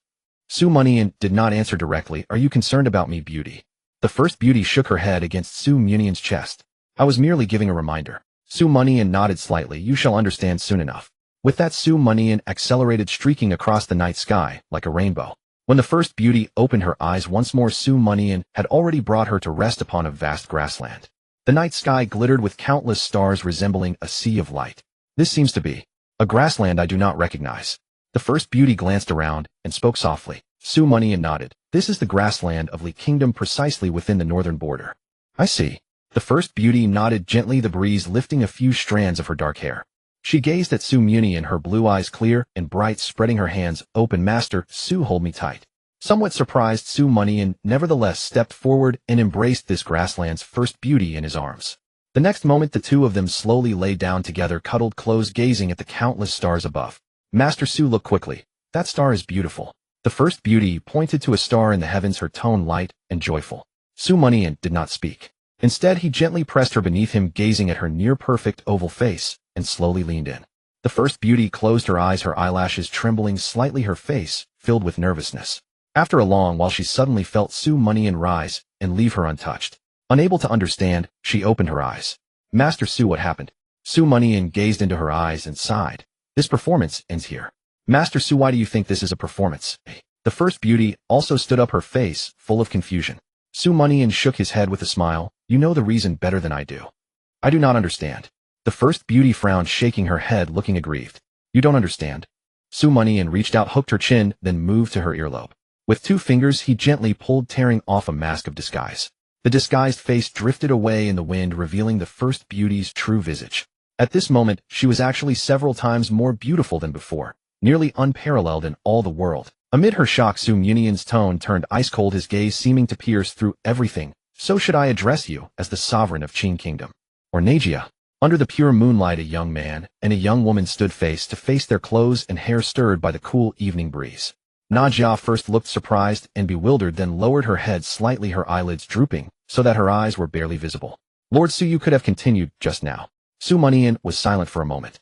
It was just a performance. Najia raised her head, her blue eyes clear as water. She gazed at Su Mianian's face and said softly, what if I say it wasn't a performance? Su Mianian met Najia's gaze. At this moment, she was truly the foremost beauty of the grasslands, more ethereal and captivating than when she was disguised with a delicate and moving appearance. Are you Lan Xiaoka's sister? Su Mianian changed the subject. Najia frowned slightly. Lord Su, please don't change the subject. Su Mianian also frowned, his tone icy. Don't call me Lord Su. I have a name. All right, Lord Su. Najia flashed a smile, revealing a maiden's unique charm, the very image of a man's moonlit ideal. Su Mianian's heartbeat quickened noticeably. He averted his gaze and said, as you wish. But you haven't answered my question. Should I call you the Qing Kingdom's sovereign or Najia? Just call me Najia. Qing Kingdom's sovereign is too formal. Oh, I don't like it. Then why do you insist on calling me Lord Su? Because I like it. Najia's tone was light, slightly mischievous, like a young girl who had developed feelings and was teasing her beloved. Su Mianian's tone remained unchanged. Tell me, why have you come all this way to see me? Najia's answer was straightforward. For what happened just now, of course. It's just that someone started but didn't have the guts to finish. She pouted, her eyes sparkling as she looked at Su Mianian. But when she saw him frowning in silence, she changed her tone. I was just joking, don't be angry. She leaned closer to Su Mianian and blinked. When did you first start suspecting me? The first time I heard of the foremost beauty of the grasslands. But back then I wasn't certain it was you. Su Mianian turned away, unwilling to meet Najia's gaze. Her clear eyes always had a captivating allure. So you discovered it that early? Najia murmured softly. Then how did you later confirm it was me? Yeah. When we were in the air. Our two kingdoms had just ceased hostilities, but we were still adversaries. As the foremost beauty of the grasslands, your taking the initiative to care about me was highly unusual. Najia nodded slightly. Lord Su is indeed exceptionally perceptive. But my identity has always been top secret. Even few people on the grasslands know about it. How did Lord Su find out? Sovereign Najia, you asked too many questions. Su Mianian was growing impatient. This has nothing to do with why we're standing here. Najia bit her lip, moved lightly like a lotus step to stand before Su Mianian, and said earnestly, Lord Su, please look at me and answer. Must you ask everything so clearly? Su Mianian steadied his mind, met her blue eyes, and after a moment of silence said, this banquet you arranged wasn't simply to curry favor with me or make friends. Throughout the entire banquet, even after it ended, neither Lu Donglai nor the blue-eyed beauty said a word to me about Lan Xiaoka. Later I thought about it, they probably didn't have the authority. What a blue-eyed beauty. Na Jia's cheeks revealed 2 shallow dimples. Lord Su, I too have blue eyes. Who is more beautiful, her or me? Su Mianian shook his head. Neither is beautiful. Liar. Na Jia pouted and snorted coldly. Su Mianian laughed coldly. Sovereign Na Jia, please put away these tricks. In this life I've seen more paths than anyone, and those are all tricks. Is that so? Na Jia's lips curled up as she whispered, I really wish I could trick Lord Su. But Lord Su is too cunning, I can't. Her gaze suddenly turned icy, chilling to the bone. Lord Su, I'm going to kill you. A long sword pointed at Su Mianian's chest. Su Mianian didn't even dodge, he pressed the long sword down with his finger. You won't kill me. Why is Lord Su so confident? If you wanted to kill me, you had plenty of chances before. At the envoy's mansion in the air when we were embracing. Na Jia shook her head. That's not the real reason. Su Mianian added, because your sister is in my hands. He stepped forward, forcing Na Jia back, his expression gradually turning cold. Your sister is very important to the grasslands, that's something we both know. The ultimate goal of tonight's banquet was to get you and me to return to the Su mansion, then find a way to rescue your sister, wasn't it? Na Jia's beautiful eyes widened as she stared at Su Mianian with extreme gravity. So you never intended to bring me back to the Su mansion from the start? Su Mianian gave a sly smile. You didn't expect that, did you? I'm not a man of lust, your honey trap won't work. My lust is Schrodinger's lust. I can't even predict it myself, how could you possibly guess? Su Mianian secretly gloated to himself. Na Jia's expression changed, but she still said, so what? You left Shuzhou City, and did you think my people wouldn't follow? If you don't release my sister, I'll fight to the bitter end. Su Mianian was unfazed. Guess why I flew north? This place is not far from the frontier. Su Linyuan can come to my rescue in just a few breaths. Even if you're at the middle stage of the Inyuan realm, I can endure for a while and not die. His face was calm, but his heart was in turmoil. Damn, this girl is actually at the middle stage of the Inyuan realm. I was so busy using my brain that I overlooked her cultivation level. So it was all within your expectations. Na Jia lowered her sword. Lord Su, I have to admit you are the most intelligent person I have ever met. She looked at Su Mianian, her tone suddenly soft as water, almost pleading. Lord Su, name your terms. Just let my sister go. And what if I ask for you? Su Mianian smiled faintly. Na Jia was taken aback, a struggle flickering in her eyes. After a long silence, she nodded. I agree. Su Mianian shook his head. Then I can't let her go even more. With her in my hands, you won't dare act rashly, and the Li Kingdom can remain at peace. Na Jia frowned and snapped angrily. Lord Su, if you truly refuse to release her, then we'll meet on the battlefield. A fight to the bitter end. Seeing her lips trembling and tears glistening in her eyes, Su Mianian said, a single general's success costs 10,000 bones. As the Qing Kingdom's sovereign, why must you resort to war for her sake? I have a win-win solution. Would you like to hear it? Speak. Su Mianian leaned close to her ear, whispered a few words, then turned and walked away carefree and unrestrained. Impossible. I won't agree. Behind him came Na Jia's outcry. Su Mianian didn't look back, waving his hand and saying, this is not up for discussion. Na Jia said nothing more. Only after Su Mianian had vanished from her sight did she murmur, I don't want to resort to war either. I have my own hardships. She stood there for a long time before forcing a bitter smile. Lord Su, there's one thing you guessed wrong. Tonight, I really did want to kill you. It was late at night. Su Mianian only returned to his private residence. He had roughly guessed why the grassland saintess was so important to the grassland. No, I almost forgot about something. Su Mianian suddenly stopped, lowered his head, and sniffed. Apart from the smell of wine, there was also a faint youthful fragrance of a woman on his body. Seeing that Wu Qingyue's room was still lit, Su Mianian steadied his mind and walked toward Nin Xiaoji's room. He intended to use a physical method to eliminate the scent on his body. Xiaoji, are you asleep? Outside Nin Xiaoji's door, Su Mianian deliberately lowered his voice. After waiting for a long while without receiving an answer, he used his spiritual energy to push open the door bolt and quietly slipped into the room. Nin Xiaoji was sound asleep on the bed, a trail of glistening drool flowing from the corner of her mouth. Su Mianian observed carefully for a moment, and finding that she had not woken up, walked to the storage table and began searching around. He remembered that when he returned 2 days ago, he had bought a lot of snacks for Nin Xiaoji, including several bags of green tangerines. After searching for a while, Su Mianian curled his lips and took out a few green tangerines from a leather pouch. As he turned to leave, a small, slender body suddenly leaped into his arms, 2 tiny hands grabbing at the tangerines in his hand, startling him. Bad guy, don't touch my food. These were bought for me by Brother Su.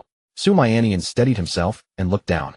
The little girl in his arms was frowning with closed eyes, clearly still fast asleep. Phew. Su Mianian breathed a sigh of relief and tried to lift Nin Xiaoji off him, only to find that the girl possessed immense strength.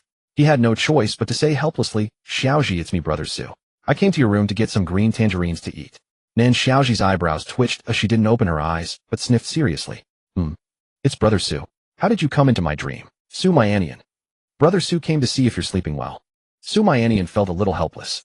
This little girl was truly a clever one. I'm sleeping very well. In my dream, I have green tangerines to eat. Nan Xiaoji murmured. Su Mianian was convinced. He carried her back to the bed and said, then Brother Su will leave your dream now. You go back to sleep, okay? Okay. Nan Xiaoji finally let go and Su Mianian laid her down on the bed.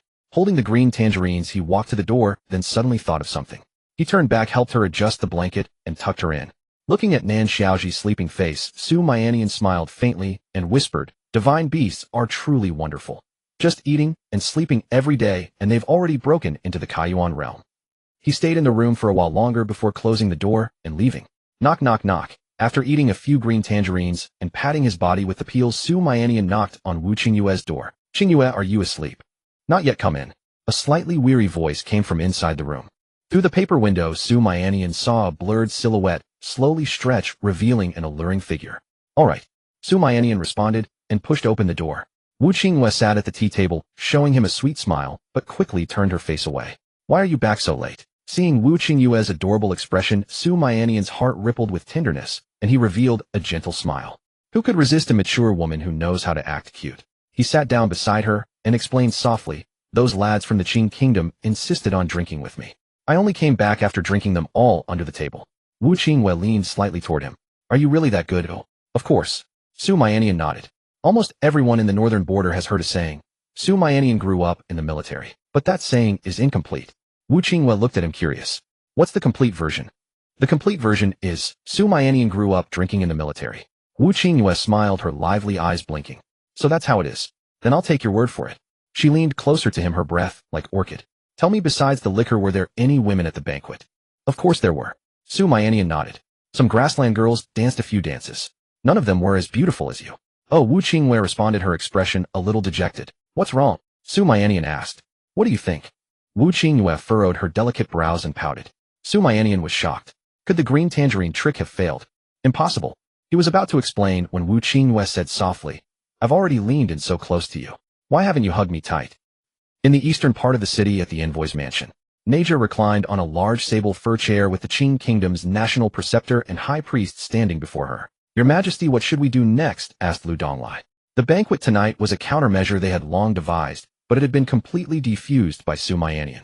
The failure of the plan to rescue the Saintess meant that even if they avoided war with the Li Kingdom, the grassland would fall into crisis and face utter ruin. Neja gently shook her head. She had no solution either. Su Mianian's mindset and strategy had exceeded her expectations. After a long silence, she spoke softly. Actually, Su Mianian gave me a twofold solution. What twofold solution? Asked Lu Donglai and the high priest in unison. Neja gave a bitter smile and repeated Su Mianian's words, causing the national preceptor and high priest to instantly change color. This is no perfect solution. This is clearly asking us to submit and surrender. The blue-eyed high priest frowned, her tone icy. As the high priest, she placed great importance on the interests of her homeland. Lu Donglai let out a long sigh. If only Saintess Naza hadn't been so stubborn and hadn't left the grassland to seek the techniques of the 100 trades in the Li Kingdom. I should have persuaded her more. He had watched the sisters Neja and Naza grow up. Neja was naturally intelligent with exceptional talent in cultivation and statecraft. Naza, on the other hand, was born with great compassion. Since childhood, she had pitted the common people and always kept their livelihoods in mind. She had disguised herself multiple times to enter the Li Kingdom, learning advanced techniques and bringing them back to spread across the grassland. But this time she was careless and got caught and unfortunately fell into Su Mianian's hands. Neja stood up and said to Lu Donglai, Teacher, you and father have taught me and Naza since we were young to pity the people and love the world. Naza infiltrated the Li Kingdom to learn following your and father's teachings. Being caught is her fate.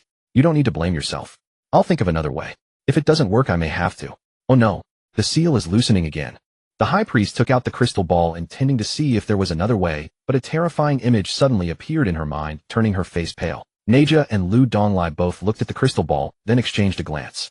Quick return to the grassland. 2 days later, the Qing kingdom once again retreated 100 li, pulling back to the southern border and into the city of Balanchuo. Su Linyuan led his troops back to Balan City, leaving behind sufficient military provisions before returning to the Su Manor. He issued a summons to the 3 righteous men, 9 guests, and 18 elders scattered across the Li Kingdom. Gather in the capital in 3 days to march against the royal family. He also handed over the 2 top-grade spiritual artifacts to Su Mianian. At Su Mianian's private residence, with a thunderous crash, a bolt of lightning split a rockery in the garden in two. Su Mianian sheathed his blade and walked toward the pavilion behind him. There sat a woman of exquisite beauty with a perfect, voluptuous figure. Wu Qingwei watched Su Mianian approach and said softly, "Your comprehension is excellent. You have already mastered 70% of the ninefold Thunderblade. Now you can match a peak Kaiyuan realm cultivator blow for blow." Su Mianian smiled. "Thank you for your guidance, Empress Sister." Over the past few days as they cultivated together, Su Mianian's cultivation had drawn very close to the mid-Kaiyuan realm. Wu Qingwei had also recovered to the late Lingkong realm. Su Mianian could never have imagined that the baleful fire would instead become the catalyst for the deepening of their bond and the advancement of their cultivation. Wu Qingyue's eyes curved like crescent moons and her red lips curled slightly as she asked, "In the duel 3 days from now, how confident are you?" "About 30%. Su Mianian thought for a moment before giving his answer. He had hidden cards up his sleeve, but Li Hongchuan did as well, and the latter's cultivation was higher than his. This was a fairly reasonable estimate. Wu Qingwei nodded slightly, her tone a little downcast. "There's not much time left. I can't help you much further." Su Mianian gave a faint smile. "You've already helped me a great deal. If it weren't for you, I wouldn't have been able to restore my cultivation, and I might soon have become a fish on the royal family's chopping block. Now that I have the strength to fight back, even if I die, I won't have any regrets." "Don't talk nonsense." Wu Qingwei shook her head, her gaze tender. "Didn't your father give you 2 top-grade spiritual artifacts?" "Let me see them." "All right." Su Mianian nodded, then produced the spiritual energy boots and the cicada wing armor. The spiritual energy boots looked no different from ordinary shoes, but they emanated a dense fluctuation of spiritual power. The cicada wing armor lived up to its name, as thin as a cicada's wing, with even the surface patterns mimicking those of a cicada's wing. Wu Qingwei took the spiritual energy boots and the cicada wing armor, examined them, and said, "The quality of these 2 top-grade spiritual artifacts is quite good. They will greatly enhance your combat power. If you can cultivate your momentum and unleash the full power of the ninefold Thunderblade, your chances of victory will rise to 80%. This was a matter of life and death for Su Mianian, so Wu Qingwei spoke with great seriousness. Yet Su Mianian smiled playfully and asked, "What if I die in the remaining 20%? Wu Qingwei pursed her lips. "Then I will burn my life force to avenge you." Su Mianian cupped her face in his hands. "Don't worry. I won't die. If I win this battle, I'll take you home to meet my father." "Off." Wu Qingwei lowered her head, her cheeks flushing flustered. This. Isn't it too soon?" Su Mianian pulled her into his embrace. "Too soon? If it's too soon, how about we spend another 100 years together before I take you home?" "No." Wu Qingwei frowned and looked up, giving Su Mianian's chest a little fist punch. Su Mianian grinned, showing his teeth. "Then it's settled. In the coming days, you and Xiao Ji will stay here and wait for my triumphant return." Wu Qingwei shook her head. "I want to go with you." Su Mianian laughed. "Are you trying to ruin me? If I kill Li Hongchuan, won't I have to fight off dozens or hundreds of your admirers?" Wu Qingwei stood up, wrapped her arms around Su Mianian, and whispered, "Then I'll wait for your victorious return. I won't make things difficult for you." "Good." Su Mianian patted her head. "I need to go back to the Su Manor for a while. There are matters to discuss with Su Linyuan. I'll probably be back very late. You don't have to wait for me." Wu Qingwei shook her head at first, then reluctantly nodded and said softly, "Leave the Dawnbreaker blade and the 2 top-grade spiritual artifacts here. Last time was short, and the Dawnbreaker blade was only upgraded to a low-grade spiritual artifact. I'll help you upgrade it to a mid-grade spiritual artifact over the next few days and make thorough preparations." "All right." Su Mianian set down the black gold long blade at his waist and gently kissed Wu Qingyue's red lips. "Don't overwork yourself." Wu Qingwei nodded lightly, her smile radiant as a blooming flower. She watched Su Mianian leave before picking up the 3 spiritual artifacts and returning to her own room. She sat on a meditation cushion, took out the storage ring containing her sister, and poured spiritual power into it. In a moment, a cyan phantom materialized in midair, its eyes tightly shut, its flawless face devoid of any color. Wu Qingyue gazed at the cyan phantom, her look tender. After a long while she said, "Sister, I need to tell you something." "I." She bit her lip. "I have found someone to love." The moment she spoke, her heart fluttered with trepidation, as if she feared the cyan phantom might disapprove of her confession. Seeing the cyan phantom remain silent, Wu Qingyue shook her head and smiled. In her eyes, the figure of a certain young man seemed to appear. She murmured to herself, "I thought I would never fall in love with anyone. Yet it only took a short month for me to truly fall for someone. Do you know, that day when you and I were gravely wounded, he saved us by chance. He not only stabilized my dying injuries, but also gave me enough spirit stones to reshape your soul. Do you know, sometimes he is infuriating, but no matter how angry I get, I still want to talk to him. It seems that as soon as he speaks, he can blow away the gloom in my heart. This is the first time I've ever liked someone, and I don't know how to behave around him. I thought I was aloof and cold, but when I'm with him my nature always carries a hint of coquettishness, as if that's the real me. The first time I let myself be spontaneous with him, I thought he would hate me for it, and I worried for a long time. Wu Qingyue poured out her heart, as if confiding to a close friend, saying so much all at once. Her red lips were always slightly curved, and her eyes were filled with indescribable joy. After a long time she restrained her urge to confess further, and looked at the Cyan Phantom. Sister, I have recovered to the late Linkong realm. I will definitely restore your vitality, and take you home, but before that I need to help him. Wu Qingyue lowered her head slightly, staring at the ground before her, and whispered, he is clearly very clever, but sometimes he is really so foolish. She was silent for a moment, then revealed a resolute smile, and bit her fingertip. The capital of the Li Kingdom. The Imperial Palace's rear courtyard. Several blood-colored streams spread like a spider's web, converging at the base of a desolate mountain. Some insects and birds seeking water to drink saw the crimson streams, and flew away with flapping wings. As if the water here emanated a terrifying danger far more fearsome than thirst itself. Caw caw caw. From the sky came a hoarse rasping cry. A flock of crows flew past, entering the cave of the barren mountain, flying deeper into its recesses. The mountain cave was cold and damp, with a bleak wind whistling through its passages. Only when blood-red light filled their vision did the crows fold their wings, landing on the bare black stones. Here at the base of the desolate mountain lay the royal family's underground palace. Caw caw. A bold crow flapped its wings and flew toward a distant figure in yellow robes, landing on the left shoulder of the yellow-robed silhouette. You're back. The yellow-robed figure's voice was hoarse, yet filled with joy. This person was none other than Li Daoxiu, the sovereign of the Li Kingdom. Li Daoxiu played with the crow on his shoulder for a moment before turning his gaze back to the front. There stood a formation of complex runes, ceaselessly absorbing the blood, qi, rising from all directions, channeling it into the figure standing at the formation's center. The figure was covered in blood scabs, its brow furrowing and relaxing at intervals, while its aura surged unceasingly. Any cultivator would immediately recognize that this formation possessed remarkable healing properties. It's almost enough. Let me give it one more push. Li Daoxiu narrowed his eyes, pointing toward the right side of the palace. Immediately a fierce surge of water sounds echoed as boundless blood qi exploded outward, gathering like a waterspout into the formation. The figure within the formation let out a muffled groan, furrowing its brow as it absorbed the blood qi. After a moment it opened its eyes. Thank you, Father. I am fully recovered. Li Hongquan swept his hand downward. The blood scabs on his body immediately fell away, revealing his dark purple lips. Excellent. Your cultivation has even progressed. 1 foot has already stepped into the half-step Yin Yuan realm. Li Daoxiu reached up to tease the crow on his shoulder, his tone casual. Li Hongquan flew to Li Daoxiu's front and clasped his fists, saying, Father, I have complete confidence in this duel. I will definitely kill Su Muyan. Li Daoxiu looked at Li Hongquan. Killing Su Muyan is not the ultimate goal. The one we want to kill is Su Linyuan.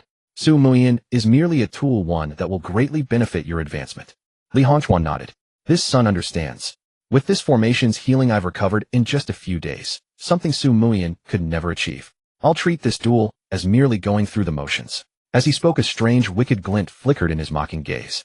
Because he had thought of that figure in purple robes. Killing Su Muyan meant that the purple-robed beauty would ultimately fall into his hands as a plaything. Li Daoxiu's lips curved into a smile as he waved his hand. Retire now. I too must prepare using this formation for a few days to give my old friend Su Linyuan a pleasant surprise. Yes, Father. Li Hongquan acknowledged and turned to leave. A grimly sinister smile spread across his face. Su Muyan and Su Linyuan consulted until late into the night before departing. In this duel the Su family would invest all their strength to overthrow the Li Kingdom's dynasty. Including Su Linyuan and old Zhao, the Su family had 5 Yin Yuan realm experts who would unleash their full force in 5 days. In the following days, Su Muyan practiced blade techniques during the day and cultivated dual cultivation with Wu Qingyue at night. His strength drew infinitely close to the mid-stage Kaiyuan realm. On this late night, Su Muyan gently kissed Wu Qingyue's cheek. I know you wish to accompany me to the capital, but this journey is too perilous. Please forgive my selfishness. Sleep well. When you wake, I will have returned victorious. Su Muyan glanced once more at the sleeping Wu Qingyue, confirming she would not awaken before turning to leave. With a creak, Su Muyan pushed open Nanxiaoni's door and lifted the little girl's dangling feet from the bedside, placing them back on the bed. Just as he was about to rise, a plump little hand grabbed him. Brother Su, have you come to my dream again? Brother Su, I'm eating meatballs. Do you want one? Su Muyan smiled, gently pinching Nanxiaoni's cheek. Brother Su won't eat any. Brother Su is going out. I might be back tomorrow, or I might be gone for a very, very long time. Xiaoni, be good, and listen to Sister Qingyue, okay? Yes. Brother Su, don't worry. I'll definitely behave. With me around, Sister Qingwei won't be bullied. You must come back safely. Meatballs are so delicious. Su Muiyan smiled gently and left Ninshiani's room. A quarter-hour later, Su Muiyan cast one final deep glance at Shuzhou City before turning and flying toward the military camp 10 li away. Inside the military camp, the soldiers were already prepared and standing beside Su Linyuan. Upon seeing Su Muiyan arrive, all the soldiers bowed slightly and clasped their fists. Greetings, Your Highness the Prince. Su Muiyan nodded and returned the fist salute. In the past, he had been respected because he was the prince and had grown up in the military camp. Now he was respected because of his own strength. Without losing a single soldier, he had single-handedly forced the Qing kingdom to retreat 200 li, shaking every soldier's heart. Some soldiers even felt it was unreal, as if it were merely a dream. But all of this had truly happened. When Su Muiyan arrived, Su Linyuan nodded with a smile and said to everyone, "Let's go. Before we leave, let's go see an old friend. When we meet again, next time, who knows when that will be." Soon Su Muiyan and the others followed Su Linyuan into a cold and damp cave.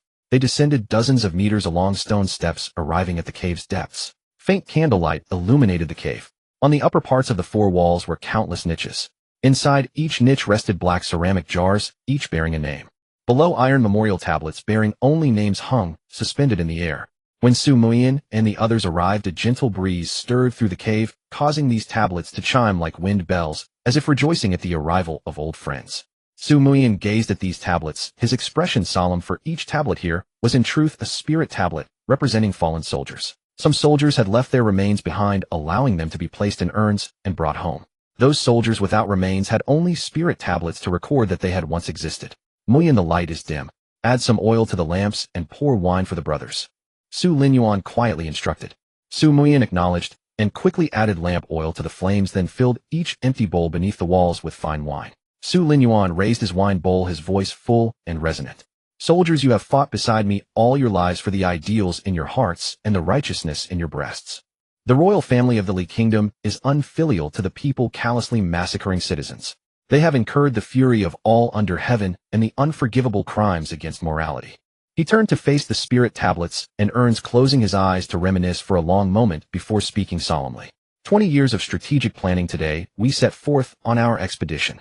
Today, we brothers venture to the capital to punish the royal family.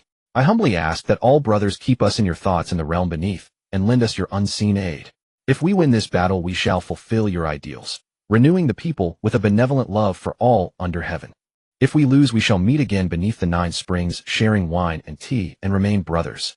Today, Linyuan has prepared the finest wine for the brothers. Before we depart, let us drink this bowl together. Life and death shall both be fulfilled. Ha ha ha. Su Linyuan laughed heartily, raised his cup to his lips, and drained it in one gulp. Su Muiyan and the others also raised their bowls, drank deeply, and smashed the wine cups with gusto.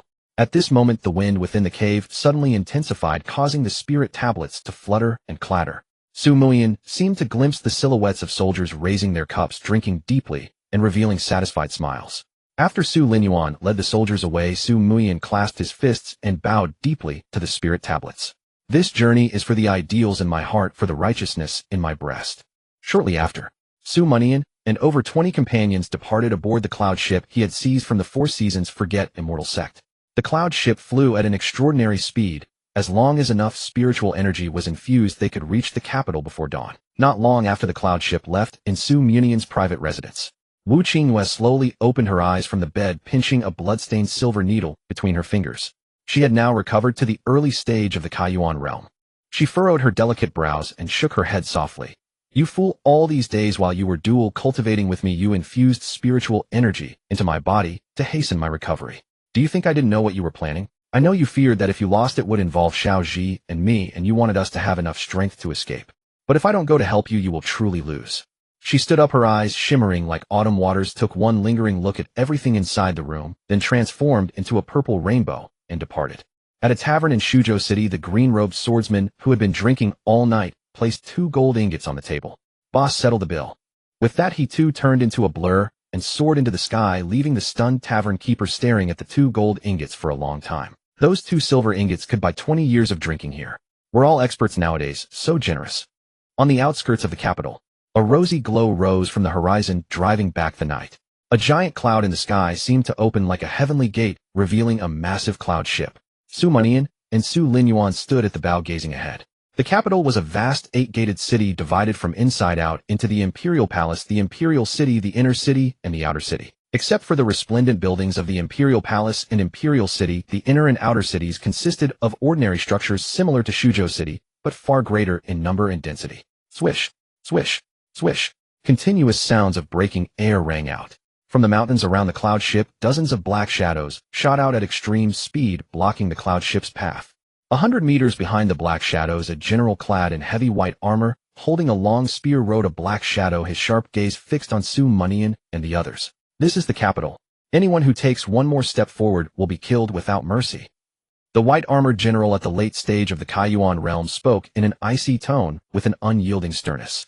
Su Mianian looked closely and recognized what those black shadows were. Each was a fourth-rank flying spirit beast clad in armor. The beast beneath the white-armored general was a successfully advanced fifth-rank flying spirit beast with strength comparable to the Kaiyuan realm. How noisy! On the cloud ship, old Zhao frowned and walked to the bow, about to slap these creatures to death, but Su Mianian stopped him. Let me handle it, old Zhao. Save your strength for later. With that, Su Mianian lightly leaped forward and walked through the air toward the black shadows. He didn't need to think twice to know that the white-armored general had received orders from the royal family to stop them here. Kill. The white-armored general gave the cold order as Su Mianian voluntarily descended from the cloud ship. The flying spirit beasts flapped their wings and stirred up fierce gales, surging towards Su Mianian. Su Mianian's lips curled slightly. He clenched his hand in the air, and a powerful wave of spiritual energy appeared around one of the flying spirit beasts. An instant later, the wave collapsed inward, crushing the beast into dust like a mountain falling. A Kaiyuan realm against a Linkong realm. Instant annihilation. The gales now closed in on Su Mianian, but he neither dodged nor yielded. He drew his black gold long blade and slashed forward, cutting the gales apart like a water dragon, scattering them in all directions. Roar. The remaining flying spirit beasts let out piercing screeches, sending countless soundwave ripples straight at Su Mianian. Su Mianian's figure flickered, moving rapidly through the air, leaving trails of black blade light, and charged before the white-armored general. Behind him, countless black lights had not yet faded. Where the flying spirit beasts had been, deafening explosions rang out, turning them into pools of blood mist. The white-armored general's eyes narrowed.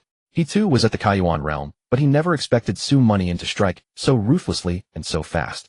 Yet he showed no fear. Instead, he said to the young figures on the city wall behind him, "Disciples, watch closely. This is a true battle between Kaiyuan realm experts." With that, the young figures turned their gazes to the battle. He rode the fifth-rank flying spirit beast and charged at Su Mianian. Su Mianian squinted, glanced at the figures on the wall, and fury surged within him. This white-armored general actually treated him as a teaching tool. How arrogant. A white blur flashed in the sky, and a red-tasseled spear thrust toward Su Mianian, aiming straight for his heart. Beneath the red-tasseled spear, the fifth-rank flying spirit beast launched a sonic attack, its soundwave ripples several times stronger than those of the fourth-rank beasts. This time, Su Mianian could not ignore the sonic attack. He circulated his spiritual energy, formed a defensive barrier around his ears, then flipped the black gold blade and slashed down at the red-tasseled spear. Bang! The red-tasseled spear was deflected half a foot, passing by his left arm and piercing the air. Amid the white-armored general's shock, Su Mianian delivered a fierce slash, cleaving the faceplate of the flying spirit beast in two. The beast plummeted at extreme speed, crashing into the ground and leaving a deep pit. Without pausing, he slashed several black lights at the white-armored general, forcing him back, then accelerated downward and plunged the black gold blade into the beast's spine. Crack! The sound of flesh and bone tearing erupted, followed by an agonized howl. How dare you! The white-armored general, somewhat disheveled after blocking the black lights, hurled his red-tasseled spear at Su Mianian. Su Mianian ignored the spear and the beast's struggles. He widened the wound on its spine with his blade, then plunged his hand inside and pulled out a green, still-beating heart. He glanced at the figures on the city wall, then at the white-armored general, a cold smirk curling on his lips as he crushed the beast's heart. The figures on the wall were stunned, frozen like wooden posts. The combat prowess Su Mianian displayed shook their spirits. Some of the so-called top disciples were already cowed. Bang! Su Mianian turned and sent the red-tasseled spear flying, embedding it into the city wall, piercing through the chest of a disciple, sending blood splattering. Su Mianian cared not who was injured. Those who came to watch must pay the price. He looked at the white-armored general, lightly tapped the ground, and leaped before him. Take your spear, and let's continue. Su Mianian gestured to the white-armored general, his tone calm as water. The general's pupils dilated. He had never imagined Su Mianian's combat strength to be so terrifying. In less than half an instant's time, he had slain dozens of flying spirit beasts, one of which was comparable to the Kaiyuan realm. And he himself was not only at the Kaiyuan realm, but the late stage. The white-armored general's face darkened like water. As a city defense general and the youngest instructor at the capital's Royal Academy, he now faced Su Mianian without confidence in victory. After a moment of silence, he clenched his hand in the air, retrieved the red-tasseled spear, and abruptly retreated. He realized Su Mianian truly intended to kill him, and he was no match. He retrieved the spear only for defense. Su Mianian's expression was half smiling, half serious. He quickly caught up and slashed down. The white-armored general raised his spear horizontally to block, but was sent flying hundreds of meters, his entire body trembling violently. Su Mianian pursued relentlessly, delivering dozens of slashes in a short time, shattering the general's armor and leaving him powerless. "Dean, save me!" The bleeding general cried out, but Su Mianian was already before him, holding the red-tasseled spear. Bang! Su Mianian kicked the base of the spear, sending it shooting like a dragon toward the general. Enough! An indisputable voice rang out from within the city wall, and a powerful wave of spiritual energy instantly locked onto Su Mianian. Su Mianian squinted, ignoring the threat, and punched the red-tasseled spear several times, driving it into the general's chest. No matter who came today, he must die. Boom. Several city bricks exploded.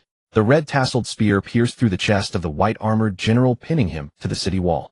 Blood soaked the red tassel along the spear shaft and slowly dripped down. The white-armored general was slain. None of his students dared to step forward to check. Oomph. A cold snort rang out, and the spiritual energy fluctuations locking onto Su Mianian instantly tightened. Like a piece of rubber candy being squeezed tightly, Su Mianian channeled his spiritual energy to the extreme, pouring it into the black gold longblade, and slashed down at the spiritual energy fluctuations. Rip! The spiritual energy fluctuations were torn apart like paper. Su Mianian seized the opportunity to retreat and returned to midair. Behind him, the cloud ship slowly came to a halt. That aura was as if a single man and a single ship were assaulting an entire city, brimming with confidence. On the city wall, a figure in a gray robe appeared, and in a few flickering movements arrived before Su Mianian. Without a word, Su Mianian raised his blade and struck, unleashing several black beams. He was here for a duel today. He couldn't retreat a single step. If he retreated, his momentum would wane. The gray-robed man frowned, a hint of surprise in his eyes. He hadn't expected Su Mianian to strike directly. However, as he gazed at the black beams, he merely pointed a finger forward, and a vortex of spiritual energy rose unexpectedly, devouring all the black beams. In the next instant, the gray-robed man whipped his hand back, and the black beams returned along their original path, shooting towards Su Mianian. Su Mianian neither dodged nor retreated, pointing his blade at the black beams. Explode. Boom. The black beams successively exploded into black mist, stopping before Su Mianian. Oh, if the gray-robed man was merely surprised earlier, now he was somewhat shocked. Su Mianian was only at the early stage of the Kaiyuan realm, but to detonate objects from a distance and ignore his counterattack required at least the spiritual energy foundation of the late stage. This meant that Su Mianian's spiritual energy was extremely abundant. No wonder you could directly kill Bai Chang. The gray-robed man said calmly, then pointed a finger at Su Mianian. At his fingertips, spiritual energy gushed out like a sea current, surging towards Su Mianian. But the moment he struck, he instantly retreated hundreds of meters backward because a massive spiritual energy fist slammed down. The sea-like spiritual energy, due to lack of control, deviated and failed to hit Su Mianian. What skill is there in bullying a junior? On the cloud ship, old Zhao made his move. With his hands clasped behind his back, still dressed in beggar's rags, he descended from the cloud ship and stood beside Su Mianian. "Little Su, let's take him on together." Su Mianian nodded, raised his blade, and charged. 2 against 1 was a sure win. Not fighting would be stupid. Seeing Su Mianian so decisive, old Zhao extended his hand and said, "Hey kid, wait for me." With that, he also charged out. The gray-robed man's face changed drastically, and he said angrily, "Bullying a junior is no skill, but you 2 against 1 is skillful." Su Mianian arrived before the gray-robed man, pushed his fingers outward, and the Tianli sword at his waist instantly flew out, stabbing toward the gray-robed man.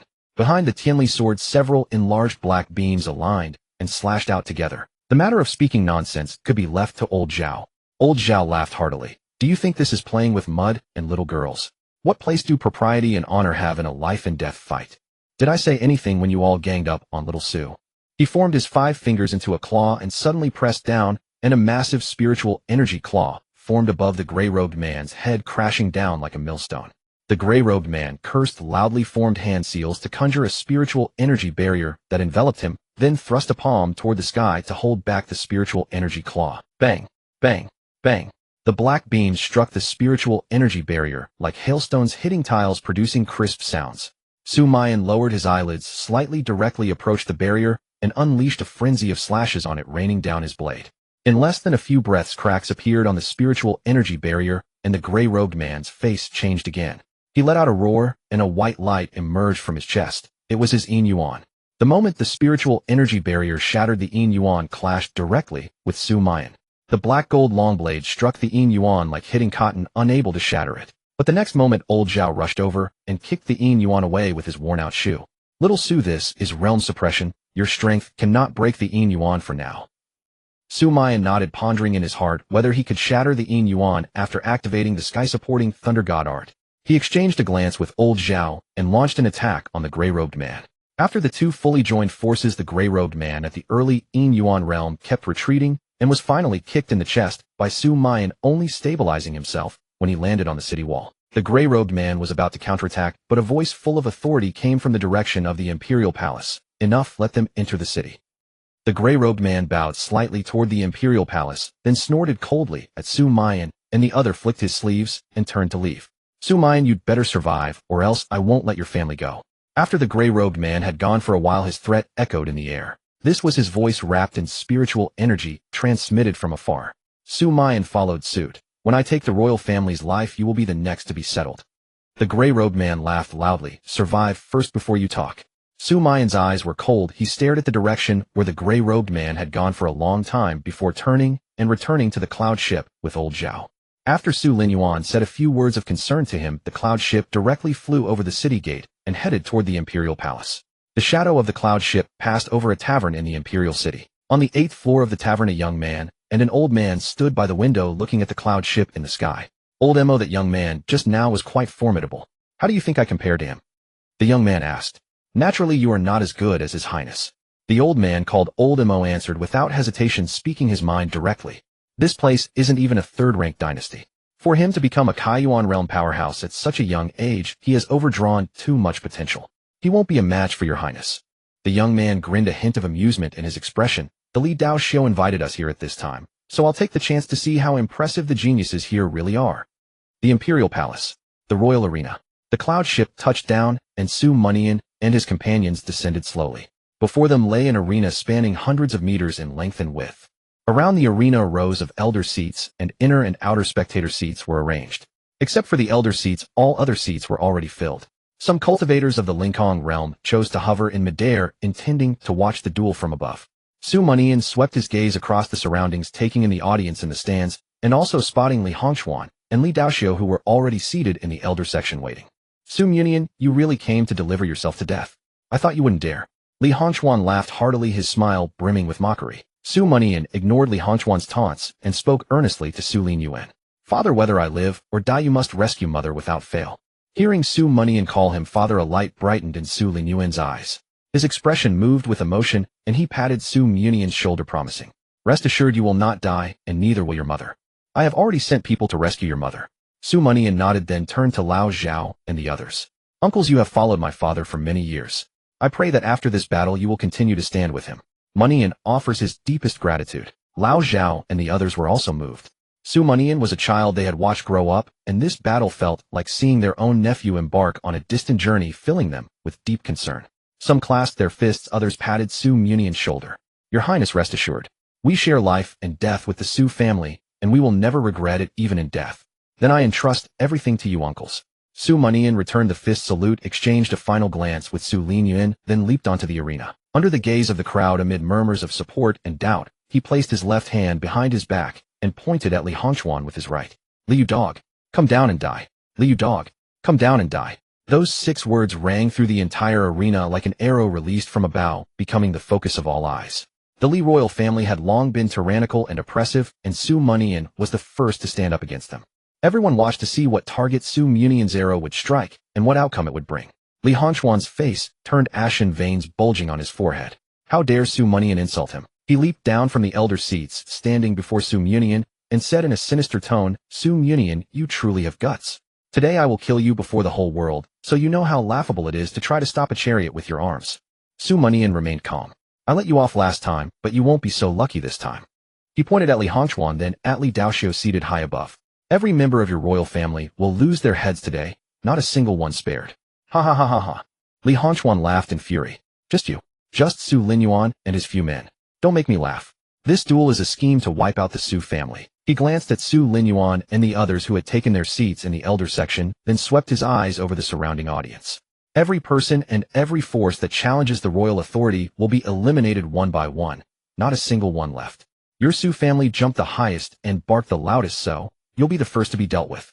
A mocking gleam appeared in Li Hongchuan's eyes, and the joy of a predator spotting its prey spread across his face. Su Mianian, to be honest, I've been waiting for this day for a long time.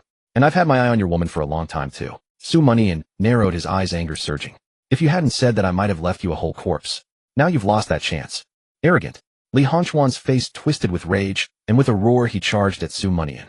Around the arena, a barrier of spiritual energy slowly rose and sealed shut at the apex. The duel that would decide the life or death of Su Mianian and Li Hongchuan, the joy or suffering of the Li Kingdom's people and the course of the kingdom's history, had officially begun. Die. Li Hongchuan threw a punch straight at Su Mianian's face. Su Mianian did not dodge. Instead, he turned his palm upward and caught Li Hongchuan's fist with a crisp snap. Snap, snap, snap. The air was filled with the loud sounds of cloth moving at high speed. Li Hongchuan aimed dozens of punches at Su Mianian's upper body in an instant, but every one was caught with precision. Surprise flickered in his eyes. He hadn't expected Su Mianian's cultivation to improve again in just a few days. Seizing the opening, Su Mianian switched from defense to offense, sinking his waist and dropping his hips like a tiger pouncing on its prey, catching Li Hongchuan off guard. Bang! His fist landed on Li Hongchuan's chest, sending the latter stumbling back several steps. Another high-grade spirit artifact. Su Mianian's eyes narrowed. The royal family really had too many high-grade spirit artifacts. Without hesitation, he stomped the floor, shattering it, and in the blink of an eye appeared before Li Hongchuan, delivering an upward kick. In an instant, spiritual energy surged through his leg. Li Hongchuan dared not be careless. He channeled his spiritual energy into his arms and pressed down to block. Bang, bang, bang. The ripples of spiritual energy exploded at the point of their clash, riveting the audience's attention and stirring waves of emotion in their hearts. Even without using spiritual energy earlier, Su Mianian had not only held his ground, but even gained a slight advantage. If not for the protection of the high-grade spirit artifact, Li Hongchuan might have already been injured. Look, Su Mianian is being forced back. A cry rose from the audience, pulling everyone's focus back to the arena. In the arena, Su Mianian crossed his arms to block a punch from Li Hongchuan. But that punch was heavy and powerful, delivered with all of Li Hongchuan's spiritual energy, forcing Su Mianian to retreat several steps before he could steady himself. As expected, the gap in cultivation level isn't easily bridged. Li Hongchuan is at the peak of the Kaiyuan realm. Just in terms of spiritual energy reserves, he far surpasses Su Mianian. Su Mianian has done well to hold on this long at the early stage of the Kaiyuan realm. As Su Mianian was forced back, murmurs spread through the audience. The suppression of cultivation levels was clear. This duel seemed to have little suspense. Only the elders in the elder section watched the two intently, their expressions calm, refraining from judgment. It was still too early to declare a winner. All of them were cultivators above the Kaiyuan realm, and they understood in their hearts. Su Mianian was not without the power to fight back. Su Mianian, you truly surprised me. Li Hongchuan let out a cold, sinister laugh. Compared to last time, you've improved greatly. But that was just a warm-up. Now the real show begins. As his words fell, Li Hongchuan's aura surged, instantly revealing the full pressure of a peak Kaiyuan realm cultivator. The dust and gravel on the ground were blasted away by his aura, scattering over 100 meters. Su Mianian remained calm, raising his hand and curling his finger at Li Hongchuan. You talk too much. A fierce glint flashed across Li Hongchuan's eyes. In the blink of an eye, he appeared before Su Mianian and hurled a vicious punch. Spiritual energy erupted from his fist, sending Su Mianian's robes and hair billowing upward. Die!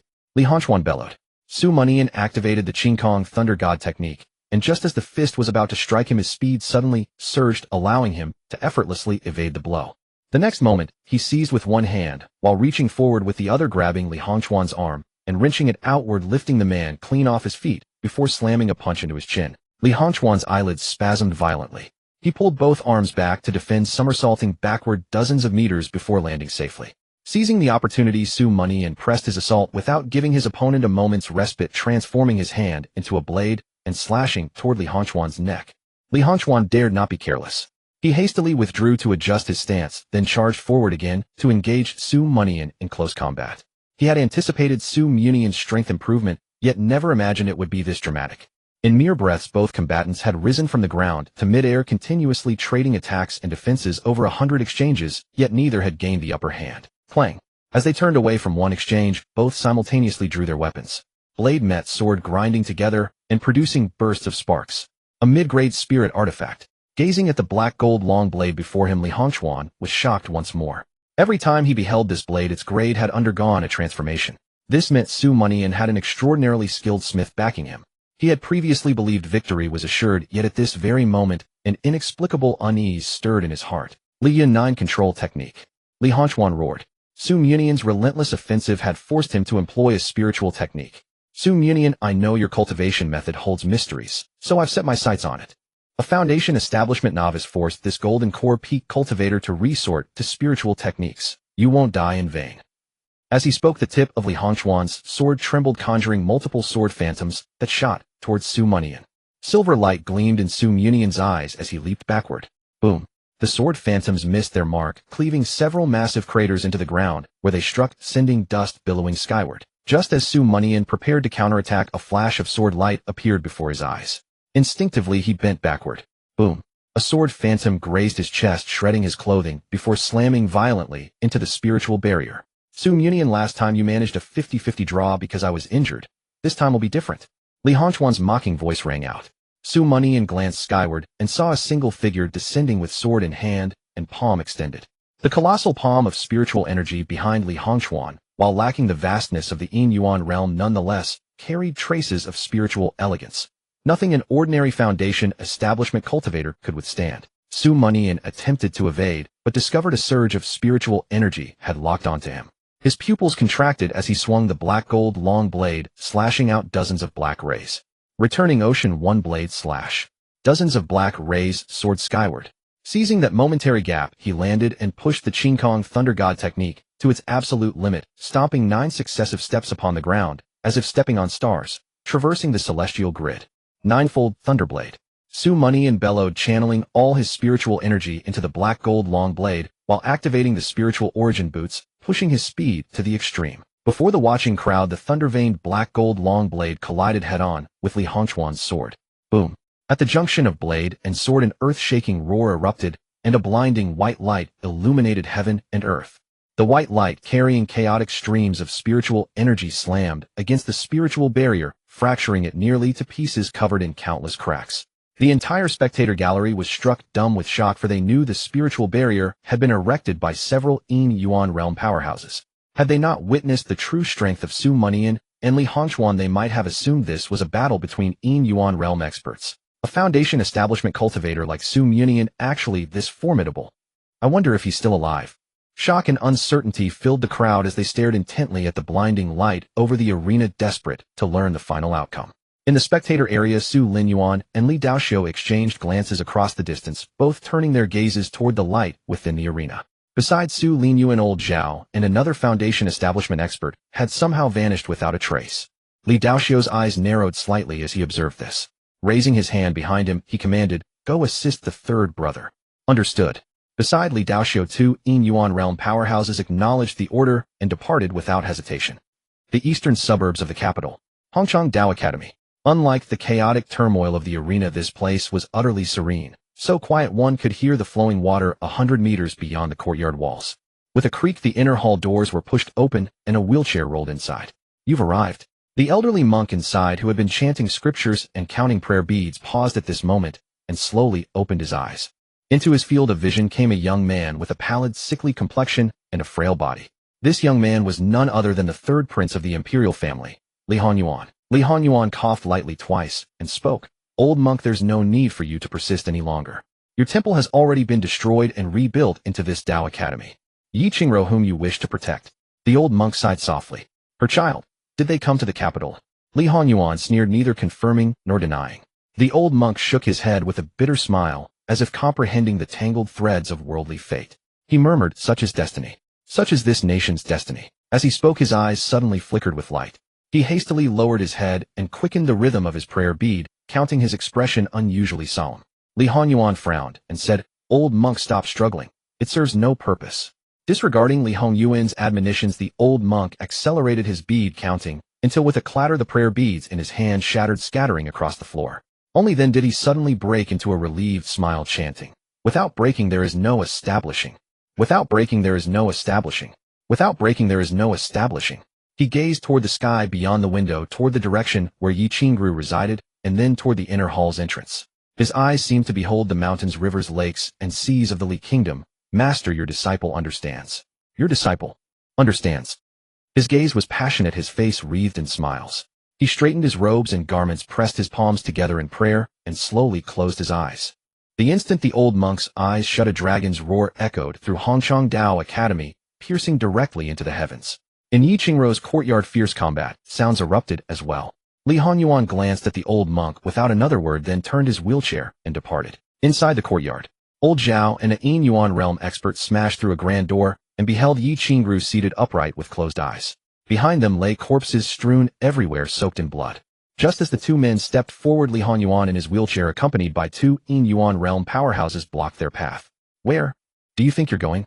Li Honyuan wore his sickly expression, yet his smile was chillingly sinister to the extreme. Old Zhao and his companion's pupils constricted. This man in the wheelchair was actually also of the Yin Yuan realm. We have 3 Yin Yuan realm experts. You cannot save Yi Qingru. Oh, that's right, you cannot even take her corpse away because she's already dead. Cannot take her away. What if I join you? From behind old Zhao came a frigid voice. Several people turned to look. A beautiful woman, breathtakingly gorgeous, wearing a veil, walked gracefully through the entrance, a black iron red sword in hand. First struck by the woman's extraordinary beauty, Li Honyuan then sneered. A Foundation establishment cultivator coming to join the fun. The purple-robed woman's expression was calm as she flipped the red sword in her hand. Killing you requires but one sword stroke. Ha ha ha. Li Honyuan burst into laughter. Are you here to provide comic relief? Don't think that just because you're beautiful I will. Li Honyuan's eyes froze. The red sword in the purple-robed woman's hand had already flown toward him, bearing overwhelming might like a massive wheel grinding across his very soul. Slish! Li Hongyuan's head tumbled from his neck and the red sword returned to the purple-robed woman's hand. I told you, one sword stroke to kill you, and one sword stroke it is. The purple-robed woman sheathed her sword and turned to leave. After the purple-clad woman left the fore, old Zhao's pair and the opposing pair were all filled with terror. A single sword strike at the Kaiyuan realm had actually slain a Yinyuan realm cultivator. Li Honyuan was annihilated before he could even resist. After their shock, old Zhao and his companion felt a lingering sense of relief. The purple-clad woman had clearly come to help them. Kill them. Old Zhao and his companion exchanged a glance and shot forward at lightning speed. The two opponents were clearly terrified out of their wits. At this moment, they dared not resist and turned to flee. They must relay this news to Li Daoxiu. Trying to flee. Win Netherine Shapong. Long Qi breaks the sky. Old Zhao and his companion struck simultaneously, each unleashing their most powerful technique, sending the two opponents spitting blood as they fled in a frenzy once more. The arena. The white light within the spiritual energy barrier faded, revealing the scene inside. The ground, once flat, had been blasted into a pitch-black crater stripped of its former appearance. Dust and smoke billowed from the crater, and after a few breaths a figure emerged, bent over and panting heavily. Su Mianian was not dead. In the air, Li Honyuan was equally disheveled, his clothes severely damaged, and a brand-new high-grade armor showed signs of wear. Su Mianian, you truly are surprising. Li Honyuan panted, his grin twisted with a desire to carve Su Mianian into 1,000 pieces. Su Mianian's expression was grave, but he showed no fear. He was injured, but not dead. With a snap, Su Mianian's fists clenched abruptly, his aura soaring as spiritual energy from all around surged madly into his body. This Mid-Kaiyuan realm. He actually broke through at this moment. I understand what he's doing. He's using the breakthrough to rapidly heal his injuries. In the audience, waves of shock rolled one after another. They had never imagined that Su Mianian still had a trump card. On the elder's bench, the Kaiyuan realm experts felt heavy-hearted. If they had been in the arena earlier, they would have long turned to ashes. Only Yinyuan realm powerhouses like Su Linyuan and Li Daoxiu remained relatively calm in their hearts. At least for now, they could not discern the outcome of the battle. Ha ha ha. Su Mianian, did you think you were the only one with a trump card? Li Honyuan laughed mockingly, and with a clench of his fists, he also broke through in cultivation. Gasps. The second prince has actually broken through to half-step Yinyuan realm. I thought Su Mianian had a chance, but now the scales of victory have tilted again. The audience erupted in uproar. This battle today had stunned them beyond measure. So this was how a fight could be. Seeing Li Honyuan also break through, Su Mianian merely lowered his eyelids slightly. Breaking through was nothing more than a means to heal his wounds. At present both were heavily injured, and even with the breakthrough there was little improvement. He spread his palm open, then clenched it fiercely. The black gold long blade lying in the distance trembled a few times, then instantly shot up from the ground and returned to his hand. The next moment, Su Mianian's body and blade were wreathed in lightning.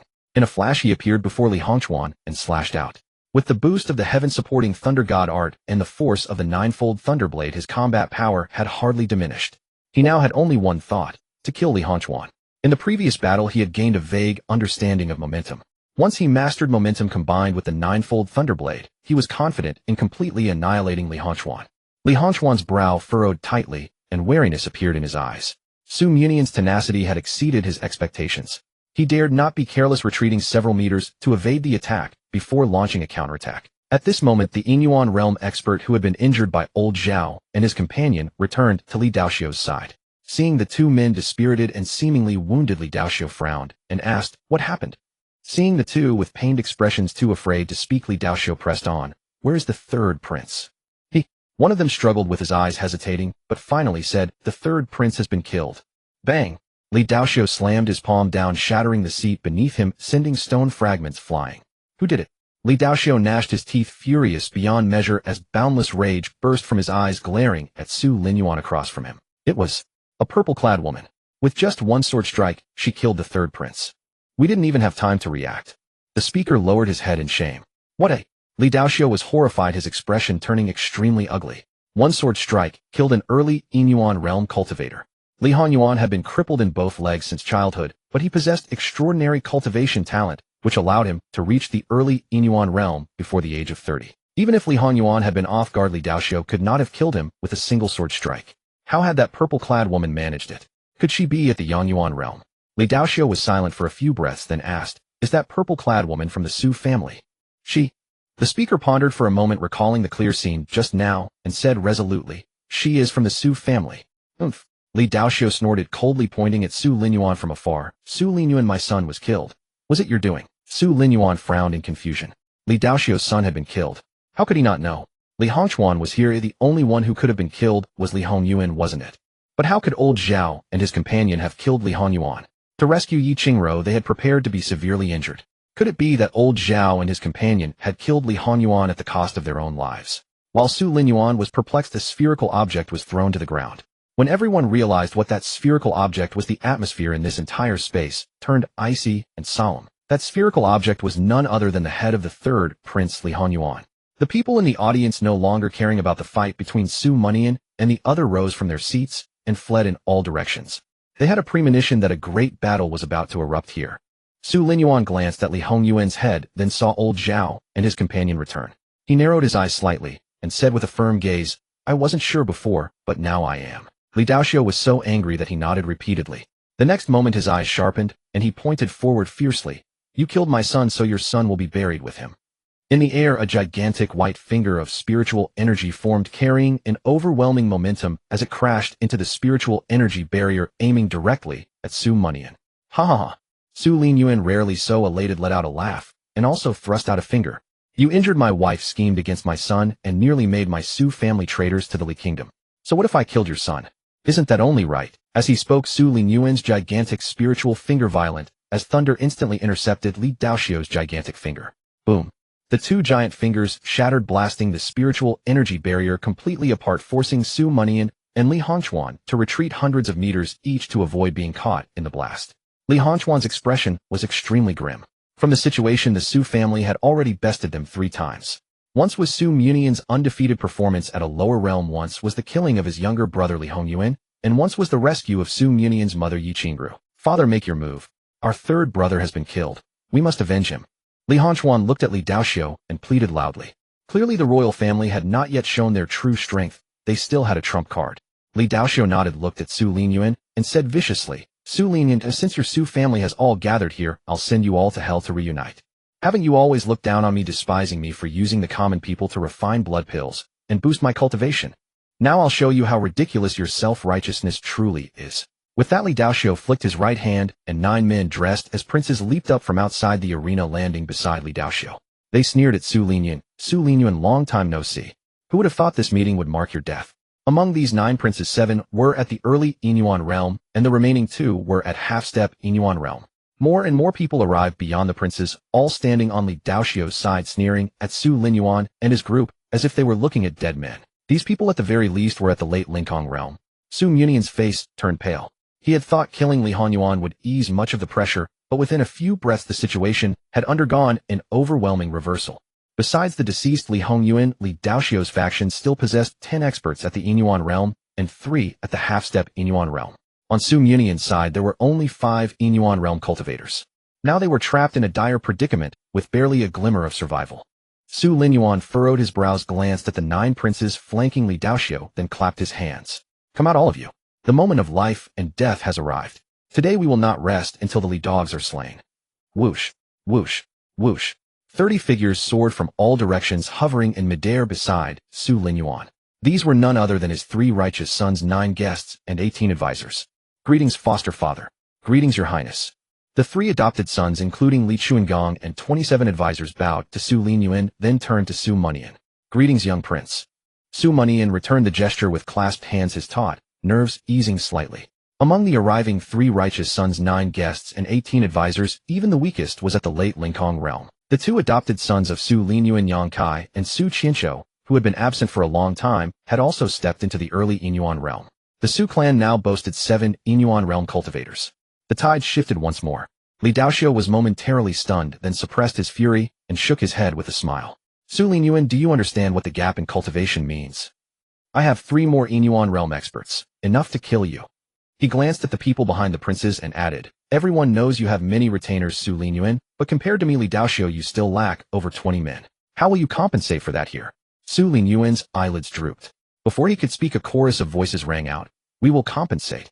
From all directions, more cultivators arrived, over 30 in number.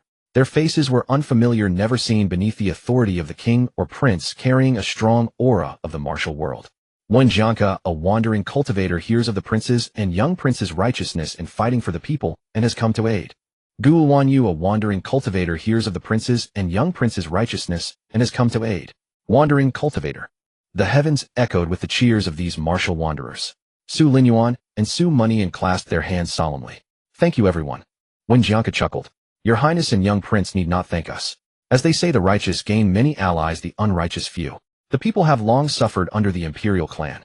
To change the dynasty and restore the nation's glory, we cannot shirk our duty. Indeed, we cannot shirk our duty. Wen Jianke's words drew agreement from the crowd of wanderers. If not for Su Mianian slashing the mad tyrant blade, hanging his head on the city wall, and single-handedly forcing the Qing kingdom to retreat 100 li, showing the Su family's resolve to protect the nation and its people, they would not have come today. As for dying, if it was for the nation and the people, what fear was there in death? Excellent, excellent. Su Linyuan's expression stirred as he nodded repeatedly. Then I entrust this to all of you. With that, the great battle erupted in earnest. Countless streams of spiritual energy exploded, and the fighting no longer confined to the dueling arena, spreading across the entire imperial city. The sky darkened instantly from the frenzied surge of spiritual energy. Li Daoxiu, along with the gray-robed city defenders, besieged Su Linyuan. Before Su Mianian, Li Hongchuan arrived in the blink of an eye. Su Mianian, your opponent is me. Don't even think of running. Li Hongchuan's words were mocking, his tone icy as frost. Su Mianian wasted no words. He drew his blade and struck. His understanding of momentum was growing clearer.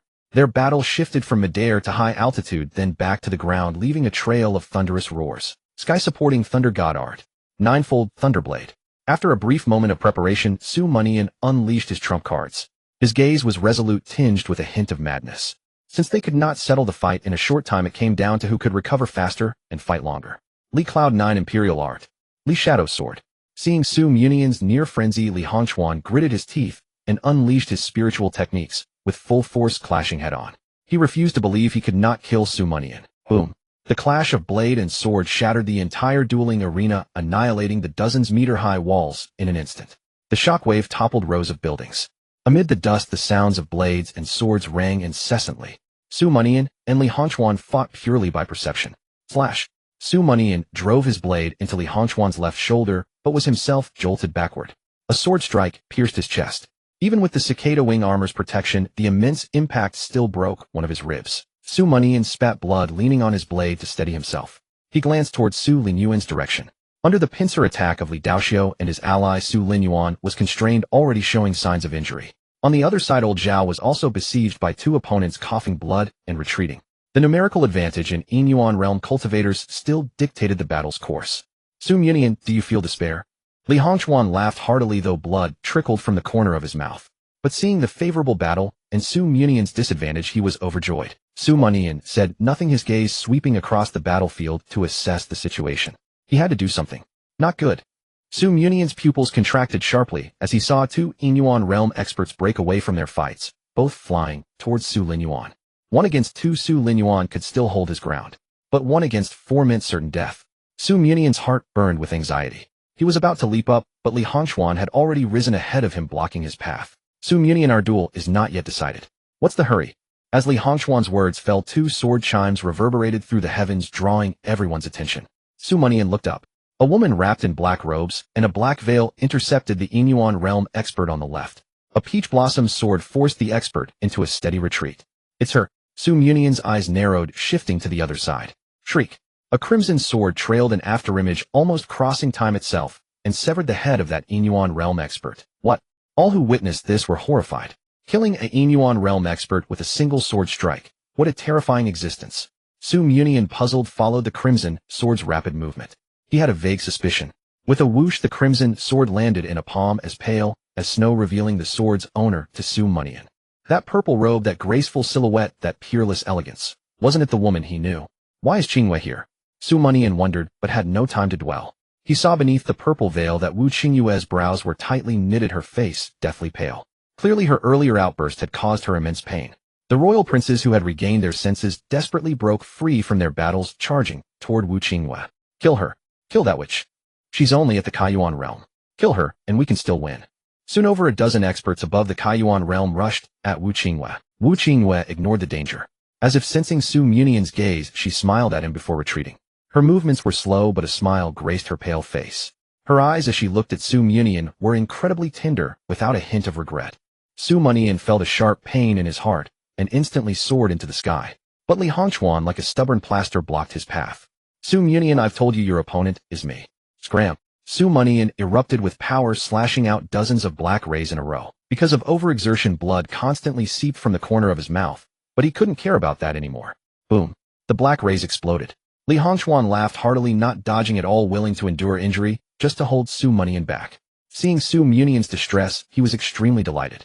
Su Mianian frowned. While trying to break free from Li Hongxuan's entanglement, he shouted to the Su family crowd, at all costs save her. His voice was heart-wrenching, causing the Su family experts to hurriedly lift their heads. Even old Zhao and Su Linyuan, who were being besieged, hurriedly looked toward Wu Qingyue. Wu Qingyue suddenly struck, killing a Inyuan realm powerhouse, which had already drawn their attention and made them deeply grateful. Hearing Su Mianian shout, they were convinced that Wu Qingyue was not only on their side, but also extremely important to Su Mianian. If not, why would Wu Qingyue choose this moment to strike and kill a Inyuan realm powerhouse? Su Linyuan, old Zhao Yongkai, Su Qianqiu, and others roared, then formed seals to erupt their cultivation, blasting the opponents before them several zhang away and flying toward Wu Qingyue. But they didn't fly far before being blocked again. In the end, only Yongkai and Su Qianqiu broke free, along with Li Chungang and others who at all costs desperately stood in front of Wu Qingyue. The black-clad woman on the other side glanced at Su Mianian from afar, then looked toward Wu Qingyue with a complex expression. After hesitating for a moment, she also rushed over. The royal family's assault was fierce like a tide. Su Mianian saw cultivators who stood in front of Wu Qingyue fall and rise again until they could no longer rise, and then vanished. His heart was burning with anxiety. He pointed his left hand toward the Thunder Emperor ring, but at that moment a sword flash flickered, forcing him to retreat 10 meters to the right to dodge it. Li Hongxuan still clung on relentlessly. Su Mianian, after exhausting you for so long, this should all come to an end. Li Hongxuan spoke mockingly, his face revealing a sinister smile that chilled Su Mianian's heart. Does Li Hongxuan still have a trump card? Ha ha ha. Su Mianian, don't panic. I've prepared this trump card for you long ago. You won't suffer for long. Li Hongxuan, seeing Su Mianian's extreme vigilance, laughed even more wantonly, then continued.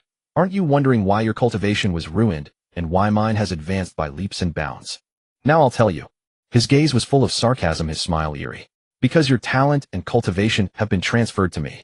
Su Mianian was startled, immediately lifting his eyes to look at Li Hongxuan, his expression extremely grave. How did you do it? A series of thoughts flashed through his mind, and he instantly thought of his mother Yi Qingro, who was neither alive nor dead. His pupils contracted sharply. Ha ha ha.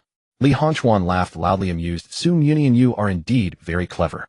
This technique of transferring talent and cultivation requires your mother's bloodline as a guide, so we never completely killed her.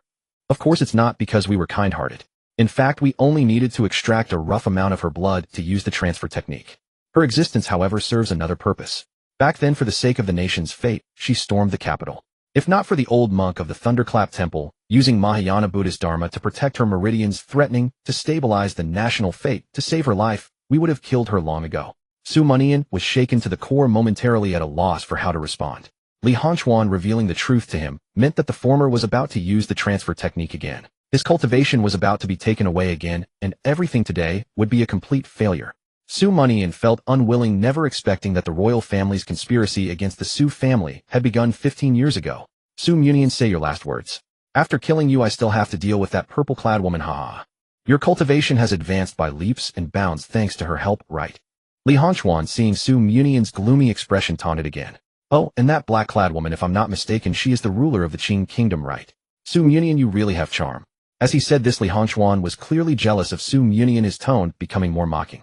If we had no preparation at all, her sudden appearance would indeed have caught us off guard.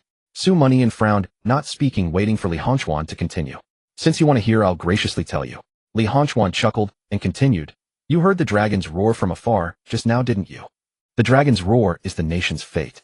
The old monk is dead, the nation's fate has loosened, and our Li royal family can freely use the National Guardian Sword. The National Guardian Sword is a top-grade spirit tool with some hint of a spirit treasure. With the blessing of the National Guardian Sword, killing you is as easy as blowing away dust. The Qing kingdom's ruler has such a graceful figure, she will be an exquisite plaything. As Li Hongchuan spoke, he laughed heartily again. Everything today was within their calculations. The Su family and the Qing kingdom's ruler coming here was merely their scheme to wipe them all out. Su Mianian, I've told you everything. Now you can die. Li Hongchuan formed seals with both hands, and several complex blood-colored runes materialized from his palm. Blood Lotus, Demon Goo, Great Fortune, Heavenly Goo, Condense. Li Hongchuan bellowed, and the blood runes transformed into a sinister blood lotus. The leaves of the blood lotus were covered with dense black insects. Their eyes were blood red, their teeth sharp, and their bodies emitted a frantic madness for bloodlines. Li Hongchuan glanced at the blood lotus, then pointed at Su Mianian. Su Mianian, die. The sinister blood lotus flew towards Su Mianian, and a power that corroded bloodlines suddenly erupted, leaving Su Mianian no chance to dodge. His face dark, he unleashed the supreme thunder god art to its fullest, the second thunder mark on his arm, faintly flickering. He would use the supreme thunder god art to resist the eerie lotus. Sizzle. The blood lotus touched Su Mianian's chest instantly, emitting a scorched smell. The black insects on the lotus immediately fell by 30%. Edge. Li Hongchuan was a bit surprised, but seeing the lotus continue forward, he laughed heartily. Su Mianian, die, die, die. Ha ha ha. As the words fell, the blood lotus plunged into Su Mianian's chest, causing his whole body to shudder. Li Hongchuan seized the opportunity, formed seals again, and roared. Using my bloodline as a sacrifice, Yi Qingrou's bloodline as a guide, and Su Mianian's bloodline as the target, transfer talent and cultivation. Boom.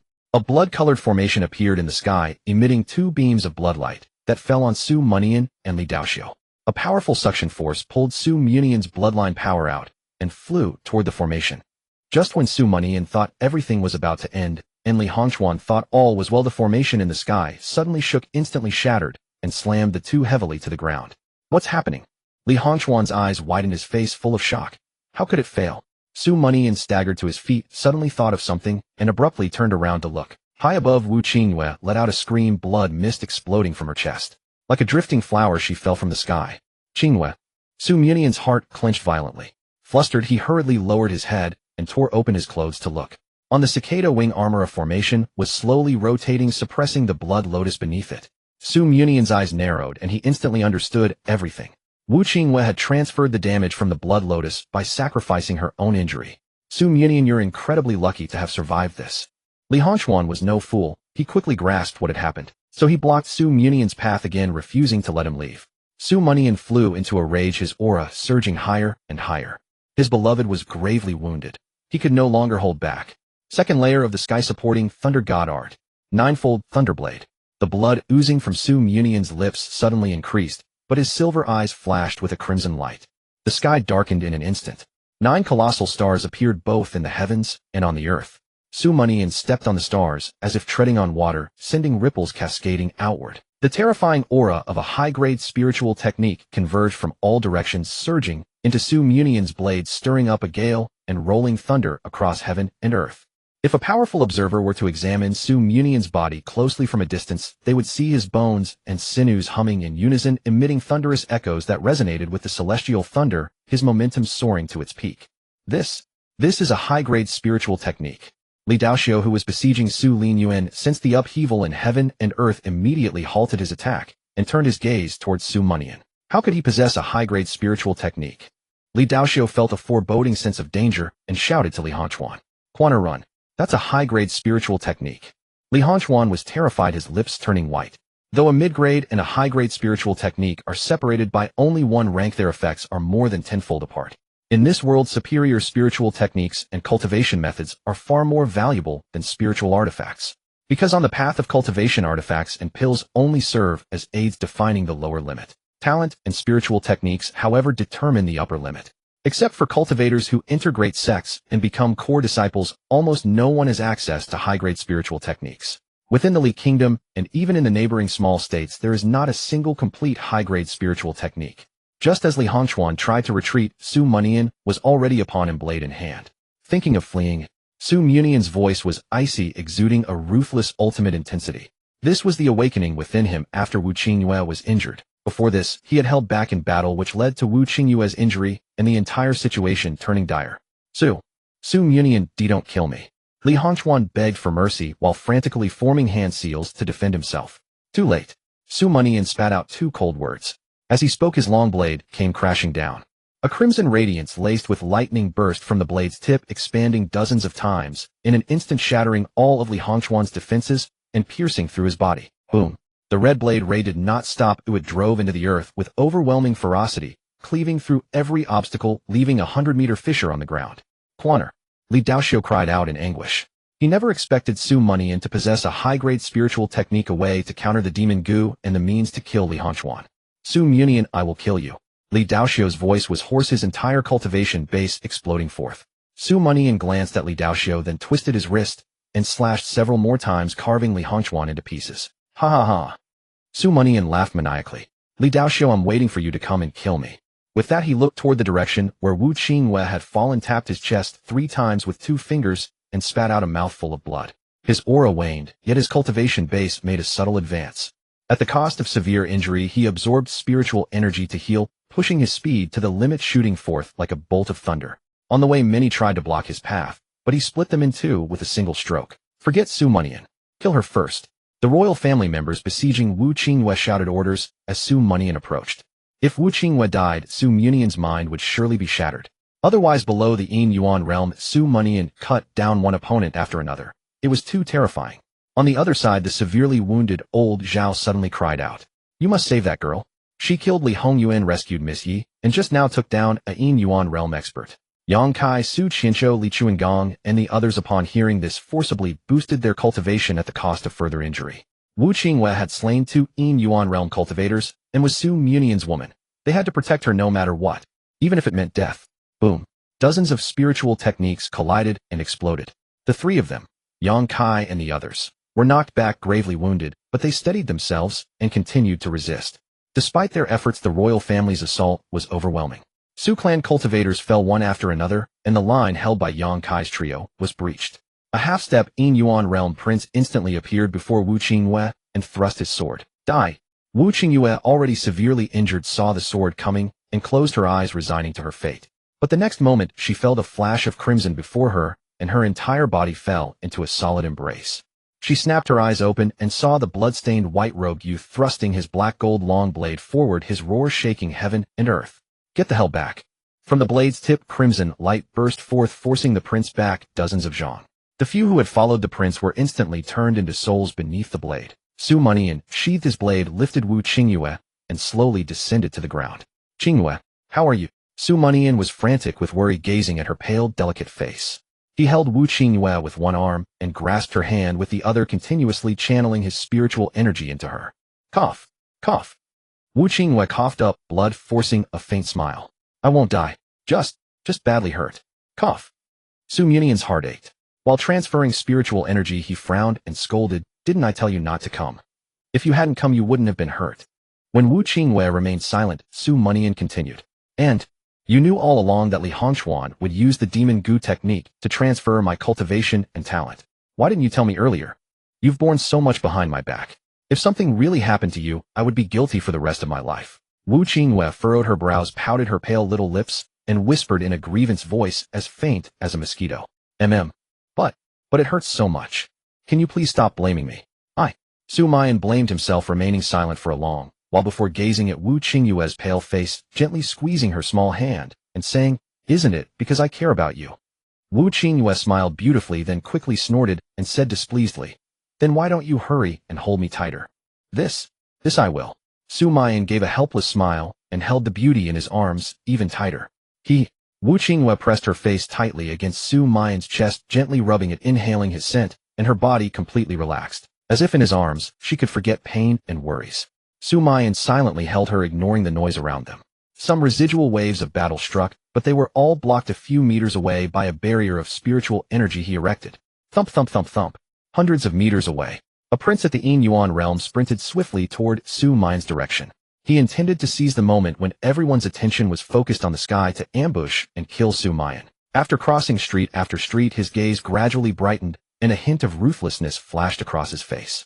His senses told him that Su Mian was almost defenseless at this moment, standing still. He drew a long spear, infused it with abundant spiritual energy, and hurled it viciously. The spear tore through the air, spiritual energy swirling like a dragon, soon shattering houses and flying straight towards Su Mian.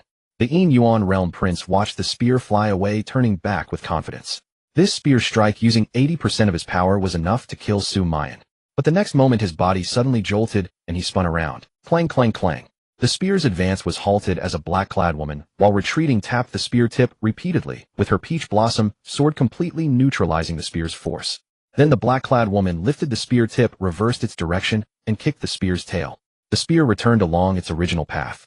The Yin Yuan realm prince dared not be careless, immediately thrusting out a palm's spiritual energy, surging, catching the spear, and gripping it in his hand. He narrowed his eyes, his expression dark, and said to the black-clad woman, "Sovereign of the Qing kingdom, whatever conditions the Su family offered you, the imperial family will double them. After Su Mian dies, besides the northern Su province, we will cede 3 more provinces. How about that?" Before he finished, another Yin Yuan realm prince landed beside him, speaking with dissatisfaction. "7th brother, why waste words with her? 6th brother was killed. I'll say this only once. If she refuses, we'll join forces and kill her." He looked at the black-clad woman with a sharp gaze and said, "Step back now, and we promise to ensure 100 years of peace for the Qing kingdom after we suppress the Su family. Otherwise," the speaker's tone grew heavier, brooking no dissent or defiance, "otherwise the Qing kingdom will be drenched in blood, and your family will all be reduced to slaves." The black-clad woman's gaze sharpened. She glanced back in the direction of Su Mian, then slowly tightened her grip on the peach blossom sword. This was her answer. "Since that's the case, then die." The 5th prince and the 7th prince exchanged glances and launched a joint attack. In the blink of an eye, they appeared before the black-clad woman, one striking horizontally, the other vertically, overwhelming the pressure of their combined assault. The black-clad woman's body was supple and tough. She bent backward to dodge the horizontal strike, lightly touched the ground with her sword tip, and abruptly sidestepped to evade the vertical slash. Her cultivation at the mid-stage of the Yin Yuan realm allowed her to evade the pincer attack, while also flicking her wrist to create sword shadows for a counterattack. The 2 princes' pupils contracted, and they had to retreat to avoid the sharp edge. They stared at the black-clad woman, their faces exceedingly grim. As the sovereign of the Qing kingdom, she was indeed not so easy to deal with. But they only paused for a moment before continuing their full-force assault. Because the black-clad woman had no reinforcements, but they did. As the 2 princes attacked, the 9th prince, who had been forced back dozens of meters by Su Mian's blade, was rapidly approaching. In his hand, he held a massive black bow, and from the quiver on his back, thick liquid dripped from the sharp arrows. The arrows were poisoned. With a swoosh, the 9th prince drew an arrow from the quiver, stopped 100 meters away, drew the massive bow to its full extent, and aimed at the black-clad woman. Seizing the right moment, he released the bowstring, and the arrow shot through the air. Its speed was as if space itself collapsed, covering 100 meters in an instant.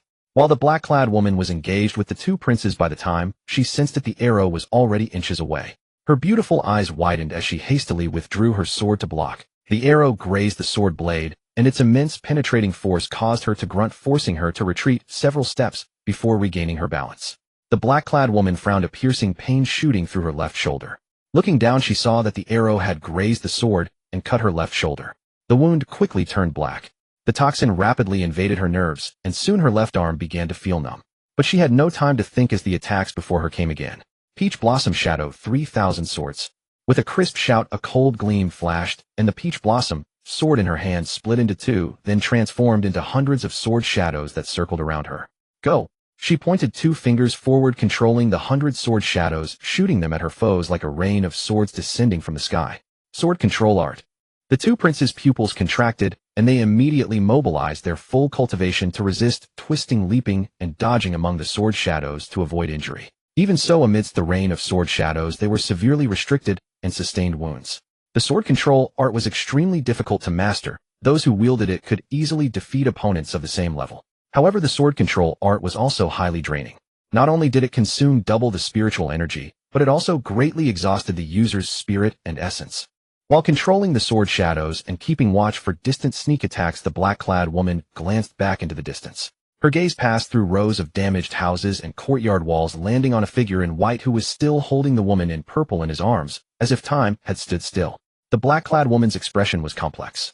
She quickly averted her gaze, bit her red lips, and continued to control the sword shadows. On her exquisitely beautiful face, a touch of powerless pallor appeared, but her eyes grew firmer, without a hint of wavering. Wu Qingwei rested for a while in Su Mian's arms, then lifted her head and said softly, "All right, go attend to your matters. This battlefield still needs you. I'm much better now. Just a little more rest, and I'll be fine." Her face was still pale, and those simple words seemed to drain all her strength. "Are you sure you're all right?" Seeing Wu Qingwei so understanding, Su Mian felt a pang of pain again. He couldn't bear to see her suffer greater harm, or even leave him because of his affairs. "I'm fine, don't worry." Wu Qingwei curled her lips into a smile, signaling Su Mian not to be concerned. Su Mian sighed, placed 2 fingers on Wu Qingwei's pulse, and under her puzzled gaze confirmed that her meridians had stabilized before standing up and saying, "Let me find a safe place for you to rest." Wu Qingwei shook her head and looked at Su Mian. "No, I want to stay with you. I want to stay in your ring." Su Mian hesitated for a moment, then pinched Wu Qingwei's cheek and said gently, "All right." After putting Wu Qingwei into the ring and seeing her set up a healing formation and close her eyes to sleep, Su Mian let out a long sigh of relief. He was about to rise into the sky when his ears twitched, catching a sharp sound of tearing air not far behind him. He spun around abruptly and saw an arrow flying toward him, instantly tensing his nerves. He reached for his blade, but before it could leave the sheath, a graceful figure suddenly appeared before him. The figure spun the peach blossom sword in her hand, deflecting the incoming arrow, which embedded itself in the beam to the right. "Thank you." Su Mian clasped his hands in gratitude. "No need." The figure shook her head and was about to leave when Su Mian added, "You're injured." The figure paused, glanced at the wound on her left shoulder, and said, "A minor scratch, nothing serious." With that, she gave Su Mian no time to react, lightly tapped the ground with her feet, and ascended into the sky, departing. Su Mian remained silent for a while, then drew the remaining lightning from his ring, and his entire aura surged once more. The wounds on his body fully healed, and his cultivation stabilized at the mid-stage of the Kai Yuan realm. This lightning was what remained from the heavenly thunder that had tempered his body. After dual cultivation with Wu Qingwei, he had stopped using it. The thunder gathered by the 4 seasons forget immortal sex formation, though not as pure as the heavenly thunder, had still replenished some of the lightning power. Gazing at the lightning coursing over his body, Su Mian felt his whole body brimming with power, even on the verge of overflowing. What exhilaration! Su Mian shouted with joy and ascended into the sky. The final trump card was perfectly suited for the crucial moment of changing the dynasty. He drew his black gold long blade, and the lightning on his body spread to the blade, giving it a renewed appearance, as if some destiny had descended at this moment. Na Jia clutched her left shoulder as she fled through the air. Behind her, the 5th prince and 7th prince of the imperial family pursued relentlessly. Her delicate brow furrowed, her breath came in ragged gasps, and beads of sweat gathered upon her brow. The poison from her wound had rendered her left arm nearly numb. This was one of the reasons she had not lingered by Su Mianian's side. Su Mianian was merely at the aperture opening realm, and facing a Yin Yuan realm cultivator would mean certain death. "Sovereign of Qing Kingdom, you have been poisoned grievously. Why do you still flee? Lay down your sword and surrender. The past can be forgiven and forgotten." The 5th prince spoke these words of surrender. Na Jia was poisoned, wounded, and her combat strength had diminished by half. With him and the 7th prince joining forces, they could certainly slay her. But Na Jia's desperate counterattack would surely wound them severely, perhaps even drag them down to death together. Clearly not worth the cost. She glanced back at the 2 men behind her, gritted her teeth, and increased her flight speed. Seeing Na Jia refuse to yield, the 5th prince and 7th prince exchanged a glance, then called out loudly, "Sovereign of Qing Kingdom, why do you persist in this futility? You traveled thousands of miles to come to the capital to aid the Su family. Now that you have fallen into misfortune, has anyone from the Su family come to rescue you?" Na Jia sighed softly at his words, a hint of dejection crossing her expression. The 5th prince spoke true. Su family cultivators were all engaged in battle, with no one able to spare a hand to help her. "You refuse to surrender. Could it be because of Su Mianian?" The 5th prince, noticing his words had provoked a reaction, pressed on. "He is merely a young man with mediocre talent. What makes him so special?" Rest assured after we gave chase to you old ninth has gone to kill him. At these words a sinister gleam flickered in the fifth prince's eyes. Najia's eyes widened sharply as she spun around only to find the fifth prince and seventh prince striking simultaneously, spear and sword sailing forth catching her utterly unprepared. Despicable. Najia bellowed in rage, wielding her sword with her right hand to defend herself. But the combined might of the two was overwhelming, causing her to spit a mouthful of blood as her body was hurled backward. The poison and wounds struck simultaneously, leaving her in a wretched state. She exerted tremendous effort before finally steadying herself in midair. Wish, wish, wish. The fifth prince and seventh prince prepared to strike again, when suddenly their expressions changed, and they scattered to either side. Several arrows flew past, nearly grazing their faces. The proximity allowed them to see the poison coating the arrowheads. Old ninth, what are you doing? The two turned, cursing profusely. These arrows were unmistakably old ninth's. Yet upon turning their eyes narrowed sharply, for there was no sign of old ninth behind them. A chill instantly rose within their hearts. Are you perhaps looking for the ninth prince? A voice rang out from behind them. Mianian's voice, making them spin around once more. But this time as they turned their pupils contracted, and their expressions turned grim beyond compare. Mianian's lips curved into a smile as he appeared ghost-like beside Najia. Behind him a spiritual rope suspended the severed head of the ninth prince. As the two princes looked on, he pulled the head forward with his fingers, then delivered a thunderous kick that sent it flying. The man is gone. The head is returned to you. The fifth prince and seventh prince were horrified, attempting to use spiritual energy to catch the head. Yet the instant their energy touched it, the head exploded. Alas, the head is gone too. Mianian shook his head gently, his tone cold as ice. Mianian. The fifth prince and seventh prince were driven to madness. They had no time to contemplate how Mianian had killed old ninth. All they wished now was to slaughter Mianian for vengeance. The two men wore murderous expressions in their eyes. After exchanging a glance, they pushed their cultivation to the extreme. The already gloomy sky darkened further under the weight of their fury. Najia clutched her left shoulder, her blue eyes reflecting both elation and bewilderment. She rejoiced that Mianian had come to her aid, yet was puzzled. How had his wounds healed so rapidly? And how had he slain the ninth prince, a cultivator at the half-step in Yuan realm? Mianian gazed at her and smiled. You traveled thousands of miles to aid me. Of course I must repay the kindness. Otherwise would that not be too heartless? Oh. Najia gave a slight nod, her gaze still puzzled. Mianian discerned her unspoken doubts, and said, the restoration of my injuries is my secret. I shall tell you when the opportunity arises. He turned toward the charging princes. These two wounded you just now, correct? Let me kill them to vent your anger. Najia uttered another, oh, and averted her gaze. Do not act recklessly. Mianian nodded and departed, his speed as swift as lightning streaking across the low sky. Kill them to vent her anger. Mianian, you are delusional. The two frenzied princes felt their rage reach its pinnacle. A middle aperture opening realm cultivator attempting to slay two Yuan realm experts. Dream on. Even if Mianian's martial techniques were formidable beyond measure, it was impossible. A subtle smile played at the corner of Mianian's lips. He paid no heed to their fury and arrived before the fifth prince, slashing downward with his blade. Slight. The fifth prince had no time to defend himself. His head flew from his shoulders. The seventh prince stared in stunned disbelief, halting his movements and rubbing his eyes. What technique was this that Mianian had employed? Could it be an illusion? But in the next instant he discarded such thoughts, for the hair on his body stood on end, warning him that danger had arrived. When he focused his gaze, a flash of a black gold blade met his eyes. Then the world spun topsy-turvy as he lost all connection with reality, plunging into endless darkness. Nearby, Najia parted her crimson lips in utter astonishment at the scene before her. Mianian had slain two Yuan realm powerhouses in mere moments. They had not even managed to resist. Mianian gazed upon the two falling corpses, then glanced at the somewhat dimmed thunderlight upon his body. He murmured softly, what a pity. The toll of such usage is far too great. But leaving you unslain would have left a thorn in my heart. He sheathed his blade and returned to Najia's side. From the distance came Li Daoxiu's bellow of fury. Mianian, you have time, and again slain my brothers and flesh of my flesh. I shall slay you now.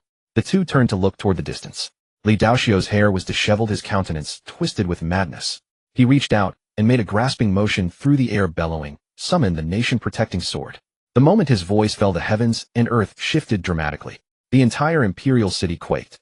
From the depths of the palace a streak of golden light burst forth, soaring directly toward the heavens, causing the expressions of the Su family warriors to change drastically.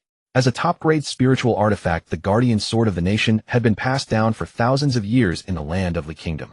Nurtured by the living beings and culture of this realm, it had already accumulated a certain foundation of a spiritual treasure. Obtaining the recognition of the guardian sword of the nation could greatly enhance one's combat power. However, the sword was no ordinary object, and not everyone could master it. Only those who bore the nation's destiny could wield it. Li Daoxiu, the current ruler of Li Kingdom, was naturally endowed with the nation's destiny. With the empowerment of the guardian sword, he could even challenge cultivators of the Yang Yuan realm across ranks. This was why Li Kingdom had never been coveted by higher-level dynasties all these years. Neja stood beside Su Mianian, her delicate brows furrowed, and said in a grave tone, "Not good. If Li Daoxiu gains the empowerment of the guardian sword, none of us will be his match. None of us. But my blade tells me that this battle is worth fighting." Su Mianian smiled faintly. In his hand, the black gold long blade, now empowered by thunder, trembled incessantly, as if excited for the impending battle. Neja looked at Su Mianian, a flicker of brilliance passing through her blue eyes. After a moment of thought, she said, "Although Li Daoxiu has the empowerment of the guardian sword, he cannot unleash its full power." "Oh, King Neja, what do you mean by that?" Su Mianian asked in surprise, meeting Neja's gaze. His eyes were blazing and piercing, causing Neja to blink and avert her gaze as she said, "That is my secret. I'll tell you another day." Su Mianian let out a suppressed laugh, almost grinding his teeth. This little girl certainly had a mind of her own. Wasn't she throwing his own words back at him? Seeing Su Mianian at a loss, Neja curled the corners of her lips. In any case, he cannot unleash its full power. "Oh." Su Mianian nodded, watching a dazzling long sword rise in the distance, turning into a rainbow and flying toward Li Daoxiu. He said, "King Neja, thank you for your kindness. I must go to battle now, but before I leave there is one more thing I need to do." "What is it?" As Neja wondered, Su Mianian approached her, making her a little nervous, her curved eyelashes trembling slightly.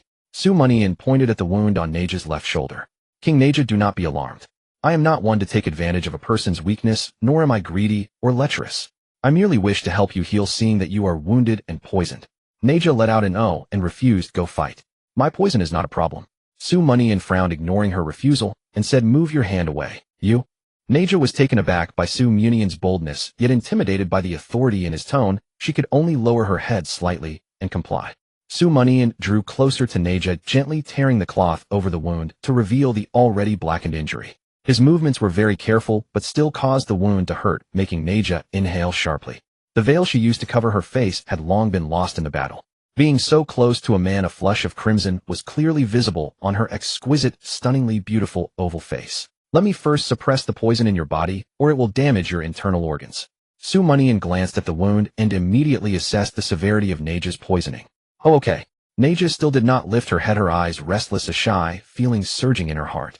Su Mianian raised 2 fingers and injected a bolt of thunder into the wound. The thunder quickly coursed through Neja's body, giving her an extremely tingling sensation, causing her to part her lips slightly and let out a soft moan. That very moan made her feel utterly embarrassed, and she buried her head in her chest, utterly unable to look at Su Mianian. However, Su Mianian seemed not to notice Neja's change. He controlled the thunder to protect her internal organs and suppress the poison, then withdrew his hand. "King Neja, the poison is under control. Find a safe place to heal. You have already helped the Su family a great deal by coming here. I will remember this." Neja let out an "oh" and lifted her head, only to find Su Mianian already walking away with his blade, leaving her in a daze for a long time.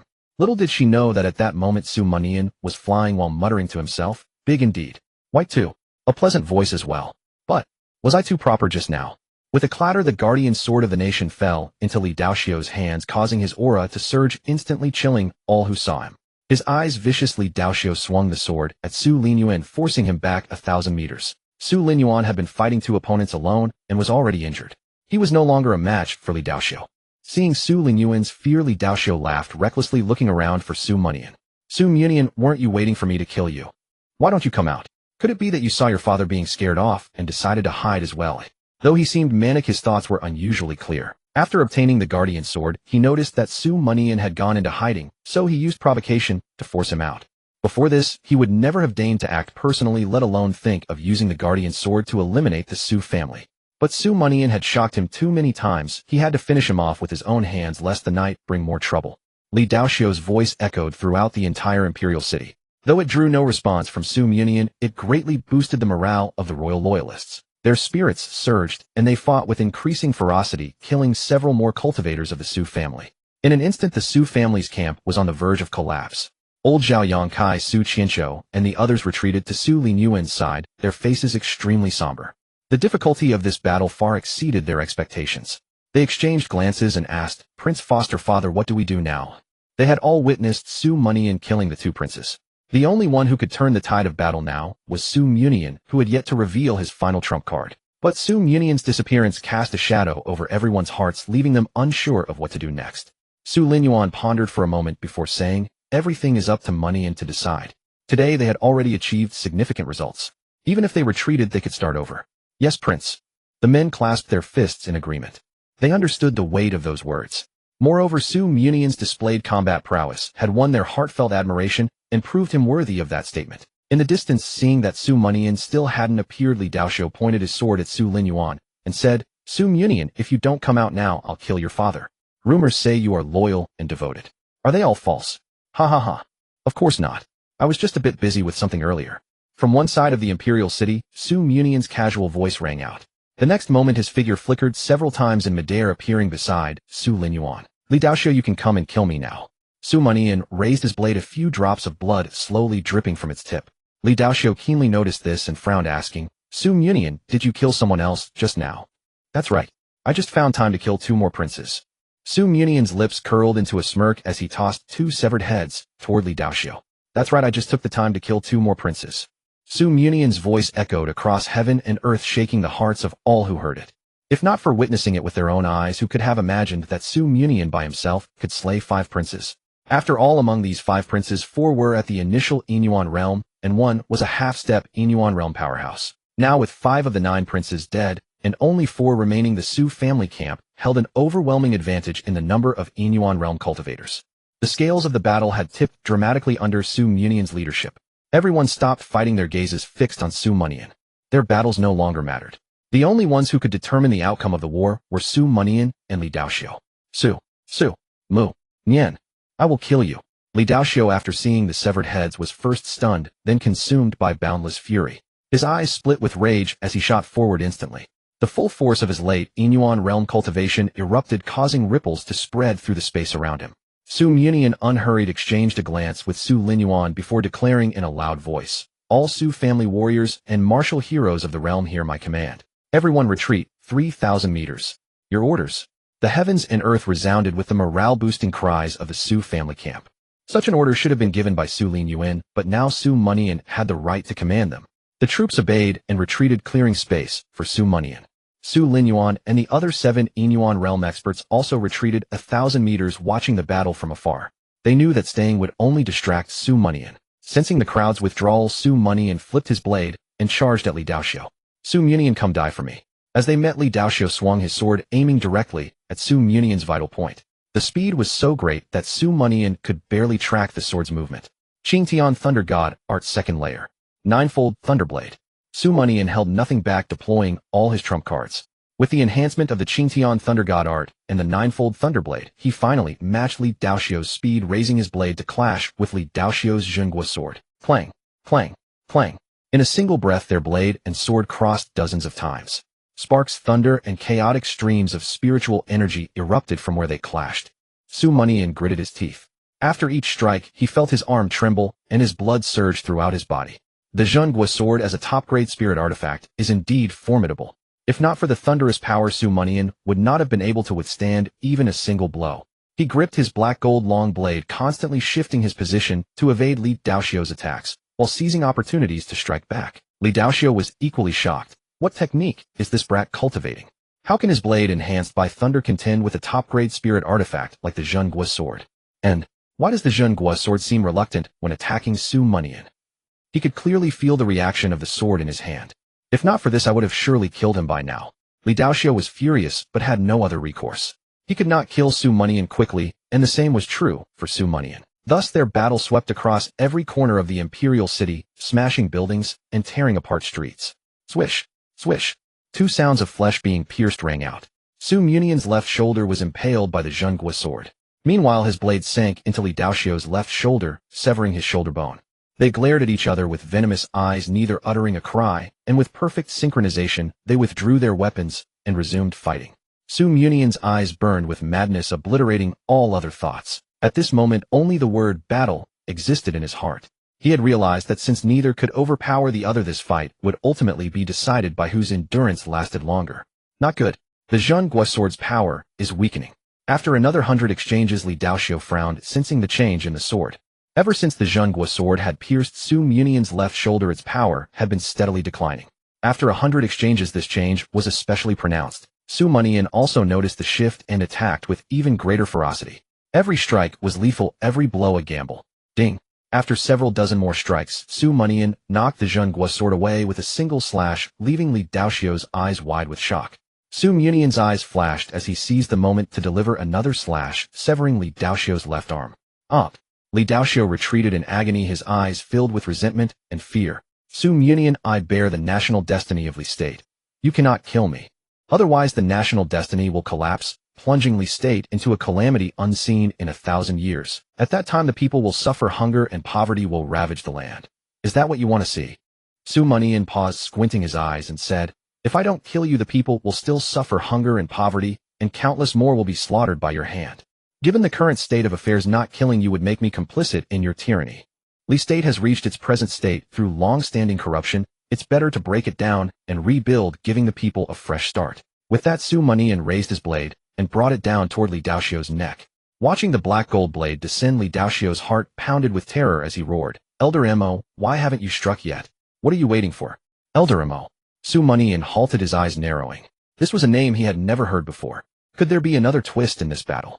While Su Munian was lost in doubt, an elderly voice rang out across the heavens. Young friend, no need to panic. Go ahead and kill him. Your battle was splendid. I will not interfere. But after it ends, I have matters to discuss with you. Li Daoxiu was utterly terrified, falling to his knees and begging, Elder Mo, I will agree to any condition you set, even abandoning the throne of Li State. Just spare my life. Elder Mo's voice sounded again, Li Daoxiu, you are no longer of use. The matters you could negotiate, I believe this young friend can also negotiate. Li Daoxiu collapsed in midair, his eyes losing all light. He had never expected to be abandoned as a pawn after all his scheming. His lips quivered, and after a moment of thought he spoke to Su Munian with madness. Su Munian, do you think you can survive by killing me? The things I could agree to you certainly won't. If you have the guts, kill me now. On the road to the Yellow Springs, having a scum like you for company, this old man considers it a bargain. Su Munian frowned, but instead of killing Li Daoxiu, he severed his remaining limbs and tossed him towards Su Linyuan and the others. Only then did he speak. Elder Mo, if you have matters to discuss, please show yourself. Ha ha ha. Young friend Mianian, you are truly decisive. I am coming now. As Elder Mo's voice faded, an old man and a young man emerged from a still intact inn in the imperial city. The old man was clad in black, his face wrinkled, and his eyes as sharp as an eagle's. The young man wore ornate robes, a jade ornament at his waist, and exuded an air of arrogance. Elder Mo and the young man approached Su Munian, sizing him up before speaking. Young friend Mianian, our matter is simple. You need only nod to agree. I guarantee that no one from the Su family will die. Please, Elder Mo, speak your mind. Su Munian replied calmly, his expression unchanged. The matter is. As Elder Mo began, the young man beside him cut in. The matter is that your Li State will submit to our Black Wind dynasty and become part of it. Your Su family members will be granted titles and positions, becoming nobles of our Black Wind dynasty. Is there anything else? Su Munian did not give an answer, but continued to ask. There is one more thing.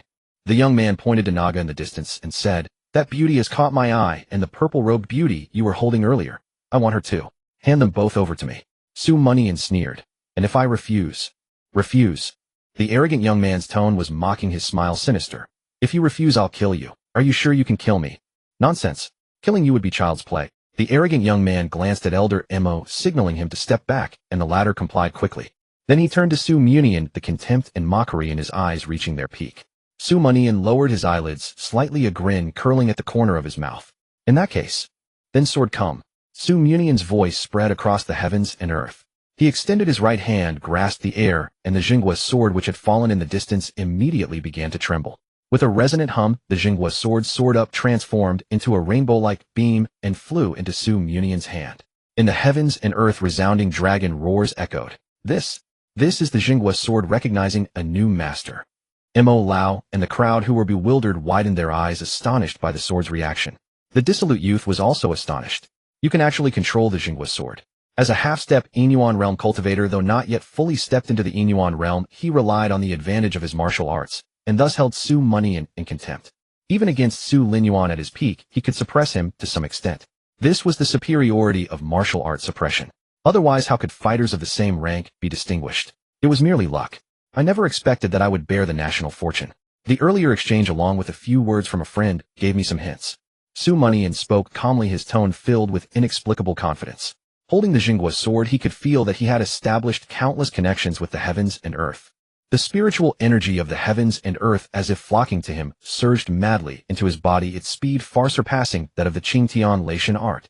At this moment, he felt as though all things in this world aided him, making him omnipotent and fearless. Very well then. Letting you die under my martial arts isn't considered bullying you. Remember my name? I am Ling Jiufeng. Su Mianian nodded. Got it. I'll send you on your way now. He raised his sword and charged, pouring all his thunder power into the Jingwa's sword, and slashed fiercely at Ling Jiufeng's neck. In an instant, a sword light shot forth. A mere trick. Ling Jiufeng snorted as the sword light flew toward him. Protected by a top-grade spirit artifact, and with the Yanyuan realm early stage Mo Lao by his side, he was utterly convinced that Su Mianian could not kill him. Let me show you the terror of martial arts.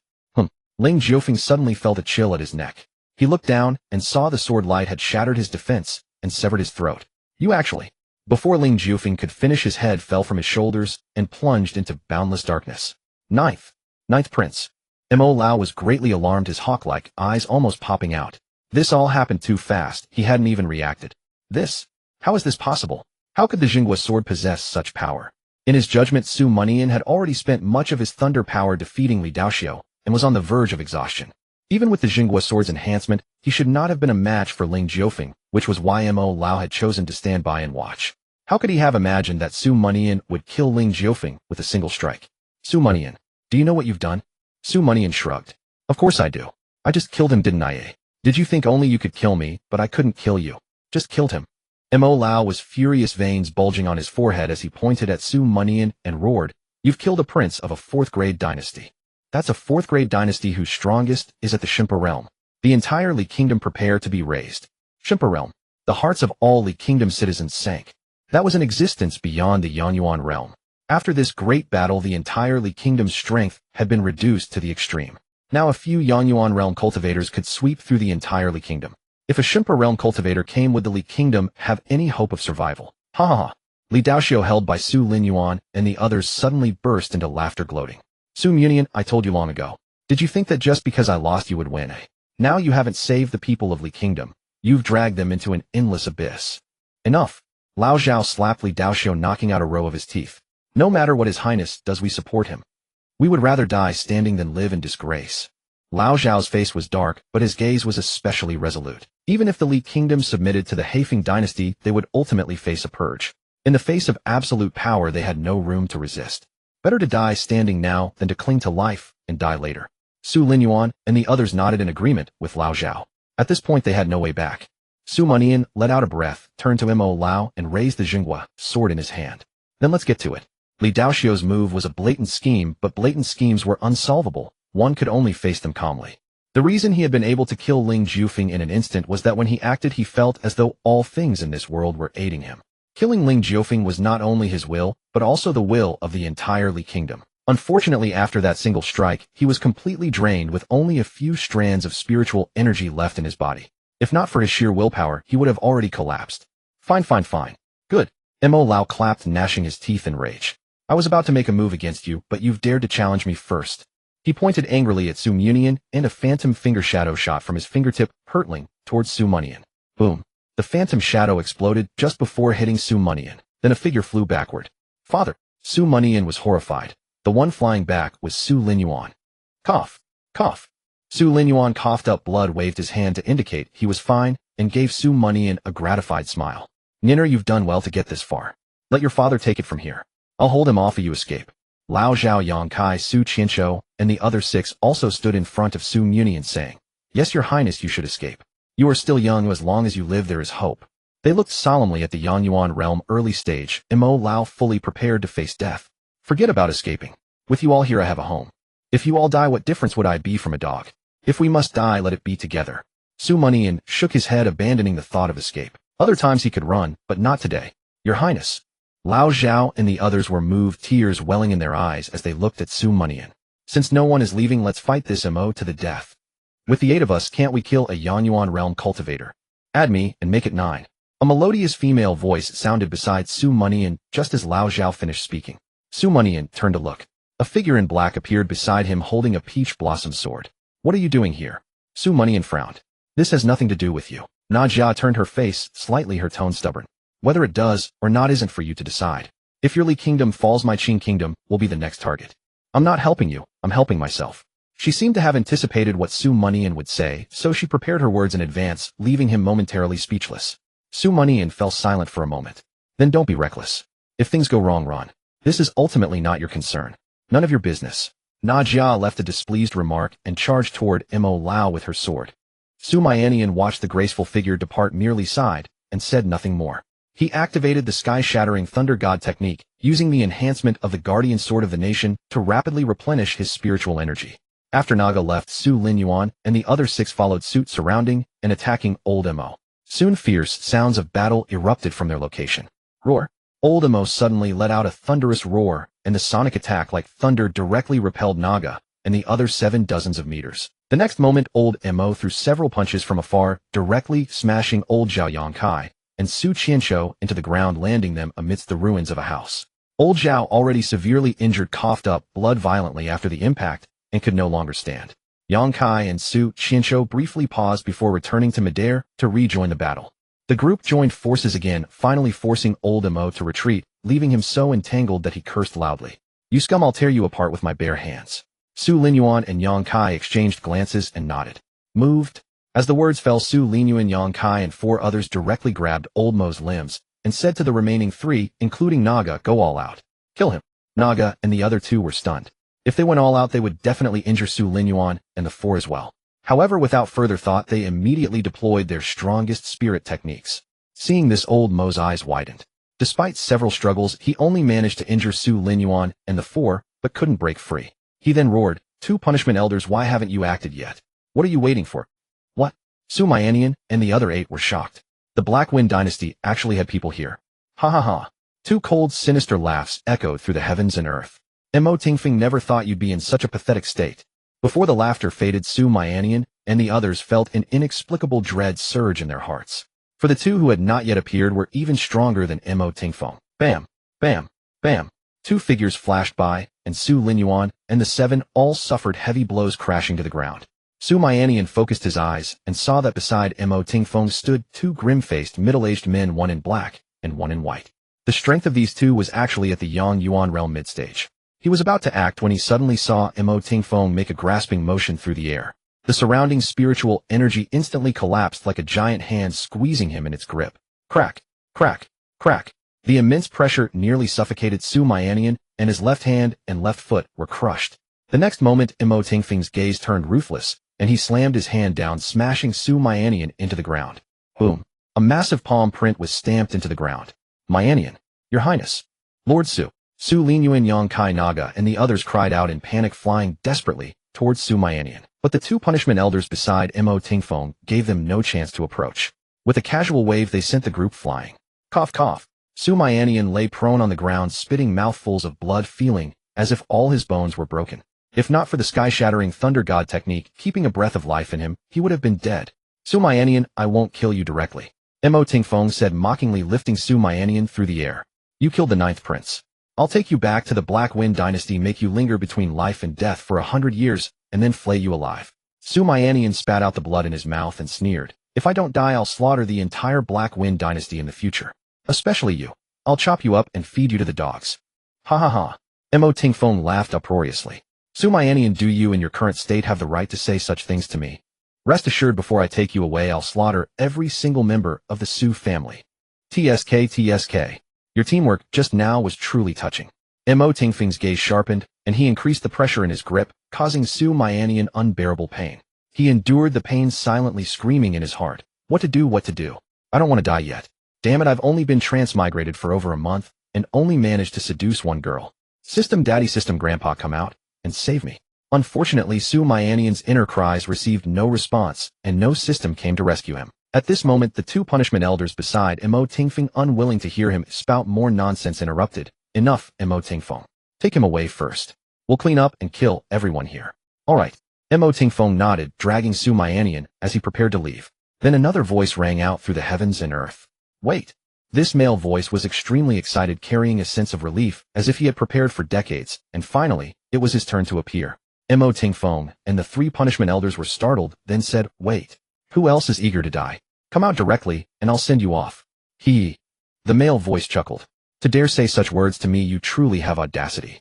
Mo Tingfeng frowned, looking around, but seeing no one speaking. He said in a deep voice, Who are you? Stop playing tricks. Dare to speak, but not show yourself. Of course I dare, but I don't want to show up unless you beg me. Mo Tingfeng's face twitched violently, and he roared, Are you courting death? If you have the guts, come out now. Since you're begging to see me, I'll graciously grant you a glimpse. As the words fell, a cyan-robed swordsman, wearing a straw hat, walked from the distant ground into the sky. His left hand rested against his right chest, and his right hand pressed down on the brim of his hat, covering half his face, revealing only the outline of his lower face. Mo Tingfeng exchanged glances with the two punishment elders, their faces darkening. They could not even discern the cultivation level of this cyan-robed swordsman. What do you want? Mo Tingfeng asked with a frown. The cyan-robed swordsman shrugged, still pressing his hat brim. It's nothing major. Just that you cannot take Su Mianian away. You cannot kill anyone here. Holy shit. Su Mianian, who was in agony from being squeezed, suddenly perked up. He had never seen this cyan-robed brother before, but unexpectedly he had come to save him. Could this brother be the incarnation of the system? Su Mianian's heart, which had been extinguished, suddenly blazed with hope for survival. What? The three of them, Mo Tingfeng, and the others, were furious. Do you know what you are saying?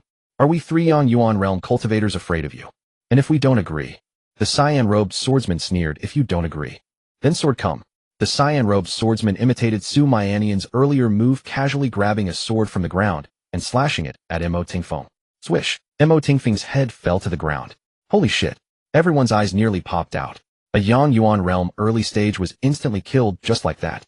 The two punishment elders of the Black Wind dynasty were greatly startled, trembling slightly, as they said, Senior, we are men of the Black Wind dynasty. Our sovereign is a spirit soul realm powerhouse. Why must you make an enemy of us for the sake of Su Mianian? He killed our prince, he must pay the price. Spirit soul realm, huh? The green-robed swordsman pondered for a moment without changing his posture and said, It's somewhat impressive, but not enough. What the hell? The two punishment elders were dumbfounded. If spirit soul realm was only somewhat impressive, how powerful was this green-robed swordsman? The Li Kingdom is not even a third-tier dynasty. How did Su Mianian come to know such a formidable figure? The two changed their tone again, speaking hesitantly. Senior, to be honest, our sovereign has had his eyes on the Li Kingdom and the Qing Kingdom for a long time. These two small kingdoms are not registered on the dynasty ranking. They are destined to become dishes on the table. Even if our Black Wind dynasty cannot swallow them, there will always be higher-level dynasties coveting them. Senior cannot protect them forever, can you? All this. The green-robed swordsman thought for a moment and said, There's no need to protect them for a lifetime. Isn't there another method? Another method? The black-robed punishment elder frowned and thought, then said, Senior means to let Su Mianian join a high-level sect in Xinyan Prefecture so that the Li Kingdom can receive protection. But no sect has taken a liking to him now. How can he join a high-level sect in such a short time?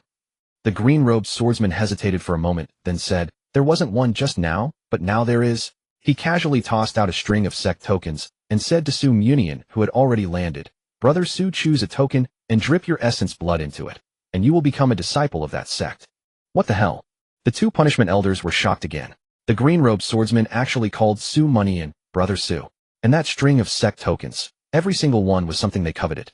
The green-robed swordsman gave them to Su Mianian so easily, and let him choose for himself. How could anyone live with this? Su Mianian looked at the string of tokens in shock, and without hesitation, he picked out a token named Xinyan Litian Sect, dripped his essence blood onto it, and instantly a dim light shot up into the sky, disappearing into the clouds in a moment. Whatever sect it was, he would get through the crisis first. Although that green-robed swordsman was not a system, he must be an ally. The green-robed swordsman saw Su Mianian pick the token. Now then, do you have anything else to say? Gulp. The two punishment elders swallowed their saliva and waved their hands, and no. Nothing. Senior, can you let us leave? The green-robed swordsman waved his hand. Get lost. Yes, we'll be off right away. The two punishment elders nodded excitedly, turned around, and fled into the distance. But before they had flown 1,000 meters, the green-robed swordsman suddenly shouted, Sword come, which made the two turn around with a whoosh, kneel, and beg for mercy. Senior, please don't kill us. The green-robed swordsman was a bit puzzled, and said, Weren't you leaving? I didn't intend to kill you, but... The two punishment elders broke out in a cold sweat and whispered, But you suddenly shouted, Sword come. We thought you were about to strike. Oh, nothing like that. I just found these two words very interesting, so I chanted them a few times. Very interesting. Chanted them a few times. The two punishment elders were furious. Wasn't this toying with them? But they dared not voice their anger, so they clasped their fists and flattered, "Senior truly has a refined taste for leisure. Well, you carry on. We'll be going now." The two rose in terror and fled in panic. The green-robed swordsman curled his lips watching the direction they fled. Every few seconds he shouted, "Sword come," causing the two to kneel from time to time, then continue fleeing. He only stopped this game when their figures vanished from sight. A strong man is truly lonely. The green-robed swordsman lightly tapped his hat brim and shook his head with a sigh. On the surface he appeared calm and indifferent, but inside, he was already overjoyed. So satisfying. After waiting so many days, it's finally my turn to shine before others. Mianian is truly a genius. How did I never think of such a cool phrase like sword come?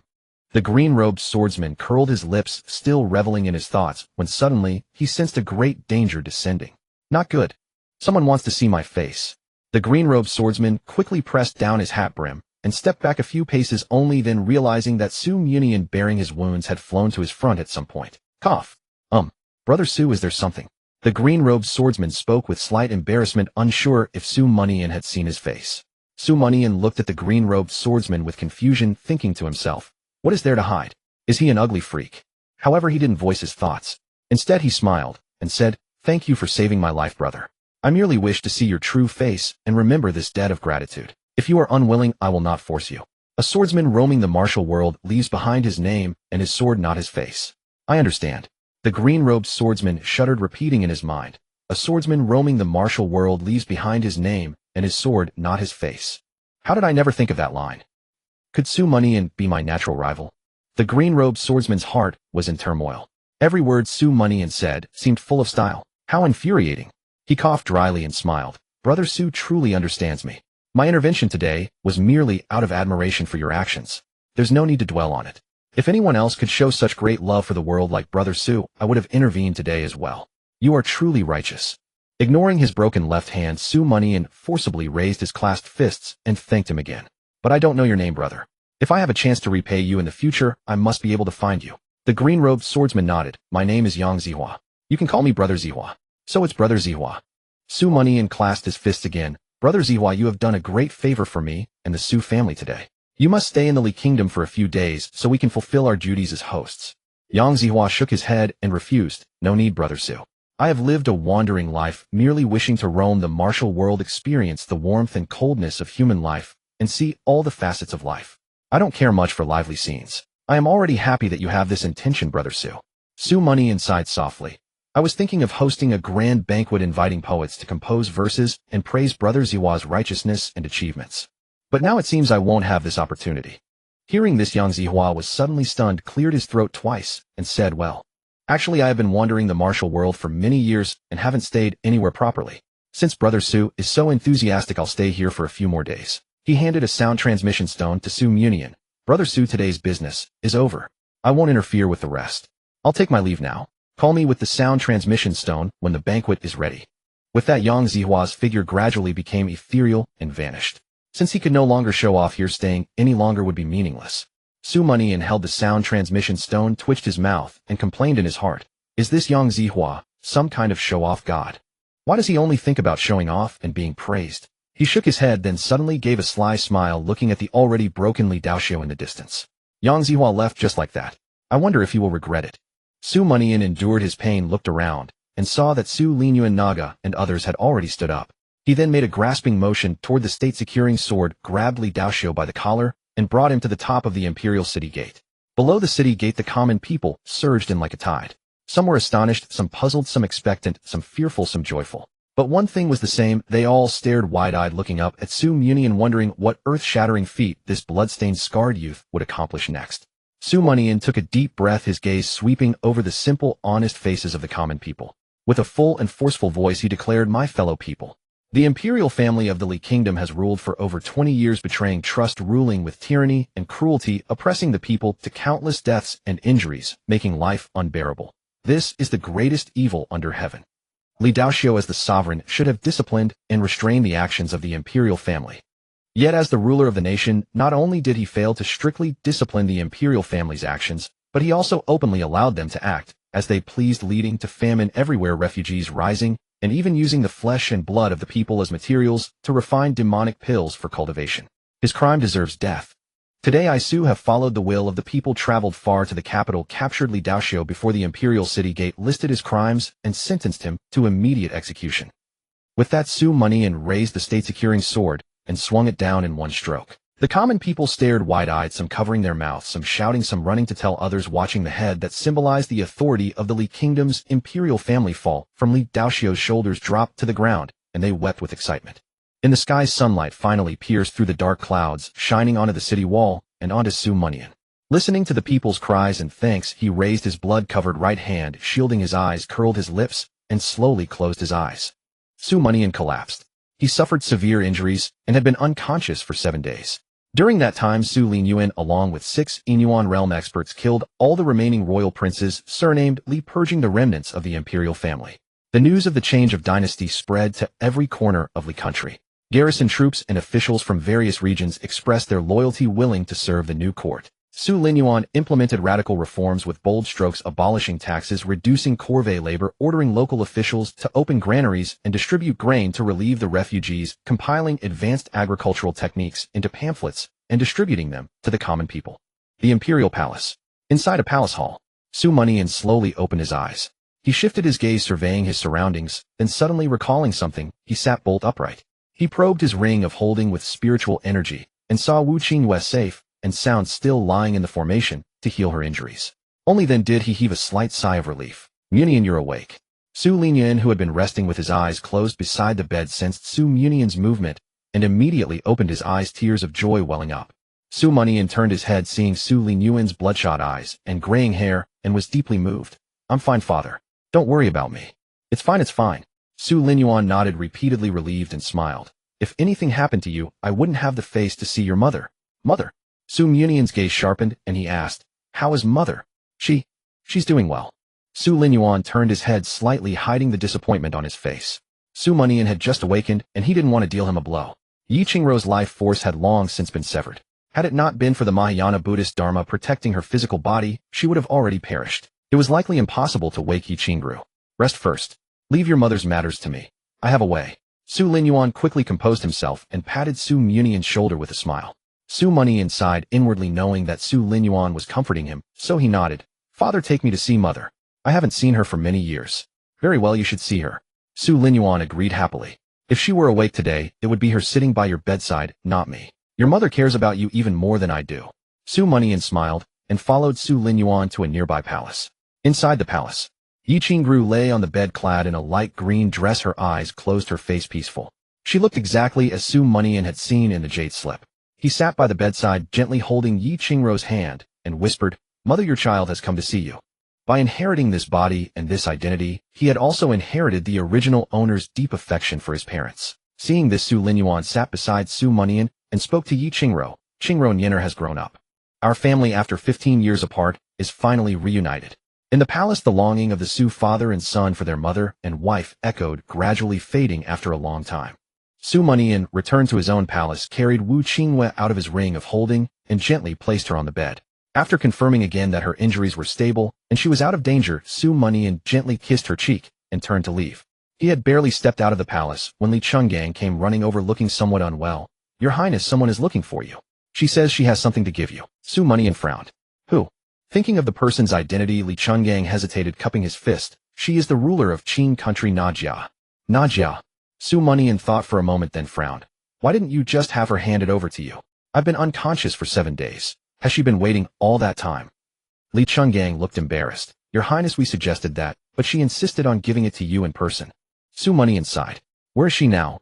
Li Chungang pointed to a green mountain to the east. Your Highness, she is on that Junlai mountain. So far. Su Mianian frowned again. She traveled thousands of miles to aid us in the capital. Didn't you arrange a residence for her?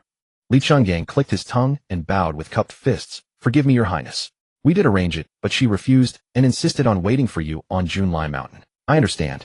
Rest well, and don't go wandering around these days.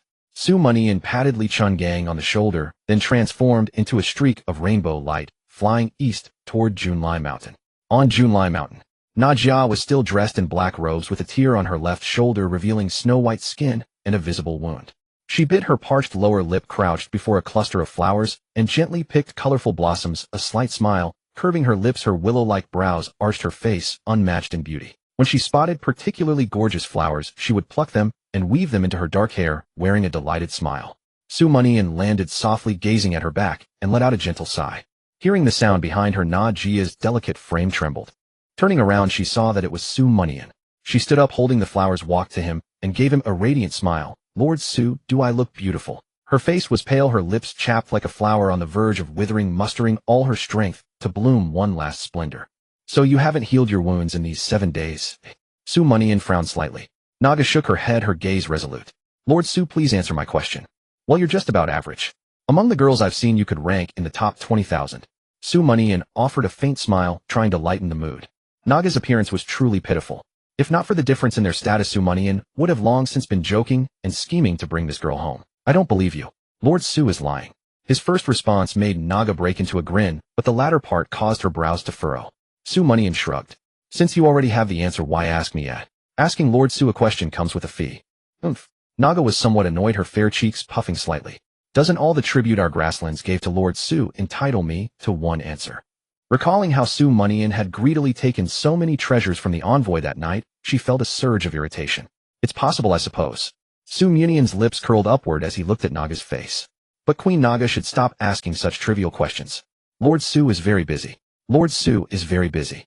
Naga was taken aback, a flicker of disappointment in her blue eyes. She bit her lower lip, silent for a long moment, then said, "So is Lord Su speaking to me as a victor?" Her pale, pretty face was tinged with bitterness, causing an inexplicable pang in Mianian's heart. Truly, a woman too beautiful is a calamity. Mianian sighed inwardly, reminding himself to stay rational. For a moment, he couldn't tell whether what lay before him was real or illusory. "Not at all." Mianian shook his head.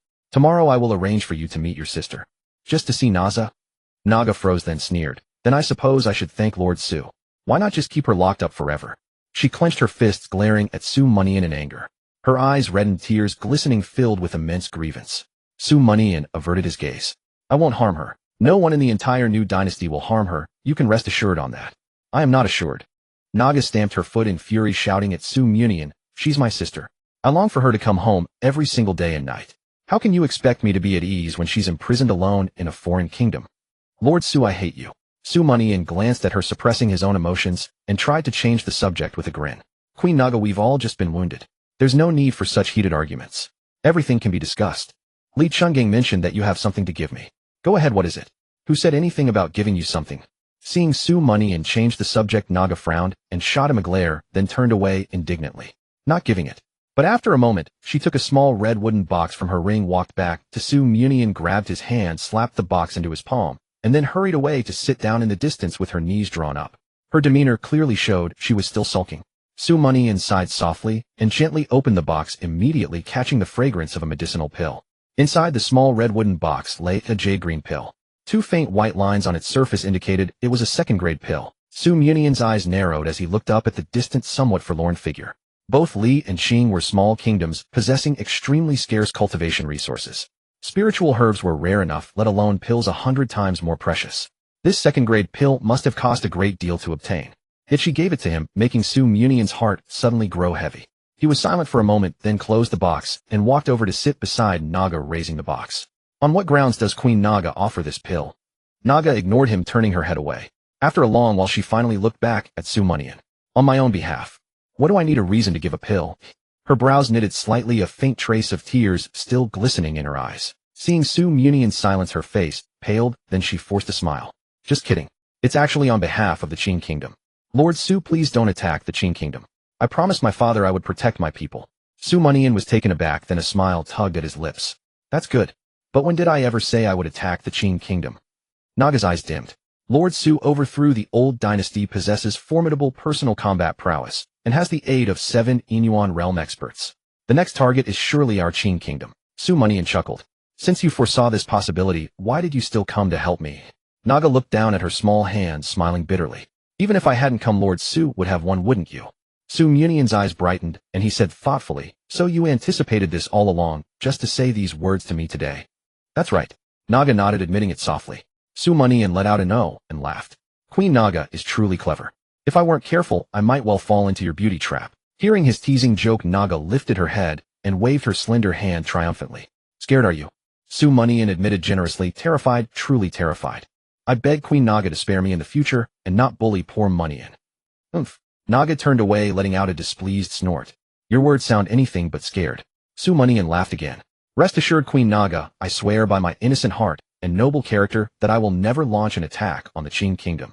But this pill is too precious, Queen Naga should take it back. He held the small red wooden box out to Naga. Naga pushed the box away with one hand, frowning. Lord Su, in our grasslands we never take back a gift. Whether you like it or not, you must accept this pill. So domineering. Su Mianian clicked his tongue in amazement, opened the box, and took out the pill. Queen Naga, you've given the pill, and I've promised not to attack the Qing kingdom. Now can you begin healing your wounds? Is Lord Su worried about me? Naga's lips curled slightly as she stood up. Rest assured, Lord Su, I have plenty more pills like this. My goal is achieved, though I'll start healing soon. Su Mianian also rose, smiling. In that case, I'll take this pill. Thank you, Queen Naga. Naga beamed, waving the flower in her hand. I have more flowers to pick. Lord Su, please take your leave. Very well. Su Mianian clasped his fists, preparing to leave, when suddenly his eyes widened, and he pointed behind Naga. Oh no. Li Dao's repair has come to life. Naga turned in surprise, but Su Mianian grabbed her left hand, yanking her backward into his embrace. Her eyes flew wide open before she could react, and a pill had already slipped between her lips. The next moment she tried desperately to resist, but Su Mianian pinched her jaw, forcing her to swallow the pill. Cough, cough, cough. Naga broke free from Su Mianian's embrace, coughing violently, trying to spit out the pill, but failing utterly. The pill's medicinal power had already begun spreading through her body. Lord Su, why did you do this? Naga looked at him in bewilderment, her brows furrowed in grievance, tears welling up in her eyes. She was far too clever not to realize that Su Mianian had tricked her into taking the pill. The next instant she rushed at him like a madwoman, shoving him, pounding his chest, and weeping loudly. Lord Su, why did you lie to me? Why did you lie to me? Why did you lie to me?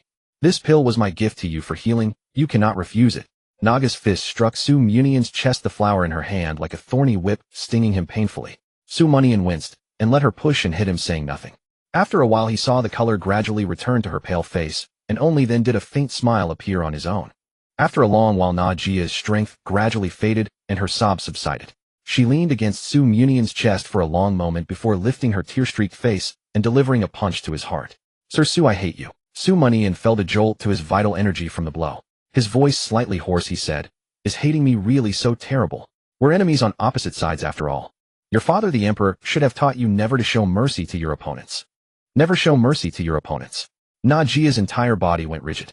She blinked her tear-dampened lashes, looking up at Su Mianian. Sir Su, you're right. If we ever meet on the battlefield, I won't show any mercy. Su Mianian smiled. As it should be. Biting her lower lip, Najia struck Su Mianian once more. Sir Su, you truly are the most wicked villain.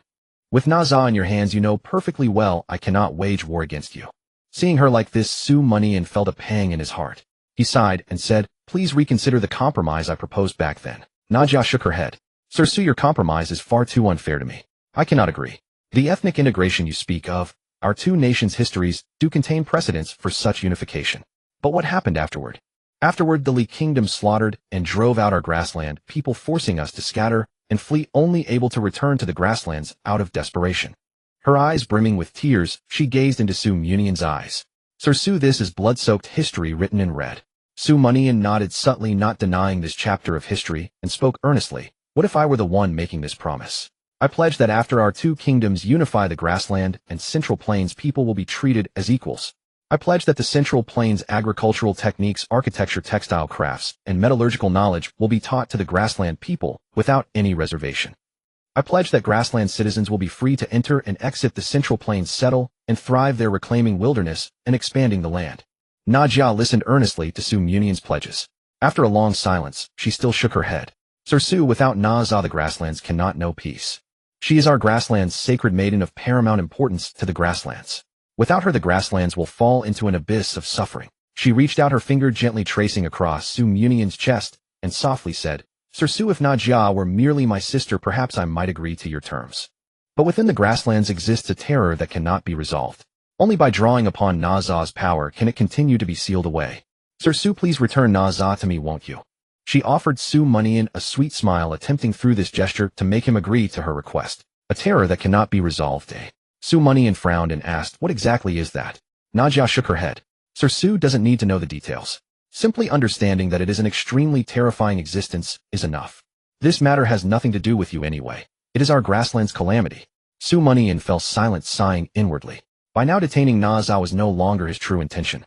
Though he had not yet learned about the dynastic rankings, the conversation between Yang Zihua and the two punishment elders of the Blackwind dynasty had revealed to him that the Li Kingdom and Qin Kingdom must complete registration on the dynastic rankings to avoid being coveted by higher-ranked dynasties. For all these years, neither the Li Kingdom nor the Qin Kingdom had been able to complete registration on the dynastic rankings. Wasn't that precisely because neither kingdom met the requirements? Only through unification, only through a grand merger of both kingdoms into one complete dynasty, completing registration and securing a place on the dynastic rankings, could they more effectively shield themselves from the covetous eyes of higher-ranked dynasties. In the future, when he went to the Qingyun Lietian sect, he would need an additional layer of protection anyway. But if I release Na Za and let her return to the grasslands, will that guarantee eternal peace for the grasslands? Su Munian asked. Na Jia was stunned, understanding what Su Munian meant. When she had originally launched the campaign against the Li Kingdom beyond rescuing Na Za, she had also considered this very point. What she hadn't anticipated was that Su Munian would descend like a god from the heavens, disrupting her plans and stunning her with his brilliance. She thought for a moment, then continued, tracing her fingertip, gently sighing softly. Sir Su, I cannot worry about so much. For now we can only take one step at a time. Su Munian felt her fingertip tracing across his chest and spoke earnestly. What if I said I could resolve your grassland's calamity? Sir Su could resolve it. Na Jia lifted her head to meet Su Munian's gaze. After a moment, she shook her head and pushed herself up from his embrace. Sir Su, having this intention already brings me great joy. But that terrifying existence is beyond what our strength can resolve. She glanced at the sky, noting the evening hour, and said to Su Munian, Sir Su, it's getting late. Please return. I must be leaving now as well. Seeing that she intended to continue staying on the mountain, Su Munian prepared to arrange new lodging for her, but she beat him to it. Sir Su, I will go nowhere but here. With that, she gave Su Munian no chance to speak, turned, and flew away. Su Munian stood alone for a long moment, shaking his head with a wry smile, before transforming into a rainbow and returning to the palace. The truth and falsehood intermingled, and Na Jia's words left him puzzled. However, this did not affect his overall plan. He intended to investigate the historical records to ascertain what that terrifying existence within the grasslands truly was. Shortly after Su Munian departed, Na Jia once again descended upon the place where they had stood gazing at the city's night scenery in a daze. Her solitary figure appeared somewhat desolate. Sir Su, if only we weren't adversaries, how wonderful that would be. The night swallowed her whole, consuming as well this whisper that had fallen as silent as a moth's wing. Night. Su Munian made his way through a succession of palaces toward the Wenyuan Hall, where historical records were kept. A tall figure had already been waiting ahead on the path. Li Chungang, didn't I tell you to focus on healing? What are you doing here? Su Munian frowned. Li Chungang smiled, sheepishly bowed with cupped fists, and said, Prince, my injuries are no longer a concern. Since I have nothing else to do, I thought I might run errands for you and handle more tasks. Su Munian chuckled at this and patted Li Chungang on the back. Come on, since you're taking the trouble, follow me to the Wenyuan Hall. We'll look up historical records and some unofficial histories from those years. With that, Su Munian walked ahead on his own. It's never any trouble to serve you, Prince. Li Chungang grinned, bowed, and followed behind Su Munian toward the Wenyuan Hall. Inside the Wenyuan Hall, Su Munian sat on the imperial seat reserved for the court historian and closed his eyes to rest. Li Chungang rushed back and forth between the rows of bookshelves and soon found the historical records from those years. After several searches, he marked the pages of more than a dozen ancient texts and placed them before Su Munian. Prince, these records detail the terrifying entity deep in the grasslands. Please take a look. Su Munian nodded and began flipping through the ancient texts. Before long, he found some clues. Over 3,000 years ago, on the northern grasslands where the Qin Kingdom now stood, a great event had indeed occurred. Tens of thousands of grassland tribesmen had vanished overnight without a trace. After finishing the remaining texts, Su Munian gained a rough understanding of the terrifying entity on the grasslands. Over 3,000 years ago, the kingdoms of Nanli and Beiqing had not yet been established as dynasties. The borders were unstable, and frontier people frequently suffered raids and invasions from foreign enemies. One day, an injured spirit demon fell deep into the grasslands and lurked there to heal its wounds. This spirit demon was bloodthirsty by nature. Once its injuries improved, it often abducted commoners and went on a killing spree across the grasslands. Each attack would annihilate an entire grassland tribe, causing immense casualties, and the grassland people suffered greatly. Later, a man who had the bloodline of both the Li and Qin kingdoms stepped forward to suppress the spirit demon, sealing it beneath the grasslands. He unified the territories of the Li and Qin kingdoms, establishing a new dynasty called Xianyang.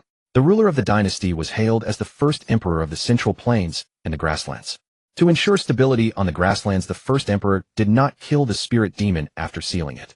Instead, he reached an agreement with it. The spirit demon could accept worship from the grassland tribesmen cultivate using the incense offerings, and even attempt to break the seal. But each time the spirit demon tried to break the seal, it had to bestow a portion of its cultivation power as a gift to the tribesmen who worshipped it, enabling them to enhance their own cultivation and strengthen their ability to resist foreign enemies. Later, as the first emperor was about to pass away from severe injuries sustained in several battles against foreign foes, he left the power to maintain the spirit demon seal within a woman on the grasslands. This made her beloved by the grassland people, strengthened the seal, and also diverted some of the incense power the spirit demon received, preserving peace and stability on the grasslands. This was the origin of the grassland saintess. Upon reading this, Mianian believed Naga's words. Deep in the grasslands there truly was a great terror. A living spirit demon was sealed there. The spirit demon was evolved from a 9th-rank spirit beast undergoing tribulation, its cultivation equivalent to the law mastery realm, a realm Mianian dared not even dream of. In this world's cultivation system, one must pass through the Yin origin realm, Yang origin realm, spirit soul realm, and law comprehension realm before reaching the law mastery realm. He was only at the mid-stage of the opening element realm. Even facing a sealed spirit demon would mean only one outcome: death. Damn it, I was thinking about showing off in front of Sister Naga, and this is what I get. Mianian tapped his forehead, feeling annoyed. Fortunately, Naga hadn't agreed to his idea, or he would have been sweating profusely. He looked at Li Chungang and ordered, "Help me find more ancient texts. See if there are any other methods besides the grassland saintess to strengthen the spirit demon's seal." "Yes, Prince." Li Chungang acknowledged, and went back to search the bookshelves. Half an hour later he approached Mianian with a troubled expression, cupped his fists, and said, "Prince, I've searched through all the ancient texts I could find. For now I couldn't find any such method. Couldn't find any." Mianian frowned, lost in thought. Just as he was at a loss, a beam of golden light streaked across the night sky, flew toward the Yuan Hall, and landed before him. Buzz! Buzz! The state-guarding sword enveloped in golden light trembled slightly, emitting a crisp sword hum. "What are you doing here?" Mianian asked, puzzled. The state-guarding sword possessed a hint of spiritual treasure nature and had developed some intelligence, so it could fly alone to Mianian. Buzz! Buzz! The sword trembled again, let out a hum, and then flew toward the door. Mianian's eyes lit up. "Could it be that you have a solution?" Buzz! Buzz! The sword's blade curved, nodding repeatedly. Overjoyed, Mianian gave Li Chungang a meaningful glance, then walked outside alone, lightly leaped onto the state-guarding sword, and said, "Let's go." The sword trembled, then shot straight into the sky, tearing through the clouds. Standing on the sword, Mianian watched countless mountains, rivers, and lakes pass beneath his feet. Man and sword flew through the air for half an hour, arriving above a desolate mountain in the central region of the Li Kingdom. Mianian looked down at the mountain range, whose shape closely resembled a dragon, and couldn't help twitching the corner of his mouth. "State-guarding sword, are you taking me to rob?" "I mean to do archaeology." The sword trembled lightly, then flew out from beneath Mianian and shot toward the mountain below. 10 breaths later the sword clattered and chiseled away, creating a passage several meters wide. Mianian understood and quickly jumped into the passage. With a thud he landed safely. By the faint white moonlight he was certain he had landed in a tomb. The tomb was cool and spacious inside, filled with the stale smell of long confinement. The surrounding walls were carved with countless faces of soldiers. The crisscrossing pathways were lined with clay chariots and siege weapons.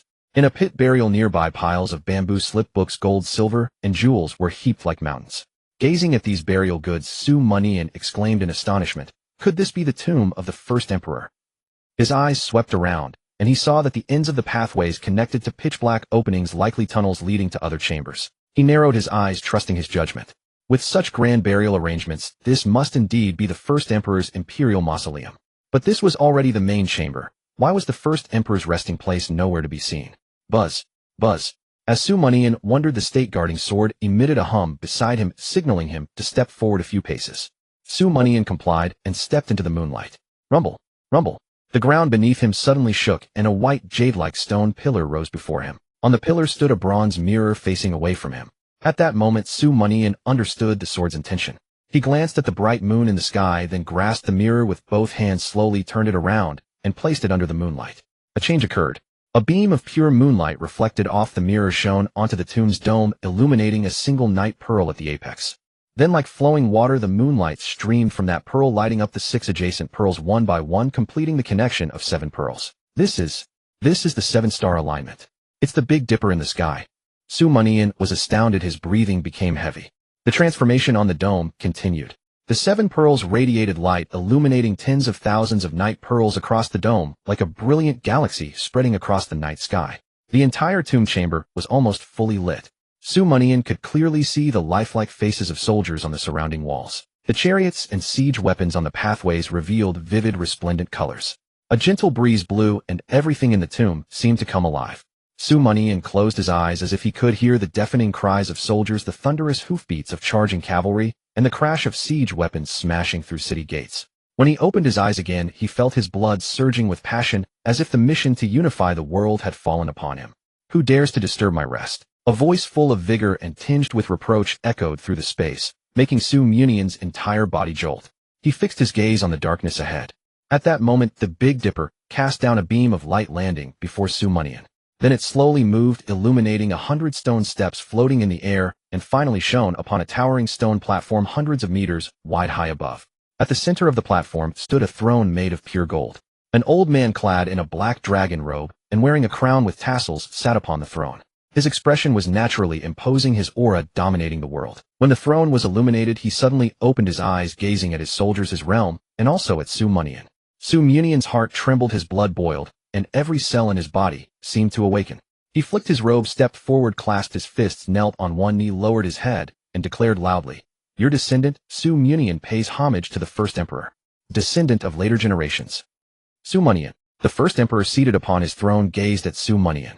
His eyes, brimming with authority, revealed a contemplative gleam. After a moment he inquired, "How long has this emperor slumbered? What dynasty reigns now? And why have you disturbed my rest?" Su Munian, without raising his head, replied earnestly, "To answer the first emperor, it is now the Li Kingdom's new dynasty. Over 2,000 years have passed since your era." Su Munian briefly summarized the past history, focusing on the current dynasty, and recounted how the royal family, who cultivated the way of divinity, had committed numerous acts of national ruin and betrayal against their ancestors. Afterwards, Su Munian narrated his own righteous, grand, and noble deeds, attempting to bridge the distance between himself and the first emperor. He could not yet determine whether the first emperor was alive or dead, nor could he sense any fluctuation in cultivation. Yet it was wise to remain cautious. Such an emperor who had unified the realm must be autocratic and suspicious beyond his authority. Failing to clarify crucial matters would inevitably lead to unnecessary misunderstandings. "Is what you say truly so?" the first emperor asked after listening to Su Munian's account. Su Munian nodded, about to answer when the first emperor suddenly waved his hand. "No need to explain. My old comrade brought you here. It would not misjudge a person." Su Munian looked up in confusion, glanced at the guardian sword beside him, and laughed heartily. So the guardian sword was the first emperor's old comrade. To earn the recognition of the guardian sword is the junior's honor. The first emperor hummed in acknowledgement, a smile softening his stern gaze. The guardian sword emitted a resonant hum, as if stirred by the presence of its long-lost master. Over 3,000 years ago, it had been the first emperor's personal blade, accompanying him through blood-soaked battles and numerous campaigns, earning great merit. The first emperor smiled again, shedding his earlier majesty. Addressing the guardian sword, he said, "Since you have chosen Su Munian, I trust your judgment. You need not explain further. I shall witness all that has transpired recently myself." The first emperor closed his eyes, lightly touched his brows with 2 fingers, and a series of images emerged in his mind. He saw the deep recesses of the capital's imperial palace, where commoners lay dead on desolate mountains, rivers of blood flowing into the mountain's depths to fuel the royal family's cultivation. He saw within the night-shrouded palace members of the royal family secretly colluding with the Black Wind dynasty, negotiating treason. Li Daoxiu, the Li family was once a noble lineage under my command. How has it produced such a degenerate wretch in this generation? Seeing his descendants colluding with foreign enemies and selling out the nation, the first emperor's wrath flared. He slammed the throne beneath him, the sound echoing through the entire tomb chamber. After a few breaths, the first emperor suppressed his fury and closed his eyes again. He saw a white-robed youth blade cutting down tyrants, quelling civil strife, and journeying to the capital. He saw that same white-robed youth unwavering in righteousness, paying any price to repel foreign invasion. He also saw him fearless amidst danger, stepping forward with sword drawn, cleaving the shackles of the old dynasty. Excellent. Excellent. Su Munian, you are truly remarkable. The first emperor opened his eyes, his anger vanishing, replaced by genuine joy and admiration. "Rise, you need not kneel before me." The first emperor smiled and gestured for Su Munian to stand. Su Munian rose, clasped his fists, and laughed. "Thank you for your praise, first emperor." The first emperor nodded with a smile. "You young man remind me of myself in my youth. Back then I was equally spirited, full of valor, daring to be the first in the world." As he spoke, his eyes grew reminiscent. The glorious years seemed to reflect upon his face. After a pause, he looked at Su Munian with an appreciative gaze and asked, "Tell me, why have you disturbed my rest?" Su Munian had not yet stated the reason for his arrival, so the first emperor asked again. Su Mianian replied solemnly. To answer the first emperor, a spirit demon is about to break free from its seal, plunging the world into chaos. I came to disturb your rest to seek the method to suppress the spirit demon. Spirit demon. The first emperor expressed surprise, then said, so that beast is still alive. Has there been no worthy descendant in all these years? Such a burden has fallen upon you, a junior. The first emperor was somewhat irked, but when his gaze fell upon Su Mianian, he quickly broke into a smile. Ah well, over the millennia to have produced a junior like you is indeed a great fortune for the world. I shall aid you in resolving the spirit demon matter, and once again unify the North and South. But before that there is something I must do. He nodded to Su Mianian, then turned to the guardian sword. Old comrade, will you join me in another campaign? The guardian's sword hummed in agreement, and flew to the first emperor's side. Su Mianian asked in confusion, First emperor, what are you about to do? Slay the traitors of the nation. The first emperor's tone turned icy, and an overwhelming aura of authority spread through the chamber. The next moment, with a sweep of his sleeve, the guardian's sword soared into the sky, circled in the air a few times, and then vanished into the void. When the guardian sword of the realm appeared once more, it materialized above the capital of the Black Wind dynasty, the city of Black Wind. It lingered for a moment in the sky, then flew toward a royal compound. In a dimly lit chamber within the royal compound, a woman of moderate beauty and voluptuous figure lay on a bed, engaging in a flirtatious conversation with a young man, while feigning reluctance. Seventh prince, that Su Mianian slaughtered my Li family. Before you toy with me, you must promise to avenge my family. Her eyes were hazy, her voice seductive, igniting an uncontrollable flame of desire within the man beside her. Rest assured, if Su Mianian killed your family, he has killed mine as well. Moreover, he slew the ninth prince. How could our Black Wind dynasty ever forgive him? I swear that within a year I will bring Su Mianian's head to you, returning you to the Li kingdom, and placing you upon the supreme throne. The seventh prince's eyes glinted with greed as he gazed at her half-exposed snow-white skin, his mouth dry as he made his promise. You said it yourself. Come, seventh prince, take me. The woman of the Li family cast a flirtatious glance and lifted her pale thigh. Though the promise was but 1 part truth and 9 parts false, she still accepted it willingly. Alone in a foreign dynasty, she had to find a way to survive, and the seventh prince was precisely her anchor. Coming. The seventh prince burst into laughter, his beastly nature surging forth. Oh dear, how annoying. The woman's soft moans echoed within the room. My beauty, here I come. Just as the seventh prince shed his robes and prepared to proceed, a flash of golden light streaked through. The woman let out a muffled groan, her head severed from her body. Blood splattered across the seventh prince's face. His complexion turned ghastly, his very soul nearly fled from his body. Who did this? His voice trembled with terror as his gaze darted around, finally landing on a sword suspended in midair. A supreme-grade spiritual artifact. The seventh prince shrieked, retreating toward the foot of the bed. Don't kill me. I beg you. The guardian's sword had been about to depart, but upon seeing the seventh prince, it swooped down again, shattering all his defenses. With a sharp sound, the seventh prince's head fell to the ground.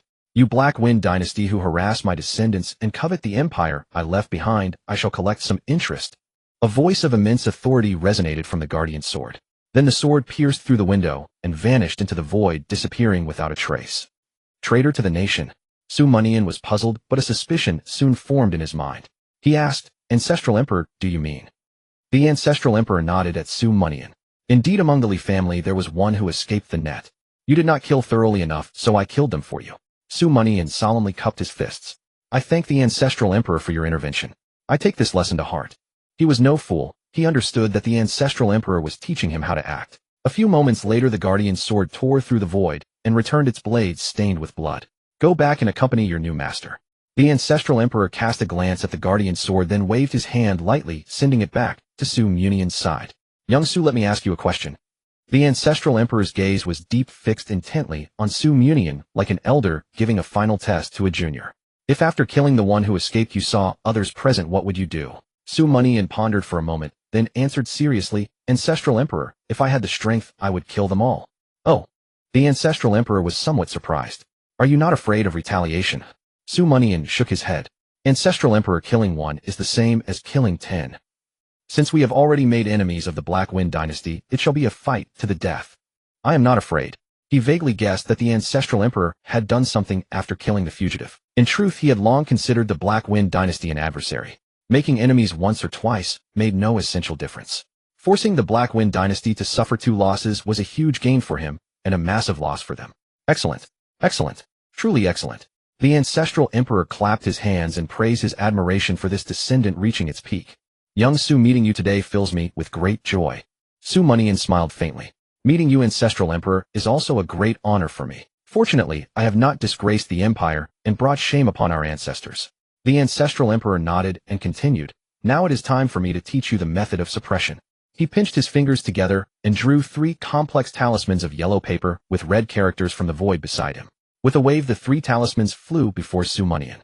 Young Su, these 3 heaven-fixing thunder talismans were hastily made by me. Their power is not what it once was, but they are sufficient to help you suppress the spirit beast. If you cultivate a technique of the thunder lineage, you may even be able to annihilate it completely. In any case, the power to decide the fate of that spirit beast rests entirely in your hands. Heaven-fixing thunder talismans. A technique of the thunder lineage. Su Mianian was overjoyed. These talismans were tailor-made for him. He examined the heaven-fixing thunder talismans before him, clearly sensing a wave of annihilating energy. If he were locked onto by these talismans, he would have no resistance and would be utterly destroyed, body and soul, in an instant. Mianian thanks the Ancestral Emperor. Su Mianian cupped his fists and stored the 3 talismans into his ring. The Ancestral Emperor nodded slightly and beckoned to Su Mianian. Young Su, come up to this platform and let me have a look at you. You seem to carry many secrets. Su Mianian paused, then flew to the platform and landed before the throne. I do have some secrets. Su Mianian rubbed his nose and smiled sheepishly. Not bad. You indeed cultivate a technique of the thunder lineage. The Ancestral Emperor nodded in approval, then added, but your cultivation is too low and your injuries have not yet fully healed. It will be difficult for you to bear the burden alone. Well, since you were wounded for the sake of the realm, I shall grant you a small gift. The Ancestral Emperor pointed a finger at Su Mianian. A glowing white orb emerged from his fingertip and flew into Su Mianian's body. As the orb entered Su Mianian's body, it released pure and vast spiritual energy. In an instant, Su Mianian's injuries were completely healed, and his cultivation level rose to the late Kaiyuan realm. Su Mianian felt the change in his body and was overjoyed. He quickly thanked the Ancestral Emperor. Thank you for your care, Ancestral Emperor. The Ancestral Emperor waved his hand. It is merely a small gift. If it were in the past, I might have given you a greater blessing, but now I have the will, but lack the strength. Su Mianian listened and asked in confusion, Ancestral Emperor, forgive my impertinence, but are you truly dead or alive? Ever since he first saw the Ancestral Emperor, this question had lingered in his mind, and now he finally dared to ask, dead or alive? The Ancestral Emperor seemed to ponder, then smiled. I am both dead and alive. Su Mianian let out an oh, still puzzled, and asked again, I have one more question. You were able to suppress the spirit beast back then, so your cultivation must have surpassed it. Logically, you should not have been easily wounded. Yet the historical records say you died from severe injuries. Why is that? The Ancestral Emperor gave a faint smile. That account is not entirely wrong. In truth, I know what puzzles you. You are wondering why, with my level of cultivation, the territory of the Xiang dynasty only consisted of the 2 kingdoms of Li and Qing, correct? Su Mianian nodded. I beg the Ancestral Emperor to enlighten me. The Ancestral Emperor stood up, walked over to Su Mianian, and patted his shoulder. The truth is, I am not from this realm. As Su Mianian stared in shock, the Ancestral Emperor continued, I am merely an avatar. In the past, I transformed into a mortal to cultivate and lived in this realm. I formed bonds with the people here and thus established the Xiang dynasty. Later, as my connection with the main body weakened and the people began to stand on their own, I conceived the idea of departing in this manner. So saying I died is not wrong. An avatar? Su Mianian's pupils constricted. If an avatar was stronger than a spirit beast at the Yufa realm, how powerful must the main body be? For such a formidable being to enlighten the people of Li and Qing, resolve their troubles, and establish a dynasty was already the greatest blessing for the populace. With this, Su Mianian's doubts were all resolved. He bowed deeply to the Ancestral Emperor, cupping his fists. I thank the Ancestral Emperor for your concern for the people and the realm. The Ancestral Emperor was deeply moved. Young Su, it is I who should thank you. The kind and simple people of this land have given me new insights into the lives of this world and have advanced both my cultivation and my state of mind. Su Mianian bowed his head, fists still clasped. All was understood without words. The Ancestral Emperor gazed at the world below for a moment, then said to Su Mianian, Young Su, come here. Accompany me for one last look at this realm. As you command, Ancestral Emperor. Su Mianian turned and walked to stand beside the Ancestral Emperor. The two stood shoulder to shoulder as a gentle breeze stirred within the tomb. Before Su Mianian's eyes there appeared verdant mountains and clear waters, industrious and simple folk, and the first rays of a radiant morning sun. In his ears he heard the shouts of soldiers, the neighing of war horses, the thunder of siege weapons. The Ancestral Emperor spread his arms, closed his eyes, and savored it all. After a long while he opened his eyes and instructed Su Mianian, Young Su, now that this matter is concluded, I shall rest once more. This realm I entrust to you. Su Mianian's blood surged with fervor, and he made a solemn vow. Rest assured, ancestral emperor. As long as I live, the realm shall endure. When Su Mianian lifted his head again, he had already emerged from the tomb. The bright moon in the sky had drifted from the zenith to the horizon. Su Mianian bowed deeply once more to the ancestral emperor's tomb. As he prepared to leave, the ancestral emperor's voice resounded in his ears. Young Su, before you depart, take this little girl with you. She has been a bit mischievous these days, disturbing my peace. As Su Mianian hesitated, a bundle of withered grass flew up from the mountain range and landed before him. Su Mianian spread his hands and caught the bundle, revealing a small girl inside. Little Xiaoxi, how did you end up here? He asked in bewilderment. Nah. The girl, seemingly oblivious to his voice, lay in his arms with her back to him, earnestly gnawing on a piece of jade. Oh, it's so hard. I can't bite it, she cried out, increasing the pressure of her bite. I'll bite, I must devour you. Su Mianian, somewhat helpless, shook Nan Xiaoxi's head and said, Xiaoxi, big brother Su is asking you a question. Ugh. Nan Xiaoxi suddenly looked up, turning her head to see him, and her whole body trembled with surprise. It's big brother Su. How did you get here? Su Mianian's face darkened. Big brother had some business here. And you? How did you come to this place? But no sooner had he spoken than he immediately regretted it. It suddenly dawned on him that Nan Xiaoxi must have come looking for him. His original plan had been to leave Wu Qingyue and Nan Xiaoxi in Shuzhou City, keeping them out of the turmoil. Even if he died, they would have a chance to escape. Nan Xiaoxi tilted her head. Big brother Su, when I woke up, I couldn't find you or sister Qingyue. Later, I learned you both had gone to the capital. I was worried something might happen to you and sister Qingyue, so I asked sister Xiaoqing to help me disguise myself, and I set off for the capital on my own. But I didn't know the way, and halfway there I got lost. Then I got too hungry to keep flying, so I fell into that big dark pit. I see. Su Mianian stroked Nan Xiaoxi's head and turned her around. By the moonlight, he saw that beneath the withered grass, Nan Xiaoxi's face was smeared with mud and her clothes were torn in several places.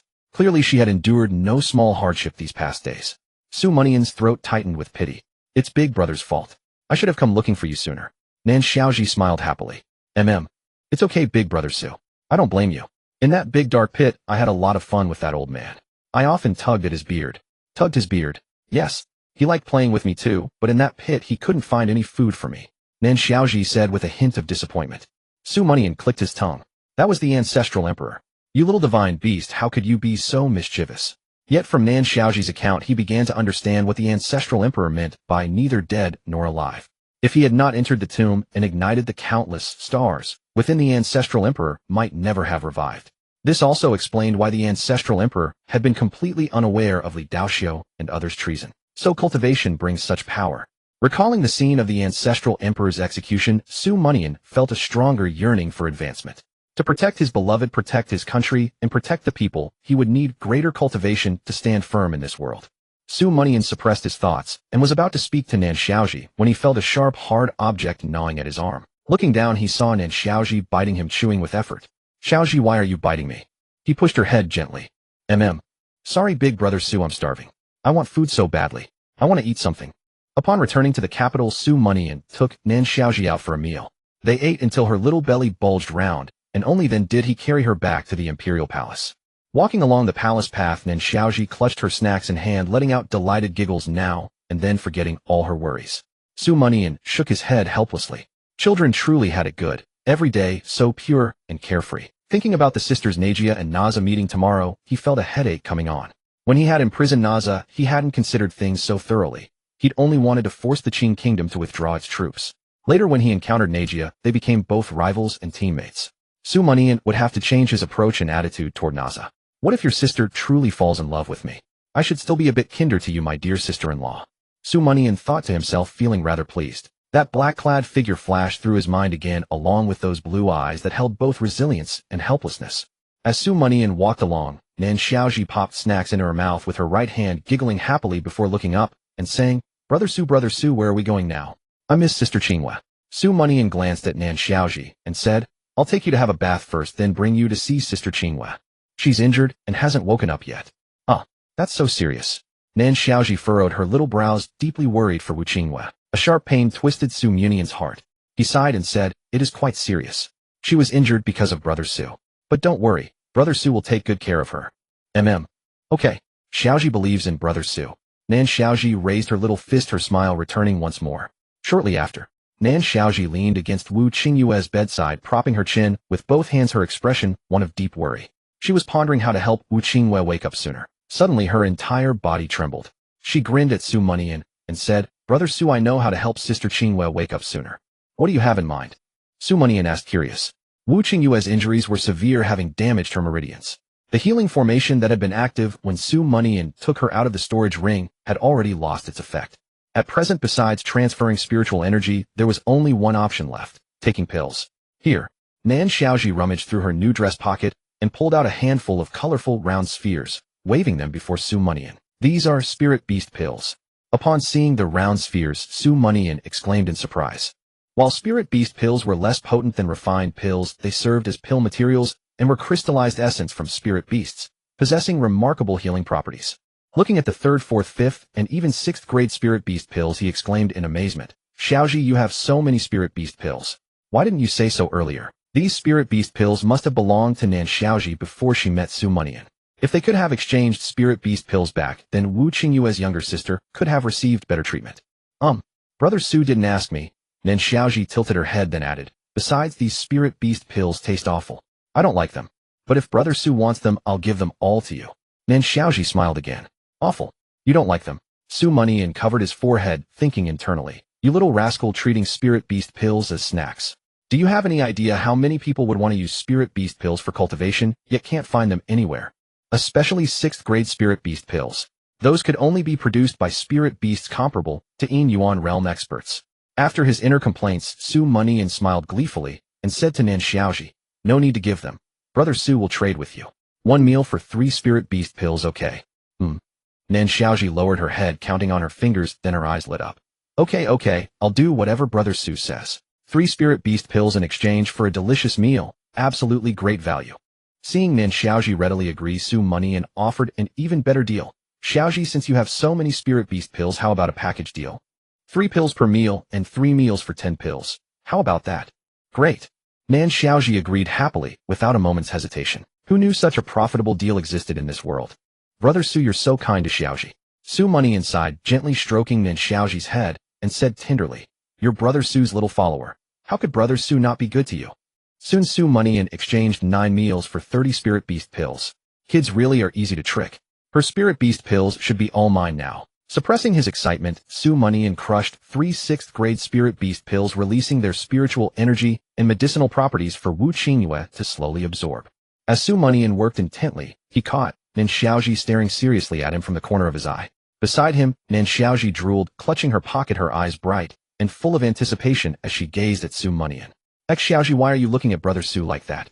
Su Mianian shuddered, suddenly sensing something was amiss. Nan Xiaoji swallowed and pulled out another handful of spirit beast pills, saying seriously, "Brother Su, I have plenty more spirit beast pills. Do you want to trade more?" The next day, in a grand hall, Su Mianian released Naza and treated her well. After telling Naza about what had happened these past days, Su Mianian looked at her devouring food and said, "Naza, when you meet your sister later, please speak nicely. I didn't mistreat you." "Naza, little sister." "Humph." Naza swallowed her food displeased and said, "Su Mianian, I'm not your little sister." She glanced at Su Mianian and continued, "You didn't mistreat me. Whether you did or not, you know it yourself." Su Mianian coughed dryly. This kid really held grudges. Hadn't he simply failed to realize that sounds from outside the Thunder Emperor's ring could be heard inside, accidentally letting her overhear him being intimate with Wu Qingyue? Was that mistreatment?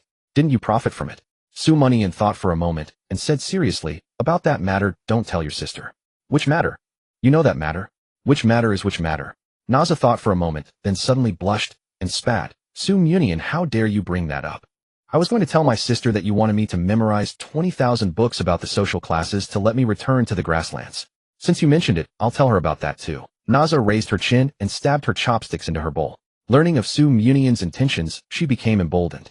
If she couldn't return to the grasslands, she wouldn't let the ethnic integration proceed smoothly.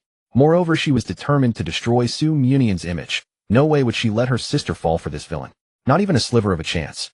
Su Mianian's expression shifted slightly, then he smiled cunningly. "You like studying, so having you memorize books. Isn't that good for you? That way after your studies you won't need to come to the Central Plains so often." He paused thoughtfully, then continued, "All right, I'll lower my conditions. As long as you speak nicely to your sister, memorize 10,000 books, and I'll let you return to the grasslands." That night, after meeting Najia, Su Mianian had moved Naza to another storage ring. To avoid making the relationship irreconcilable, while keeping Naza in the Central Plains, Su Mianian had promised that if she memorized 20,000 books, he would let her return to the grasslands. It seemed the conditions would need to be adjusted now. 10,000 books. Naza laughed angrily, glaring at Su Mianian with fury. Is that really lowering the conditions? At the rate of 1 book per 10 days, 10,000 books would take 277 years. Su Mianian, you might as well just imprison me until I die. You won't agree, eh? Su Mianian's expression instantly changed, turning fierce. If you don't agree, I'll find you a husband who hasn't bathed in 10 years. You. Naza's face changed dramatically, seething with anger and anxiety as she glared furiously at Su Mianian. A husband who hadn't bathed was far more terrifying than memorizing 10,000 books. Tears welling in her eyes, she turned her face away and said, I'll agree. I won't say anything. I don't want to get married, and don't find me a husband who doesn't bathe. Su Mianian felt delighted internally. Combining soft and hard tactics truly worked best. His expression remained fierce as he stood up and walked out of the hall. Then it settled. After you finish eating, I'll arrange for you sisters to meet. Moments later, Najia in black attire drifted gracefully down, landing before Su Mianian. Her oval face was fair and rosy, her graceful movements alluring. Najia, country ruler, your injuries seem to have recovered quite well. Su Mianian smiled broadly, greeting her proactively. Najia had been in a good mood, but when Su Mianian mentioned her recovery, her face immediately cooled. Su Mianian, I haven't recovered well at all. Seeing that his injuries were completely healed, she frowned and snorted. So it turns out you refused my pill because you thought it wasn't good enough. Su Mianian, I was the one being presumptuous. Su Mianian. Damn it, why did I open my big mouth today? Was initiating a greeting also a mistake? He smiled awkwardly and said, Najia, country ruler, you've misunderstood. You set aside the friction between our nations and traveled thousands of miles to help me, getting injured for it. You clearly needed that pill far more than I did. Su Mianian, I don't want to hear your reasoning. Najia's heart burned with resentment, refusing to forgive Su Mianian. She looked away and asked, where is my sister? Take me to see her. This way, follow me. Seeing Najia change the subject, Su Mianian wisely said no more, gesturing for her to enter the hall. Naza. Upon seeing Naza, Najia rushed over and embraced her tightly. Her voice soon choked with sobs as tears streamed down her face. It's sister's fault, making you suffer. Sister. Naza also burst into tears, leaning against Najia's embrace, shaking her head gently. Naza doesn't blame sister. At the hall entrance, the villain, Su Mianian, watched the weeping sisters. His gaze fell upon the young woman's perky, rounded figure beneath her black attire, and emotionally, he began to weep along with them. I also want to hug your sister. Su Mianian, though his thoughts were dark, wisely closed the door and waited outside alone. An hour later, with a creak, the door opened and Najia emerged. Her eyes were red-rimmed, tears glistening at the corners. She said to Su Mianian, Lord Su, let us discuss the matter of merging our 2 nations and the great integration of our peoples. Su Mianian was slightly surprised and asked earnestly, have you made your decision, Queen Najia? Najia nodded. I have already discussed it with my teacher. Lord Su, let us negotiate once more. The merger of our 2 nations requires settling the details and drafting the documents. You set the time, Su Mianian agreed. Najia looked at him and parted her crimson lips. 3 days from now at Suzhou City, the same location as our last negotiation. I hope that after the agreement is reached, Lord Su will treat our grassland people well. Of course. Su Mianian smiled faintly. Rest assured, Queen Najia, I have always been a man of sincerity. Najia nodded lightly. I hope so. I'm leaving. She cast a deep look at Su Mianian, then transformed into a streak of rainbow and departed. Su Mianian watched the rainbow disappear, then glanced into the hall and murmured, before you came, I had already ordered old Zhao and the others to retreat outside the imperial city. Actually, you could have taken Najia with you. He sighed and muttered to himself, how could I not know that you were doing this to spare me trouble? Meanwhile, in the distant clouds, Li Chungang held a long tube and looked into the distance. Beside him stood Yang Kai and Su Qianshou. How is it? Has Najia left? Yang Kai and Su Qianshou asked. Li Chungang put down the long tube and said, she's gone, just left. Yang Kai nodded and sighed. I feel that she and the prince are a good match. If our 2 nations weren't hostile, they might have ended up together. Su Qianshou nodded, then quickly shook his head. What does hostility matter? If the prince wants it, he will surely find a way. He looked at Li Chuangang, patted him on the shoulder, and said, Fool, I sent you to gather intelligence last night. What did you find out? Li Chungang gave a simple smile, scratched the back of his head, and said, Last night the prince ordered me to find many ancient texts recording the history of the grasslands. Judging by that, he's probably planning to deal with that great terror of the grasslands. See, I told you. Su Qianshou raised his head at Yang Kai, then sighed. Once again, we'll see the prince win the beauty's heart, while we 3 brothers remain so lonely and desolate. Yang Kai slapped his forehead. Don't mention it, it hurts. Li Chungang looked confused and shook his head. Lonely. Not lonely at all. I think it's fine this way. Slap. Su Qianqiu and Yang Kai both whacked Li Chungang on the head and said angrily, "You fool, what do you know?" The next day, Wu Qingyue's injuries improved further. Perhaps in another 10 days she would awaken. Su Mianian crushed the spirit beast pill and had Wu Qingyue absorb it, then took out a communication stone and contacted the green-robed swordsman Yang Zihua. First to hold a banquet and a celebration for Yang Zihua.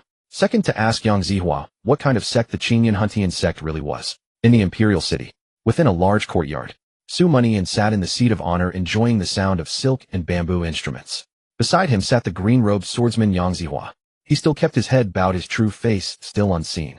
Yang Zihua used spiritual energy to draw the wine from his cup into a curved stream into his mouth, savoring the moment. Brother Su, I must say this banquet you've arranged is truly exhilarating. I like it very much. This is exhilarating. Su Mianian smiled faintly.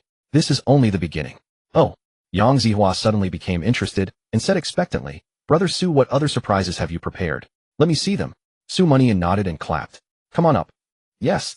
A dozen musicians carrying suona horns walked up to Yang Zihua and began playing loudly. Yang Zihua's face changed and his voice trembled.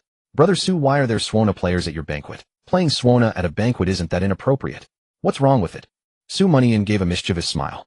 This is all carefully prepared for you, Brother Zihua. The third surprise is still to come. Are there really more surprises? Of course there are. Not long after Yang Zihua's panicked voice rang out in the courtyard. Oh dear, Brother Su, why are they holding my hands and feet? Brother Su, I beg you, you cannot see my face. The banquet lasted until nightfall. Walking back to the imperial palace, Su Mianian shook his head helplessly. Yang Zihua is truly cunning. He had thought that under such torture, he could see Yang Zihua's true face.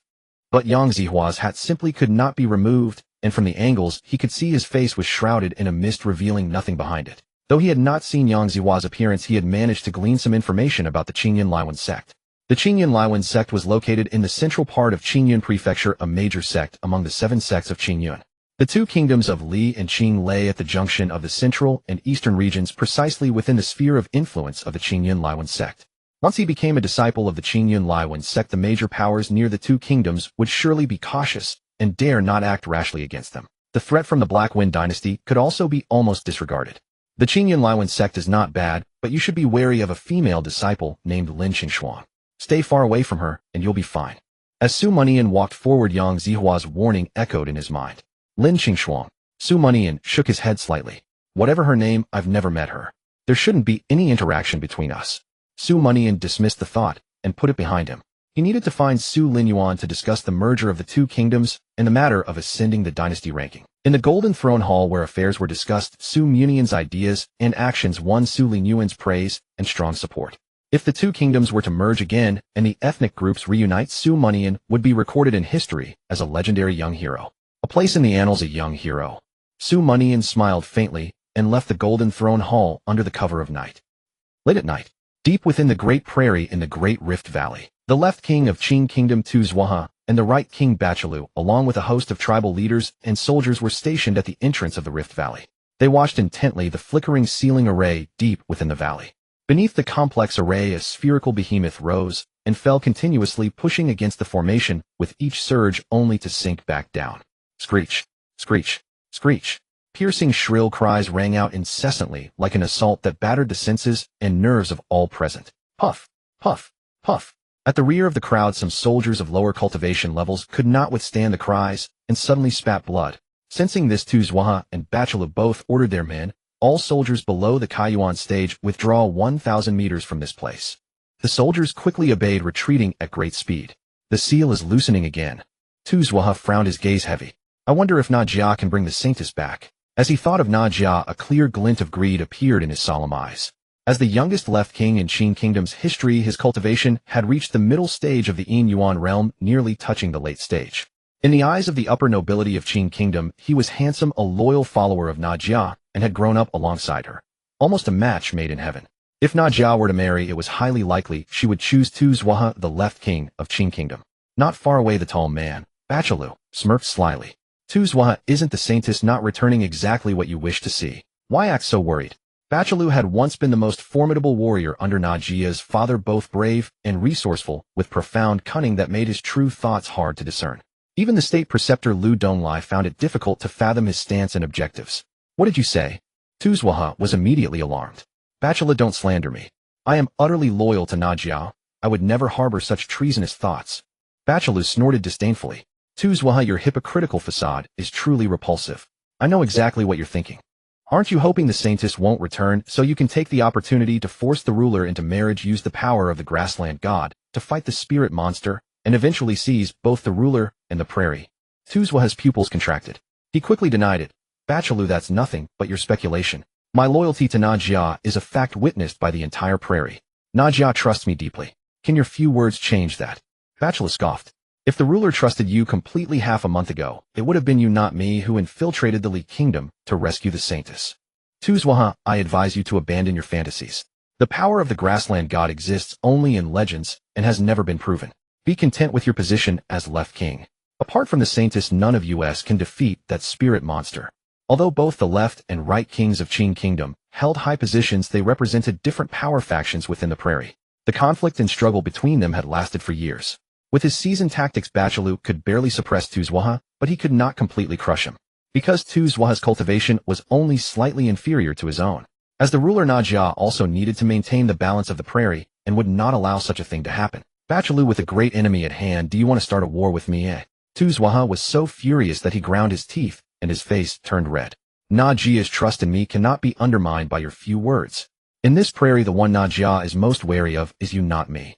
Whether the power of the grassland god is real or not, it will never change my love for her. If it is real, I will kill the spirit monster with my own hands.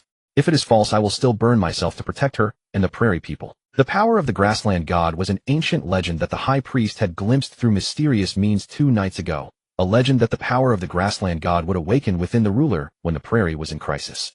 But this power was passed down only to males, not females. If it appeared in a female ruler, the power required the act of union between man and woman to be awakened. Such a method of inheritance was also meant to ensure the continuation of the prairie's life. Bachelor laughed heartily. If it is real, will you kill the spirit monster with your own hands, eh? If the legend is true, does that mean the one who marries the ruler must be you? As far as I know, Su Mianian of the Li Kingdom is more handsome than you, more resourceful, and seems quite compatible with the ruler. At the mention of Su Mianian's name, Tuzwaha's face twisted with rage. So what? How long has Su Mianian known Najia? Najia and I grew up together on the prairie. I know what she likes and dislikes. Does Su Mianian know? I meticulously prepare surprises for her. Can Su Mianian do that? Besides, Su Mianian kidnapped the prairie Saintess. He is our enemy. How could Najia fall in love with him? Bachelou wiped his scimitar with a piece of sheepskin and snorted. The one who should be saying, so what is me, isn't it? Has the ruler ever said she likes you? Has she ever said what kind of man she likes? All of it is your wishful thinking. Even if the ruler doesn't like Su Mianian, does that guarantee she will love you? With a clang, Tuzwaha flew into a rage, yanking the wolf-tooth club from the ground and brandishing it. Bachelou, if you keep spouting nonsense, I'll smash you to pieces tonight. Su Mianian is our prairie's enemy. If he dares to court Najia, I'll smash him to pieces too. Our prairie daughters are not for him to touch. Bachelou laughed heartily, waving his left hand in mockery. Tuzwaha, what's the use of shouting at me? If you directly kill the spirit monster or surpass Su Mianian by single-handedly destroying the Li Kingdom's imperial city, that would be far more effective than shouting 10,000 times. You son of a bitch. Tuzwaha gnashed his teeth in fury, the veins on the back of his hand bulging and trembling. In the past half-month, Su Mianian's name had resounded across the land and reached deep into the prairie. Of course he knew what Su Mianian had done. He could not kill the spirit monster, nor could he destroy the Li Kingdom's imperial city. Lies do not hurt. The truth is the sharp blade. That was why he was so enraged. Just as he was about to attack Bachelou, the entire Great Rift Valley suddenly shook. Deep within the rift, the flickering seal was lifted hundreds of meters into the air. The piercing cries intensified several-fold, making even the Yin Yuan stage cultivators feel physical and mental discomfort. Bachelou stood up, ignoring Tuzwaha, and commanded all soldiers below the Yin Yuan stage, withdraw from this place. Yes. Among the soldiers present, many were Tuzwaha's direct subordinates, but Bachelou's intention was to protect them, so they obeyed the order and quickly retreated. Before long, the piercing cries subsided, and the lifted seal fell back down, pressing the spherical behemoth down once more, restoring calm to the Rift Valley. Bachelou glanced at Tuzwaha, then squinted at the dimming seal. The seal won't hold much longer. Within 7 days, that spirit monster will break out. Why don't you go fight the spirit monster first? Suppress it, and maybe the ruler will really fall for you. Tuzwaha glared at Bachelou ferociously. Why don't you go? Didn't you say that without the Saintess no one can deal with this spirit monster? Don't provoke me. With that, Tuzwaha turned and left. I'm leaving. Every time the spirit monster makes a violent charge, there's a few days lull. Staying here on guard is pointless. Bachelor shook his head with a cold smile, continuing to wipe his scimitar. After a long while, he too turned and walked away. The 3-day deadline arrived swiftly. Su Mianian, accompanied by Wu Qingwei and Nen Xiaoji, returned to Shuzhou City. After settling them in, he himself went to the Wanyue Tower. On either side of the negotiation table, Su Mianian, clad in white, sat in the seat of honor. His demeanor remained spirited and proud, yet in contrast to the previous occasion it now bore an air of calm and composure with less arrogance. Across from him, Nejia sat quietly, with Lu Donglai, the imperial advisor of the Qing kingdom, standing by her side. She wore a white silk top with a gradient light blue fishtail skirt, the horse-face skirt, accentuating her ethereal beauty to perfection. Like a celestial maiden descending to the mortal world, her appearance was unforgettable at first glance. Beneath her exquisite gilded headdress lay a fair, strikingly beautiful oval face, with brows like paintings and lips like cherry blossoms. Those bright star-like blue eyes seemed like a heavenly treasure that had accidentally fallen to earth, radiating an irresistible allure. This attire and makeup were evidently the result of meticulous design. Yet at this moment, she bit her lower lip lightly, a trace of indescribable worry and bitterness in her brow. Her beauty stirred admiration, yet also evoked a pang of sympathy, making one yearn to know what she had endured. Su Mianian, with keen insight, understood her complex emotions, so he playfully teased, "Queen Nejia, dressed so beautifully today, are you planning to meet your beloved after the negotiations?"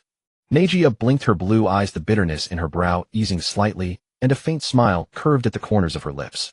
"Lord Su, are you praising me for being pretty?" Su Mianian did not answer directly, but instead said, "Let's wrap this up quickly. I wouldn't want to delay Queen Nejia's important matters." "Umph." Nejia snorted softly, turning her face slightly in displeasure. Though annoyed by his words, the complexity and heaviness in her heart had noticeably lightened. She had made great sacrifices and preparations for today's negotiations. Due to the urgency of time, she had only discussed the merger of the two nations and the great ethnic integration with the imperial advisor and the high priest. If the outcome of the negotiations proved unfavorable to the grassland, or even plunged it into irredeemable catastrophe, she would be the eternal sinner of the steppe. The impending breakthrough of the spirit demon seal weighed on her almost suffocatingly. Lu Donglai, watching Nejia's reaction, sighed deeply in his heart. His student, it seemed, had fallen. Yet he wondered whether Su Mianian felt the same toward her. Was it genuine affection for Nejia, or merely pretense for the sake of the merger of the two nations? Lu Donglai quietly observed Su Mianian for a moment, lost in thought, then whispered to Nejia, "Your Majesty, let us begin the negotiations. We must return to the grassland afterward." "Very well." Nejia nodded, then said to Lu Donglai, "Master, please present the terms we have prepared for Lord Su's review." "As you command." Lu Donglai bowed in acknowledgement, then placed a yellow-covered document before Su Mianian. Su Mianian nodded slightly, and began to peruse the terms written in the document. The document contained all the conditions he had previously proposed, which Nejia had already written down. "Lord Su, I have included all your earlier promises," Nejia said. As Su Mianian carefully examined the document, she continued, "Regarding the specifics of implementation, I have added the requirements of our grassland.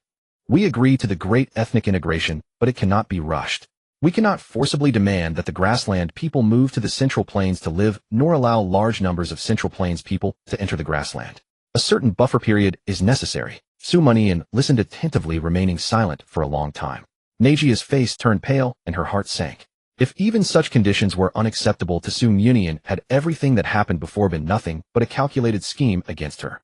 She glanced anxiously at Lu Donglai, finding comfort in his reassuring gaze. Then she lightly bit her red lips, clenched her small hands under the table, and awaited Su Mianian's answer.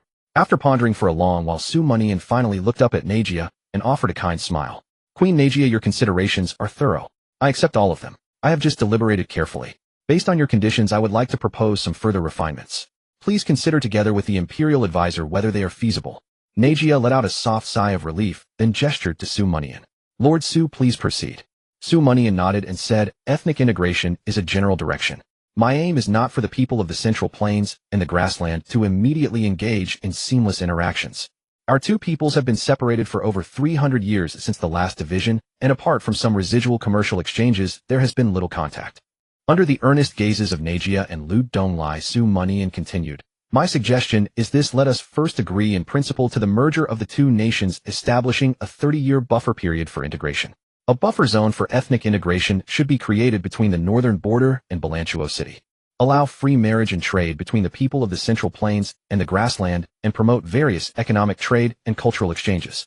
Your grassland shall retain its original system's power structures and folk customs, as well as the authority to govern the grassland people. Retain the original system's power structures and folk customs as well as the authority to govern the grassland people. Nagia exclaimed in surprise, her beautiful eyes widening. She had never heard of such an innovative form of merger. It far exceeded her expectations. Did this not mean the grassland would remain as it had always been? Lu Donglai was equally profoundly shaken. This young man Su Mianian had already astonished him many times. Yet this negotiation pushed further like a thunderbolt exploding in his mind. A flicker of uncontainable brilliance flashed in Nagia's eyes as she looked at Su Mianian. Her cheeks flushing slightly, the corners of her lips lifted. Lord Su, your terms are very sincere. On behalf of the grassland, I accept your proposal and am willing to merge with the Central Plains. However, the great terror on the grassland. Thinking of the sealed spirit demon and the method to obtain the power of the grassland god, Nagia's expression grew conflicted. She spoke softly, but I fear we cannot finalize all the details today. My master and I must return to the grassland immediately to seal the spirit demon. Lord Su, I must take my leave. With that, Nagia shot Su Mianian a deep look, a gaze that seemed both farewell and tinged with a certain resolve. She turned and walked out of the Wangyua Tower, leaving Su Mianian no chance to inquire further. She was afraid that staying longer would reveal something to Su Mianian. She did not want to put him in a difficult position. Amid Su Mianian's shock and bewilderment, Lu Donglai also clasped his hands in farewell and turned to leave. Su Mianian was baffled. What had just happened? Why had they left so abruptly? Frowning in thought for a moment, he quickly flew out of the city. Outside Shuzhou City, Nagia turned back to glance at the city gate, then said to Lu Donglai, Master, let us return. Lu Donglai sighed. Are you truly determined? This is your lifelong happiness. Nagia bit her lower lip slightly and shook her head. Master, this is my fate. As long as the grassland remains safe, as long as... Never mind, let us go. Queen Nagia, you too. Could you take me with you? A voice sounded behind them, making Nagia turn around abruptly. Lord Su, why have you followed us? Nagia asked in confusion, a surge of inexplicable joy rising in her heart.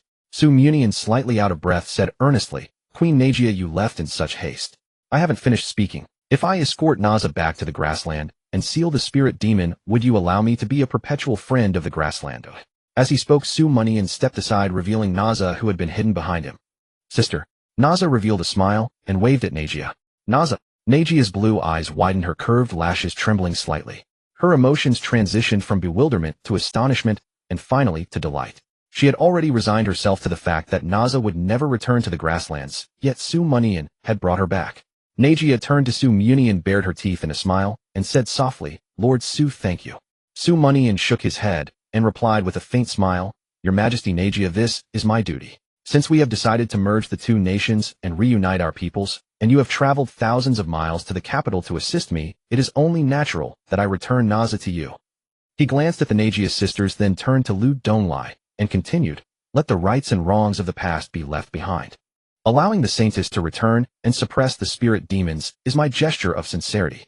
In truth, these negotiations were about attitude and sincerity. The specific details were less important, which was why Nagia had departed so swiftly.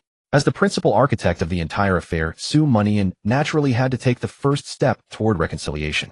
As the national preceptor, Lu Donglai naturally understood Su Mianian's implication. He clasped his fists heavily and said with emotion, Lord Su's sincerity is so great, how could the grasslands possibly refuse? As the national preceptor, I endorse Lord Su as an eternal friend of the grasslands. Lu Donglai admired Su Mianian's magnanimity and thus promptly agreed. If he refused, would it not make their own hearts seem too narrow? Nagia's blue eyes sparkled, and a smile lingered at the corners of her lips. Su Mianian's decision dispelled the gloom from her brow. Her mood was as cheerful and bright as the sky after a fresh rain. She nodded slightly at Su Mianian, pursed her lips and smiled. Lord Su, once you become a friend of the grasslands, you must not go back on your word. If you ever harm our grassland people, the grassland god will punish you. Naturally, I won't. Su Mianian smiled. From now on, whether they are Central Plains people or grassland people, they are all subjects of our new dynasty. We are all one family. We are all one family. Nagia's gaze towards Su Mianian shifted once more, the light in her eyes almost overflowing. Had she not seen it with her own eyes and experienced it herself, it would be difficult for her to imagine that this young man possessed such vast magnanimity and vision. Su Mianian was able to set aside the rift between the two nations, lay aside the historical grudges, bravely take the first step, and promise that the Central Plains and grassland people were all equal and one family. Such a vision was almost comparable to that of the first emperor in history. Lord Su, thank you for your promise. Thank you for being so candid. Nagia smiled happily, her beauty captivating. Su Mianian curled his lips and teased lightly. You can thank me, but please don't fall in love with me, your majesty Nagia. I implore you, your majesty, to harbor no improper thoughts. You. Nagia's cheerful mood was shattered by Su Mianian's simple words. Torn between anger and annoyance, she strode over to him in 2 or 3 steps, and gave his chest a hard punch, chiding, "Who would ever fall for you? Lord Su, please don't flatter yourself." With that, she turned away in displeasure, took Naza's hand from beside Su Mianian, and hurried back. "Naza, let's go." Huh. Naza was pulled along by Nagia, a strange expression on her face. She glanced back at Su Mianian, then at the national preceptor Lu Donglai, and wondered inwardly, "What's wrong with my sister? I've never seen my sister get so close to a man, let alone flirt with one." Su Mianian watched with a smile as Nagia, like an angry leopardess, dragged her sister away, and his mood soared. Flirting was an art. When the atmosphere was right, it was called flirting. When the atmosphere was wrong, it was called insanity. Su Mianian clearly belonged to the former. He was earnestly admiring Nagia's slender waist and perky peach-shaped derriere, completely unaware that Lu Donglai had already approached him. "Lord Su, I wish to ask you a question." Lu Donglai spoke with great seriousness. He needed to ascertain whether Su Mianian had any feelings for Nagia. National Preceptor Lu, go ahead and ask. "I'm listening." Su Mianian kept his eyes fixed on Nagia's enchanting retreating figure. Seeing Su Mianian so perfunctory, and his gaze so lecherous, Lu Donglai was incensed. He pulled a knife from his sleeve and placed it directly against Su Mianian's neck, asking earnestly, "Lord Su, do you like Nagia?" "I Li." Su Mianian began instinctively, but felt a chill at his neck. Looking down, he was startled. "National Preceptor Lu, what are you doing with a knife all of a sudden?" "Put the knife down first." Lu Donglai sneered. "Lord Su, answer my question first. As long as you answer sincerely, I will put the knife down." Su Mianian. National Preceptor Lu, repeat your question. Lu Donglai's gaze was sharp as he asked again, "Lord Su, I ask you, do you like Nagia?" "Do I like Nagia?" Su Mianian thought seriously. According to a Playboy's. No, according to an excellent man's theory of seduction, he absolutely must not make the first move before the woman takes any practical action. So Su Mianian's answer was, "National Preceptor Lu, to be honest, I don't know. I am still young and do not understand what feelings are, let alone what love is." "You're still young. Don't understand feelings." Lu Donglai was so angry his beard twitched. He could believe the youth part, but not understanding feelings. He didn't believe it for a second. He had heard from Nagia about the existence of Wu Qingyue. If Su Mianian didn't understand feelings, how could a beauty of Wu Qingyue's peerless grace and elegance be so devoted to him, even willing to give her life? If Su Mianian didn't understand feelings, how could his student have fallen for him in less than half a month? Su Mianian smiled and pressed down the hand that held the knife. "National Preceptor Lu, I am speaking the truth. Please don't be angry. You also know that a good girl like Her Majesty Nagia may not fancy a handsome man like me. Please don't ask such questions in the future." With that, Su Mianian strode forward, leaving Lu Donglai baffled in place. "Your Majesty Nagia, wait for me. I don't know the way to the grasslands." Su Mianian's voice carried far, making Nagia tremble all over and quicken her pace. Su Mianian caught up with the Nagia sisters, then produced a cloud boat, replacing their flight. On the vessel, Su Mianian stood upon the deck, watching the mountains, rivers, plains, and canyons below drift away into the distance. The 3 Nagia sisters were chatting and reminiscing in the grand hall of the cloud boat, the atmosphere brimming with joy. Naza's return meant the spiritual beasts could be subdued and the grasslands would return to their former tranquility. It also meant the 2 Nagia sisters would no longer have to endure the pain of separation. Nagia would no longer need to employ secret techniques to obtain the power of the grassland god. The cloud boat drifted slowly through the layers of clouds. After crossing a transitional zone, the only city in the southern grasslands, Balanchuo City, came into Su Mianian's view. This was a city built on the edge of the grasslands. Su Mianian could see at a glance that it bore many similarities to Shuzhou City. Whether in the height and width of the city walls, or in the urban layout and architectural style, Balanchuo City shared 80% similarity with Shuzhou City. The remaining 20% reflected the grassland's own distinctive characteristics. Su Mianian studied Balanchuo City, carefully thinking to himself, even after 300 years of separation, the techniques and cultural traits of the Central Plains still exert tremendous influence on the grasslands. Otherwise, Naza would not have infiltrated the Central Plains to learn their crafts and techniques. Fortunately, after this upheaval, the common people on both sides would have the opportunity to communicate once again. Shortly afterward, the cloud boat passed over Balanchuo City. Verdant green carpeted the earth. Between heaven and earth there seemed to be nothing but the blue sky, white clouds, and the boundless grasslands stretching endlessly before them. When the gentle breeze stirred, the lush green grasses rose and fell in waves resembling a green sea, sending rolling surf toward the distant shore. This was Su Mianian's first time entering the grasslands. His curiosity greatly piqued as he observed everything with great interest. On the ground, herds of horses, sheep, and yellow cattle thundered past in great numbers. The herdsmen rode alongside, whipping them onward. In another corner of the grasslands, a group of sturdy young herdsmen had divided into two groups for recreation. One group brandished lassos, chasing wild horses. The other group stomped and beat their chests, competing for supremacy in wrestling. Their thunderous laughter and shouts of joy signaled their current elation. This joyful atmosphere infected Mianian. He leaned his hands against the deck railing, happily humming a little tune from his past life. Wolves love sheep, loves them madly, they break through the walls of worldly conventions. Wolves love sheep, loves them madly, who let them experience such true love. A silvery laugh like bells suddenly interrupted his singing. Looking back, he saw Naja had appeared behind him unnoticed, covering her lips and giggling softly. "Mr. Su, what song is this that you're singing? The lyrics are quite strange indeed." Naja inquired softly, her lively blue eyes shimmering with streams of light. Mianian cleared his throat, covering up the awkwardness of being overheard. "This is a little song from my hometown. You probably haven't heard it." After a brief explanation, Mianian added, "Naja, since you eavesdropped this time, I won't hold you responsible. What about next time? What would happen next time? Who would want to listen to you sing anyway?" An unmistakable displeasure appeared on Naja's exquisite oval-shaped face, as if a girl in the throes of love were sulking with her beloved. Mianian put on a straight face, earnestly trying to frighten her. "If there's a next time, I'll chase after you singing for a whole day. Sing until you're begging for mercy." His humor struck Naja's nerves, causing her to burst into a laugh that showed her teeth. It was the first time she had ever seen someone use such a fierce expression to say something so unthreatening. After her smile, Naja realized something was amiss and gave a light huff, turning her head slightly away. "Naja, did you come find me for something?" Mianian pressed no further, shifting the topic. "Of course there's something." Naja nodded slightly, walking to Mianian's side. "Mr. Su, you returning Naza safely made both my teacher and me very happy. However, the spiritual beast is a being of the Yufa realm, so you needn't trouble yourself with suppressing it. Consider this trip to the grasslands as a leisure excursion, all right?" Naja gazed at Mianian's handsome face, speaking with some caution in her voice. "Oh." Mianian was somewhat surprised, smiling. "Naja, are you worried about my safety?" "Mr. Su is our guest, so naturally the grasslands must ensure Mr. Su's safety." Naja slightly lowered her head. "This is also my teacher's intention." "Very well." Mianian nodded, asking, "Since I'm here to enjoy myself, Naja, have you prepared many grassland beauties for me?" "Grassland beauties?" Naja knitted her willow brows, displeasure evident. "Humph. Mr. Su, don't even think about it. If I let you meet our grassland daughters, I wonder how many souls you'd bewitch." This. Mianian was somewhat helpless. "Then when I arrive at the grasslands, where should I go?" Naja pondered for a moment, her tone lightening. "Mr. Su, once we reach the royal court, I'll arrange accommodations for you. After I deal with the spiritual beast, I'll take you around the grasslands." Mianian wore an expression of astonishment, asking instinctively, "Naja, do you wish to monopolize me?" "I." Mianian's words were like a sharp arrow striking true at Naja's heart. Her cheeks flushed crimson, somewhat flustered, and at a loss who would want to monopolize you. "Mr. Su, don't overthink things." "Oh." Mianian withdrew his meaningful gaze from Naja, smiling. "Let's just say I was overthinking it then. Naja, if I don't participate in the spiritual beast matter, surely you wouldn't object to me being a mere observer. You can rest assured I won't cause any trouble."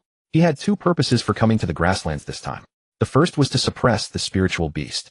The second was to help ease the internal pressures on the grasslands for Naja. The merger of two nations would not be as simple as negotiations. There would certainly be no small amount of resistance. Mianian needed to use absolute strength to make the grassland nobles submit in reverence. Setting aside whether he needed to act against the spiritual beast, his presence on standby would always add an extra layer of security. Naja contemplated briefly, her crimson lips slightly curving upward. "Very well." After agreeing to Mianian, she placed both hands on the railing, gently swaying as she felt the pleasant breeze upon the deck. The biting wind lifted her beautiful and enchanting Mianian skirt, and also stirred her silky smooth raven hair. A youthful vigor unique to young maidens permeated the deck, flowing into Mianian's heart. Standing together like this, it was as if they were standing on the corridor railing during a school break in a past life. The boy and his moonlight maiden shoulder to shoulder, savoring the beauty and the stirrings of youth in that moment. Inside the cloudboat's grand hall, Ladonglai and Naza gazed out the window at the two figures on the deck. One man's beard twitched violently, the other's lower lip was clenched tight. After exchanging glances, they rose and rushed out. "I can't let this continue. I must save my sister. I can't let this continue. I must save my student. I can't let her be deceived by this villain Mianian." Night had fallen. The cloud ship arrived at the Prairie Royal Court. Mianian took residence in the guest house on the eastern side of the imperial city. Within the palace, Naja changed into a flowing black dragon robe, an imperial crown upon her head. Her demeanor was noble and elegant, cold and mature, with not a trace of youthful vitality remaining in her bearing. Her deep azure eyes seemed to have witnessed all the world's major affairs, tolerating not a shred of deception or concealment. With graceful lotus-like steps, she entered the council hall and took her seat upon the throne, symbolizing the queen's authority, her lofty and icy temperament reaching its zenith. Two palace officials of delicate features, their hair tied up neatly and dressed in efficient attire, soon came before her and knelt in reverence. "Your humble subjects pay homage to your majesty the queen. Rise." Najia lifted her right hand, gently signaling the two officials to stand. Her gaze burned with intensity as she fixed it upon them, asking, "During my absence, were there any disturbances among the prairie tribes?" The two palace officials exchanged glances before the one on the right replied, "Your Majesty, during your time away, the various tribes have remained stable. The left prince and right prince were stationed at the Great Rift Valley as ordered, and there have been no obvious disturbances. However, the left prince has been sending messengers to the palace every day inquiring when your Majesty would return." Najia nodded slightly, her tone cold. "I understand." She waved her sleeve and said, "Transmit my order to all tribes immediately. Naza the Holy Maiden has safely returned to the prairie. The nobles and tribal leaders need have no concerns. Order the soldiers guarding the Great Rift Valley to retreat 30 li. The armies assembled by the left and right princes shall each disband, half coming under the command of the Imperial Guard." When she departed from the prairie, she had instructed the left and right princes to gather 50,000 soldiers under their command to guard the outer perimeter of the Great Rift Valley to prevent the spirit demons from breaking their seal and wantonly slaughtering the common people. Now that Naza had returned to the prairie, there was no longer a need for such a massive force to maintain strict vigilance. This also served as a precaution against the left and right princes rebelling and turning their armies to assault the imperial city. Najia's actions exemplified the prudent wisdom of rulership. The prairie tribes were numerous, broadly divided into 9 major departments and 18 clans. 60% of them were under the control of the left and right princes, their direct loyal forces. The remaining 40% was commanded by the Najia sisters. When the late emperor passed away, Najia was merely 12 years old. Had she not inherited the late emperor's legacy, and had Nazan not possessed the title of Prairie Holy Maiden with support from the imperial tutor and grand priest, the two sisters might have been forced into marriage or reduced to mere playthings. The two palace officials immediately assented. "Yes, your Majesty." "Wait." Najia suddenly recalled something, pressing her fair palm downward to halt them. "The envoy Mianian from the Central Plains. Have you settled him properly?" The Central Plains. The two palace officials had never heard Najia refer to the Central Plains in such a manner before. Both were startled, then replied, "Your Majesty, as per your instructions, Mianian has taken residence in the Eastern Guest House. Apart from the maidservants you assigned, no one shall disturb him." "Understood." Najia nodded, signaling them to leave. After the officials departed, a trace of nostalgia flickered in her eyes, and a glimmer of joy appeared upon her cold, noble face. But her joy was short-lived, quickly shattered by quarrels erupting outside the palace. "Left Prince, without Her Majesty's summons you cannot enter the palace. Please leave immediately." Outside the palace, several palace maids blocked the left Prince's path. Tuzwaha frowned in fury and bellowed, "Move aside. I must see the queen." His aggressive demeanor terrified the palace maids, their faces turning ashen as they retreated several steps. Yet remembering the palace regulations, they firmly stood their ground before Tuzwaha, refusing to yield further. "Left Prince, if you trespass again, we must report to Her Majesty and charge you with the crime of unauthorized palace entry." The lead maid suppressed her fear and spoke nervously. Tuzwaha said impatiently, "I have urgent business to discuss with Her Majesty. Move aside." Seeing he intended to force his way through, the lead maid signaled to another maid, ordering her to quickly report the situation to the palace. Inside the palace hall, Najia frowned as she listened to the report. Before she could speak, Tuzwaha had already burst into the palace. He knelt on one knee and clasped his fist, saying, "Tuzwaha pays homage to your Majesty the Queen." His gaze swept over Najia's alluring form, revealing undisguised greed and fervor in his eyes. He coveted this lofty queen above all else. However, seeing Najia's icy gaze fixed upon him in prolonged silence, he grew flustered, knowing she was truly incensed. He continued, "I have urgent business to discuss with your Majesty. I implore your Majesty's forgiveness." Najia's gaze remained ice-cold, her face bearing inviolable dignity. After a long silence, she spoke. "Left Prince, forcibly entering the palace is a grave offense deserving execution by beheading. Considering your position as Left Prince and your numerous meritorious contributions, I may spare your life. But you must provide an explanation, for yourself and for the palace regulations. Your Majesty, your subject truly has urgent business to discuss." Tuzwaha interjected anxiously. "Tuzwaha, what matter could be so urgent that you must forcibly breach the palace?" Najia frowned and rebuked, her tone cold as ice. Tuzwaha lowered his head and clasped his fists solemnly, saying, "Your Majesty, the Holy Maiden has returned to the prairie. The spirit demon calamity has been resolved. I implore your majesty not to agree to the merger of the two kingdoms. Oh. Najia's aura shifted dramatically, fury blazing across her face. Tuzwaha, I only just ordered the palace officials to disseminate the news of Naza's return. How is it that the moment they departed you already know this intelligence? This? Tuzwaha's expression shifted as he explained, Your Majesty, soldiers under my command personally witnessed you and the Holy Maiden standing upon the cloud ship, and they reported this to me. I absolutely have no informants planted within the palace. Planting agents in the palace was a crime 10 times more severe than unauthorized palace entry. He dared not admit to it. Is that so? Then how did you learn of the matter concerning the merger of the two kingdoms? Najia's gaze was razor-sharp as she stared at Tuzwaha, emanating an oppressive aura that permitted no transgression. Tuzwaha's heart shuddered. Through gritted teeth he said, Najia, my dear sis. Tuzwaha. Najia bellowed, preventing Tuzwaha from continuing. I am the sovereign, you are the subject. Not requiring you to address me with formal titles is already extending great favor to you. Could it be that you have forgotten the proper conduct between ruler and subject? Tuzwaha's expression shifted again. Your subject dares not. Cold sweat beaded upon his brow. He cautiously glanced up at Najia, seeing her delicate face as cold as frost. Suddenly he fiercely gritted his teeth and crushed all 5 fingers of his left hand. Tuzwaha let out a cry of pain, enduring the agony as he said, Your Majesty, as the left king, I have always had the grassland people in my heart and remained loyal to your Majesty. But this great calamity of the grassland has made me extremely anxious. I wanted to help your Majesty share the burden, and in doing so I committed a grave offense. Please forgive me, your Majesty. Seeing Tuzwaha admit his mistake, Najia's expression softened slightly. This time is exceptional. I can pardon your crime. Rise. Tuzwaha felt a surge of joy, but as he stood up, he heard Najia say, As for whether the two kingdoms should merge, I will explain the pros and cons to everyone tomorrow together with my teacher and the high priest. Tuzwaha, if there is nothing else, you may take your leave.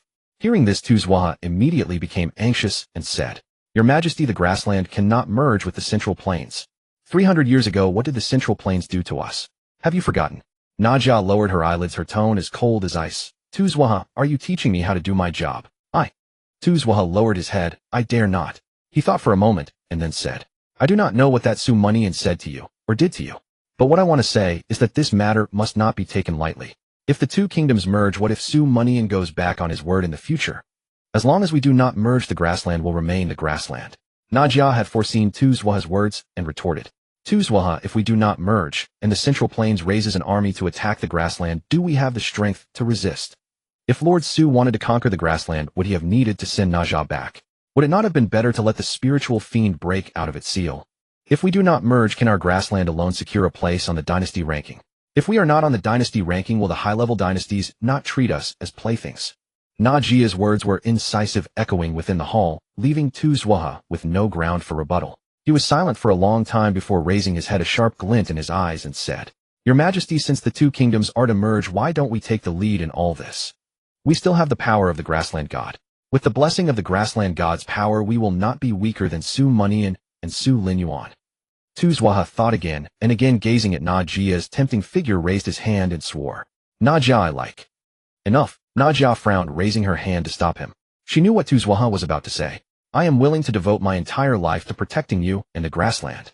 Even though Najia interrupted him, Tuzwaha still poured out everything in his heart. He had a strong premonition that if he didn't say this now, he would never have the chance again. Badalu's words had struck a chord in his heart. He wanted Najia, and he also wanted the grassland. Mianian's sudden appearance had disrupted all his plans. He had to make a choice.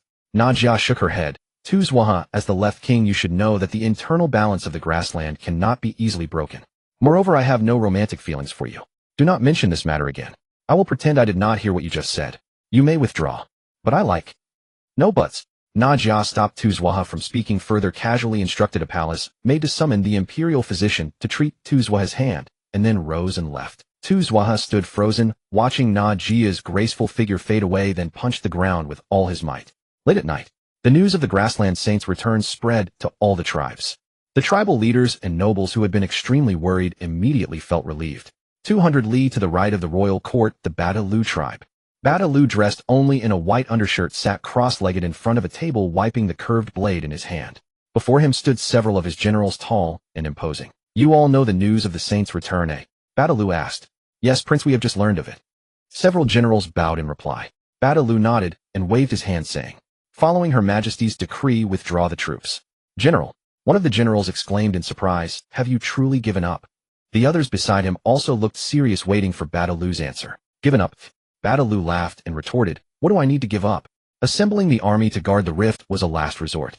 Now that the crisis is over, naturally, we must disband the troops." The general was about to speak again, but Badalu interrupted.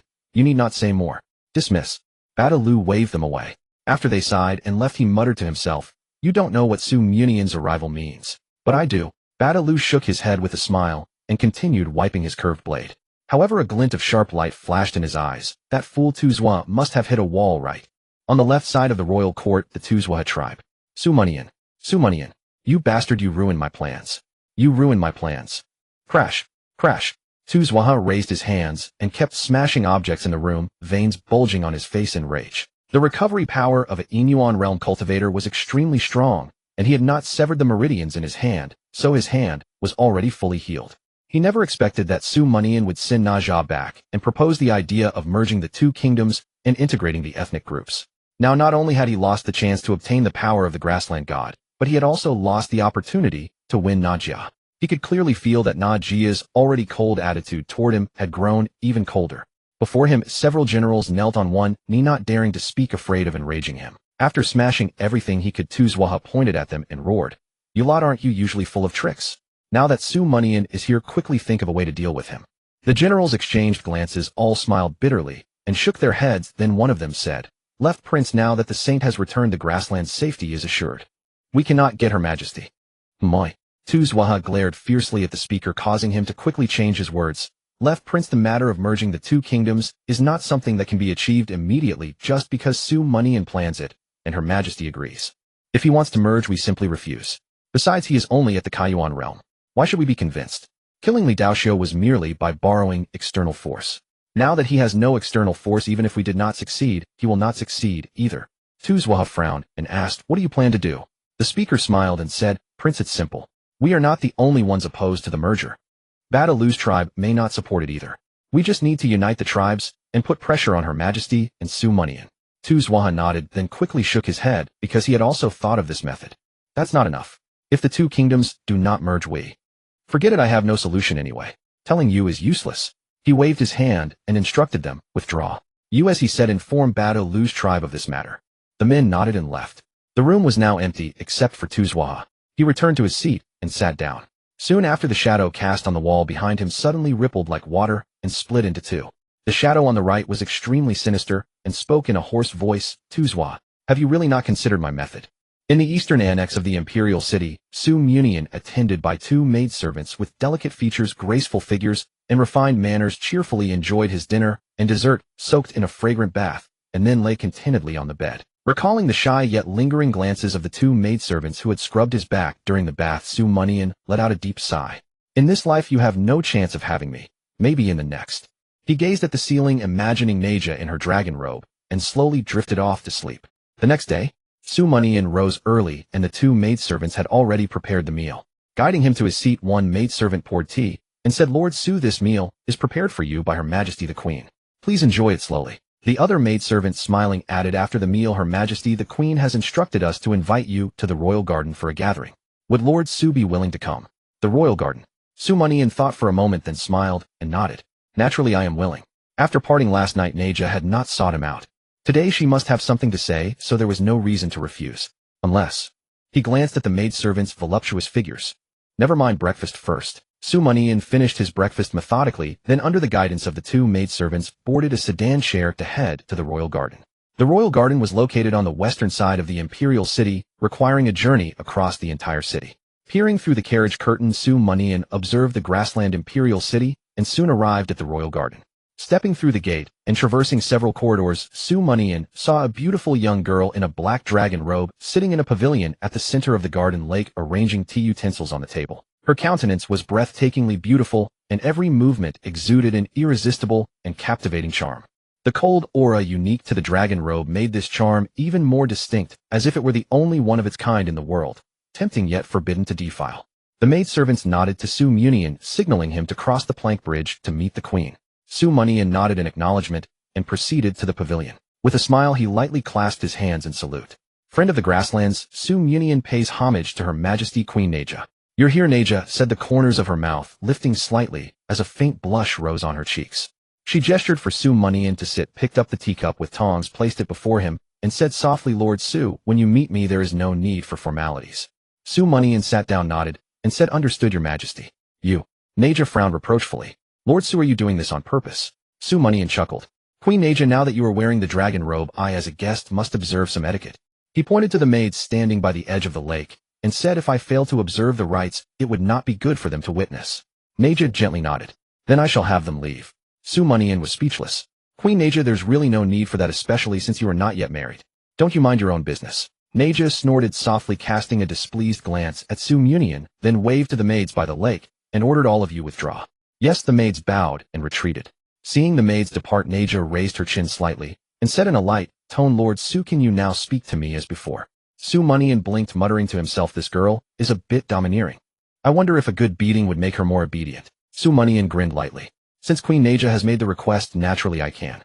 He pointed to the teapot steaming beside the table, and then to the teacup, remarking, "This is the first time I can sit down and have a quiet face-to-face conversation with you." Their previous interactions had been fraught with schemes and calculations.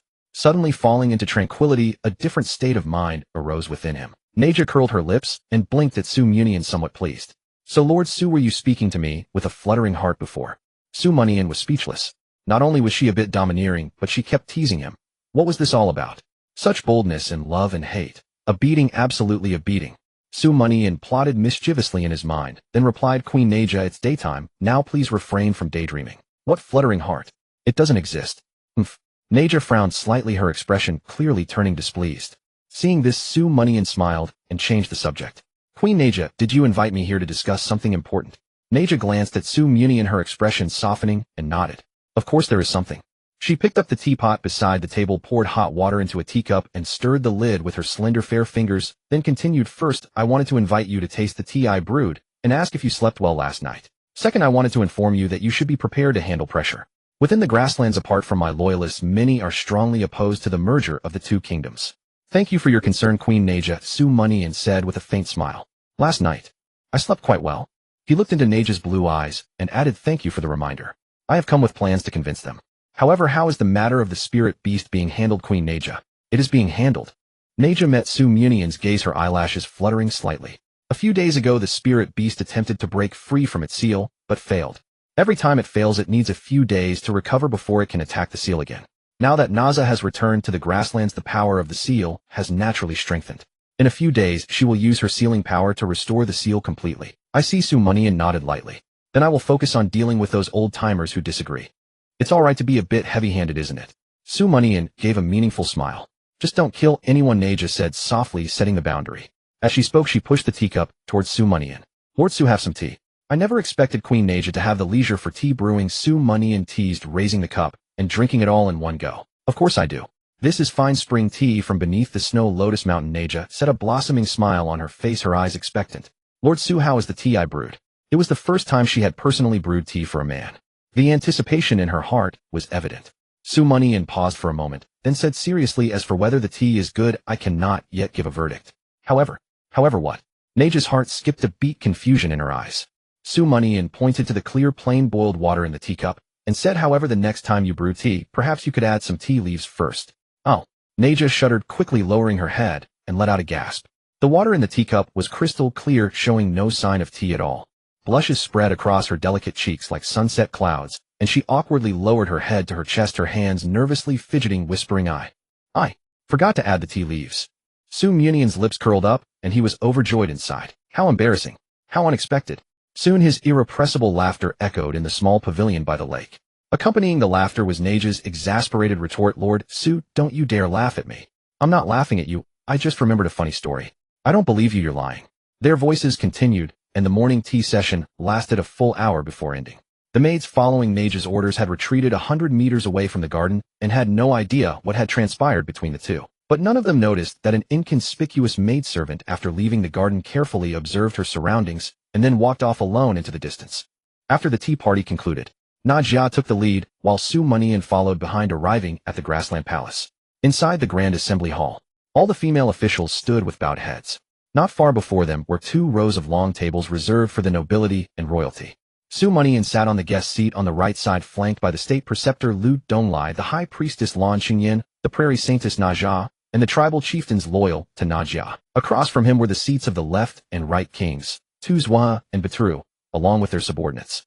Through Lu Donglai's introduction, he became acquainted with Baturu.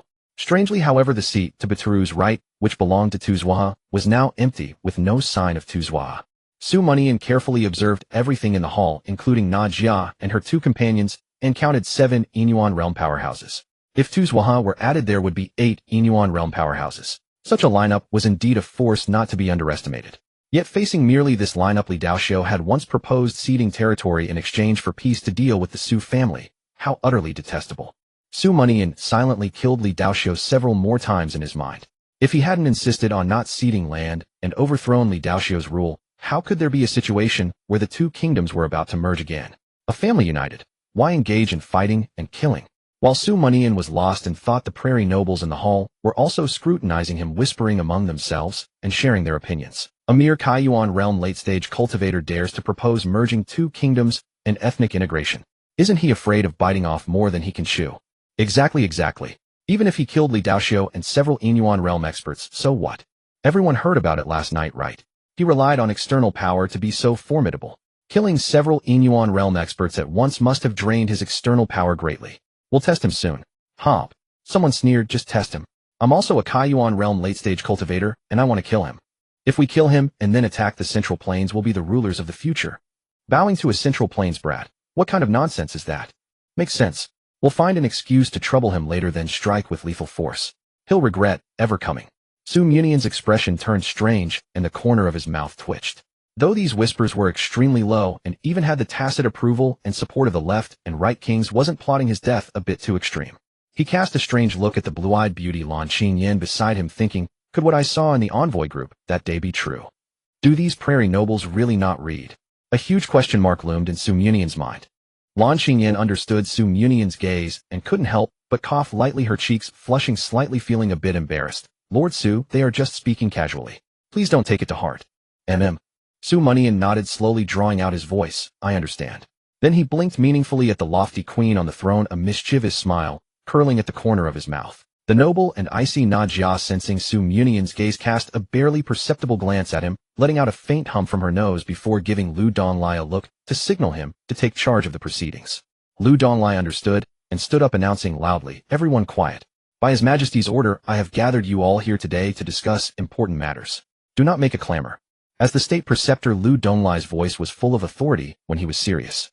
The tide of discussion instantly receded, leaving the hall in complete silence. Na Jia, seeing everyone quiet, then looked at Tu Zhuo's empty seat and asked with a frown, Left King Tu Zhuo, why is he not yet present? She turned to one of Tu Zhuo's subordinates, her gaze sharp as a blade. Badamus, speak. Badamus shuddered, not daring to meet Na Jia's eyes, rose and cupped his fists. Your Majesty, the left king's cousin suddenly fell ill. He was worried and went to check on her, hence his delay. He should be on his way now. He humbly begs your Majesty's forgiveness and asks that you not let him delay the proceedings. Illness. Su Mianian's lips curled slightly upon hearing this. Last night, he had learned some information about Tu Zhuo from the two maids. This Tu Zhuo regarded him not only as a rival, but also as a romantic competitor. The illness was merely the first move against him. Su Mianian looked at Na Jia, curious to see what methods this beautiful young woman in a dragon robe would employ to counter Tu Zhuo's provocation. On the throne, Na Jia gave a slight nod, her expression unchanging, and said calmly, the left king's delay, due to personal matters, is understandable. Ministers and subjects, if any of your family members fall ill, you may seek medical aid from the high priestess. Do not delay their treatment.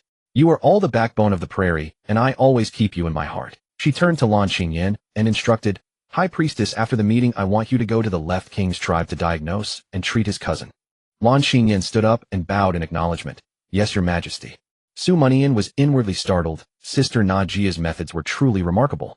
In just a few words, she not only won over hearts, but also sent Lan Qingyan to Tu Zhuo's tribe to verify the truth of the matter. A velvet glove concealing a steel fist, an open conspiracy with no solution. We thank your Majesty.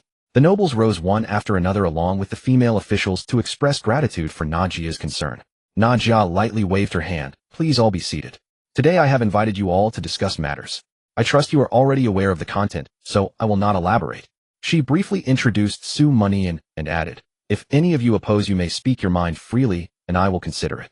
As she finished speaking, subordinates of Batru and Tuzwaha quickly stood up to oppose one after another. Their opinions were almost unanimous. They believed that a mere Kaiyuan realm late-stage cultivator like him could not guarantee a significant increase in national strength after the merger, nor lead the new dynasty to new heights. In short, they were not convinced by Su Mianian, unless they fought. Najia nodded repeatedly and said to Su Mianian, "Lord Su, many prairie warriors wish to spar with you. What do you think?" Su Mianian stood up and smiled. "Of course we can spar, but do not blame me for any casualties." He looked at the opposing crowd. "Below the Inuan realm, let's do one-on-one matches all at once. How about that?" "So be it. I'll go first." A tall burly man stepped forward, glaring fiercely at Su Mianian, and rushed out quickly. "Lord Su, blades and swords have no eyes. Be careful. Wait." Su Mianian raised his hand to signal a pause. "Wait." The big man was puzzled. "Lord Su, are you afraid?" Su Mianian shook his head. "I haven't finished speaking yet. What I mean is below the Inuan realm all of you come at once. I alone will take on all of you." Su Mianian's words echoed within the grand hall, instantly stirring a wave of uproar. Fighting a crowd alone. Does this punk think it's a game? Damn it. Since he's asking for death, let's kill him. The opposing nobles one by one stepped behind the burly man, their eyes blazing with fury, glaring at Su Mianian with savage intent. Such a demand was utterly arrogant. If they didn't kill Su Mianian, how could they ever hold their heads high again? The burly man at the front sneered and warned Su Mianian, "Lord Su, we won't hold back. Don't you dare joke around." Su Mianian glanced at the men behind the burly man, counting about 20 or so, all below the Inuan realm. He shook his head and said, "No jokes here. Blades and swords have no eyes. Let's take this outside the hall. It's too cramped in here. You'd have to repair the damage. After I send you flying, you might as well not come back to save yourself some face." "What did you say?" The opposing nobles bared their teeth, snorting with rage. Su Mianian's words were truly infuriating. "I said let's fight outside." Su Mianian remained unperturbed, pointing to the open ground beyond the hall. "If you dare not come, I'll take it as your surrender." Having said that, Su Mianian strode past the opposing nobles, ignoring their curses and grimaces, and stepped onto the open ground outside the hall. His words not only enraged the opposing nobles, but also astonished the others. The court ladies observed Su Mianian closely, trying to discern something from this young man. It was the first time they had witnessed a Kaiyuan realm youth daring to challenge over 20 of the same cultivation level. Baturu and the nearby Inuan realm cultivators narrowed their eyes, watching Su Mianian with grave expressions. Though they were also capable of handling 20 Kaiyuan realm opponents, matching Su Mianian's calm and effortless demeanor was far from easy. Moreover, Su Mianian's cultivation was a full realm lower than theirs. But they were not fools. They understood that on the surface Su Mianian was rushing for time, but in truth he was seizing the opportunity to establish his authority. If he won, not only would he force the nobles to acknowledge him, but he could also subtly intimidate the Inuan realm cultivators. That was Su Mianian's true goal. Baturu rubbed his palms, his eyes gleaming with sharp light as he stared at Su Mianian. On the throne, Najia let out a soft, almost inaudible hum, her tones slightly resentful. "Why must you show off?" Lu Donglai, Lan Qingyan, and Najia exchanged glances and slowly shook their heads. This Su Mianian's way of speaking was truly unbearable. "Your Majesty, we..." The opposing nobles looked to Najia, seeking her approval. "Granted," Najia said coldly, then instructed the maid beside her, "Prepare a seat for me." "Yes." Soon at the entrance of the council hall, Najia, clad in a dragon robe, sat on the crystal throne, while the nobles and court ladies stood on the steps before the hall. Su Mianian stood opposite the opposing nobles, cupping his hands lightly. "Gentlemen, are you ready?" "Of course." The 20-some nobles replied in unison. "Good." Su Mianian drew the black gold long blade from his waist, flipped the gleaming blade, and vanished from his spot in a flash. Thud, thud, thud. On the vast open ground, a figure darted like lightning. Every time he left a spot, a dull impact echoed behind him. One by one, figures were sent flying backward the moment the impacts sounded, crashing beyond the distant walls. The remaining nobles were horrified, clutching their weapons in panic. They couldn't even see how Su Mianian struck, let alone pinpoint his exact position. A few half-step Inuan realm nobles barely caught a glimpse of Su Mianian's figure, but before they could strike, he was faster, slamming the pommel of his blade into their chests, then sending them flying with a slap. Within 10 breaths, Su Mianian sheathed his blade, cupped his hands toward the sole remaining noble, and said softly, "I yield." With a thud, the sole noble collapsed to the ground, his face drenched in sweat, beads rolling down like pearls. Su Mianian had defeated over 20 of them with such ease. If he had gone for the kill. Gulp. The noble's throat convulsed violently. He dared not dwell on it. Su Mianian's cultivation was low, but his combat prowess likely rivaled that of the Inuan realm monarch and the left and right kings. "We lost." The remaining noble forced a bitter smile and addressed Su Mianian. Su Mianian stepped forward and extended his hand. It was just a casual spar. Don't take it to heart. Oh, all right. The noble was stunned for a moment, then took Su Mianian's hand and stood up. He had expected Su Mianian to mock them, but instead the young man displayed magnanimity. In an instant his impression of Su Mianian changed drastically. Hiss. The court ladies witnessing this drew in a sharp breath of cold air. Su Mianian was so handsome, so powerful, so broad-minded. These were their truest thoughts. But they dared not show it. For they knew that this white-robed youth likely already had someone in his heart. He's quite impressive, Najia murmured from the throne, a slight smile curling at the corner of her lips. That white-robed figure occupied her enchanting blue eyes. Clap, clap, clap. Amidst the stunned silence, applause came from the distant entrance. Looking up, they saw a left King Tuzuo clad in full armor walking over while clapping. On his back was a massive spiked club over 3 meters long and as thick as 2 wrists. Lord Su, impressive skills. As the left king, may I exchange a few moves with you? Tuzuo grinned, his eyes taunting as he addressed Su Mianian. Su Mianian gave Tuzuo a brief glance. I have no objections. I'm only at the late Kaiyuan realm. You still have a chance to beat me now. He drew the black gold long blade once more. Good. Lord Su, wait a moment. A sinister glint flashed in Tuzuo's eyes. Su Mianian's words were like a torch igniting the powder keg in his heart. But he had arrived late due to some matter and needed to explain to Najia first. So he walked to the center of the open ground, cupped his hands toward Najia, and said, Your Majesty, I was delayed by a cousin's illness. Please forgive my tardiness. No matter. Najia nodded and waved her hand lightly. Keep it civil. Do not take each other's lives. Keep it civil. A faint, almost imperceptible smirk curled at the corner of Tuzuo's mouth. He sneered inwardly. Najia, is this Su Mianian really that important to you? Fine then. Before I accomplish my goal, I'll spare his life. Tuzuo narrowed his eyes and nodded in reply. Rest assured, Your Majesty. It will be civil. Najia gave a slight nod and said no more. Everyone present turned their gaze to the 2 figures on the field, eager to see who would emerge victorious in this cross-realm duel. Su Mianian exchanged a glance with Tuzuo, then retreated to a sufficient distance. Lords will please. Lord Su, please. After nodding to each other, they immediately charged forward. Blade and club collided in an instant. Boom. The violent spiritual energy exploded, rampaging in all directions, shattering countless slabs of bluestone. At the center of the battle, Su Mianian unleashed the first layer of the sky-shaking thunder god art, and lightning surged through his entire body in an instant. He twisted his wrist, swept the blade back, and slashed out with swift ferocity. A crimson gleam bloomed at the blade's tip, carrying an overwhelming might as it descended like thunder. The first exchange was merely a probe. Now Su Mianian was getting serious. Tuzuo's eyes narrowed. He no longer underestimated his opponent. Gripping his mace tightly, he channeled his strength and smashed it toward the black gold long blade. The blade and club clashed again, producing a deafening sound. But this time, neither paused for a moment. They constantly shifted their positions, striking at each other's vital points. A crashing sound rang out. Tuzuo struck the black gold long blade with his mace, forcing Su Mianian back with all his might, then slid the mace along the blade's edge, sending sparks flying. Lord Su, it seems you are about to lose. A smirk curled at the corner of Tuzuo's mouth as he intensified the force in his hands. He intended to crush Su Mianian's hands. At the sidelines, Badu and several Origin Realm experts narrowed their eyes. Su Mianian was at a clear disadvantage, seemingly on the verge of defeat. In their eyes, Su Mianian, with his late-stage cultivation, could already dominate those below the Origin Realm, which was exceptionally formidable. But crossing realms to defeat Tuzuo, who had 1 foot in the late Origin Realm, was still far too difficult. After all, in the Origin Realm, the vital essence within the body had already taken form, allowing the use of spiritual energy several times more powerful than in the Kaiyuan Realm. Without that external boost this time, he should lose. What? Just as Batu and the others reached their conclusion, a dazzling crimson light suddenly flared on the field, causing their eyes to widen instantly. Lords, you are rejoicing too soon. A smile also curled at the corner of Su Mianian's mouth, his tone extremely calm, but the lightning on his body was now several times more violent than before. Ninefold Thunderblade.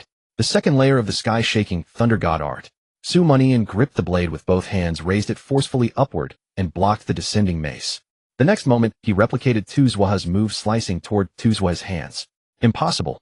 Tuzuo was shocked and immediately retreated several steps to avoid Su Mianian's attack. But Su Mianian took advantage of the momentum and slashed forward. A crimson light flickered from the blade's tip, instantly expanding dozens of times, and blasted toward Tuzuo. Tuzuo had no time to react. He could only place the mace before him, channeling all his spiritual energy to resist. Boom. A figure was sent flying, smashing through the distant courtyard wall. The residual force of the crimson light blasted the open ground into a massive black crater. The ground had sunk several meters. Countless fragments of stone poured wildly in all directions. Fortunately, Lu Donglai, who had been closely watching the situation, intervened in time, conjuring a barrier of spiritual energy to shield the onlookers from the residual force. Lord Zui, you have yielded. Su Mianian sheathed his blade and clasped his fists, his expression calm. Cough, cough. From the hole in the distant wall, Tu Zhuohe stood up, coughing and disheveled. He looked at Su Mianian in disbelief. Though his injuries were minor, the shock to his spirit was bone deep. He had never imagined that Su Mianian possessed such formidable combat power. Fortunately, this kid will die. Otherwise, if he were allowed to grow, who knows what unpredictable things might happen. Tu Zhuohe thought to himself. He kicked aside the debris before him, strode out with large steps, and came before Su Mianian, also clasping his fists. Lord Su is truly formidable. Tu Zhuohe is convinced. Oh. Su Mianian's eyes showed surprise as he scrutinized Tu Zhuohe. Wasn't this man supposed to be far less composed? He pondered for a moment, then smiled. A simple spar, a stroke of luck. Tu Zhuohe nodded, then turned to Naga. Your Majesty, as you instructed Lord Su, and I have fought with restraint, and I have lost. Naga's eyes showed approval. She parted her red lips and said, since the outcome is decided, as for the matter of merging the two kingdoms, you. Boom. Before she could finish, a tremendous roar suddenly echoed through heaven and earth, like a malevolent dragon coiled in an abyss or a flood dragon emerging from the sea. The ground beneath them shook violently. Part of the roof of the Grand Council Hall collapsed instantly. What's happening? Someone asked in confusion amid the tremors. Lan Xingyan took out a crystal ball and focused her gaze, her face instantly turning pale. She saw within the sphere a massive round object swelling violently. The array suppressing that great entity had dimmed almost to its limit. Not good. The spirit beast is about to break its seal. What? Everyone's hearts sank at that moment. The Saintess had already returned to the grasslands, and the seal's power had been reinforced. Why could the spirit beast still assault the seal? More crucially, it had been less than 3 days since the spirit beast's last assault on the seal. How had it recovered so quickly? They had many questions, but there was no time to ponder. Naga's expression turned grave. With a sharp sound, she rose from her throne, and a peach blossom sword materialized in her palm. She looked at the crowd below and commanded loudly, everyone do not panic. The Saintess has returned to the grasslands. We will be safe. Grand Preceptor, High Priest left, and right kings and the Saintess come with me to the Rift Valley Forbidden Land to suppress the spirit beast. The remaining troops advance to the Rift Valley, prevent the spirit beast from emerging and harming the people. Yes. Lu Donglai and the others clasped their fists in unison, each drawing their weapons and standing ready. Because the spirit beast's emergence or not affected every one of their lives. As Naga was about to leave, she suddenly flickered and appeared before Su Mianian. Lord Su, you promised me you would not be involved in this. Return to the guest house. I will return in triumph. All right. Seeing the firm resolve in Naga's eyes that brooked no refusal, Su Mianian nodded gently. Be careful. I will. Naga gave a faint smile, then turned and led the others away. Before long, Naga and her party reached the bottom of the great rift. Not far away, the massive round object was still swelling, striking the complex rune array again and again. Crackle. After several impacts, the cracks in the array widened further. The entire array was no longer intact. Naga looked at Naza and said gravely, Naza, this is urgent. You need to use the power of the seal to suppress the spirit beast again. Your elder sister will protect you from the front. If things go wrong, your teacher and the high priest will take you away. Naza's face was also solemn, and she nodded seriously. Sister, rest assured, I will do my best. With that, Naza sat cross-legged and began forming hand seals. Naga exchanged glances with the left and right kings and the others, then advanced several dozen meters to stand in front of Naza. In the royal city, Su Mianian did not return to the guest house. Instead, he stepped down from the sedan and asked the two maids, My beauties, where is the place where the spirit beast is sealed? Point me in the direction. The two maids were shocked. Lord Su, what are you planning to do? Her Majesty the Queen said you are not to go to the Great Rift. Of course. I intend to go help your queen. Su Mianian turned and walked forward, waving his hand, and vanished into the distance as a streak of light. Rest assured, I guessed the location of the spirit beast. It was not you who revealed it. His voice came from afar, leaving the two maids standing there stunned for a long time. Deep within the grassland, the Great Rift Valley. Claw, claw, claw. The enormous circular object continuously struck the seal, emitting a shrill and piercing cry so harsh that it was unbearable. Naza was only at the Linkong realm, so Najia quickly erected a spiritual energy barrier around her to shield her from the sound waves. That circular object, standing over 10 meters tall, was not the true form of the spirit beast. Instead, it resembled an eggshell protecting the spirit beast within as it completed its final incubation. Najia and the others watched the seal, which was like a dying candle, gradually collapsing. Their hearts grew heavier. If the seal shattered in an instant, the spirit beast inside would surely break out of its shell and endanger the entire grassland. Form a spiritual energy barrier. Najia exchanged glances with the left and right kings and Lu Donglai, then they leaped upward, extending 2 fingers each and condensed a half-meter thick spiritual energy barrier that enveloped the circular object. Behind them, Naza was tense, forming hand seals while chanting an ancient incantation. A golden light radiated from her chest, then transformed into 8 willow catkin-like beams that passed through the spiritual energy barrier and poured into the seal. The power of the seal instantly surged, dramatically pressing down like Mount Tai crushing an ant. Clawed. The spirit beast's assault was blocked, and its cries grew even more shrill, echoing across the heavens and earth. Fortunately, the sealing power within Naza continuously flowed into the seal, rendering the circular object's repeated assaults futile. But the spirit beast did not give up. Its attacks became frenzied, each one using all its strength. Within moments, the seal itself was hindered in its suppression, hanging in midair, locked in a stalemate. Najia and the others' expressions changed. They had not expected the spirit beast within its shell to have become so formidable. Behind them, Naza's face was deathly pale, her expression pained, her eyelashes trembling, causing them great worry. High Priestess, what should we do now? Baturu frowned and asked. At this moment, whether they could repair the seal and suppress the spirit beast again could only be determined by consulting the High Priestess, who possessed the strongest medical skills on the grassland and extensive knowledge of its history, culture, and legends. High Priestess Lan Qingyan shook her head, uncertain herself. Only Naza possesses the sealing power. All we can do is stand guard before her, allowing her to focus on controlling the power and contending with the spirit beast. Hearing this, everyone sighed helplessly. The spirit beast was a powerful being of the Yufa realm. Even through the seal, they could feel an immense pressure. Everything depended on Naza. Najia stepped forward into the air, taking the vanguard. The peach blossom, sword in her hand, trembled slightly, ready for death. Lu Donglai, Lan Qingyan, and Baturu exchanged glances and became fully alert. Only Tuzuo moved a little slower, glancing back at Naza with a barely perceptible smirk of cunning. His hand, gripping the spiked club, shifted slightly backward. Boom.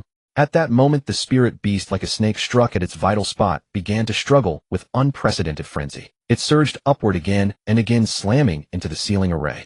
Each impact sent tremors through the formation. Naza, who was controlling the sealing power, suddenly opened her eyes wide and spat out a mouthful of blood. The 8 beams flowing from her body became extremely chaotic, nearly out of control. Naza, Saintus. I'm fine. It's just that the spirit beast's assault was too violent. I wasn't prepared. Her face was pale, but her eyes were resolute. Guard the front.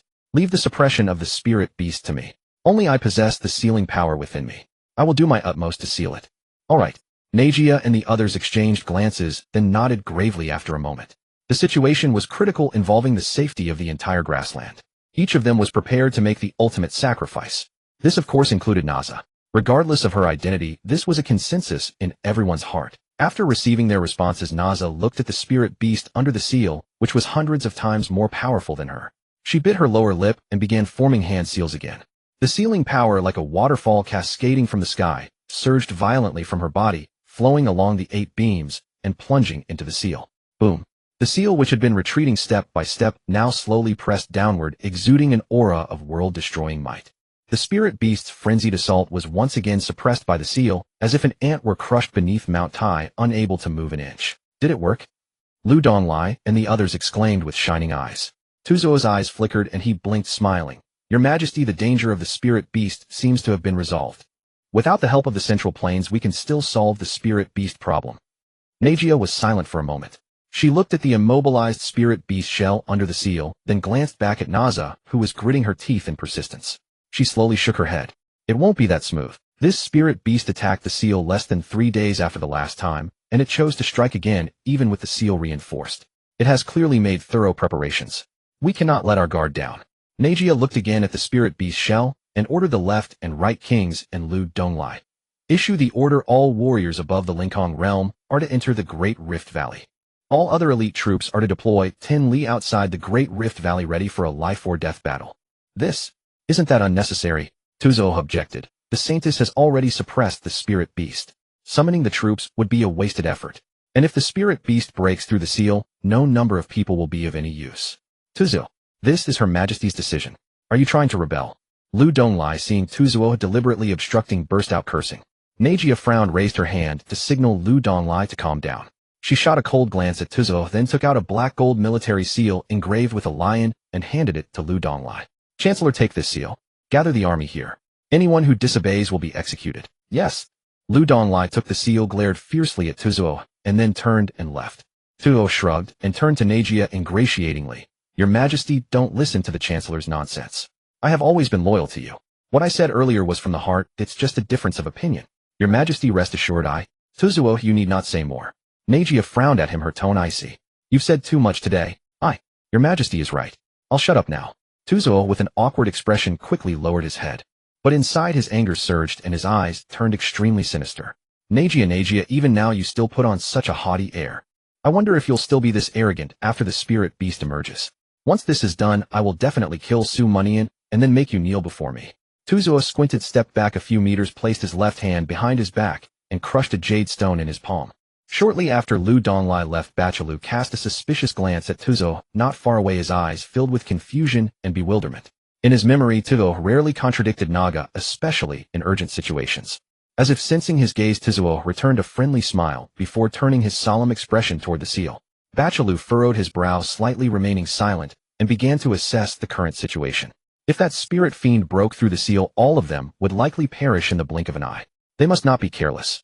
Claude. The spirit fiend's reaction was as Naga had anticipated. After being suppressed for only a brief moment, it began to assault the seal again, its shrill cries piercing the sky. Boom, boom, boom. The seal, as stable as Mount Tai, seemed to be lifted by a single hand, soaring higher and higher into the sky.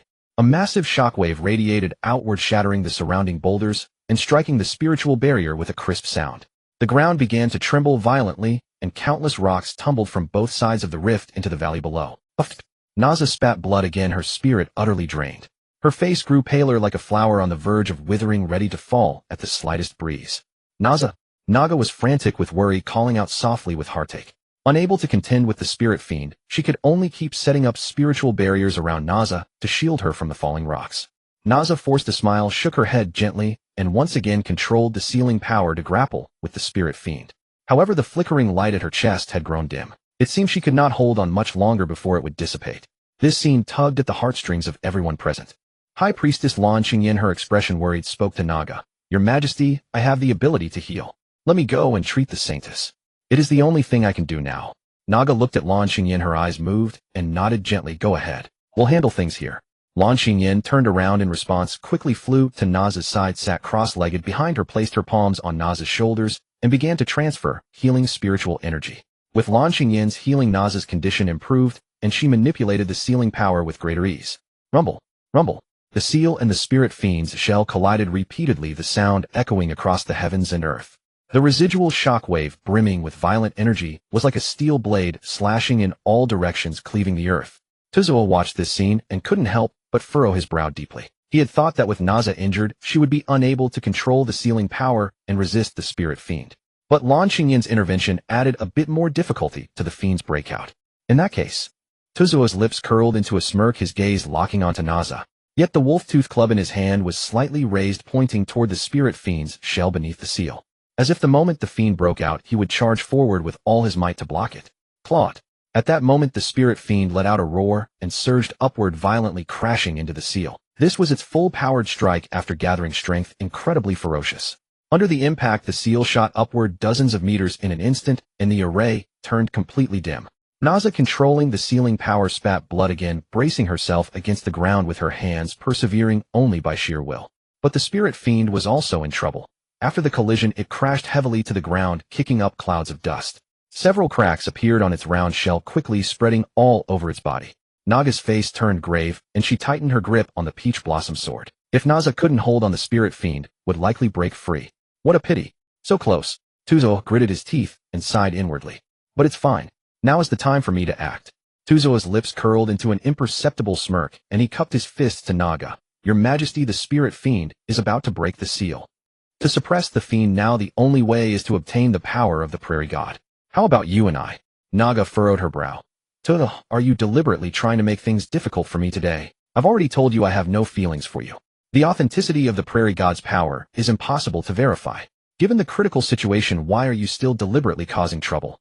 Tuzuo also frowned, glanced at Bachalu, who was watching the show, and deliberately said angrily, Naga, you keep rejecting my feelings. You will regret it. With that, he snorted angrily, turned around, and walked toward Naza's position. Naga's eyes turned cold. Just as she was about to speak, the ground trembled again, and the spirit fiend's shell crashed into the seal once more. Naza spat blood for the third time. Had she not already been supporting herself with her hands, she would have collapsed to the ground.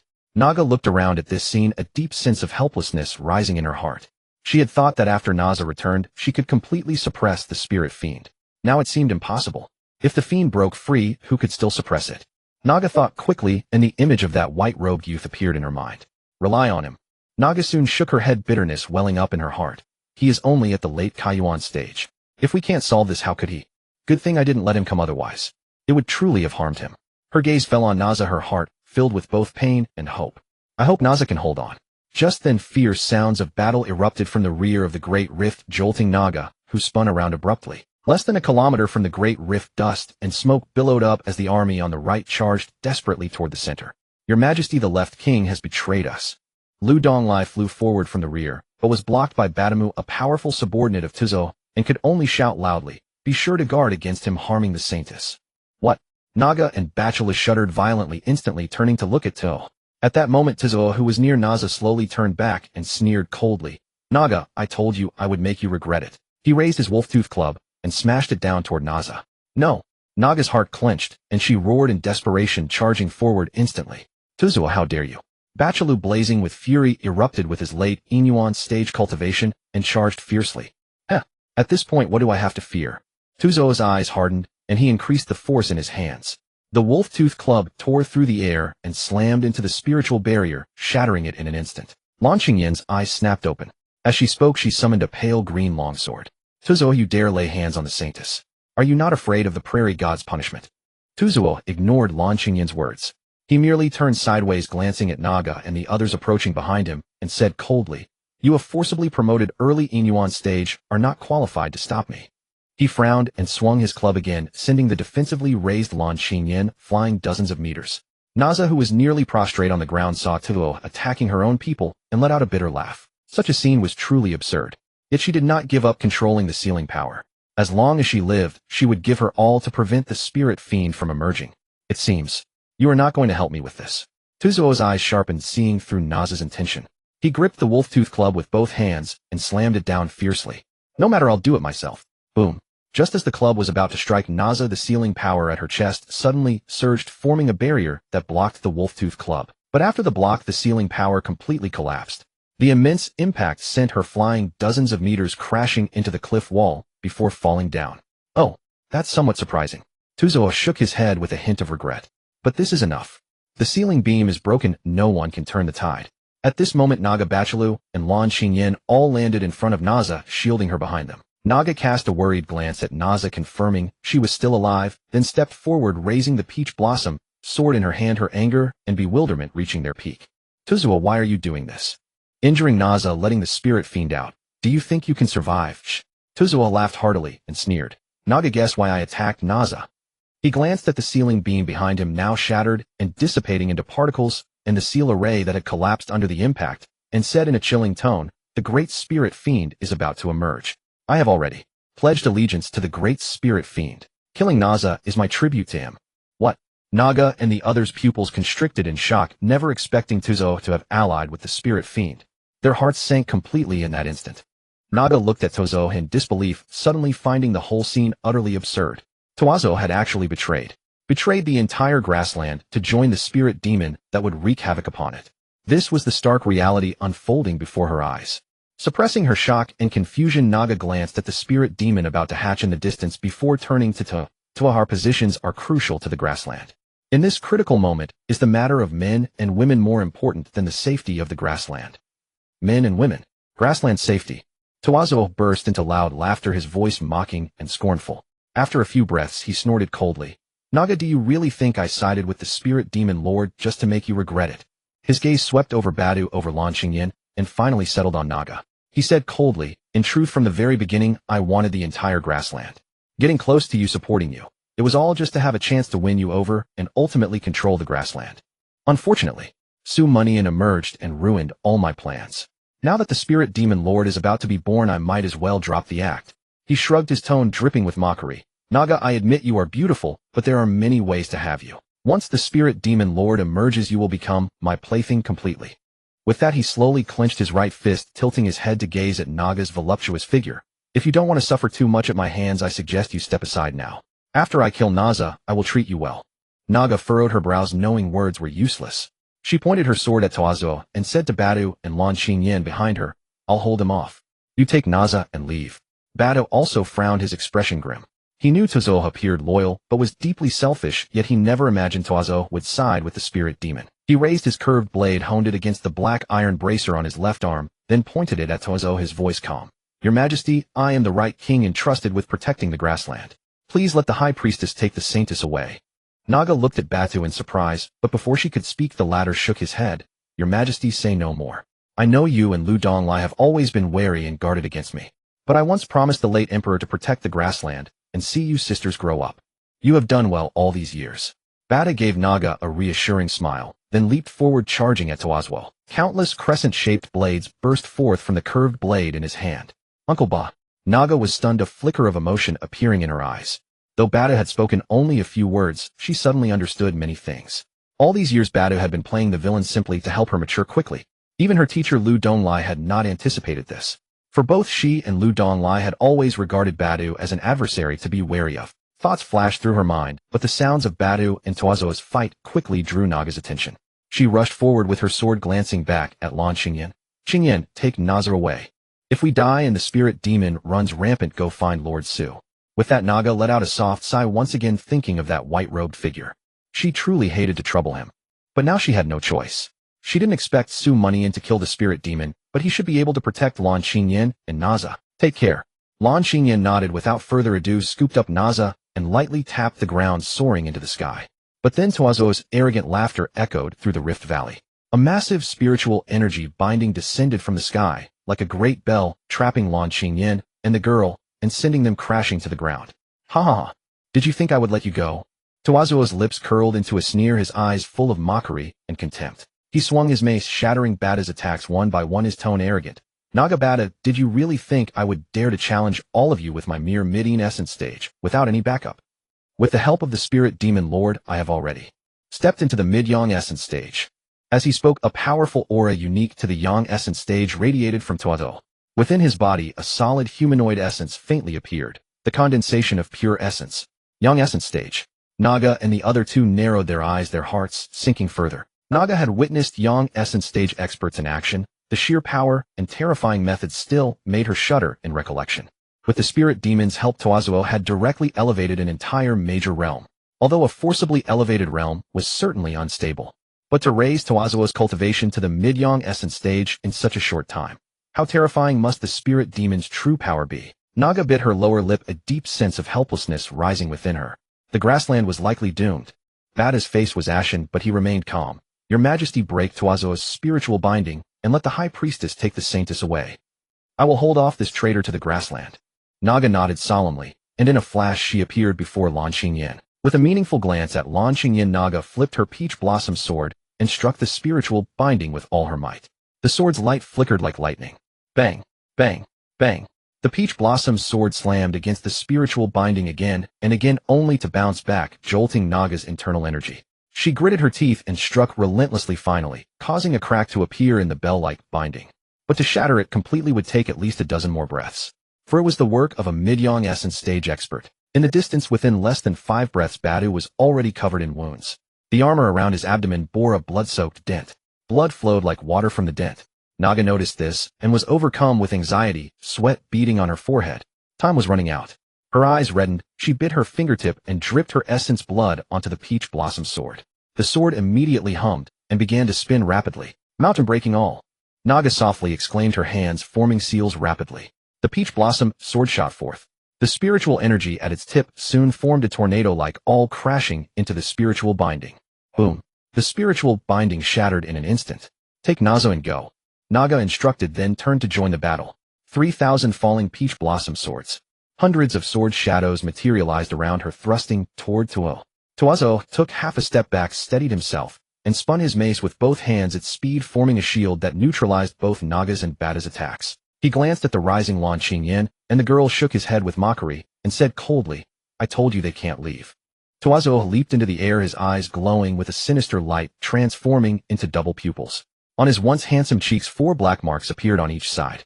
The edges of the marks were covered with dense, stiff hairs. His cultivation at the mid-yang essence stage erupted fully. Seeing Toazuo about to pursue Lanqingyan Naga and Batu exchanged a grave glance and immediately blocked his path. Toazuo stopped, tilting his head from side to side in a sinister, eerie manner, as if someone else had taken over. He blinked his evil double pupils, his voice hoarse. Since you insist on obstructing me, don't blame me for being ruthless. I don't mind killing a few more. Before the words faded, Toazuo burst forward with incredible speed. Before Naga and Batu could react, they were struck down, spitting blood as they flew backward. Two spiritual ropes quickly bound them, dragging them along with Toazuo. Bang, bang, bang. In less than 3 breaths, 4 figures crashed to the ground with a dull thud. Naga's eyes were defiant as she wiped the blood from her mouth and struggled to her feet. With a swish, she raised her peach blossom sword, pointing it at the approaching Toazuo. She was severely wounded, but the 3 behind her, Lanqingyan and the others, had lost their combat ability and could barely rise. At this moment she could not retreat. Clap, clap, clap, clap. Interesting, truly interesting. Toazuo stopped clapping his hands, his tone haughty. Naga, although my goal is to possess the entire grassland, I have always cared for you. I held back just now. Step aside now, and I will spare your life. Naja shook her head without hesitation, speaking firmly. Tuzwa, I will not let you kill Naja. Do not even think about touching me. He chuckled lightly, his double pupils filled with mockery. Naja, do you know what I like most about you? What I like most is your fiery spirit. Tuzwa, he looked Naja up and down, not hiding his greed. Once I am done, I will enjoy you thoroughly. As he spoke, Tuzwa, he casually flicked his hand, sending a gust of spiritual energy like wind towards Naja, directly flinging her dozens of meters away. Then he reached out towards Naja from afar, instantly forming a sharp, giant claw of spiritual energy that hurtled towards Naja. No, Najia's heart suddenly stung. She forcibly elevated her cultivation level and dashed out swiftly. But her speed was still much slower than Tuzwa's, and she could only watch helplessly as the giant claw of spiritual energy closed in on Naja. Swoosh! Just as the giant claw was about to pierce Naja, Batu Lu, who was lying on the ground, leaped up and intercepted the claw with his body. Batu Lu suffered another fatal wound, coughing up blood and falling to the ground. His whole body convulsed, evidently in extreme agony. Uncle Ba! Naja cried out in grief, quickly landing beside Batu Lu. Her heart was a mix of emotions, her eyes filled with sorrow and despair. Perhaps today they would all die. Seeing Najia's sorrowful expression, Batu Lu gritted his teeth, enduring the intense pain, and forced a comforting smile. Uncle Ba is fine, but Uncle Ba can no longer protect you sisters now. Najia shook her head in grief, tears streaming from the corners of her eyes, but she quickly wiped them away, slowly tightened her grip on the peach blossom sword, and looked at Tuzwa, once again. Tuzwa, he sneered, and shook his head with a laugh. Don't struggle. No one can change the current situation. I will not only kill Naja, but also Su Moon. Oh no. Tuzwa, he paused, his tone gradually turning icy. I can see that you seem to like him very much. Rest assured, I will slowly kill him right before your eyes. Najia's eyes widened at these words, and her jade-like hand holding the sword suddenly trembled. The feeling of powerlessness in her heart was like a huge whirlpool pulling her into an abyss. Ha ha ha. Seeing Najia like this, Tuzwa, he suddenly burst into loud laughter, mocking. It seems you really do like him. In that case, I won't be polite to you either. Tuzwa, he raised his wolf-fang club about to strike, when suddenly a world-shaking roar echoed through heaven and earth like a giant axe splitting the sky, stirring everyone's soul. The heavens and earth trembled violently, and day instantly turned into night. He stopped and turned back, seeing the shell containing the Ling Yao crack even further. At the top of the shell, a hole dozens of meters wide was broken open, and a sickle-shaped giant object emerged from the hole. Along with it came an overwhelming pressure. A sudden eerie wind swept across the entire grassland, pressing down all the flowers and grass, bending them low. Rumble, rumble. The anomaly in heaven and earth continued. Above the Ling Yao's shell, streaks of red lightning appeared, and the spiritual energy of the world surged uncontrollably towards the shell. Ling Yao. The Ling Yao has emerged. Thousands of meters away from the rift, the Imperial Guards looked up at the sky's anomaly, their hearts trembling with fear. An inexplicable palpitation drained all their strength. It slowed their movements, and even made them unwilling to resist the rebel onslaught. Kill! Kill! The great Ling Yao has emerged. Following the left king, we are sure to win. The rebels raised their arms and shouted, their morale reaching its peak. Countless Imperial Guards fell, fueling the rebels' arrogance, while severely crushing the Imperial Guards' morale. Under the fierce onslaught of the rebels, the Imperial Guards were almost routed. Despair filled their hearts. Like the darkness of the sky, boundless and endless. Dawn seemed as if it would never come. Is the grassland doomed? Who can save us? Countless Imperial Guards cried out in their hearts. They hoped that someone would appear out of nowhere to save them from their dire straits. But it seemed impossible. The Ling Yao was too powerful. so powerful that even the queen they had always trusted could not resist. The imperial guards fell one by one. Lu Donglai, who was locked in battle with Ba Ta Mu in the air, also suffered several bloody wounds. The sky over the grasslands seemed to be collapsing. So it's the great Ling Yao that has emerged. Tuzwa, he grinned, his expression proud and arrogant. I paused for a moment, but now let's continue. He looked at Na Jia, a cold glint flashing in his eyes, and hurled the Wolf Fang Club in his hand. Spiritual energy quickly enveloped it, charging like a mountain, unstoppable in its ferocity. Na Jia clenched her teeth, formed hand seals with both hands, and unleashed her ultimate killing move. Countless sword shadows spun rapidly in the sky, hurtling towards the Wolf Fang Club. Unfortunately, the gap in their strength was too great. The countless sword shadows like porcelain shattered in an instant against the solid iron plate. Is this death? Na Jia bit her lip and smiled bitterly, her pale face as pitiful as colorless flowers blooming one after another. Watching the Wolf Fang Club approach, she helplessly closed her eyes. But the next moment, a familiar sword cry rang out from afar, making her suddenly open her eyes. A golden-edged sword pierced through the clouds, appearing in front of her in an instant, colliding with the ferocious Wolf Fang Club. The powerful strike from the middle stage of the Yang Yuan realm was effortlessly blocked by this sword, unable to advance an inch. Tuzwa, did I agree to you killing them? Su Munian's calm voice echoed through the heavens and earth. Upon hearing Su Munian's voice, the people present all trembled and looked up to the sky. Naga's reddened eyes widened, her lashes fluttering incessantly, overwhelming astonishment evident in her gaze. She saw the familiar figure in white robes in the sky. The spirited young man who had appeared in her thoughts countless times had arrived. Sorry I'm late. Su Munian quickly landed before Naga, offering her an apologetic smile. Lord Su, what are you doing here? Didn't you promise me you wouldn't come? Seeing Su Munian standing before her, Naga was first shocked, then lowered her head, slightly asking in confusion. At that moment her heart was both thrilled and uneasy. She was thrilled that Su Munian had come to rescue her, yet she didn't want him to see her in such a pitiful state, nor did she want him to risk danger for her sake. The seal had been broken and the spirit demon was emerging. Even if Su Munian could block Tuzohi and save them, he could not stop the spirit demon. Su Munian glanced at the injured Bachalu and the other two, then turned his gaze to Naga. Ignoring her nervousness and evasion, he reached out and wiped the blood from the corner of her mouth, speaking gently. You look better like this. The grassland people would be sad to see you like that. Naga shivered and lowered her head shyly. Her heart pounded wildly, and her blood surged. Seeing her like this, Su Munian curled his lips slightly and explained softly, I did promise you I wouldn't come. But I suddenly remembered that you once promised to let me watch on the cloud ship, so I thought I'd come and take a look. Chief Naga, you won't blame me, will you? Who would blame you? Naga's lashes fluttered as she spoke softly. She had misremembered the promise on the cloud ship, and now whether or not she blamed him no longer mattered. She slowly raised her head to see Su Munian's reaction, but he had already turned around, taking a few steps forward, leaving her with a steadfast back. Kill them. Leave this to me. I will kill Tuzohi, and I will kill the spirit demon too. Naga let out an "oh" and watched his white robes flutter. It seemed that as long as he stood there he could ward off all storms and dangers. Then, be careful. Though she was puzzled by Su Munian's confidence since he had said so, she would not ask further. Su Munian turned his head, nodded slightly, and then looked at Tuzohi. Tuzohi, from the looks of it, you've become a traitor. Though he had just arrived, seeing the injured people, Tuzohi's increased cultivation, and the spirit demon breaking out of its shell in the distance, he immediately understood everything. Tuzohi sneered, darkly staring at Su Munian with a hoarse voice. Su Munian, I was planning to come for you later.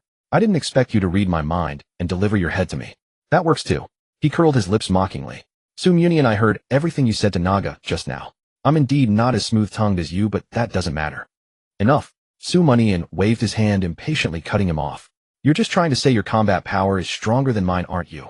He glanced at the spirit demon breaking out of its shell in the distance, and said indifferently, do you want to wait for the spirit demon, or do you want to die first? Tuzohi's words caught in his throat, then he laughed in extreme anger. Ha ha ha. Su Munian, a mere late KUN stage cultivator, what gives you the right to speak to me like that? Don't tell me you actually think that showing up just in time and saying a few tough words can turn the tide. What gives me the right? Su Munian also smiled, his tone gradually turning cold. Because today I can kill you, and I can kill the spirit demon too. With that he grasped the national guarding sword that was blocking the spiked club. Several purple lightning bolts immediately flew from his palm, coiling around the sword and bringing it back to his hand. The moment he gripped the national guarding sword, Su Munian activated the Chintian Thunder God art and vanished from his spot. Tuzohi frowned deeply. He could clearly sense Su Munian approaching, yet he couldn't pinpoint his exact location. What trick did he pull? Both shocked and confused, Tuzohi had no time to dwell on it. He grasped the air, retrieving his spiked club, and slammed it into the ground. Iron Mountain Shield. Tuzo he roared, and the ground shook violently. Countless pieces of gravel rose into the air, turning into dust. Under the guidance of spiritual energy, they formed 3 extremely sturdy earthen shields that revolved around Tuzo. Unable to see Su Munian's position, he had to defend first to avoid being caught off guard. Tuzo's face darkened as he carefully sensed Su Munian's location, his eyes darting around. Stop looking. I'm behind you. Su Munian's voice suddenly sounded in Tuzo's ears, startling him into turning and swinging his club. Despite his instant reaction, he was still half a beat slower than Su Munian. With a slash, the National Guarding sword shattered the shield and severed Tuzo's right hand. The spiked club fell to the ground. How is this possible? Tuzo's eyes bulged, his face etched with shock. The marks on his cheeks twitched violently with his astonishment. He looked at Su Munian, suppressing the terror and physical pain, and said in a low voice, I am a mid-young stage cultivator. How could you injure me so easily? Su Munian scoffed dismissively. What's a mid-young stage? I'm a late UFA stage cultivator. Even if the spirit demon came now, it would have to take a beating. Sorry, I used the heaven-fixing thunder talisman. Today I don't need to keep a low profile. I can be as arrogant as I want. Late UFA stage. Tuzo's eyes narrowed as he stared at Su Munian for a moment, then quickly denied it. Impossible. A late Kayuan stage cultivator cannot leap several major realms in such a short time. Indeed, it's impossible. I just said UFA stage casually. I don't even know what stage I'm in. Su Munian shrugged indifferently. But it's enough to kill you. He transformed into lightning again and struck while the iron was hot. This time, however, he put down the National Guarding sword and slowed down. He wanted to personally feel the enhancement of the heaven-fixing thunder talisman on his physical strength. Tuzo was initially terrified and desperately defended against Su Munian's attacks, but he soon noticed that Su Munian was no longer as formidable. I see. You struck so eagerly because your power is fading. The gloom on Tuzo's face dissipated, replaced by joy. Su Munian, if you kneel and beg for mercy now, I might spare your life. Is that so? Su Munian's lips curled into a subtle arc. You're celebrating too early. He looked at Tuzo and threw a punch at his face. With a thud, the fist easily broke through the defense, struck Tuzo's face, and shattered his cheekbone. Tuzo flew backward, crashing into the mountain. This is impossible. Tuzo kept spitting blood. Before he could struggle to his feet, Su Munian landed another punch. Thud. Tuzo's body was driven several meters deeper into the mountain. Su Munian didn't stop. He used spiritual energy to drag Tuzo out and relentlessly pummeled him with fists and kicks, making Tuzo's body bounce like a ball slamming against the walls of the Rift Valley. 10 breaths later, Su Munian grabbed a huge boulder and smashed it onto Tuzo, causing him to vomit blood continuously. Then he grabbed him by the throat and lifted him up. Tuzo was now unrecognizable, a limp mess with only a breath of life left. Feeling death approaching, he mustered all his strength to beg Su Munian, don't kill me. I was wrong. I am the left king of the grassland, a subject of Naga. If you kill me, the spirit demon lord will not. Seeing Su Munian frown deeply, he quickly changed his tune. Oh no. The spirit demon lord hasn't emerged yet. I have a way to seal him again. Su Munian sneered, ignoring Tuzo's stalling tactic. Now that you're about to die, you remember your identity. When you defected to the spirit demon, why didn't you remember? When you attacked Naga and the others, why didn't you remember? With a crack, Su Munian twisted his neck, not giving him a chance to continue his excuses. Save your repentance for the grassland ancestors. I don't want to hear it. After Tuzo's death, Su Munian grabbed him and flung him backward with great force, hurling him thousands of meters away, right into the midst of the clash between the Imperial Guards and the rebels. The sudden corpse made both sides retreat several meters, scrutinizing to identify the fallen. This looks like the left king. The left king is dead. Amid the crowd, one person observed carefully and exclaimed in shock. Though the corpse was disfigured, its physique and attire bore distinctive features. Because Tuzo's armor was the exclusive armor of the left king. What? The left king is dead. Soldiers from both sides widened their eyes, utterly incredulous. The left king was a mid-stage Inuan realm powerhouse nearing the late stage. How could he have died so easily? Amid the shock, the loyal Imperial Guards rejoiced, for the left king's betrayal had not led to an irreparable disaster. Moreover, did the left king's death mean that even with the spirit monster's emergence, they still retained a glimmer of hope? In stark contrast to the Imperial Guards, the rebels' reaction was vastly different. Terror seized their hearts, an indescribable suffocation flooding their minds. This rebellion seemed destined to fail. What was the price of failure? Decapitation. At that moment, Lu Donglai, noticing the scene from the air, turned toward the Great Rift and shouted with elation, "Charge! The traitor Tito has been slain by Lord Su from the Central Plains. We have hope again. We have hope again." Those 4 words echoed in the Imperial Guards' ears, washing away the earlier gloom and fear, reigniting their boundless drive. Kill! Kill! Kill! The Imperial Guard's battle cries surged like waves reverberating through the darkness. Like a spark igniting light, hope had arrived. The Imperial Guards, who had been retreating step by step, now launched a furious counterattack, pushing the rebels into a steady retreat and even planting thoughts of dropping their weapons and surrendering. Yet they dared not give up, for rebellion was a capital offense, and surrender led to the same end. The opposing forces were no longer the Linkong realm elites from before. After Tizuo's betrayal, the entire royal guard of the grasslands had arrived. The backbone of the grasslands was embroiled in this turmoil, and only when it ended could they stop. They were destined to witness this upheaval, yet they still did not know who had the strength to kill Tizuo. Seeing the tide turn, Lu Donglai looked towards Su Mianian and shouted ecstatically, "Well done, Su Mianian. I always thought you were." His words caught in his throat as he suddenly remembered that his student seemed to favor Su Mianian. Irritated, he snapped, "A load of nonsense. In less than a month you nearly stole my prized student, a flower truly planted on a handsome man." Lu Donglai ground his teeth in frustration. He wanted to belittle Su Mianian, but the man's striking appearance and shining qualities made it impossible to say anything disparaging. To belittle one must be grounded in reality. With a huff, Lu Donglai quickly refocused his attention, addressing Badamu and the others ahead. "Badamu, you are also pillars of the grasslands. Surrender now, and I will plead for leniency from Her Majesty the Queen." The three of them exchanged glances, sneering in refusal. Lu Donglai stopped dreaming. "The Left King is dead, shocking as it is, but we have not lost all combat power. We followed the Left King to pledge allegiance to the great spirit monster. If the spirit monster kills Su Mianian and Naga, we will still control the entire grasslands. Tell me, if you were in our shoes, what would you choose?" Their smiles gradually turned cold, their expressions growing sinister. Lu Donglai frowned. "Since we cannot change it, let us fight. You bet on the spirit monster, I bet on Su Mianian and Naga." Inside the rift, Su Mianian had taken less than half a stick of incense to appear and slay To. Behind him, Naga, who had been healing Barchalu and the others, was shaken to the core. She stared blankly at Su Mianian, feeling that he towered above her, while she herself shrank into insignificance. "So when you said you could seal the spirit monster, it didn't seem like a difficult task." Naga smiled bitterly inwardly. The more powerful Su Mianian was, the more she felt her own insignificance. Inferiority, inadequacy, and bitterness surged in her heart. She felt she could no longer meet his gaze, a vast chasm opened by the difference in their power. Barchalu, catching his breath, saw this and sighed inwardly. As a strategist of the grasslands, he understood Naga's thoughts. Su Mianian had given them too many shocks, making them unconsciously feel a distinct gap in status between themselves and him. If Su Mianian could suppress or even kill the spirit monster, his status in their hearts would only rise further. He would become a god. The unification of the two kingdoms would face no obstacles, for Su Mianian had given enough promises and sincerity. Barchalu gazed at Su Mianian's back, inwardly grateful for his own choice. Fortunately, from the very beginning, he had resolutely chosen to support Naga. Though his subordinates had suspected him of rebellious intentions over the years, he had never acted on them. Otherwise, he would be the one dead today. Ahead, Su Mianian stared at the emerging spirit monster, his expression growing serious. Half a stick of incense had passed, and most of the spirit monster's shell had fallen away. With a hoarse-piercing cry, 8 crimson compound eyes appeared in the darkness. "Claw! Claw!" The spirit monster kept shrieking, its 8 eyes locking onto Su Mianian. The red glow in the eyes brightened, and an invisible pressure descended. Naga, Barchalu, and the others watched with grave expressions, praying that Su Mianian could handle it.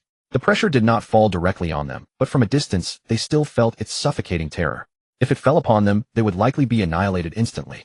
Su Mianian casually raised a hand, dispelling the pressure, and sneered, "What's still half hidden in your shell? Do you intend to die quietly inside?" His voice echoed through the great rift, enraging the distant spirit monster, which violently shattered the lower half of its shell, revealing its full form.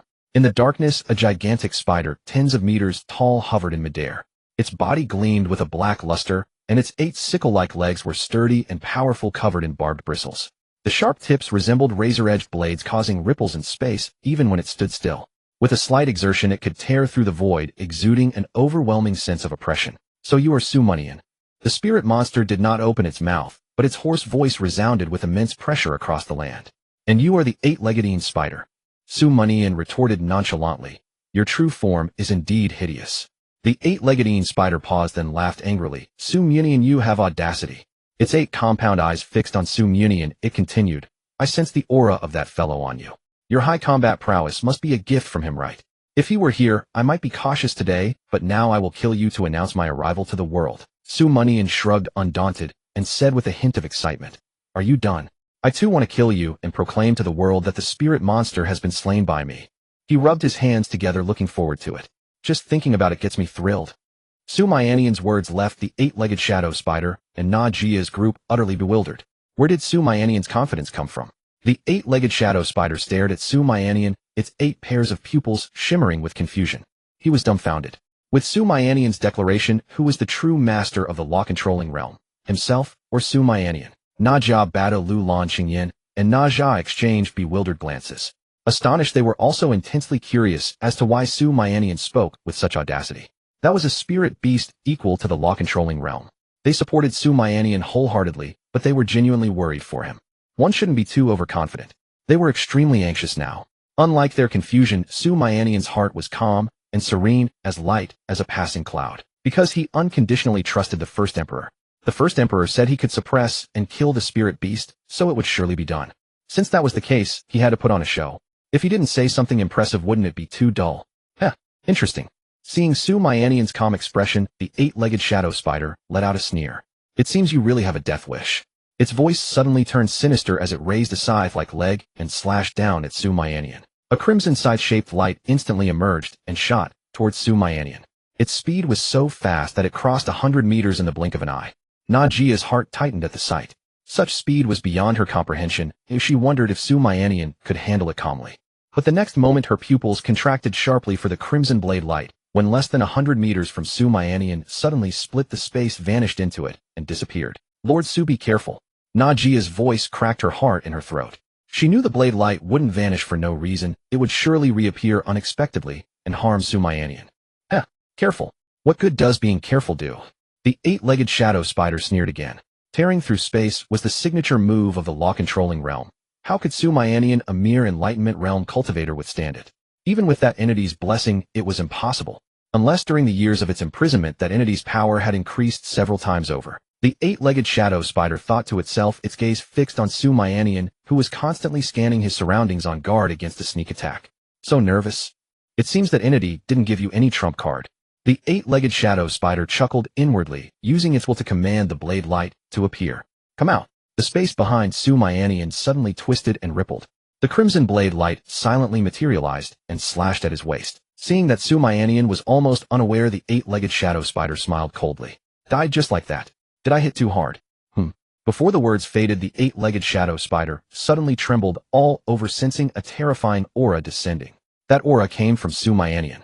In that extremely brief moment, Su Mianian grinned at the eight-legged shadow spider, then glanced back at the crimson blade light. He placed his right hand on the blade light, using it to lightly leap and dodge the fatal strike. His speed was equally swift. Moreover, his body was covered in purple thunderbolts, exuding an aura of destruction. Sword, come. After dodging the attack, Su Mianian opened his palm, and the National Guardian's sword instantly fell into his grasp. The next moment, he fully activated the heaven-fixing thunder talisman, and the space within several meters around him was also covered in thunderbolts like a domain. Eight-legged shadow spider, you struck first, now take a blow from me. Su Mianian declared in a low voice, charging forward instantly. The heaven-fixing thunder talisman. The eight-legged shadow spider's voice suddenly turned somber, and fear flickered in its pupils. It had already suspected when Su Mianian dodged the attack. Seeing it with his own eyes, now his heart sank. In his memory, thunder talismans were specifically designed to blast their fiend lineage. The heaven-fixing thunder talisman was among the top-tier talismans of its kind. If its full power were unleashed, it could truly severely injure a spirit beast. Damn it. The eight-legged shadow spider instinctively stepped back, a premonition of doom rising in its heart. It might even suffer some injury just to kill Su Mianian. But it quickly changed its mind and dispelled the fear. Su Mianian was just a kid in the enlightenment realm. He certainly couldn't unleash the full power of the heaven-fixing thunder talisman. Fighting a kid in the enlightenment realm, and I still need to play it safe. What's the point of being cautious? The eight-legged shadow spider's pupil shifted, and it made up its mind. Su Mianian, since you're so eager to die, I'll send you on your way. The eight-legged shadow spider rasped, then raised several legs, shooting dozens of crimson blade lights, blocking Su Mianian's path forward. It had only used 50% of its power before. This time, it was serious. Su Mianian moved like lightning, his eyes fixed on the dense blade, net a slight smile curling at the corners of his mouth as he accelerated even more. His figure darted through the blade, net letting the blades brush past him without being harmed in the slightest. In less than a breath, he had traversed the dense net and arrived in front of the eight-legged shadow spider. Eight-legged shadow spider, if you keep underestimating your opponent, you'll die a miserable death. Su Mianian warned softly, then swung his sword, unleashing nearly 100 thunder-infused sword beams that formed a spherical blade net trapping the 8-legged shadow spider. Fall. Su Mianian commanded softly, and the blade net suddenly contracted inward, slashing at the 8-legged shadow spider from all sides. What? Up. The 8-legged shadow spider's pupils contracted, and it had no time to dodge, taking the full brunt of the blade net. In an instant, its entire body was wounded, its legs retracted, and sparks flew all around. The thunder on the sword beams numbed its entire body, stabbing its nerves with pain that pierced to the marrow. Su. Mianian. I'll kill you. The 8-legged shadow spider roared, its 8 legs suddenly shaking outward, dispersing the blade net entirely. Eightfold shadow whip. The 8-legged shadow spider roared again, opening its mouth to spew a black whip 2 meters wide and several meters long, covered in barbs, hurtling towards Su Mianian. Die. The 8-fold shadow whip lashed through the air, twisting unpredictably, quickly releasing black mist that tore through the air. The mist spread rapidly, shrouding the 8-fold shadow whip, and also shrouding Su Mianian. The sound of the whip whipping at extreme speed echoed in his ears. It seemed to be waiting for the right moment to deliver a fatal strike. Besides the 8-fold shadow whip, Su Mianian knew that the mist around him definitely contained potent poison. He flipped the National Guardian's sword, about to break through the situation fiercely, when the 8-fold shadow whip suddenly lashed out, bursting from the black mist straight at him. Bang! Su Mianian activated the heaven-fixing thunder talisman, raised his sword to meet the strike, and collided head-on with the 8-fold shadow whip. The power of thunder and the power of the shadow exploded instantly, sending the black mist rolling outward, revealing Su Mianian's figure. His expression was quite solemn, but he bore no injuries. The heaven-supporting thunder god art and the heaven-fixing thunder talisman were perfectly compatible, not only blocking the poison mist's erosion, but also allowing him to unleash his strongest combat power. Su Mianian pointed his sword to the sky, and a bolt of lightning shot out from his body, piercing the clouds, causing thunder to roll. The thunder was like war drums before an army once sounded. It exuded a powerful summoning force, drawing thunderous roars from 10 miles around, with lightning converging rapidly toward this spot. In the blink of an eye above the 8-legged shadow spider, a massive thunderball swiftly formed, lightning flashing continuously, containing a terrifying annihilation force. This is... The 8-legged shadow spider stepped back in shock, staring at the thunderball in the sky, its heart pounding with fear. It instinctively raised 2 legs, tore open space, and prepared to flee. But how could Su Mianian give it such a chance? Heavenly thunderfall. Su Mianian murmured, pointing his sword at the spirit beast. Dense heavenly thunder cascaded down like a waterfall. Thunder boomed as heavenly bolts relentlessly struck the 8-legged evil spider, blocking his escape route. In desperation, he inverted his body, spewing black silk upward, suspending himself midair like a hanging cocoon. A dense, sturdy cocoon rapidly formed, shielding him within. A silver-purple lightning bolt flashed, cleaving down like a divine sword upon the cocoon. With a crack, the fortified cocoon instantly fissured, emitting wisps of blue smoke. Several more thunderbolts descended, widening the cracks until the cocoon could no longer bear the assault, and shattered with a thunderous roar. The 8-legged evil spider trembled, its 8 limbs retracting, its eyes filled with confusion and terror. Above its head, the thundercloud flickered, threatening another strike. Bolts of lightning like sharpened spikes relentlessly pierced the surging darkness, illuminating the entire Great Rift Valley, and casting light upon Su Mianian and the 8-legged evil spider. Both were trapped within the thunder array with no retreat. Su Mianian, you truly seek death. The 8-legged evil spider glared at Su Mianian, then swiftly flipped its body upright. Its body was encased in an extremely thick, formidable black armor, a defense that even top-grade spirit artifacts could scarcely breach. It looked up at the sky, then back at Su Mianian, revealing countless razor-sharp teeth, as it spoke in a hoarse, sinister voice. I invoke my life-bound technique, in the name of Evil. 8 spirits, evil spider manifest. The rasping voice echoed across heaven and earth, carrying an eerie, chilling aura. Above the 8-legged evil spider's head, a chaotic black radiance flickered, soon forming a hollow portal. 8 phantom figures of the 8-legged evil spider crawled out from the portal, each radiating cultivation fluctuations nearly identical to the original. In a flash, the 8 phantoms spread outward, growing larger, encircling Su Mianian. 9 Dharma control realm foes. Su Mianian frowned, never expecting the 8-legged evil spider to unleash such a lifebound skill. 8 identical evil spiders. This was utterly absurd. Wasn't this invincible against peers? Su Mianian's heart sank, but he again pointed his sword at the thundercloud and commanded heavenly thunder descend.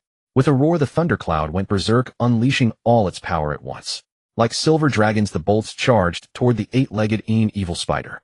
At the same time, Su Mianian activated the supreme thunder divine art and 9-fold thunderblade, darting forward. Su Mianian, since you court death, I'll grant you a swift end. The eight-legged evil spider fixed its crimson gaze on Su Mianian, first commanding the 8 phantoms to spew silk and form a massive black shield above to block the falling heavenly thunder, then roared, I invoke my life-bound killing strike in the name of evil. 9th turn void rift. All 9 evil spiders opened their mouths, simultaneously shooting silk threads like spears towards Su Mianian, aiming to pierce his body. Su Mianian lowered his eyelids and swiftly twisted his body to evade. But no matter how he dodged, he could not break free from the encirclement. The silk threads trapped him in the air, forming a cocoon. At that moment, the 9-turned evil spider grinned coldly, its 8 compound eyes each fixed on the surrounding phantom spiders. Kill.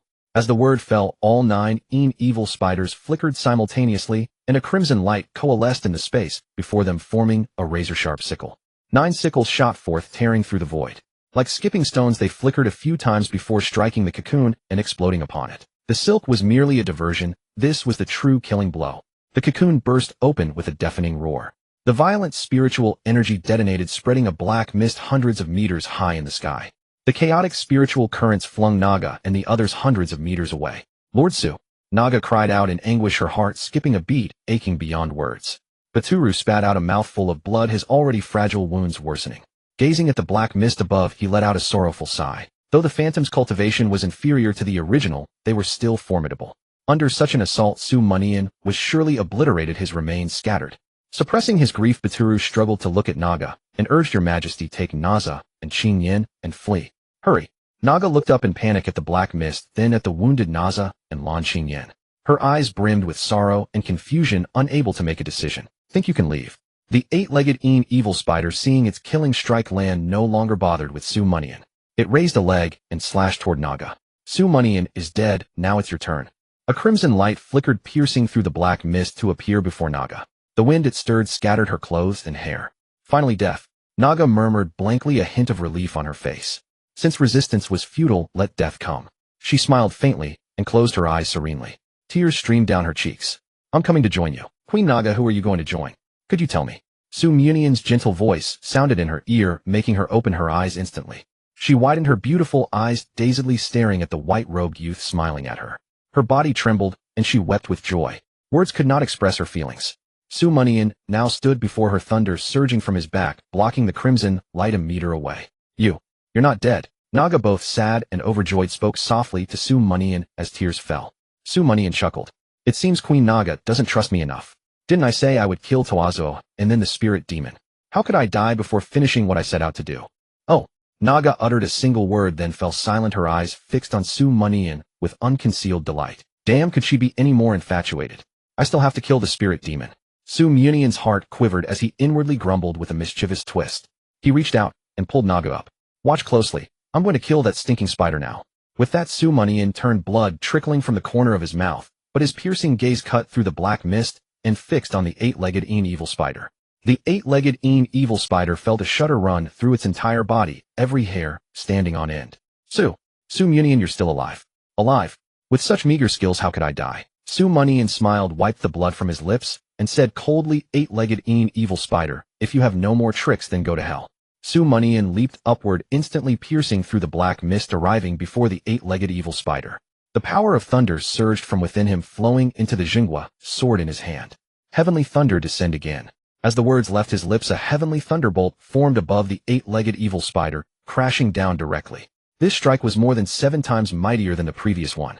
The 8-legged evil spider's pupils dilated in shock as it desperately spun silk to defend, but the barrier was breached swiftly and the thunder struck its body. Up. The spider convulsed, letting out a most agonizing shriek. PFF. A jet of thick black blood spewed from its mouth. Su Mianian seized the moment, flickering closer to the 8-legged evil spider, and thrust his sword forth. The 8-legged evil spider had no time to react and could only raise its leg to block. Ding. The Jingwa sword struck the spider's leg, producing a crisp sound. Su Mianian withdrew his sword, then slashed again, constantly shifting his position and launching attacks from various angles in the air. The 8-legged evil spider was driven back step by step. The 8 legs treading upon the air began to tremble faintly, almost unable to remain standing. Su Mianian, why are you not dead? Biting back the pain, the 8-legged evil spider fended off Su Mianian while dodging the heavenly thunder, asking with unwillingness. At this moment it no longer regarded Su Mianian with the same disdain as before. The 9-turn Void Rift was its ultimate life-saving technique. Once executed, it could kill a spirit beast of the same Dharma Mastery realm, let alone a few human cultivators. How could Mianian be unscathed? It was utterly baffled. Mianian chuckled, pulling from his bosom a dim, cracked yellow talisman. Bet you didn't expect I still have a heaven-fixing thunder talisman. Your killing move just now was blocked by this heaven-fixing thunder talisman. Indeed, the attack had been stopped by the talisman, but Mianian had also suffered considerable injury from the impact. Fortunately, his cultivation art resonated perfectly with the thunder talisman, allowing him to endure until now. 2 heaven-fixing thunder talismans. The 8-legged evil spider's voice shifted dramatically. Though it tried its best to evade the heavenly thunder, it was struck repeatedly. The black armor on its body had grown dim, showing signs of imminent collapse. Who exactly are you to him? Why would he give you such precious treasures? Who else could I be? I am his most outstanding descendant. Mianian grinned. Are you done asking? Finished, and I'll send you on your way. He pinched his fingers together, flung the heaven-fixing thunder talisman before him, then held the Jingwa sword and lightly touched the talisman's tip. Instantly, spiritual energy and thunder surged wildly between heaven and earth, flowing into Mianian's body and then into the Jingwa sword. The sensation of connecting with the cosmos once again filled Mianian's heart. He could sense that this strike would be immensely powerful. One sword. Wait. The 8-legged evil spider detected the aura of annihilation, and its voice trembled. Mianian, if you let me go now, I swear I will never step into your territory again. Never enter this grassland. Mianian raised an eyebrow. 8-legged evil spider, what right do you have to negotiate with me now? And if I say no? No. A cold glint flashed in the spider's eyes, its voice turning icy. Mianian, though I have been sealed for many years, my mind is not addled. That was my carelessness, you caught me off guard. But I have a contingency plan. If you don't let me leave, I will poison every villager on this grassland. When the entire grassland is ravaged, you will be the greatest sinner. Mianian scoffed, shrugging. Go ahead and try now. I don't believe you have such power. Fine. Since you push me so hard, I'll grant your wish. The 8-legged evil spider opened its mouth, its dense mouthparts whirring, emitting a hissing sound. Mianian watched without intervening. If the spider could indeed spread poison over a wide area, stopping it now would be useless. He could only wait and see, verifying the truth. After a few breaths, the spider closed its mouthparts stilled, and said in a deep voice, Mianian, turn around and look. I won't disappoint you. Mianian frowned slightly. Instead of turning directly, he retreated dozens of meters before looking back. In his sight on the battlefield 1,000 meters away, the corpse of Tuzuo suddenly twitched, and countless black mists emerged from its 7 orifices. Its belly bulged and burst open. Little spiders with red eyes crawled out from the hole in its belly, bearing their fangs, and hissing lowly, scurrying outward and climbing onto the Imperial guards nearby. The guards, caught off guard, had no time to resist before the spiders bit through their skin and burrowed into their bodies. The next moment, the guards that had been invaded began to convulse violently, their faces rapidly darkening, their eyes dimming in an instant, as if soulless zombies charging at the unaffected guards. As for the rebels, as if they had been tampered with beforehand, they moved in perfect unison, spewing black mist and charging toward the Imperial guards. In just a few breaths, the battlefield erupted in clouds of black mist. Wherever the mist or little spiders passed, the green grass instantly withered, and the guards could no longer fight. Terrified cries and screams pierced the sky. How about that, Mianian? If such poison were released into the water sources of the grassland, would there be any hope for survival? As Mianian was about to turn back, the 8-legged evil spider let out a sinister laugh, seizing the moment when Mianian's attention was diverted. It tore open the space before it, appearing in front of Mianian. In an instant, its legs crossed like blades and slashed out. Die! Sensing the dangers, Mianian instinctively retreated half a step, raising the Jingwa sword swiftly, leaving afterimages in its wake. Bang! Mianian was sent flying back 100 meters before stabilizing. Ha ha ha! The 8-legged evil spider laughed heartily. Mianian, I didn't expect you to be so quick to react. Let me go and let's call it a fight between friends, shall we? Otherwise, this grassland won't be safe, you know. It looked at Mianian with a mocking, assured tone. Mianian frowned, fell silent for a moment, then grinned. 8-legged evil spider, if you have a backup plan, how could I not have one? You have another trick? I don't believe it. The spider shuddered and blurted out. The heaven-fixing thunder talisman was powerful and immune to poison, but it wasn't unlimited. Mianian couldn't possibly give one to everyone. Just as the spider thought this, Mianian pulled hundreds of yellow talismans from his bosom, and the spider was stunned. How can you have so many heaven-fixing thunder talismans? The spider exclaimed in disbelief, its heart filled with terror. Mianian shook the talismans and said cheerfully, why not? I have hundreds of thousands more at home. Impossible. Impossible. Absolutely impossible. The spider was so frightened that its legs nearly gave way, retreating repeatedly, almost collapsing in midair. Heaven-fixing talismans are not so easy to make. And you can't replicate them. Su Munian laughed heartily. Indeed, it's impossible. I was just teasing you. These are not heaven-fixing thunder talismans. They are imitations I drew myself. Though their effect is less than 1% of the real ones, they are certainly enough to ward off poison. As he spoke, Su Munian inwardly thanked himself for preparing in advance. He had once tried to replicate the heaven-fixing thunder talisman as a trump card, but the resulting talismans were useless. He had brought them along anyway, never expecting them to come in handy now. He spread his hands, enveloping the talismans with spiritual energy, letting the wind carry them 1,000 meters away. Then he spoke using spiritual energy. Lu Donglai, while the poison mist is still limited, distribute the talismans to the trustworthy soldiers. Let them use them to resist the poison mist and the poison men. Yes. Lu Donglai clasped his hands towards Su Munian, drew all the talismans to him, and distributed them among the crowd. The poison mist was soon contained, trapped within a radius of less than 1,000 meters. The 8-legged evil spider was utterly dumbfounded, its 8 legs curling up as it slumped in midair, shaking its head and trembling all over. The fear of death had descended. Su Munian fixed his gaze upon the 8-legged fiend spider. Now you can die. He tightened his grip on the nation-securing sword once again, poised its tip upon the heaven-settling thunder talisman, and then slashed downward. One sword settles the heavens. A colossal violet sword shadow, dozens of meters wide, erupted from the sword tip, with overwhelming destructive force, hurtling straight toward the 8-legged fiend spider. The sword's cry resounded like a dragon's roar. The 8-legged fiend spider's face contorted with terror. Driven by survival instinct, he leaped up instantly, only to find his escape blocked by the heavenly thunder. With no other choice, he had to cocoon himself to withstand the blow. Beyond forming a cocoon of silk, he also tucked his head among his 8 legs, employing every defensive measure at his disposal to the fullest. Boom. Like a flash of heavenly thunder, the sword shadow sliced through the cocoon, which immediately burst apart.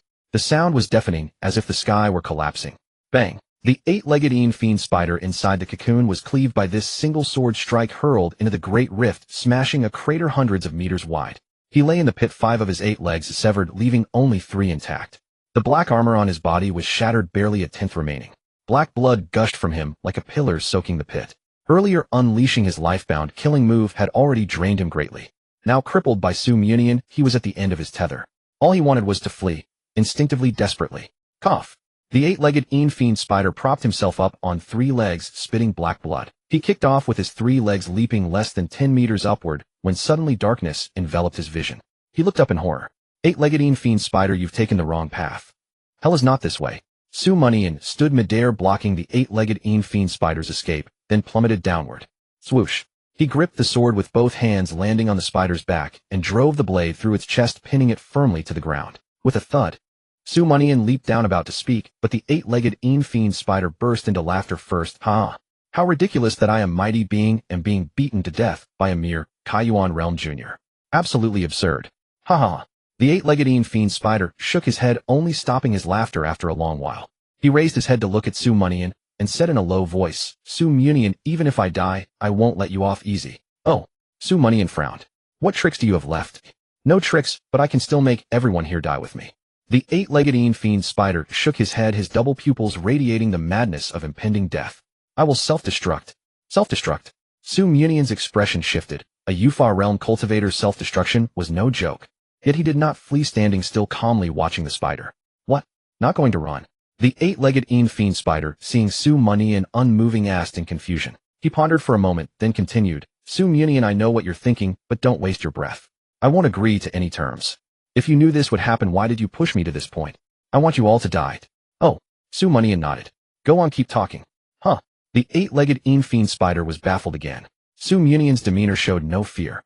What other trump card do you have? The 8-legged fiend spider shifted his double pupils and asked. None. Su Munian shrugged. I just want to see you self-destruct. The 8-legged fiend spider was speechless.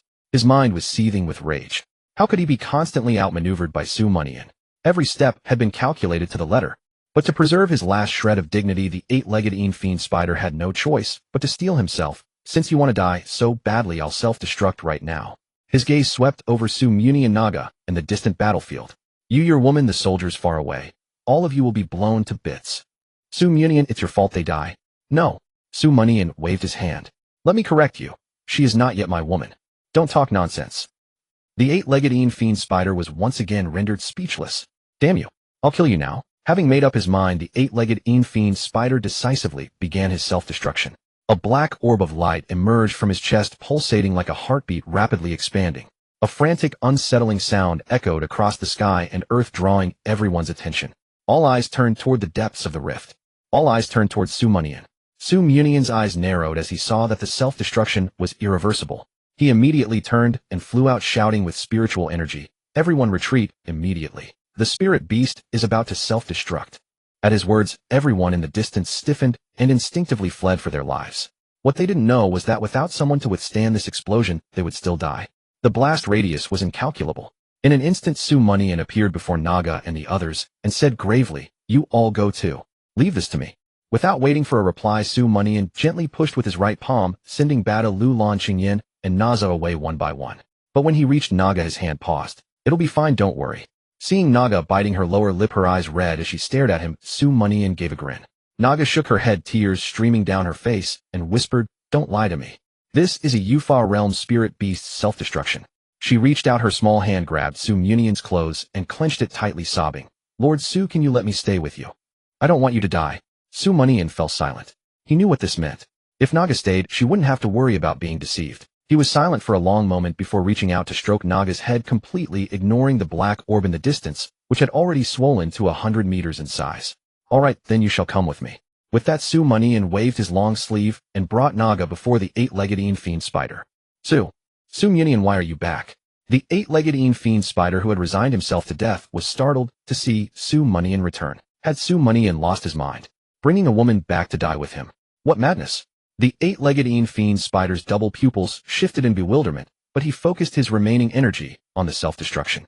He wanted this explosion to achieve maximum effect. "Eight-legged fiend spider, do you think I've lost my mind?" Mianian shrugged nonchalantly. "Actually, I'm not afraid of your self-destruction at all."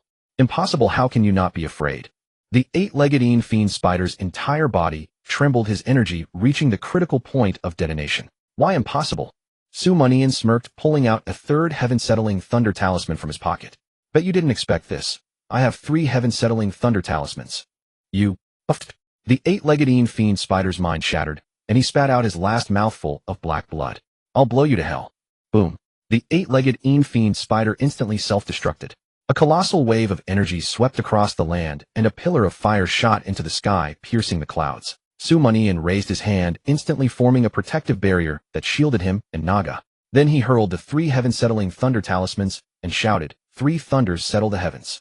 The 3 talismans activated simultaneously, their intricate runes flickering and spreading to 3 positions, forming a rhombic lightning barrier that trapped the energy of the self-destruction. Seizing the moment, Mianian scooped up Naga and flew outward. 3 breaths later, the self-destruction energy burst through the barrier's restraint, once again surging skyward, illuminating heaven and earth. "Sister, Naga, Your Majesty." Mianian. A kilometer away, Naza and the others were thrown to the ground by the shockwave, but quickly scrambled back up, staring at the towering flames, grief-stricken, tears streaming down. The surviving soldiers also bowed their heads in sorrow, their faces etched with grief. They all knew what Mianian had done for them. But now Mianian was dead, and they would never have the chance to repay him. Bada Lu swallowed his sorrow and shouted, "All warriors above the Lingkong realm head to the Great Rift to search for Lord Su and Her Majesty the Queen. Find them dead or alive. Lord Su came from the Central Plains to help us. We cannot let his heart grow cold. No need to search, we're both alive." Before Bada Lu finished speaking, Mianian's voice rang in everyone's ears. Everyone looked up, abruptly frozen in place, weeping with joy. There stood Mianian, holding Naga with the towering flames at his back, walking slowly toward them. His robes and hair fluttered in the wind, exuding an air of triumphant spirit. After slaying the spirit demon, Mianian lay unconscious for 2 days, his body ravaged by excessive depletion and grievous wounds. During those 2 days, the news of the spirit demon's death spread like wildfire across the entire grassland, from 1 person to 10, from 10 to 100. The common folk poured out of their dwellings, running to share the joyous tidings. The boulder that had weighed upon their hearts was utterly lifted. This celebration surpassed even years of lush pastures and bountiful livestock. Beyond the joy, every soul on the grassland had over the past 2 days spontaneously prayed to the spirit of the grasslands, beseeching that Mianian would recover swiftly and never suffer harm again. Through the spread of news over these 2 days, they all understood clearly Mianian, who hailed from the Central Plains, was a hero. The great hero of the entire grassland, who had freed them from the terror of the spirit demon. The same news reached the Central Plains in the south. In every street and alley, in every field and farmstead, in every tavern, and in people discussed it. His bearing, his vision, his strength, they are unparalleled in history. Indeed, what courage it took to face the spirit demon.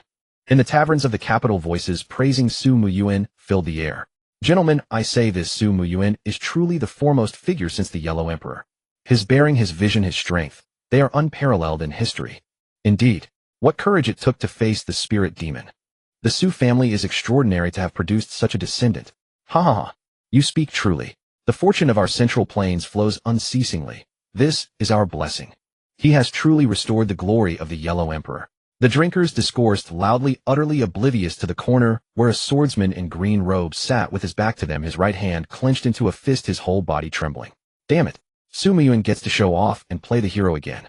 At this thought, the green-robed swordsman's breathing grew ragged. He cleared his throat and called out, "Excuse me, does anyone know of other kingdoms like Li Kingdom and Qing Kingdom that have split and reunited over millennia? If you do, please point me in the right direction." The drinkers' discussion was interrupted by the green-robed swordsman. They glanced toward the corner, and someone sneered, "Are you trying to replicate Su Muyuan's glorious deeds? I say forget it. Such things are a matter of fate, a convergence of heaven's choice and people's will. Blind imitation is futile." At these words, the green-robed swordsman shuddered, utterly discomposed. Then another spoke. "What this brother said is right. I can see you admire Su Muyuan deeply, but it's best to keep that feeling in your heart. Not everyone can possess his abilities." "Exactly. Besides, I've seen you drinking here for days, always facing away from everyone. Who knows what you look like? Are you as handsome as him to try and emulate him?" "I." The green-robed swordsman shuddered again, his throat bobbing as he found no words to reply. After a moment, he clenched his fist, ground his teeth, and said through gritted teeth, "Damn you, Su Muyuan. I stake my whole life on this. I will surpass you. Just you wait." In a pleasure house on the outskirts of the capital, Yang Kai, Su Qianshou, and Li Chenggang sat in a corner drinking tea and listening to music. The dancers in the center of the hall were all slender, swaying their hips and dancing gracefully to the moving melodies. Excellent. Worthy of a reward. Yang Kai and Su Qianshou, when the dancers reached a particularly impressive moment, clapped and cheered, then took silver from their pockets and rewarded the attendants beside them. Unlike the two who were completely at ease, Li Chenggang sat as if on pins and needles, drenched in sweat. Clearly his first visit. He sat upright, eyes fixed straight ahead, utterly at a loss. Yang Kai noticed this, picked an apple from the fruit plate and tossed it over. "Silly fool, relax. Aside from cultivation, this is the place that brings men the most joy." Startled by the flying apple, Li Chenggang caught it hastily and said awkwardly, "Joy? I don't find it joyful. I just want to follow my adoptive father and the young lord." He wiped his sweat and said bluntly, "I want to leave." "Oh, sir, please don't go." The attendant who had been accompanying them suddenly changed expression and said hurriedly, "Sir, have we not done something right? If there's anything amiss, please do instruct us." Li Chenggang was stunned. He exchanged glances with Yang Kai and Su Qianshou, then all three looked at the attendant, their eyes full of confusion. Why wouldn't they let him leave? They had paid after all. The attendant, seeing the three staring at her, lowered her head slightly and explained softly, "I learned from your conversation that you are friends of young Master Su. The manager instructed that any friend of young Master Su who comes to enjoy our establishment is to be treated for free, and we must take good care of you." "Free?" Yang Kai and Su Qianshou were thrown off balance. Each took a bite of fruit and asked, "Why free?"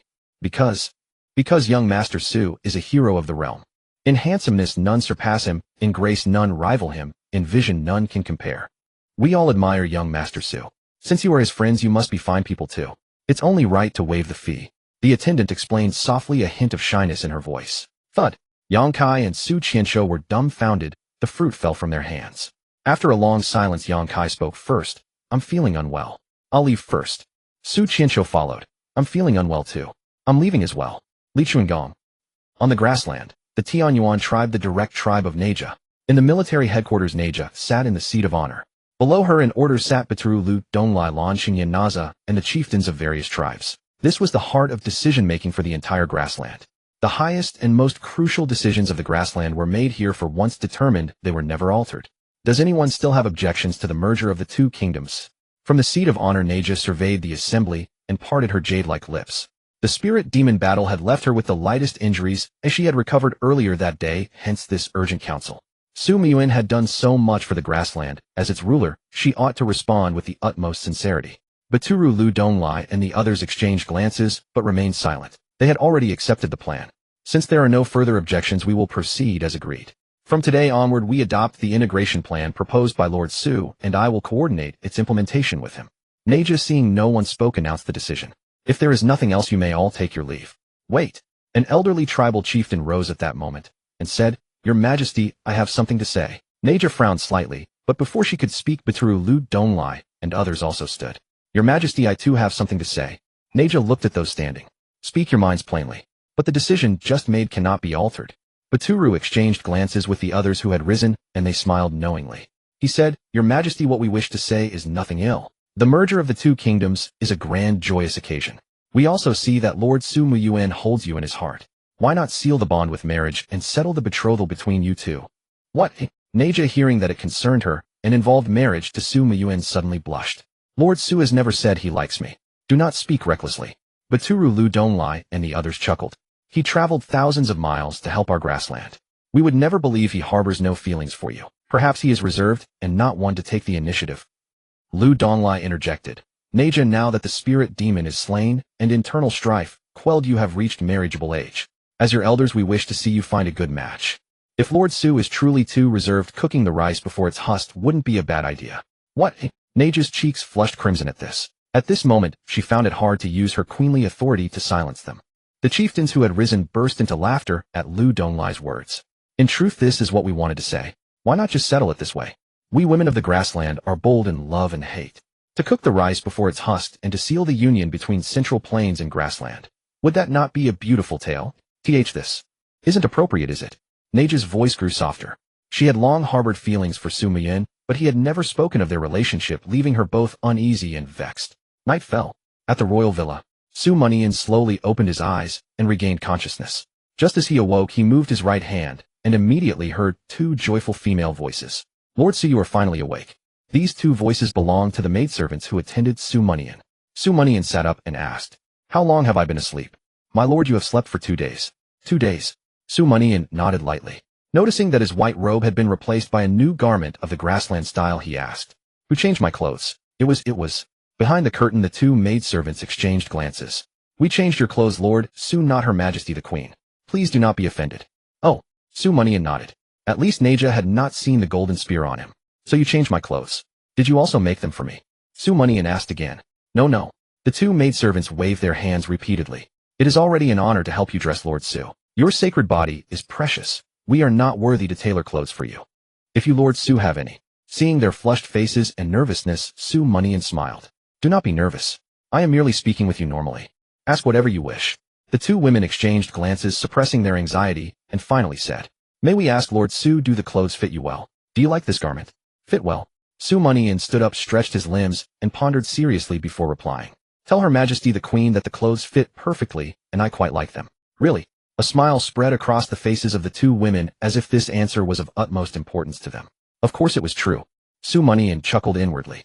Especially the crotch. Finally it no longer chafed. The one made by that blue-eyed beauty, the high priestess, had truly underestimated my size. But I was too embarrassed to say it. News of Su Muyuan's awakening spread quickly. Naja was the first to arrive, followed by Baturu Lu Donglai, Lanxingyan Naza, and others, all coming to visit. They showered Su Muyuan with concern and gratitude, tearfully discussing the banquet of thanks until late at night before leaving. Only Naja remained sitting by Su Muyuan's bed, her face slightly flushed, hesitating, as if lost in thought. "Sovereign Naja, is there something else?"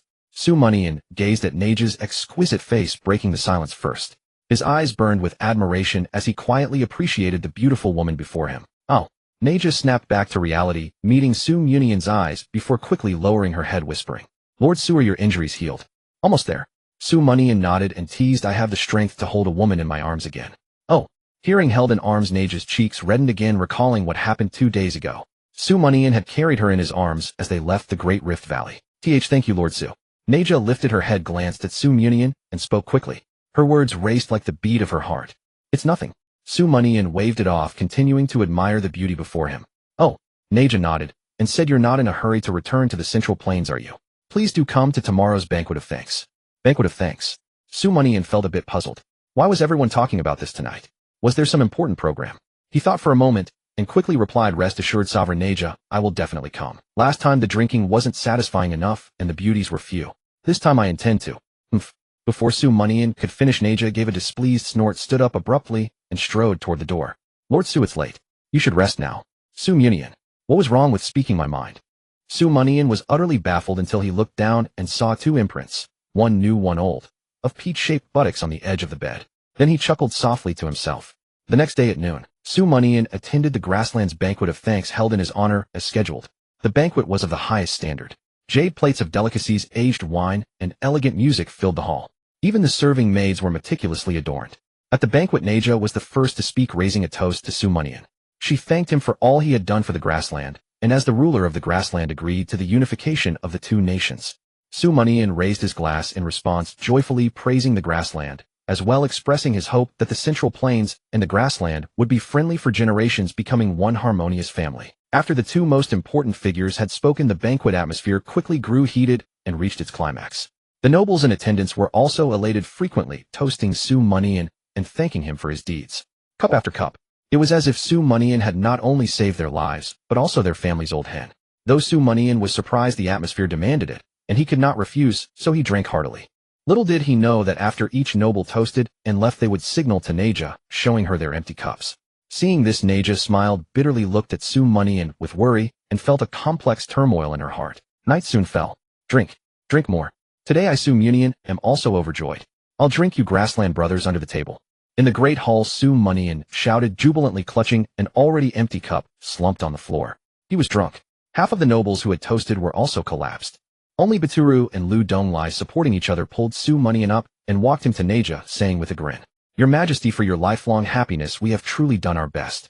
Now it's up to you. With that they tossed Su Mianian into Naja's arms. Naja gasped in surprise, somewhat embarrassed as she caught him, and said awkwardly, All right, you may withdraw. As you command. Baturu and the other chuckled, turned around, and staggered out of the hall. Old Ba, I have finally fulfilled the late emperor's entrustment. My heart is at ease. Xiao Lu, I too have fulfilled the late emperor's entrustment. I am also at ease. Damn you, who are you calling Xiao Lu? Call me Brother Lu. Go to hell. You're younger than me. Why should I call you brother? The voices of Baturu and Lu Donglai drifted in from outside the hall, making Naja smile. A clear glint of tears appeared in her beautiful blue eyes. She was feeling moved, yet suddenly let out a soft cry. Because Su Mianian, leaning against her shoulder with his head nestled in her embrace, seemed to be growing restless. Before long, Naja brought Su Mianian back to the tribe's lodging.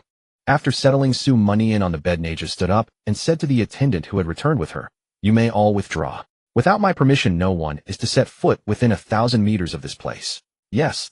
The maids bowed in acknowledgement and were about to leave. At that moment, one of the maids, holding a small sandalwood tray with an exquisite silk pouch upon it, asked, Your Majesty, the High Priest's pouch. A pouch. Naja was momentarily taken aback, then a flush spread across her cheeks. She said, Leave the pouch here. After the maids departed, Naja returned to the bedside, sat down, and leaned over to wipe Su Mianian's face, tending to him with meticulous care. After a while, Naja sat up straight, quietly gazing at Su Mianian's face. Her beautiful eyes sparkled with a radiant light. She simply watched him, occasionally blinking gently, a tempting smile curling at the corners of her lips. She thought of their first meeting, of the melody he played that night to win her smile, though as she recalled their mental sparring, their confrontations. If not for Su Mianian's cold, unyielding departure that evening. If not for his repaying kindness with kindness, saving her in the capital. If not for Su Mianian's sincere determination, traveling thousands of miles to the steppes, their story would have long since ended. In just 1 month of knowing each other, they had shared so much that she felt dazed, unsure if all that had happened was real. Only now, watching his steady breathing and his handsome face that made her heart flutter, did she truly believe that everything between them was so real. This was their first time alone. In the quiet felt tent, only their breaths rose and fell in unison. Naja continued to gaze at Su Mianian, a smile frequently gracing her face, as if she were beholding a captivating painting that could never tire her. After a long while, her eyes glistening, she parted her red lips, slowly leaned down, and drew close to his cheek. Thump, thump, thump. Their breaths brushed against each other's cheeks. Naja's heart suddenly raised, her eyelashes trembling with nervousness. It was the first time she had been so close to a man. She looked at his lips, so near, and several times she wanted to initiate a kiss, but each time she held back. After a moment, she let out a silent wry smile and straightened up. Her beautiful eyes glistened with crystal tears. She bit her lip, lightly caressed his cheek, and said softly, They all hope I seize the opportunity to have something happen with Lord Su, but I refuse to do that. I hope Lord Su will come to like me openly and accept me honorably, not through such a forced situation. If Lord Su doesn't like me, I'll just keep this feeling to myself. At the very least, I don't want to make you hate me.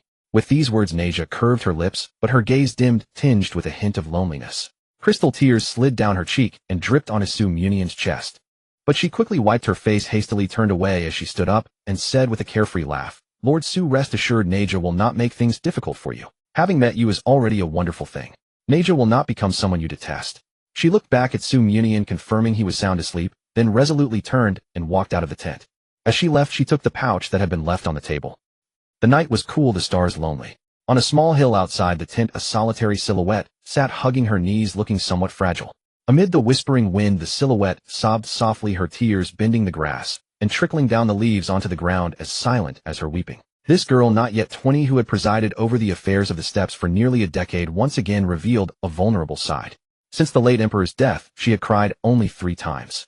Once in the central capital, when Su Mianian tricked her into taking the elixir. Once at the Great Rift Valley, when Su Mianian alone faced the spirit beasts. And once tonight, when Su Mianian was dead drunk and her ministers hoped they would consummate the relationship. All 3 times involved Su Mianian. Their relationship seemed so close, yet so distant.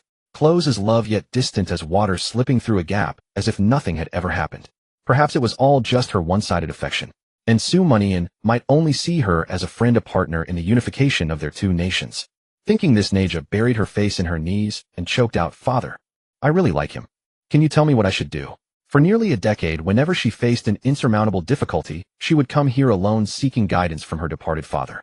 Each time she found the answer she sought in her heart, except this time. Her question dissipated with the wind.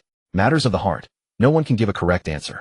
Tears blurred her vision. Helplessness nearly consumed her. Everyone without exception feels flustered and lost when they first meet someone they truly love. Even she, the ruler of the steppes, a Midian Yuan stage powerhouse, could not escape it. She wept like this, her sobs gradually fading, leaving only her beautiful shoulders trembling gently. After an unknown stretch of time, Naja suddenly felt a garment draped over her, warmth flooding her heart. Confused, she looked up and saw a familiar white robe. Raising her gaze further, her beautiful blue eyes widened in surprise as she saw Su Mianian standing beside her, offering a tender and compassionate smile. "The weather is cold. Put this on." "Master Su, weren't you drunk and asleep? How did you come?" Naja's body trembled as she hurriedly wiped away the tears on her face. Su Mianian leaned down, wiping the tear stains from Naja's cheeks, and teased with a slight curl of his lips. "If I hadn't come, wouldn't someone have been here heartbroken all night?" I wasn't crying." Naja turned her head, slightly denying it with a guilty conscience. But the burning heat on her cheeks soon betrayed her. Su Mianian watched this scene, his heart aching with pity. He sighed, sat down beside Naja, tenderly took her hand, and pulled her into his arms.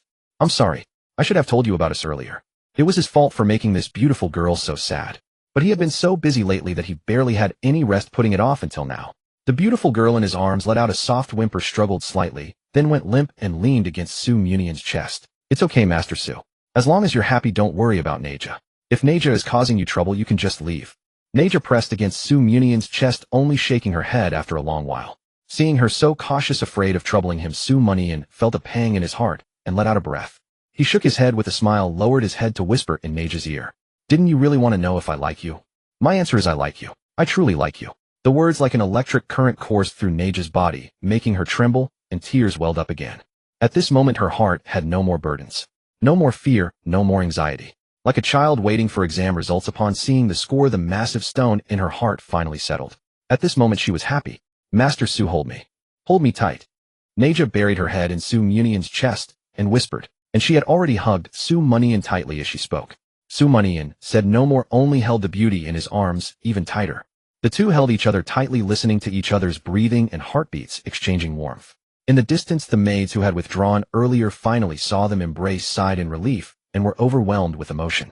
If Su Mianian hadn't come, they would have had to accompany Naja in her sorrow until dawn.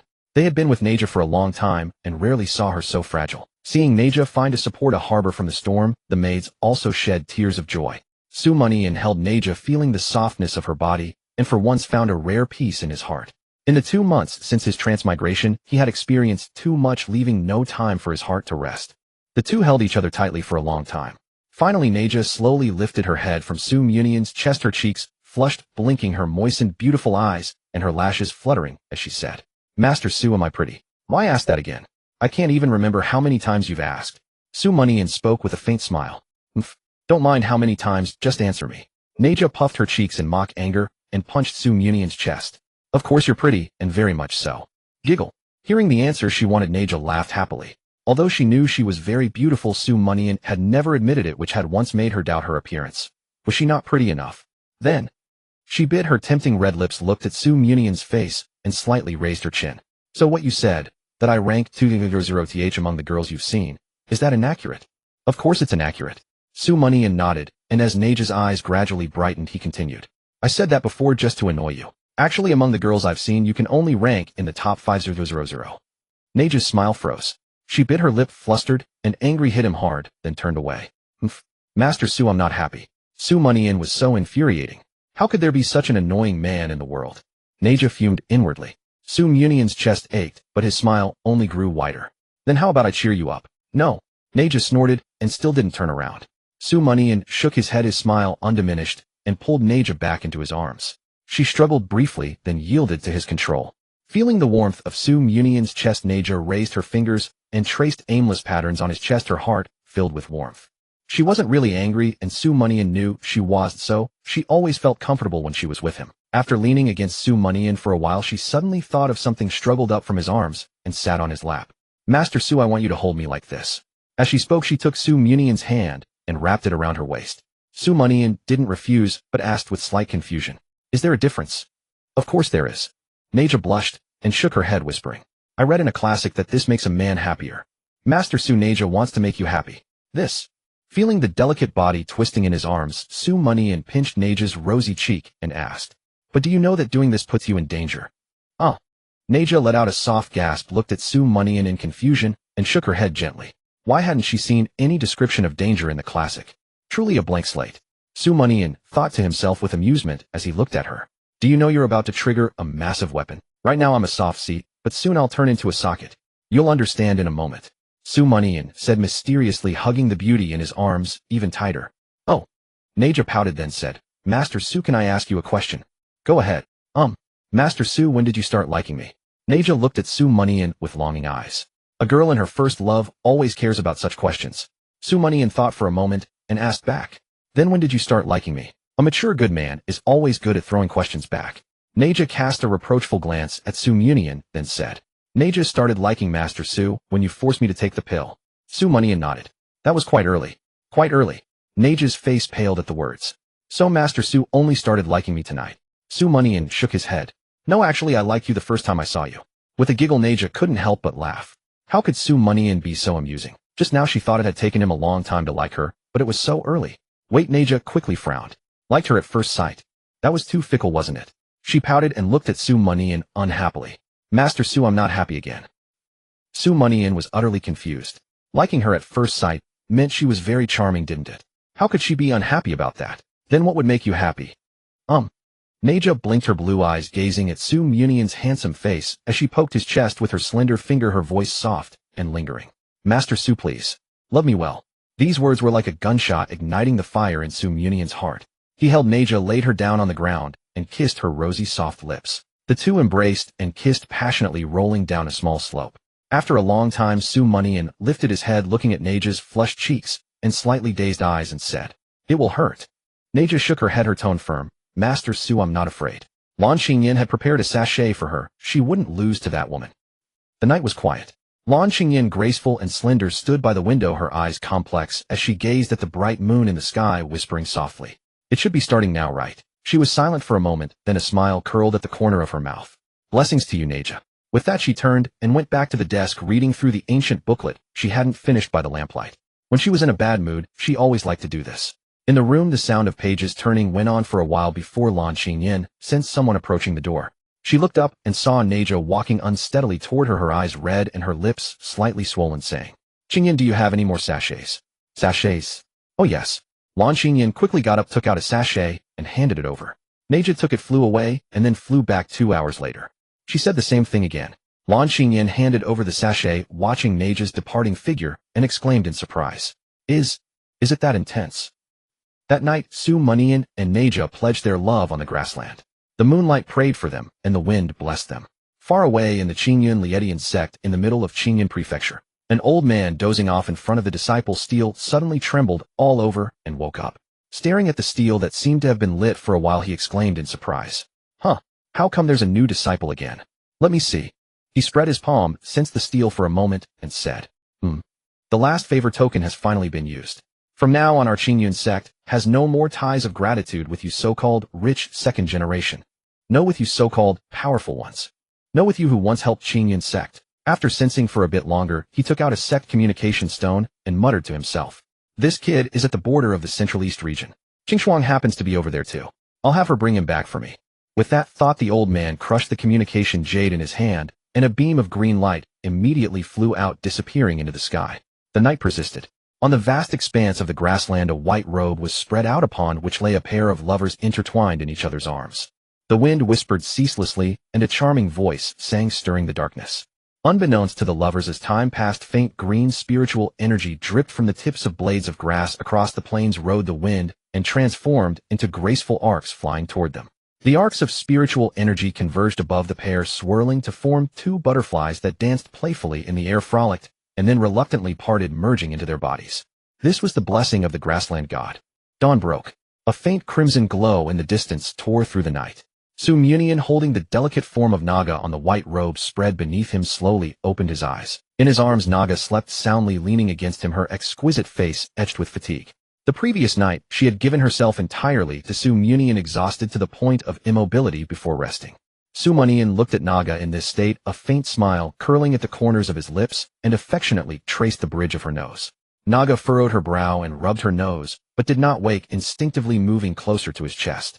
Mianian smiled faintly, not bothering to wake the beauty in his arms, instead raising a barrier and letting her slumber peacefully against him. However, after raising the barrier, Mianian was astonished to discover that his cultivation had improved considerably. He had now stepped into the half-step Inuan realm. The vital essence at his dantian had expanded several times, nearly coalescing into a human form. What's going on? Mianian frowned in confusion. Could it be that every time I engage deeply with a woman, it has a dual cultivation effect, eh? Does that mean the more women I have, the stronger I become? This? His eyes grew brighter, and a smirk involuntarily crept onto his lips. Isn't that a bit too good? Mianian pondered with a peculiar expression, but eventually suppressed the thought. He could not cultivate just for the sake of dual cultivation. Good wine, though delightful, should not be indulged in excessively. Otherwise, what difference would there be from a dual cultivation machine? Thinking thus, Mianian held the beauty in his arms and drifted back to sleep amidst her faint fragrance. What he did not realize was that his cultivation boost came not only from dual cultivation, but also from the blessing of the grassland god. The grassland god had always existed, an embodiment of the will of all living creatures on the grassland. Meanwhile, in the southeastern part of Qingyun Prefecture, within a desolate mountain range, a beautiful woman sat cross-legged on a stone platform, clad in an elegant cyan robe, with a white silk sash around her slender waist. She opened her limpid water-like eyes. She extended her fair jade hand and grasped the air, summoning a streak of light from the heavens that landed in her palm. After sensing for a moment, the beautiful woman produced a voice transmission jade and spoke into it. Junior brothers and sisters, this external training is nearing its end. I have some matters to attend to, and will leave first. Once you have slain enough demonic beasts, return directly to the sect, and do not wander. Her voice was calm and melodious, promptly eliciting replies from her junior siblings. Senior sister Qingxuang, rest assured, we will take good care of ourselves. Among these replies, the female voices were joyful, while the male voices brimmed with excitement. It seemed that hearing Lin Qingxuang speak was enough to make their hearts race. Our junior brothers and sisters have done splendidly this time. The elders will be pleased when we return to the sect. At this moment, a calm, confident male voice spoke, causing a stir among the female disciples. From the voice transmission stone, the female disciples' happy modesty echoed continuously. Well, it was all thanks to senior brother Nanbei and senior sister Qingxuang for overseeing us that we could proceed so smoothly. In truth, we must thank senior brother Nanbei and senior sister Qingxuang greatly. The words senior brother Nanbei were emphasized with deference. This senior brother Nanbei evidently held a very high position in their hearts. From the voice transmission stone, Lu Nanbei acknowledged these thanks with a nonchalant chuckle. Qingxuang, you suddenly have matters to attend to.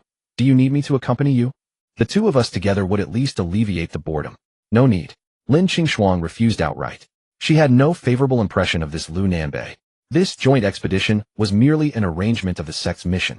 Privately, she had little interaction with Lu Nanbei and paid no heed to the rumors circulating within the sect. Junior sister Qingxuang, why must you refuse so hastily? Before Lu Nanbei could finish, Lin Qingxuang had already put away the voice transmission jade, stepped lightly on the ground, and soared into the sky. She transformed into a streak of light and flew into the distance. On the other side of the mountain range, a handsome young man watched the receding light, his smile gradually freezing, his eyes turning exceptionally malevolent. At noon, the warm sunlight filled the air, once again permeated by the woman's intoxicating scent. A melodious voice rose and fell, lingering for a long time. Afterward, the two began to chat. They spoke of the past, and also of the future. Lord Su, thank you for loving Naga. Naga is very happy. Naga's exquisite body was covered by Su Mianian's white robe. She lay beside him holding his arm tightly, her beautiful delicate face beaming with a radiant smile. Her curved long eyelashes glistened with crystalline tears, exquisite and touching. Su Mianian curled his lips and deliberately asked, "Is that so? Then how happy are you now?"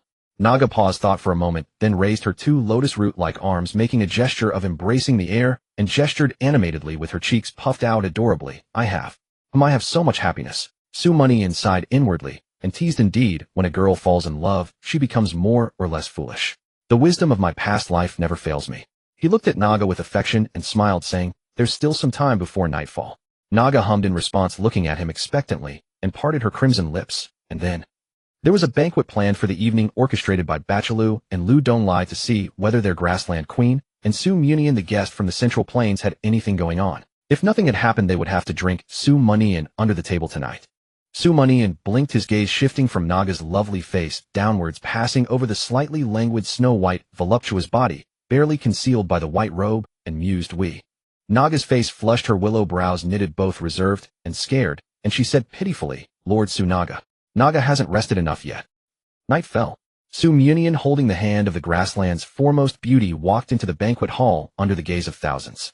Naga stood to his right, her cheeks as rosy as a rose, resembling a newlywed bride. Her blue eyes shimmered with sparkling light, almost never leaving her man. Amidst the thunderous applause, the two ascended to the high seats and exchanged a smile. The crowd below, seeing this, clapped and cheered even more fervently. They all knew what this scene signified. After tonight, their relationship would be proclaimed to the entire grassland and even spread to the Central Plains. By now, the bond between Su Mianian and Naga was no longer confined to a man-woman relationship. It served as a demonstration and bridge for the merger of the two nations. With this connection between them, the grassland people would no longer have reservations about integration. Su Mianian had shown his utmost sincerity. Moreover, his status, position, and the cultivation talent he displayed were far beyond the ordinary. He had become the most powerful anchor of stability for both the Central Plains and the grassland.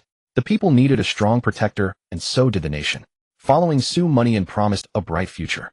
The wheel of history had turned at this moment. That night, Su Mianian drank joyfully once more.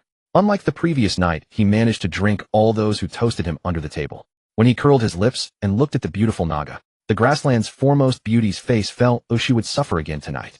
She should never have provoked Lord Su. Wait. Suddenly a light dawned in her eyes. Lord Su was such a heavy drinker. How could he have gotten drunk last night? Did he trick me? 2 days later, Su Mianian, accompanied by Na Jia and a host of prairie nobles, walked to the outskirts of Balanchuo City. "Go back, everyone. Thank you for seeing me off." Su Mianian turned around and waved to the crowd. It was time for him to return to the Central Plains. He had to get back to Wu Qingyue's side before she woke up. Matters of leaving his name on the dynasty ranking also needed to be put on the agenda. Bada Lu Donglai Lanxing and Na Jia and a group of nobles nodded and smiled at Su Mianian. "Lord Su, do come back to the prairie more often in the future. The prairie is your second home. Don't forget us." "Lord Su, it's fine if you forget us, but don't forget our queen." A teasing voice suddenly rang out from the crowd, immediately causing the prairie nobles to burst into laughter and join in the fun. The scene was lively and cheerful. Na Jia, standing at the front of the crowd, couldn't help but lower her head slightly, her cheeks flushed. Su Mianian shook his head with a helpless smile. "Hey, you guys, you dare to make fun of me?" No, just reminding Lord Su." The crowd pretended to be scared, cupping their fists in apology, but the smiles on their faces didn't diminish at all. Lu Donglai was the first to notice Na Jia's shyness, so he coughed twice and said loudly, "Well, I'll take my leave now. I suddenly remembered that the horses in my stable haven't been fed yet." "What?" The nobles looked at Lu Donglai in confusion. "Does the stable need you to feed the horses? What the hell?" The next moment they saw the hint in Lu Donglai's eyes, and then looked at the queen and Su Mianian, suddenly understanding. "Well, my rooster is about to lay eggs, so I'll go back to take care of it. My little mare hasn't been eating for 2 days, so I'll go back and check on her." The nobles were all talking nonsense, quickly walking away, leaving enough space for Su Mianian and Na Jia to say goodbye. Su Mianian stepped forward, took Na Jia's delicate hand, and pulled her into his embrace. Looking into her sparkling eyes, he said, "Really not coming back to the Central Plains with me? You know my feelings." Na Jia pressed close to Su Mianian's chest, feeling the sense of security as her hand was held. Her heart was warm. She shook her head and said, "I'm not going. At least not yet." She lifted her chin and added, "The integration has just begun. If I don't stay in the prairie, even with Uncle Ba and the teacher's help, there will be some difficulties. The integration was your decision, and I agree with it, so I want to do things well and put your mind at ease." Su Mianian rubbed Na Jia's head and said softly, after I go back I'll be heading to Qingyun Cultivation sect. I don't know when I'll be back next time. He wanted to take Na Jia with him. Even if Na Jia couldn't enter the Cultivation sect, there would always be a way. Na Jia's face paled and tears glistened in her eyes. She suppressed the sadness in her heart and grinned. Then I'll wait for Lord Su to return. If Lord Su will come back. The last words were very, very soft. Su Mianian's heart tightened, and he tightly held Na Jia's waist, promising, "What nonsense are you talking about? This is my home, and you are my woman. Of course I will return." Good. Na Jia nodded gently, and said no more. This promise was enough. She believed in Su Mianian. The sadness of parting quietly rose, and the young couple embraced in silence for a long time. After an unknown amount of time, Na Jia gently pushed Su Mianian away, placed her hands behind her back, and smiled. "All right, it's time for you to go back. Don't forget me." "I won't." Su Mianian smiled slightly. "I'm leaving. Take care of yourself." He was about to turn and leave, but then he thought of something, and said, "After I return, I will tell Qingyue about your existence. There's no need to hide between us. If you want to come to the Central Plains during this time, you can tell me any time, and I'll come to pick you up." "I understand." Na Jia nodded happily. "Hurry up and go, or I won't be able to bear to let you leave." When she said this, she deliberately furrowed her brows, pretending to be angry. What Su Mianian didn't know was that Na Jia's hands hidden behind her back were crossed and clenched tightly, trembling incessantly. "All right." He smiled and nodded, rose into the air, waved goodbye. To Na Jia nodded farewell, to Lu Donglai and the others in the distance, and finally took one last look at the prairie from high above before turning into a streak of light and disappearing into the distance. Phew. Seeing that Su Mianian had completely left her sight, Na Jia slowly let out a sigh of relief, and tears finally couldn't stop falling from the corners of her eyes. How could she bear to let Su Mianian leave? How could she not want to go with him? But now she didn't want to leave the prairie, nor could she leave the prairie. She stood still, gazing into the direction where Su Mianian had disappeared like a hollow log, her heart torn out. Lan Xingyan landed beside her, quietly accompanying her long without speaking. The tears were dried by the cold prairie wind. Na Jia turned to Lan Xingyan and said, "Let's go back. 3 years. I want to let the prairie people fully accept the Central Plains within 3 years so that Lord Su's grand vision can be realized." Lan Xingyan looked at Na Jia's resolute back, and tears suddenly welled up in her eyes. Good. High in the sky, Su Mianian flew south at full speed. After stepping into the half-step Yin Yuan realm, his speed had increased several times over his initial stage. It now only took half an hour to return to Shuzhou City. As he flew, he marveled at Na Jia's intelligence. He did like Na Jia, but he had never taken the initiative to confess to her, because he knew that even if they got together, they couldn't be together for long. If just for the sake of smooth integration between the two nations he made Na Jia stay in the prairie for several years, or even 10 years, it would ultimately be unfair to her. But Na Jia saw through his concerns, resolutely got together with him, and then refused to return to the Central Plains with him, which inevitably made him feel guilty. Truly a girl of extraordinary talent and wisdom. Su Mianian shook his head and sighed. A strong desire to become stronger naturally arose from the bottom of his heart, flooding his mind. He was still too weak, so weak that he had to seek the protection of the sect, so weak that he couldn't truly protect this country. Without the help of Wu Qingyue and Yang Zihua, he would have probably reincarnated and gone to some other world. I must become stronger even if I don't sleep. Even if I don't eat, I must become stronger. Su Mianian made up his mind. Once Wu Qingyue woke up, and this matter was over, he would train desperately and ascend to the peak. As he thought this, Su Mianian suddenly frowned, his body hair standing on end, his muscles reacting instinctively, causing him to fly backward several meters. Boom. An earth-shattering roar sounded, and a dark iron club engraved with complex inscriptions fell from the sky, piercing through the spot where Su Mianian had been moments ago, and smashed into the ground. So you managed to dodge it. Su Mianian, you do have some skill. A teasing voice drifted from the distant clouds, growing louder. A black silhouette descended through the air, appearing before Su Mianian in the blink of an eye. He was a tall, robust man, his tight black clothes stretched taut over bulging muscles, evidently a master of body refinement. The cultivation fluctuation emanating from him was at the mid-stage of the Yin origin stage. Su Mianian, leave a final word, and I'll send you on your way. The black-clad man sized up Su Mianian, then let out a sneer. With a casual clench of his right hand, a massive iron rod instantly returned to his grasp, tearing through the air. The contempt in his tone suggested that Su Mianian was already a dead man. Su Mianian's eyes narrowed, and the Zhenghua sword silently tightened in his grip. Are you from the Black Wind dynasty? Su Mianian asked. You're sharp enough to guess why I've come. Then you die without regret. The black-clad man swung the iron rod, pointing it at Su Mianian. A fierce gust of wind blew back the latter's clothes and hair. Remember, I am Ling Qin, the 4th prince of the Black Wind dynasty, and also an inner disciple of the Zhanshuan sect. The Zhanshuan sect. Mianian nodded slightly, now understanding what Ling Chun was relying on. The Zhongshuan sect, one of the 7 sects of Qingyun, was located in the eastern part of Qingyun Prefecture, ranking slightly below the Qingyun Lingtian sect. As an inner disciple, he undoubtedly received substantial resource support. He dared to come alone, likely confident in his ability to kill Mianian.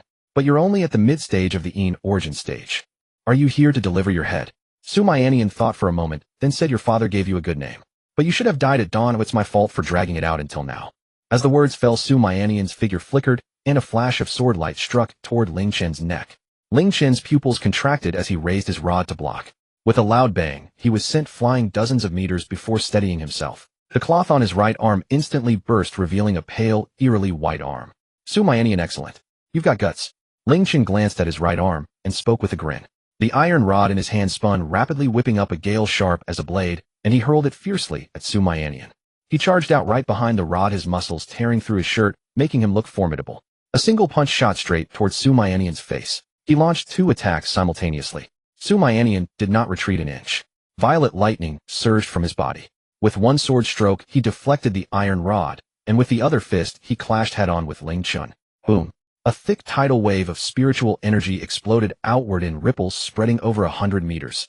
Mianian remained rooted in place, while Ling Chun was sent flying another dozens of meters.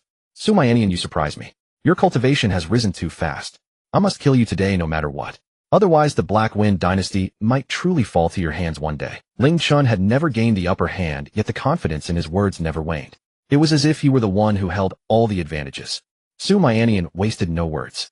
He activated the sky-supporting Thunder Divine Art to its 2nd level, and a ferocious, ruthless aura surged into the Zhen Gua sword. Using the sword as a blade, he executed the 9-fold Thunderblade. Boom! A red light burst from the sword tip, expanding dozens of times in an instant like a 100-meter-long blade slashing out. The very space twisted slightly, as if unable to bear the power of this strike. Ling Chun did not dodge. He simply placed the iron rod before him, a faint, barely perceptible smirk flickering at the corner of his mouth. The red light swept through. His body exploded, instantly vanishing into nothing. That's simple. Mianian frowned, sensing something amiss. Had he traveled 1,000 miles just to talk tough? Mianian tapped the air, preparing to leave, when a terrifying, overwhelming aura locked onto him from behind. His back muscles instinctively tensed, and a deadly crisis flooded his mind. An ambush. Mianian spun around. The black iron rod, shrouded in dark mist, was less than half a meter away. The Ling Chun from before was not the real body. Mianian realized the truth, but had no time to counter. He could only hastily form a spiritual energy barrier to block. Boom! The spiritual barrier shattered. The iron rod slammed into the Zhen Gua sword, unleashing a colossal force that sent Mianian flying with a brutal impact. Mianian coughed up a mouthful of blood. His clothes were torn, and his eyes dimmed instantly. A single blow had gravely wounded him. He could barely stand. Clap, clap, clap, clap, clap. Applause rang out. Mianian, I underestimated you. You survived that. Ling Chun reappeared, looking down at Mianian. Not only was he completely unharmed, but his cultivation had also changed. Now Ling Chun was at the mid-stage of the Yang origin stage, a full realm higher than before. Mianian wiped the blood from his mouth, his expression grave like never before. Was that your clone earlier? Hee hee. Ling Chen sneered. Not exactly a clone. What you killed was merely a puppet I refined. The mockery in his voice reached its peak. Mianian, don't think that joining the Qingyun Lingtian sect means you can rest easy. Killing you is easy for me. Ling Chen taunted again. Mianian remained silent. Would the Qingyun Lingtian sect act for a new disciple like Mianian, given that Ling Chen appeared as an inner disciple of the Zhongshuan sect? Probably not. Sect protection also depended on one's status within the sect. Mianian's importance to the sect was likely not greater than Ling Chen's. Even if the Qingyun Lingtian sect wanted to save him, it was far away and might not arrive in time. The enemy's reckless attack suggested that Yang Zihua had already left. Now it seemed like a dead end. Mianian mentally cursed the entire Black Wind dynasty, then reluctantly pulled out his sect token, forcing calm, as he said, are you trying to start a war with the Qingyun Lingtian sect? War? Ling Chen sneered. Mianian, do you overestimate yourself that much? You're not even an officially inducted disciple. Why would the Qingyun Lingtian sect go to war for you? Do you think you're of the heaven generation of the Qingyun Lingtian sect? The heaven generation. Mianian paused, then opened his palm to reveal the token engraved with a platinum-edged heaven character. He deliberately flashed it, shaking it slightly. Are you talking about this? Ling Chun didn't even look. Stop joking. How could a backwater place like this produce a heaven generation disciple? I investigated before coming. That expert who helped you is eccentric and just wanted to act on a whim. That token of yours is just a piece of scrap metal. What weight does it carry? This. His analysis was quite reasonable. Mianian had no choice, but to insist, no, you really need to take a look. This really has the heaven character, with a platinum border. Platinum border. Ling Chen's face suddenly darkened. He turned his gaze and indeed saw the heaven character on the token. His eyes widened in shock. It really is the heaven generation. Damn it, the heaven generation was 100 times more important than an inner disciple. What cultivation level was that expert? What was the relationship between Mianian and that expert? Giving away a heaven generation token so casually, Ling Chen's scalp tingled. He had originally planned to kill Mianian in a flash, and as long as he was dead, the Mianian sect might not bother. After all, disciples dying while training outside was common, an unspoken rule among the sects. But with Mianian holding the token, the Mianian sect would not sit idly by. His killing intent wavered. His expression flickered between gloom and uncertainty. Mianian's eyes lit up. He hadn't expected his desperate move to work. He truly was a heaven generation disciple, a core member of the sect. But I'm a bit curious. Why did Yang Zihua help me so much? Just to show off. Mianian suddenly felt puzzled. At that moment, Ling Chen seemed to make a decision. He formed hand seals and said, Mianian, I acknowledge your high status, but that doesn't mean I dare not kill you. The Zhongshuan sect and your Mianian sect have always had friction. Lately we've been vying for your sect's ranking. If I kill you, a heaven generation disciple, I'll surely be rewarded by the sect. A black whirlwind formed between his palms, swelling like a ferocious lion charging at Mianian. Mianian, die. Ling Chen roared, his eyes filled with vicious resolve. If he didn't kill Mianian today, it would be harder in the future. Damn it. Mianian's face changed. According to the script, wasn't this guy supposed to fume helplessly and then run away? Ignoring his injuries, he mustered the remaining spiritual energy to flee, but suddenly felt the temperature around him drop by dozens of degrees. A bone-chilling cold spread over hundreds of meters. The black whirlwind, as if solidified, was frozen in midair. Ling Chen's heart skipped a beat. He swept his gaze around and found his legs frozen, unable to move, covered in a layer of frost that exuded a deadly chill. Which senior has arrived? This junior Ling Chen of the Zhongshuan sect greets the senior. Ling Chen hastily bowed his head and clasped his fists, not daring to move. No need for, senior. I am not acquainted with your Zhongshuan sect. But you have quite the audacity attempting to kill a disciple of my Mianian sect. And a heaven generation disciple at that. Today you will give me an explanation. A woman's voice, cold enough to freeze the soul, rang out, causing Ling Chen to tremble in terror, his eyelids twitching uncontrollably. Mianian looked up at the sound, seeing a woman radiating cyan light, stepping on a magnificent ice lotus descending from the sky and landing slowly before him. Her features were exquisite, her figure graceful, and her bearing extraordinary. The coldness emanating from within through her pale cyan gauze dress constantly reminded onlookers that this woman could only be admired from afar, never profaned. Quite attractive. Mianian grumbled inwardly. This must be what a celestial maiden from the moon palace descending to the mortal world would look like. Although she seemed anything but approachable, she was his ally. He really wanted to cling to her coattails. The pure kind of clinging. Junior brother, take this pill. It will help heal your wounds. Ahead, Lin Xingxuang turned her fair wrist, and a cyan light enveloped a third-grade emerald green pill, floating it over to Mianian. The fragrance of the medicine permeated the air, pure and flawless. It was a pill of exceptional quality. Thank you, senior sister. Mianian cupped his fists in gratitude, then took the pill and swallowed it. The medicinal power quickly spread through his body, flowing through the extraordinary meridians and internal organs, repairing his injuries. A sensation of fullness and strength filled his limbs and bones. In almost an instant, Mianian's injuries recovered by 80%, astonishing him greatly. The depth of a major sect far exceeded his imagination. Lin Xingxuang noticed that Mianian had recovered, nodded slightly, and then looked at Ling Chen, whose feet were trapped. Her mere silence exerted immense pressure on him. This was a crushing disparity in cultivation. The higher the realm, the more pronounced the oppressive pressure. Ling Chen, swept by Lin Xingxuang's gaze, felt a chill in his heart, sweat beating on his forehead. Suppressing his terror, he said, "Esteemed senior, my master is Zhang Yunzi of the Zhongshuan sect. Attacking Brother Mianian was rash of me. I beg your forgiveness." Even as he said this, Ling Chen was cursing 1,000 times in his mind. Damn it. This Mianian's fortune was simply overwhelming. How did he always have benefactors helping him? He had already killed a Yang Yuan realm expert with a single sword, so why, when he was about to kill him, did the Qingyun hunting heaven sect send someone to protect him? You came to kill me at our first meeting. Who are you calling brother? Mianian seized the opportunity to speak, feigning a sigh. If senior sister hadn't arrived, I would already be dead. Then a hint of slyness flickered at the corner of his mouth, and his tone turned sorrowful. I beg of you, senior sister, to seek justice for your junior brother. He had already sensed that the senior sister before him was fiercely protective of her own, so he did not hesitate to fan the flames. Why negotiate with someone who wanted to kill him? Ling Chen's eyelid twitched. He cursed inwardly, but dared not speak his mind. He could only explain, esteemed senior I. Enough nonsense. Lin Qingxuang's expression remained calm, but her tone carried a hint of displeasure. She raised her right hand, fingers clenched, and several huge ice boulders congealed around Ling Chun, suddenly closing in. Boom. A sound like a meteorite striking the earth rang out, and Ling Chun let out a piercing scream. But soon the ice boulders were slowly pushed apart. Ling Chen's physical body was resisting. Senior, do you really want to break all ties? Su Mianian's injuries were not fatal. Why must you? Enough. Lin Qingxuang frowned, and her right hand clenched again. The ice boulders, as if empowered by the might of heaven and earth, completely annihilated Ling Chen's resistance. Crack, crack, crack. Up.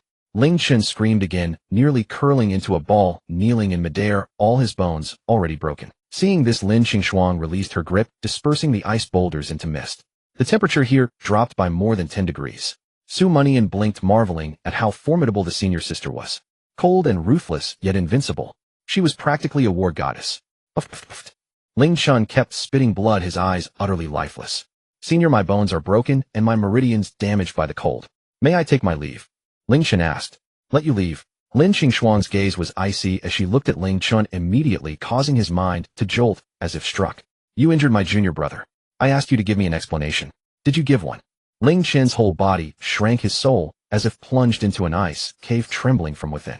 This was a soul attack. Ling Chun gasped, greatly shocked. This stunning woman from the Qingyun hunting heaven sect must have reached the spirit soul realm. No wonder she could easily crush him. So young, beautiful, and with such high cultivation. He roughly knew the identity of this stunning woman. May I ask, senior, are you the chief female disciple of the Qingyun hunting heaven sect? Senior sister Lin Qingxuang. As soon as Ling Chen spoke, he immediately regretted it. He saw Lin Qingxuang's delicate hand flick toward him through the air. A palm of ice mist instantly formed and slapped him hard across the face. Smack. Did I permit you to speak my name? Lin Qingxuang was clearly displeased. Ling Chun, Su Mianian senior sister, is so domineering. Well, I appreciate it. Wait, her name is Lin Qingxuang. Yang Zihua had told him that staying away from Lin Qingxuang was definitely the right thing to do. Now that Lin Qingxuang had come to save him, should he take the opportunity to slip away? Stay away from her. Forget it, let's observe first. On the other side, Ling Chun dared not speak recklessly anymore, and could only say, Su Mianian was seriously injured by my ambush. I am willing to offer 2 third-grade Qi recovery pills and 500 mid-grade spirit stones as compensation. How about that? As he spoke, Ling Chun felt a pang of pain all over. Pills were scarce resources in sects, even in major ones. He could only obtain 1 third-grade Qi recovery pill per year. After deducting his previous expenses, he now had only 3 left. Mid-grade spirit stones were even more precious. 1 mid-grade spirit stone could be exchanged for 100 low-grade spirit stones. He could only obtain 50 mid-grade spirit stones per year, including those plundered from outside, now offering 500 mid-grade spirit stones. Half of that came from his position as a prince of the Black Wind dynasty. Upon hearing this, Su Mianian was overjoyed. He would take the pills and spirit stones first. Killing Ling Chun and destroying the Black Wind dynasty was only a matter of time. Not enough. Lin Qingxuang shook her head slightly. Hand over all your storage rings. Storage rings. Ling Chun was greatly alarmed, cold sweat soaking his back. Senior sister Lin, although our sects have conflicts, why must it come to this between disciples? If you take my storage ring, won't all my years of effort go to waste? Smack. Another icy palm struck, and both of Ling Chen's cheeks bore frosty handprints. Give it or not? Lin Qingxuang demanded a precise answer. Ling Chen clenched his teeth and finally relented. I'll give it. He removed the storage ring and tossed it toward Lin Qingxuang. Lin Qingxuang grabbed it in midair, took a brief look, and waved her hand. The storage ring immediately flew to Su Mianian. Thank you, senior sister Lin. Su Mianian accepted the storage ring with a smile. Lin Qingxuang nodded slightly and looked at Ling Chen again. Senior sister Lin, may I leave now? Ling Chen asked again. Lin Qingxuang's methods were too domineering. He must leave as soon as possible. You may, but you must break 1 arm and 1 leg first. As she spoke, Lin Qingxuang's cold eyes blinked mercilessly. 2 ice soul swords instantly appeared behind Ling Chun and slashed toward his limbs. The swords were so sharp that Ling Chun felt a bone-piercing chill even before they struck. It was as if his limbs had already been severed the moment the swords appeared. Senior sister Lin, I have already offered compensation. Why must you still make things difficult for me? Knowing he could not dodge, Ling Chun could only steel himself and shout in protest. Enough. With 2 crisp sounds, Ling Chen's right arm and right leg flew off. Up. Ling Chun, having lost his limbs, let out a feeble scream as he plummeted from midair. Lin Qingxuang's successive strikes had already gravely wounded him, reducing his strength to the brink of the Yang Yuan realm. As he was about to hit the ground, he took a sharp breath and used his remaining left hand to release spiritual energy, halting his descent. Returning to midair, Ling Chun wrapped his wounds with spiritual energy, his pale face twitching incessantly, a sign of his desperate struggle to suppress the rage within him. Gritting his teeth, he looked past Lin Qingxuang at Su Mianian, snarling viciously. Su Mianian, you killed my 2 younger brothers, and now you've cost me an arm and a leg. I will have my revenge. Su Mianian shrugged, unconcerned by Ling Chen's threat. You brought it upon yourself. He looked at Ling Chen, a cold smile curling at the corners of his mouth. What makes you think you still have a chance for revenge? Ling Chen's face stiffened. What do you intend to do? Su Mianian laughed heartily, the Jinghua sword in his hand, emitting a high-pitched dragon's roar. How dare you ask why? To kill you, of course. Su Mianian stepped forward, lightning enveloping his body and spreading to the sword. His figure vanished from the spot, and when he reappeared, a graceful arc of purple light flashed through the air. It was Su Mianian's strongest sword strike, powered by his physical strength. Su Mianian, you're asking for death. Ling Chun roared ferociously, summoning his Xian iron staff, with his left hand blocking it before him in the nick of time. Boom. Spiritual energy exploded, sending Su Mianian stumbling back several steps, his arm meridians numbed. Ling Chun, on the other hand, was tossed backwards several times before staggering to a halt. Losing his right hand and foot severely impaired his combat power. Coupled with his existing injuries, the wounds reopened, spilling red blood. Ling Chun was in utter disarray. The situation had exceeded his expectations. Just as he was about to speak, Su Mianian's sword came down again, its momentum terrifyingly fierce. As with a blade there is a saber momentum, as with a sword there is a sword momentum. Ling Chen's mouth twitched wildly as he blocked again, the sword and staff clashing dozens of times in an instant. I've already given you an explanation, why won't you let me go? Ling Chen shouted loudly. He could no longer assuredly defeat Su Mianian. If this dragged on, he might truly die here. His father, the emperor, was still in seclusion and could not emerge to save him. The imperial family is the most ruthless. If he died, his father would avenge him at most, but what good would that do? To him, death meant no resurrection, and it was meaningless. Lin Qingxuang had been observing Su Mianian's movements. Hearing Ling Chen speak, she furrowed her delicate brows and said, asking for your explanation was my matter. My junior brother wanting to kill you is his. I don't care. Ling Chun, burning with rage, spat out a mouthful of blood. How utterly unreasonable. If he wasn't killed today, he would be infuriated to death. Su Mianian seized the opportunity to intensify his attack, his sword angles extremely cunning, relentlessly targeting Ling Chen's right side. Wherever the defense was weak, he struck. Clang. The sword thrust at Ling Chen's right chest was blocked. Su Mianian flicked his right hand, sending the Xian iron staff flying, then leaped high, his sword descending at a 45-degree angle. After the purple lightning flashed, a thin black streak followed. The black long blade was drawn, returning C's single slash. At the critical moment, a formation pattern flickered on Ling Chen's chest, blocking Su Mianian's 2 attacks. Ling Chun, like a shrimp, arched backward and flew out, his energy completely disordered. Su Mianian pursued relentlessly, holding a blade in his left hand and a sword in his right, crossing them as they fell. Both blade and sword unleashed the 9-fold thunderblade. This was the peak of his power. He wanted to see if, without the enhancement of Heavenly Thunder and the Fixed Heaven Thunder Talisman, he could kill a severely wounded Yang Yuan realm expert. Enough. A low voice suddenly rang out, and Su Mianian felt a surge of terrifying fear in his soul. His control over his body seemed to falter. Lin Qingxuang, you indulged your sect disciple to kill my junior brother. Do you think my Zhongshuan sect has no one? A gray-robed young man suddenly appeared, standing 100 meters behind Ling Chen, his gaze fixed on Lin Qingxuang. Lin Qingxuang glanced at him. Soul intimidation. You've touched the threshold of the Shun Per realm. The gray-robed young man held his right hand before his abdomen, calm and composed, as if everything was under control. Since you, the #1 genius of Qingyun Lietian sect, have entered the Shun Per realm, I must follow suit.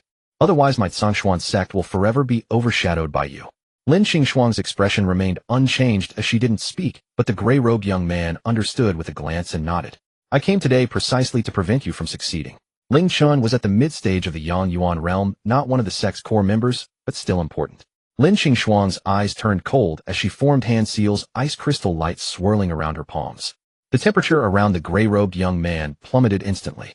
Surging cold energy appeared as a vortex, devouring toward Ling Chun. Thousands of ice swords surged forth, overwhelming the sky. Tons of ice stones fell from the sky. The surroundings of the gray-robed young man seemed to transform into a frozen world. The bone-chilling cold made it difficult to move. One thought, ice realm. The gray-robed young man frowned. Apart from launching soul attacks, the greatest characteristic of the Shunpa realm was the overwhelming power of the soul capable of manipulating the elements of heaven and earth. Those with exceptional talent could transform the elements into various offensive forms, forming a miniature world. Lin Qingshuang was one such person. The cold energy ice swords and ice stones attacked simultaneously.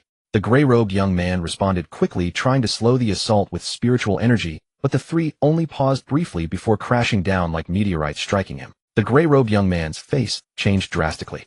He summoned a spiritual energy barrier to defend, but retreated step by step, blasted back over 1,000 meters in a rather disheveled state. Can't you see my junior brother is learning to fight against a Yang Yuan realm expert? How dare you interfere? Lin Qingshuang demanded, intensifying the attack. The gray-robed young man kept defending in the ice and snow, attempting several counterattacks, but each was preempted and suppressed. Seeing him unable to free himself, Lin Qingshuang turned to Su Mianian and said, "Junior brother, continue." "All right." Su Mianian nodded, bringing down his blade and sword to resume the unfinished attack. Boom. Ling Chun, who had been healing during the pause, was struck by Su Mianian's attack. The formation pattern on his chest was severed, and his broken body was crippled, once more crashing into the earth like a bloody figure. Su Mianian was jolted by the force of the formation pattern, his bones cracking, and he too was injured. But with a fierce look in his eyes, he stepped on the Jinghua, soared his body, diving like a flowing light, and thrust the blade downward. He wanted Ling Chun dead. Insolent. In the distance, the gray-robed young man trapped in the ice roared, and a pitch-black long spear shot forth, appearing instantly to Su Mianian's left. Su Mianian did not dodge or evade. He swung the black gold blade in a curve, cleaving toward the spear. He knew he was outmatched, but he still had to try. His murderous intent toward Ling Chun would not waver under pressure. That was his stance from beginning to end. Crack.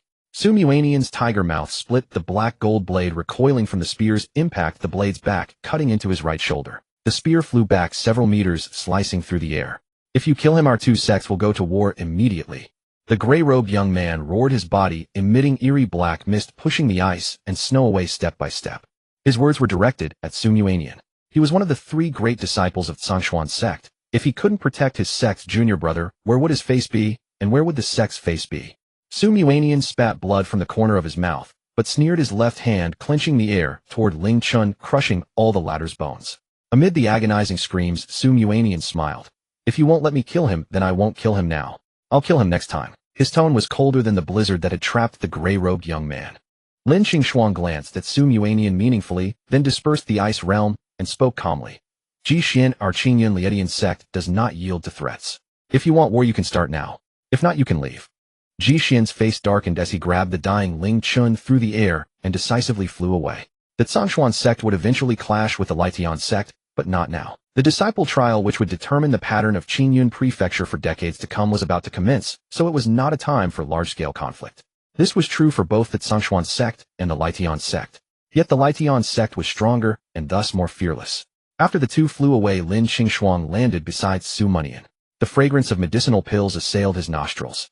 Lin Qingshuang gave him another pill. "Junior brother, heal yourself." Su Mianian grinned. "Thank you, senior sister Lin." After swallowing the pill, he glanced at Lin Qingshuang, suddenly remembering Yang Zihua's warning, and stepped back with a strange expression.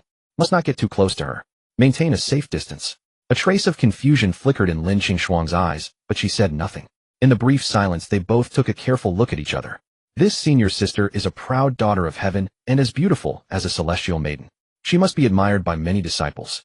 A beautiful woman is a disaster, but safer to stay away. This junior brother is quite handsome. In their minds, they quickly formed a first impression. Su Mianian stepped back 2 more paces, and amid Lin Qingshuang's barely perceptible surprise, he said, "That was extremely dangerous just now. Thank you, senior sister Lin, for saving me. Otherwise I would have died." Lin Qingshuang nodded slightly. "You are a newly admitted disciple, and you are of the Tian generation, so there's no need to be so polite. Is the Tian generation very important in the sect?" "Of course. Our Lietian sect's disciples are divided into the Fan generation, the Lai generation, and the Tian generation. The status of Tian generation disciples is second only to the sect's elders. Some Tian generation disciples even have a higher status than the elders." "I see. Senior sister means her status is higher than the sect's elders." Su Mianian understood, and also learned his own position in the sect. Yang Zihua had not only helped him greatly, but also given him some capital to show off.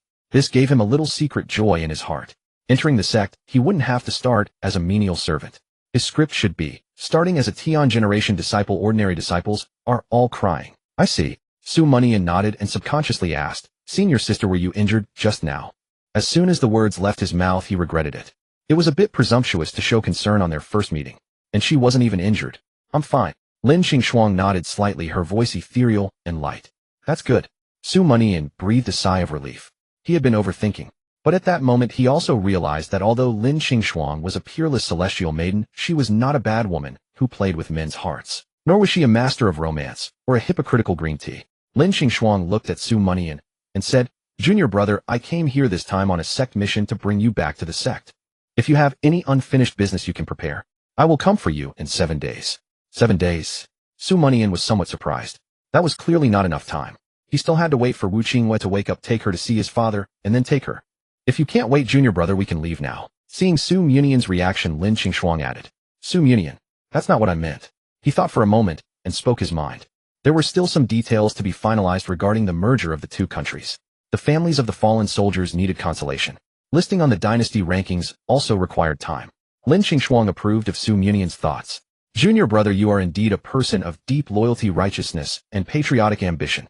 This is a complete map of Qingyun Prefecture, which will save you much effort in handling matters. Lin Xingxuang conjured an ancient parchment scroll in her palm and handed it to Su Mianian.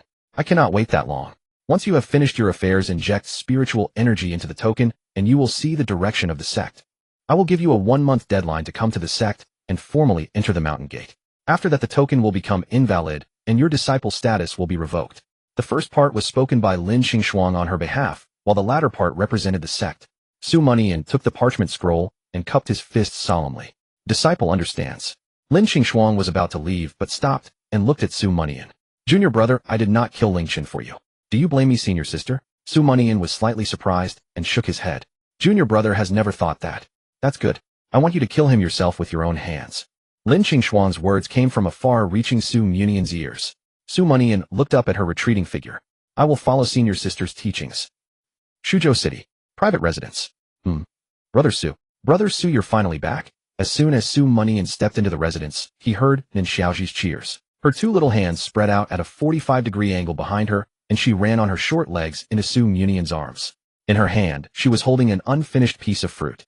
Su Mianian smiled, caught Nin Xiaoji pinched her little cheek, and said to the maid in green at the other end of the corridor, during my absence, has there been any trouble in the mansion? Xiao Qing, seeing Su Mianian's return and his overflowing masculine aura, which seemed even more handsome, was stunned for a moment before stammering. During your highness the prince's absence, everything has been peaceful. His highness the king, knowing that you were away and Miss Wu was injured, arranged for the 3 righteous 9 guests and 18 stewards to guard Shuzhou City. Li Chenggang and General Zhao have been stationed around the private residence. Although the previous dynasty had been overthrown, Su Linyuan had not yet ascended the throne, so Su Mianian's status remained unchanged for the moment. Xiao Qing still used the old title. Su Mianian nodded. That's good. Qingwe hasn't woken up yet, has she? Miss Wu is still asleep. Xiao Ji and I have been with her. Well done. Su Mianian nodded. You've grown up. It's time to find you a marriage. You don't have to stay in the Su residence forever. Off. Xiao Qing was greatly alarmed, waving her hands frantically, and said anxiously, Please, your highness, withdraw that order. Xiao Qing has never thought of marriage. I only want to stay in the Su residence and serve you. Is that so? Su Mianian's lips curled into a playful smirk. Then be prepared to accompany me well. Oh, thank you, your highness. Oh. Xiao Qing nodded instinctively, but quickly realized what was happening. She lowered her head, her face flushed red, and nervously gathered her courage to say, Since your highness has always wanted to do that with me, then I will comply. With those words, she looked up, her shy and expectant gaze instantly dimmed, and an overwhelming sense of shame surged through her. In the courtyard there was no trace of Su Mianian. Xiao Qing's face alternated between red and pale. She clenched the hem of her clothes with both hands and stomped her little feet. That hateful prince. He's teasing me again. Su Mianian smiled, holding Nin Xiaoji with his left hand, passed by the garden rockery and walked toward Wu Qingyue's room. Having examined Ling Chen's storage ring, he found 5 returning spirit pills, 3 of the 3rd grade and 2 of the 2nd grade. He could use them all to heal Wu Qingyue. Having just teased Xiao Qing, he was in a good mood. Nin Xiaoji finished her fruit, and a thin line of drool again seeped from the corner of her mouth. She looked up, swallowed, and a thoughtful expression flickered in her eyes. Brother Su, why did you leave before sister? Xiao Qing finished speaking. What's the point of waiting for her to finish? She's too tsundere. Su Mianian chuckled, then realized something and glanced at Nin Xiaoji, finding her eyes full of wisdom. You? What do you want? Nin Xiaoji shook her head and wiped her drool. Xiaoji doesn't want anything. Brother Su, where are we going now? Su Mianian, of course to see your sister Qingwe. Oh, Nan Xiaoji nodded. Brother Su, can we go to the kitchen first to get some food before we go? Her face was full of expectation. Su Mianian helplessly massaged his forehead. I knew this kid wanted to eat. He took out a gold ingot from his bosom. First bite this to sharpen your teeth. If you can bite the gold ingot in half, I'll take you to the kitchen first. Really? Nan Xiaoji's eyes lit up, and she bit the gold ingot in half in one go, then said eagerly, Brother Su, can we go now? Su Mianian. In Wu Qingyue's chamber, Su Mianian sat by the bedside accompanying the slumbering violet-robed beauty. Days had passed, yet she remained as exquisite as ever with delicate features and an enchanting countenance. Her pale cheeks had regained a hint of color, a clear sign of recovery. Su Mianian took out 5 rejuvenation pills, crushed them into powder, extracted their medicinal essence, and slowly channeled it into Wu Qingyue's crimson lips. As the medicinal energy entered her mouth, it coursed through her body. A gentle warmth caused her brows to relax, and she let out a soft hum. The pill was effective. Nan Xiaoji, who had been eating pastries brought from the kitchen, saw this, and despite having food in her mouth, beamed with joy. Brother Su's sister, Qingyue, should be waking up soon. I've been healing Sister Qingyue these days too. Every time I gave her a spirit beast pill, I rewarded myself with a few extra bowls of rice. Healing is exhausting. Are you truly trying to heal Sister Qingyue? I suspect your motives are far from pure. Su Mianian glanced at Nan Xiaoji, who was devouring her food, and muttered inwardly before saying, well done. When Sister Qingyue wakes up, I'll add a chicken drumstick for you. At the mention of extra food, Nan Xiaoji's smile instantly brightened. Thank you, Brother Su. She took a few more voracious bites, finished the remaining pastries, and then turned her gaze to the treats she had brought for Sister Qingyue. Her breathing quickened and sweat beaded on her forehead, as if she were enduring the greatest decision of her life. After a few breaths, she clenched her fists, gritted her teeth, and covered her eyes. Those are for Sister Qingyue. I must not eat them, she told herself. But I'll just take a quick look. Peeking through her fingers, she kept her eyes covered, telling herself that as long as she didn't see them, she wouldn't drool. Unaware of the monumental struggle Nan Xiaoji was enduring, Su Mianian focused solely on controlling the medicinal energy. Wu Qingyue's qi and blood gradually increased, and her complexion improved rapidly. Half an hour later, the power of the rejuvenation pills was exhausted. Su Mianian retrieved dozens more healing pills from Ling Chen's ring, extracted their essence, and repeated the process. In Ling Chen's ring, he also found several top-grade spirit tools and cultivation techniques, but he had no time to spare. His only wish was for Wu Qingyue to awaken soon. Sweat dripped from his brow, soaking his clothes. Su Mianian's attention remained fixed on Wu Qingyue's injuries. He saw a massive gap deep within her dantian, its edges riddled with cracks. Had such an injury befallen him, even the power of heaven could not save him. It was clear how grievously wounded she had been when they first met. The accident between them had restored his cultivation and stabilized her condition, but the severe internal injuries lingered. Wu Qingyue had forcibly intervened to kill 2 origin realm experts for him, causing a second injury. A pang of heartache flooded Su Mianian's heart as he tried to use medicinal energy to repair her dantian, but to no avail. To mend her dantian, this amount of medicine was insufficient. Even draining all the spiritual energy of the entirely country would not suffice. The required pills were countless. He could not accomplish it now. Su Mianian sighed helplessly and turned to repairing her meridians. Once the meridians recovered to a certain extent, she would awaken naturally. But her meridians far exceeded those of ordinary people, and after injury, they were equally difficult to repair. The medicinal energy like thread sewed and patched her meridians, emitting a faint green glow. When the pills were exhausted, Su Mianian absorbed the spiritual energy of heaven and earth to sustain the healing. As the energy grew thin, he activated the Qingtian Thunder God, his body becoming a vortex demanding qi from the world. Time passed from day to night. Only when he could no longer hold on did Su Mianian, gritting his teeth, channel the last strand of spiritual energy into Wu Qingyue's body, gasping for breath.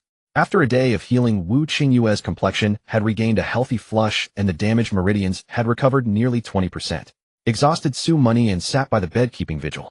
Then Xiaoji had fallen asleep while waiting and was carried away by Xiaoqing. Moonlight streamed into the room, and Su Mianian drifted off without realizing it. After an unknown time, the violet-robed beauty on the bed fluttered her lashes gently and slowly opened her eyes. The first thing to appear in her vision was the canopy, supported by the frame. Beyond it, she recognized the familiar ceiling and the familiar furnishings of the room. Startled, the violet-robed beauty sat up instinctively, turning her head to see the white-robed youth seated by the bed on a red willowwood chair. The youth sat upright, his hands resting on his knees, his head drooping, having fallen asleep at some point. A smile bloomed on her face and tears glistened in her eyes. This was a deep, heartfelt emotion. She simply gazed at him, studying his features. Perhaps from the exhaustion of healing, her stubble had grown on the youth's handsome face, adding a mature charm to his masculine aura. It stirred Wu Qingyue's heart. She smiled silently, her lively, beautiful eyes filled with joy. After a long while she reached out to touch his cheek, but hesitated, fearing to disturb his rest, and withdrew her hand. After much inner struggle, she gently took his right hand, accompanying him in silence. Su Mianian remained in deep sleep. But in his dream he suddenly realized that Wu Qingwei had not yet awakened. His heart tightened, and his eyes snapped open. Wu Qingwei let out a soft gasp, trying to pull her hand back, but Su Mianian held it tight, refusing to let go. "You're awake, why didn't you tell me?" Su Mianian saw the person before him, and spoke in an infinitely tender tone. Wu Qingwei lowered her head slightly, trying to hide an inexplicable blush, and shook her head. "You looked so tired, I couldn't bear to wake you. Your wounds?" she asked softly. For some reason, after days apart, her heart raced fiercely at the sight of the youth, her cheeks flushed like a tide. "No serious injury," Su Mianian replied, gently sitting on the edge of the bed and pulling her into his embrace. "No wound is more important than having you wake up." Holding her hand, encircling her waist, and breathing in the faint fragrance of her hair, Su Mianian spoke softly. Wu Qingyue's body trembled, stiffening slightly. She was not rejecting his embrace, rather after so long without it she felt a momentary unfamiliarity. But in the firm, familiar embrace her discomfort quickly dissipated. Her body softened like warm tofu leaning against his chest. She gave a soft mm in response to his words, closing her eyes. They held each other, saying nothing more. This embrace surpassed 1,000 words. Everything was conveyed in silence. The next morning, Su Mianian, still in his dreams, felt his cheek being poked a few times and opened his eyes blearily. The purple-clad beauty beside him had already awakened. Her dark hair cascaded like a waterfall, barely concealing her city-toppling grace. She gazed at him adoringly. "Hurry and heal your wounds. There's no rush." Su Mianian tried to pull the beauty into his arms, but she shook her head and refused. "Quickly heal, and then tell me what has happened in the past few days." Her voice was a bit urgent. Su Mianian was puzzled. "The heavenly thunder god, Art, will heal me automatically. In a few days I'll fully recover." But the purple-clad beauty found it hard to speak, her voice thin as a mosquito's. "But the evil fire inside me has erupted." She didn't want it this way, but the evil fire had already flared, making her whole body unbearably hot, and her desire rising to the extreme. Su Mianian opened his eyes wide, almost forgetting about this. The evil fire was still inside the Emperor's sister. He looked at the purple-clad beauty, the corners of his mouth curling up as he lifted the last veil of her modesty. "If the evil fire has flared, just say it has flared. Why say something like, hurry and heal? You." Wu Qingwei was instantly embarrassed, her jade toes curling into the bedsheet as her little fists rained down on Su Mianian. What kind of man had she ended up with? Did he have to tease her like this? "Phew. You're infuriating me." Wu Qingwei turned her head away, refusing to look at Su Mianian. Su Mianian smiled without a word, stood up in an instant, and undid his robes. The man's scorching body temperature enveloped Wu Qingwei, making her instinctively turn back. That turn made her gasp, her cheeks flushed with crimson. Su Mianian's upper body was bare, revealing 8-pack abs. His bronze skin looked firm and powerful, clearly that of a seasoned warrior. What are you doing?" Wu Qingwei was flustered, not knowing why she spoke like that. "What else could I be doing?" Su Mianian chuckled inwardly, and said seriously, "Empress sister, I'm injured. I'll leave my pants to you." "Oh!" Wu Qingwei exclaimed, her cheeks red as apples, her shyness almost overflowing. Closing her eyes, she nervously reached out. Then you must not play any tricks later." Su Mianian had too many tricks, she didn't know where such a young man had learned them. Tense and fearful, she fulfilled his request. The healing lasted a day and a night. It was morning again. After dual cultivation, Su Mianian's injuries were completely healed, and his cultivation had stabilized at the half-step Yin Yuan realm. Stepping into the Yin Yuan realm was only a thought away. By the tea table, Wu Qingwei sat in Su Mianian's arms, asking about everything that had happened after she fell asleep. Su Mianian told her truthfully. Of course, he temporarily concealed his relationship with Najia. Wu Qingwei had just woken up, he wanted to wait for a proper time to speak. Wu Qingwei nodded repeatedly, her gaze towards Su Mianian growing more admiring. The two kingdoms had merged, the north and south unified, and the peoples were once again integrated. Such a feat was rarely seen, even in her world. To be precise, it was rare for someone of Su Mianian's age to possess such broad vision and magnanimity. She savored these matters, focusing her attention on Najia. Parting her rosy lips, she said, "Miss Najia is also a person of great resolve." From Su Mianian's words, she heard of Najia's actions and sacrifices and sighed with sincere admiration. Su Mianian said calmly, "She's all right." Wu Qingwei frowned slightly, saying with a hint of grievance, "She's far more than all right. For a woman to achieve this is already extraordinary." "Is she really extraordinary? If you praise her like this and then learn that she and I..." Su Mianian broke out in a cold sweat. He dared not think further. But what he feared came. Wu Qingwei looked at him with tender affection and asked, "Do you have a relationship with her? Does she like you? Do you like her?" "Damn." Su Munian's heart sank. Was she asking so directly? He forced himself to stay calm, steeling himself, and said she is a good girl. Speak freely. Wu Qinghua looked at Su Munian. If you like her, I will also consent. Her eyes sparkled as she awaited his response. Women, truly terrifying. Su Munian muttered inwardly, then nodded honestly. Just as I thought. Wu Qinghua gave a bitter smile, her eyes dimming, and a barely concealed disappointment appeared on her face. Na Jiao was also an extraordinary woman, a stunning beauty. She and Su Munian had many praiseworthy encounters and interactions. It was only natural that they would come to like each other. You've just woken up. Ooh, I didn't mean to hide it from you. Su Munian explained bitterly. Wu Qinghua shook her head, stood up from his arms, and turned around. Go. Her face was pale, but her attitude firm. Su Munian sighed, looked at Wu Qinghua's retreating figure, then turned and left. Hearing the door close, Wu Qinghua's delicate body trembled, and she couldn't help crying out. Grief nearly made her lose her footing. She stumbled back a few steps, bumped into a chair, steadied herself, and then collapsed onto the table sobbing. Su Munian had not gone far. He waited not far from the door, sighing repeatedly. With a creak, after a long time the door was pushed open, and Wu Qinghua stepped out, her eyes reddened. She passed by Su Munian, who was about to speak, and walked out of the private residence. She did not leave Shuzhou City. Instead, she concealed her appearance and walked alone through the streets and alleys, taverns and theaters of Shuzhou City. There were some things she had to see with her own eyes and judge for herself. At dusk she returned. In her calm expression hid a faint trace of sorrow. Su Munian happened to meet her in the corridor. You're back, Su Munian said softly. Wu Qinghua gave a light snort, passed by him, and walked toward her room. Su Munian turned around as if wanting to say something, but stopping. Wu Qinghua, reaching the end of the corridor, turned around and said displeasedly, what are you standing there for? Follow me. Oh, okay. Su Munian's heart leaped with joy as he followed. With a slap, the door was slammed shut. From inside came Wu Qinghua's icy command. Clothes off. What? Hurry up and take them off.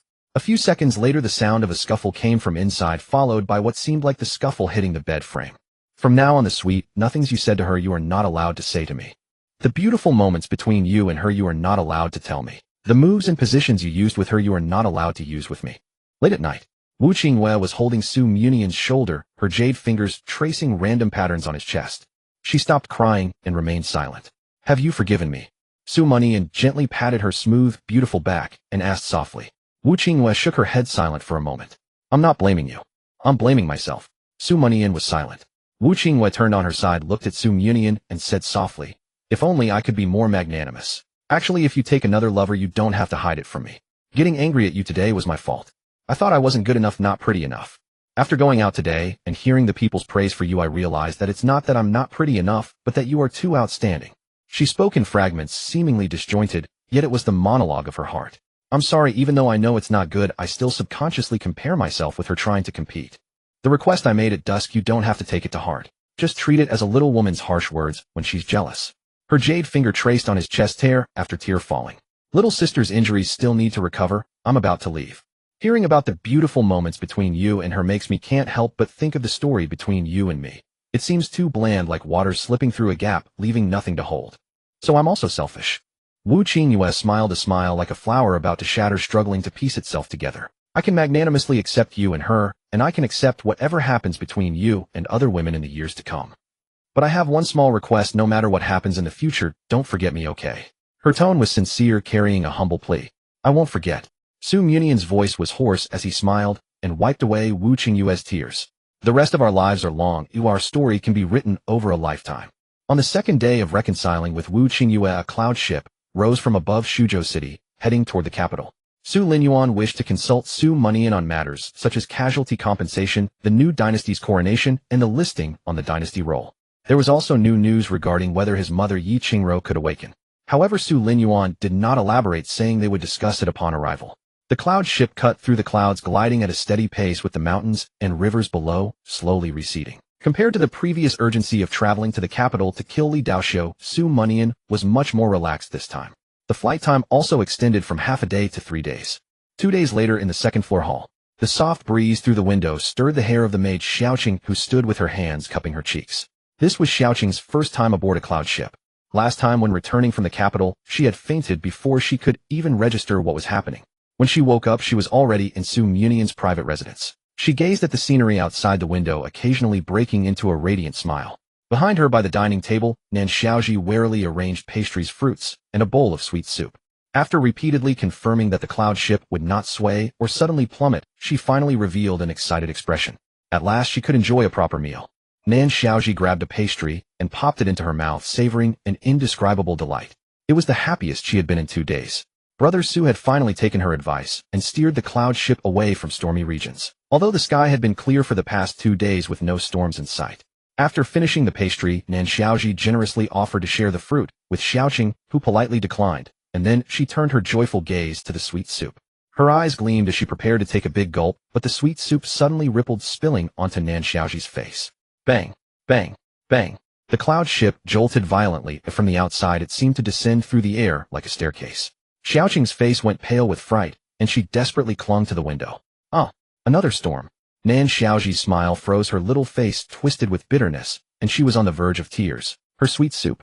Fortunately, the cloud ship's tremors did not last long. They subsided after a few breaths, and the ship returned to its normal altitude.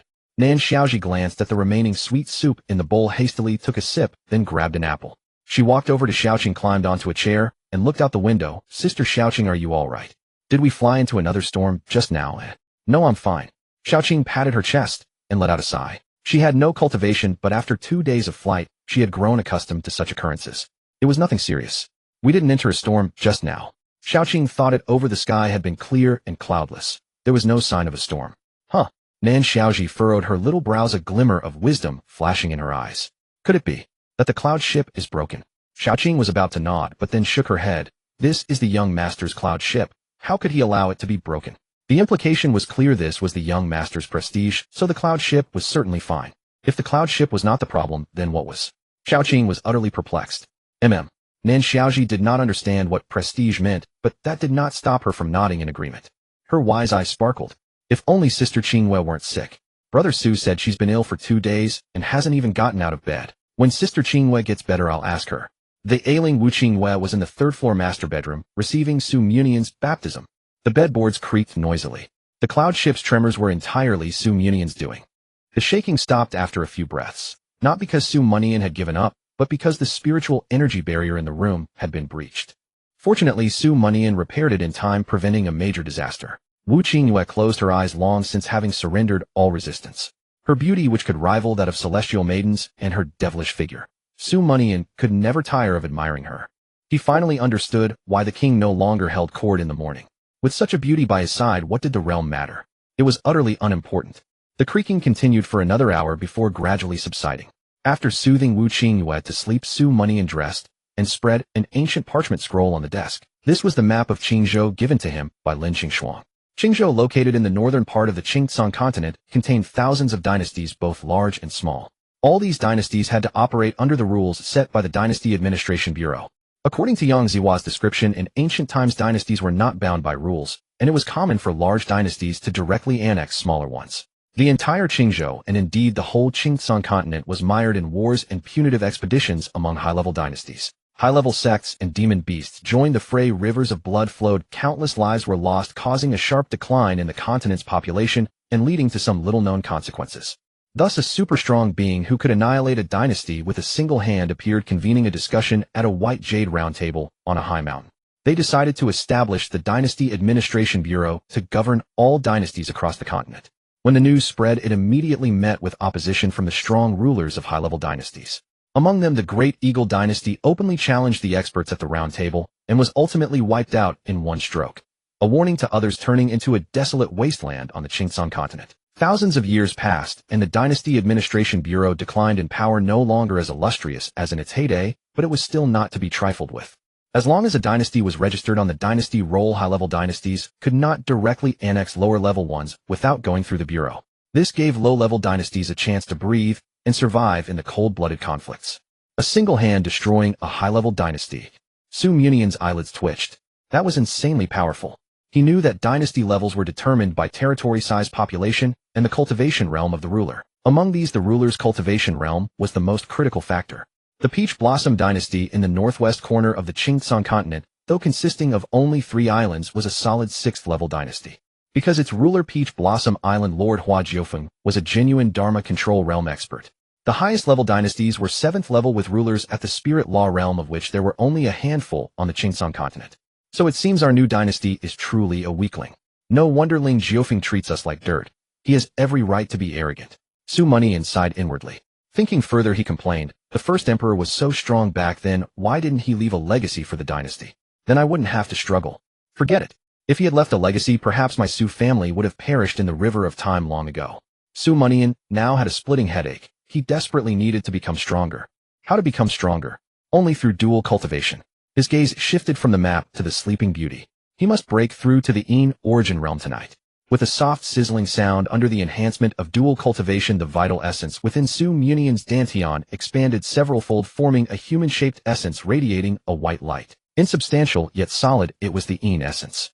Surging spiritual energy flooded his entire body, flowing through crucial meridians, such as the Baihui Yongquan and Zhaohai acupoints, triggering profound transformations within him. Beyond the amplification of his strength, his perception of the world around him markedly sharpened. Had Ling Chun attempted another ambush, he would surely have reacted in time, unlike the humiliating evasion of days past. With the elevation of his cultivation, the sky-shattering thunder god, Art broke through to the third level. His skin remained bronze, yet his resilience to attacks had vastly improved. Su Monian felt an inexhaustible surge of energy coursing through his body, seemingly endless. Of course, it was not truly infinite, but his power had multiplied several times beyond the opening realm. He turned Wu Qingyue over, eliciting a delicate cry from her as she covered her breathtaking face with her hands. She could sense that Su Mianian's cultivation had already stepped into the Yin essence realm. The scorching masculine aura left her deeply shy. Fortunately, her own cultivation had also recovered under the dual cultivation, filling her with both bashfulness and delight. 2 months of healing had finally carried her through the most difficult time. With sufficient spiritual energy resources, her recovery would accelerate from now on. As she thought this, the creaking of the bedboards pulled her back to reality, her cheeks flushed like drunken rouge. The youth's strength seemed truly inexhaustible, leaving her silently lamenting, wondering when she might rest. The capital. After settling Nan Xiaoji and Xiaoqing, Su Monian brought Wu Qingyue to the Phoenix Perch Palace to meet Su Lin Yuan. He had promised her he would take her to meet his family, and he would not break his word. Wu Qingyue was both joyful and nervous, blushing as she greeted him, then dared not speak further. She was like a maiden trembling with anxiety of being seen by her beloved's parents. She feared not being accepted and losing her true love. I do not approve of this marriage. After hearing Su Mianian's brief account of their story, Su Lin Yuan snorted coldly, his face twitching as he pulled a slender willow whip from his storage ring and in front of Wu Qingyue struck at Su Monian. Su Mianian's expression changed, his mind filled with question marks. What happened? Wu Qingyue's face turned pale as she stepped in front of Su Lin Yuan, anxiously saying, Uncle Su, you must not. If Uncle Su thinks I am unworthy of him, I shall leave. Stopped by Wu Qingyue, Su Lin Yuan's expression instantly softened, and he smiled kindly. Miss Wu, do not overthink. I have some words I need to say to my son. With that, he stepped past Wu Qingyue and swung the willow whip, striking hard at Su Monian. Su Monian dodged repeatedly. Su Lin Yuan, have you gone mad? Mad? Su Lin Yuan gritted his teeth in fury, chasing after him while rolling up his sleeves. How many times have I told you? When pursuing a girl, you must be sincere and use real skills. No deceit, no crooked methods, and certainly no despicable tactics. Did you do that? Su Monian retorted. How did I not? You did nothing of the sort. Su Lin Yuan was fuming, shouting. If you had used real skill, could you have won a girl as outstanding as Miss Wu? You are unworthy of her. Confess honestly, and together we will apologize to Miss Wu. Su Monian ran out of the hall, dashing through the palace, his retorts echoing. Su Lin Yuan, don't slander me. My feelings for Qingyue are true, witnessed by heaven and earth.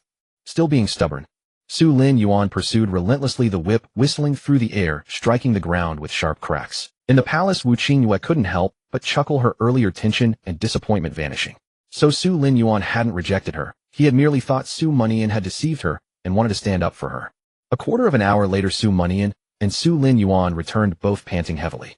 Su Lin Yuan looked at Wu Qingyue and said earnestly, Miss Wu, if Mianian has done anything to hurt you, you can tell me straight, and I will see justice done.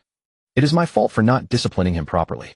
Wu Qingyue glanced at Su Mianian, who subtly shook his head at her, and couldn't help but feel amused. The corners of her mouth lifted as she said, Thank you for your concern, Uncle Su. If such a thing happens, I will surely inform you, and let you uphold justice for me. That is good. Su Lin Yuan nodded, then seemed to realize something, and added, Miss Wu has my son Mianian threatened you. Rest assured, if you speak the truth, I will not let him off. And when his mother wakes, she will deal with him as well. Su Monian shook his head repeatedly upon hearing this. I can't stand this house for a moment longer. Before Qingyue has even married, and my status has plummeted so badly, oh, what will happen when she does? Su Mianian's heart was full of bitterness. Night.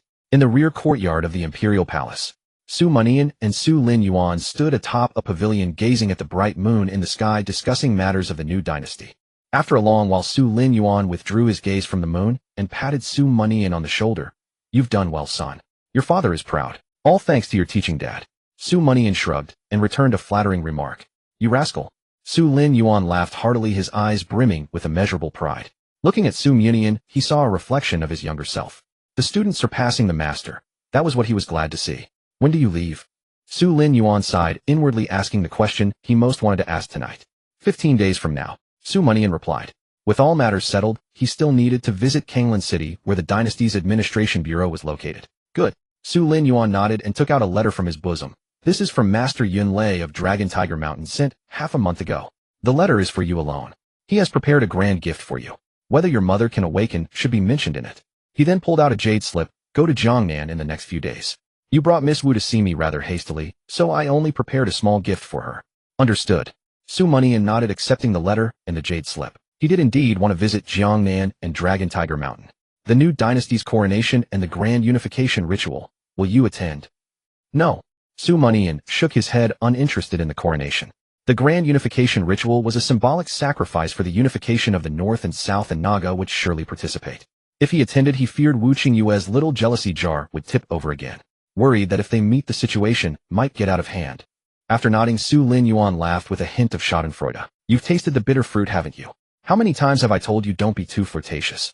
Su Mianian's mouth twitched as he leaped off the pavilion and left, too lazy to deal with his father. Back at his residence, Su Mianian opened Master Yun Lei's letter, read it, and burned it. Turning to Wu Qingyue, who was by his side, he said, "Would you like to accompany me to Jiangnan?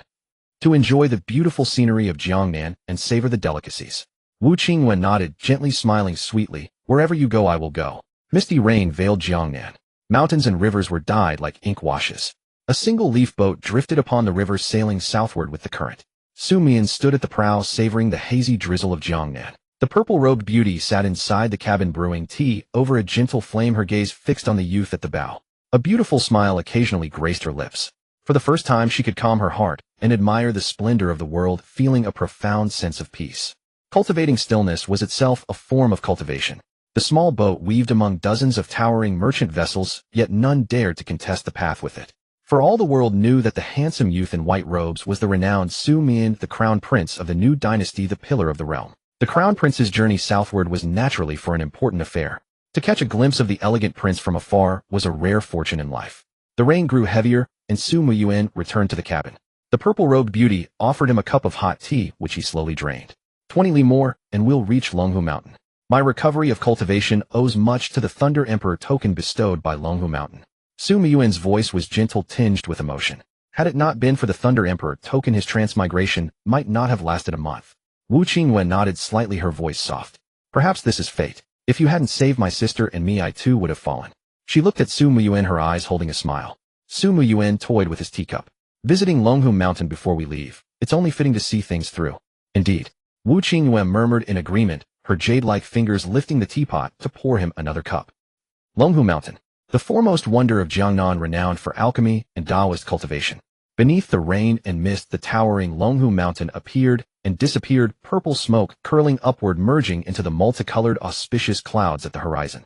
It gave an ethereal sense of an immortal mountain. The small boat arrived at the foot of Longhu Mountain. Su Mian took Wu Qingyue's hand, exchanged a nod, and with a light leap they soared toward the summit.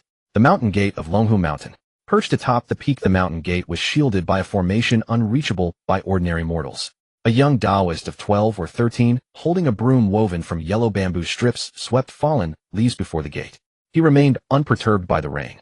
The Taoist boy swept the leaves repeatedly until a young man and woman appeared in his view, walking slowly under an oil paper umbrella. He straightened himself and saluted them with folded hands. Su Mian returned the salute with cupped fists. "Little Taoist, I am Su Mian. Master Yun Lei invited me here. Could you lead me to him?" The Taoist boy nodded, his voice still carrying a childlike tone. "Benefactor Su, my master has already wandered far and wide. He instructed me to wait here. Please enter the hall. My master has left something within for you." Su Mian raised an eyebrow, thinking to himself, "You're barely a child, yet you already carry the air of an old Taoist. Not good." Muttering inwardly, he entered the grand hall of Longhu Mountain with Wu Qingyue, and saw a bronze statue of a tall Taoist figure, immortal and otherworldly, with rounded ears, eyes gazing in all directions, standing on an incense altar. They exchanged a glance, bowed 3 times before the bronze statue, and renewed the incense. Suddenly the world around them shifted, a fierce wind howled, and their bodies trembled. Their consciousnesses were pulled into a dark space. In that dark space their consciousnesses held hands, looking around, until they saw a distant corner slowly emit a white light. Where the white light shone there was an old man with an immortal bearing. One glance was enough to see that the old man was the very person of the bronze statue. However, the old man's body carried no trace of cultivation fluctuation, as if he were an ordinary person. Junior Su Miyuan pays respects to Senior. Su Miyuan stepped forward and bowed with cupped fists. The old man slowly opened his eyes, glanced at the two, then nodded with a smile. Not bad, little one. You have made good use of the Thunder Emperor's inheritance. Your Tao companion is also a kind-hearted person. Su Miyuan and Wu Qingwei exchanged a glance, smiled, and then said, "May I ask how to address you, Senior? Why do I sense no cultivation fluctuation in you? Could it be that you are not a cultivator?" The old man stroked his beard and smiled. "A name is merely a label. You may call me Senior. As for cultivation, there are many paths. You cultivate the Tao of longevity, I cultivate the heart. We are all cultivators." "I see." Su Miyuan nodded, and then asked Senior, "What is your relationship with Master Yunlei?" "We came here with Master Yunlei's token." "Yunlei, that boy." When the old man heard the name Yunlei, a long, deep reminiscence flickered in his eyes, as if the name had been buried deep in his mind and not surfaced for a long time. "You were able to come here, which means he chose you." The old man was silent for a long time before speaking slowly. He waved his hand towards Su Miyuan from across the space, and a purple bolt of lightning instantly split the darkness, descending before Su Miyuan. The lightning trembled before Su Miyuan for a few breaths, then receded, leaving behind an ancient token. It was unmistakably another Thunder Emperor token. Su Miyuan was startled, and Wu Qingwei beside him also showed a trace of surprise. "Senior, what do you mean by this?" He already possessed one Thunder Emperor token and did not understand the old man's intention. "Of course I'm giving it to you." The old man waved his hand. "You have a connection with the Thunder Emperor. The Thunder Emperor token chose you from the start. With this one, the Thunder Emperor's inheritance will be complete. In your mind, do you only have the body refining chapter of the heaven upholding Thunder God art?" Su Miyuan inhaled sharply, his eyes lighting up. "Indeed, Junior only has the body refining chapter." The old man nodded. "The Thunder Emperor token before you contains the soul refining chapter. Cultivate both body and soul to achieve great success. You have passed the trial." Su Miyuan's heart trembled. He suddenly felt that his choice had been right, otherwise he might never have obtained the soul refining chapter in this lifetime. He took the Thunder Emperor token before him, which instantly turned into a white light and drilled into his brow. With a boom, the content of the soul refining chapter of the heaven upholding Thunder God art filled his mind. At last the core inheritance of the Thunder Emperor was fully obtained by him. After a long moment, Su Miyuan came back to his senses and bowed to the old man with cupped fists. "Junior Su Miyuan, thanks Senior, and thanks Longhu Mountain." The old man waved his hand, signaling Su Miyuan to leave. "Everything is fate. You two may go now. I shall rest again." "Yes." Su Miyuan nodded in agreement, and their consciousnesses dissipated from the dark space, returning to reality. To his surprise, his cultivation had directly advanced to the late Inuan realm, a rapid surge in power. "Your cultivation improves so quickly. I'm a little envious." Wu Qingwei shook her head with a smile, equally amazed. She had witnessed with her own eyes how the young man had crossed 2 realms in just 2 months. Such a speed of cultivation was extremely rare, even in her world. "Just luck," Su Miyuan said with a smile. Without such fortuitous encounters, he would not have achieved this pace. 7 days later, Su Miyuan and Wu Qingwei left the new dynasty, renamed Great Ming, registered the dynasty on the dynastic ranking, and arrived at the Qingyun Huntian sect. After staying in the Huntian sect for half a month, Wu Qingwei took Nin Xiaoji away for training, while Su Miyuan accelerated his cultivation. Within less than a year, he crossed the Yangyuan realm and entered the Shinpa realm, becoming the foremost disciple of the Huntian sect. During the Seven Sect War, he killed Ling Chun and annihilated 100 core disciples of the Zhongshuan sect, removing the sect from the 7 sects. 3 years later, Su Miyuan reached the Jifa realm. He single-handedly stormed into the Heian dynasty, slaughtered countless descendants of the dynasty, spilled rivers of noble blood, cleaved the capital with his sword, and became famous among 5th-grade dynasties, shaking the entire Qingsan continent. That same year, Wu Qingwei took her sister and left Su Miyuan, returning to the Tianyang realm. The two agreed to reunite within 100 years, and Su Miyuan hastened his cultivation. In 10 years, he broke through the Jifa, Yufa, and Lingfa realms, becoming a Jizuan realm expert. With the power of a supreme being, he sought and retrieved the remnant soul of his mother Yi Qingro and resurrected her.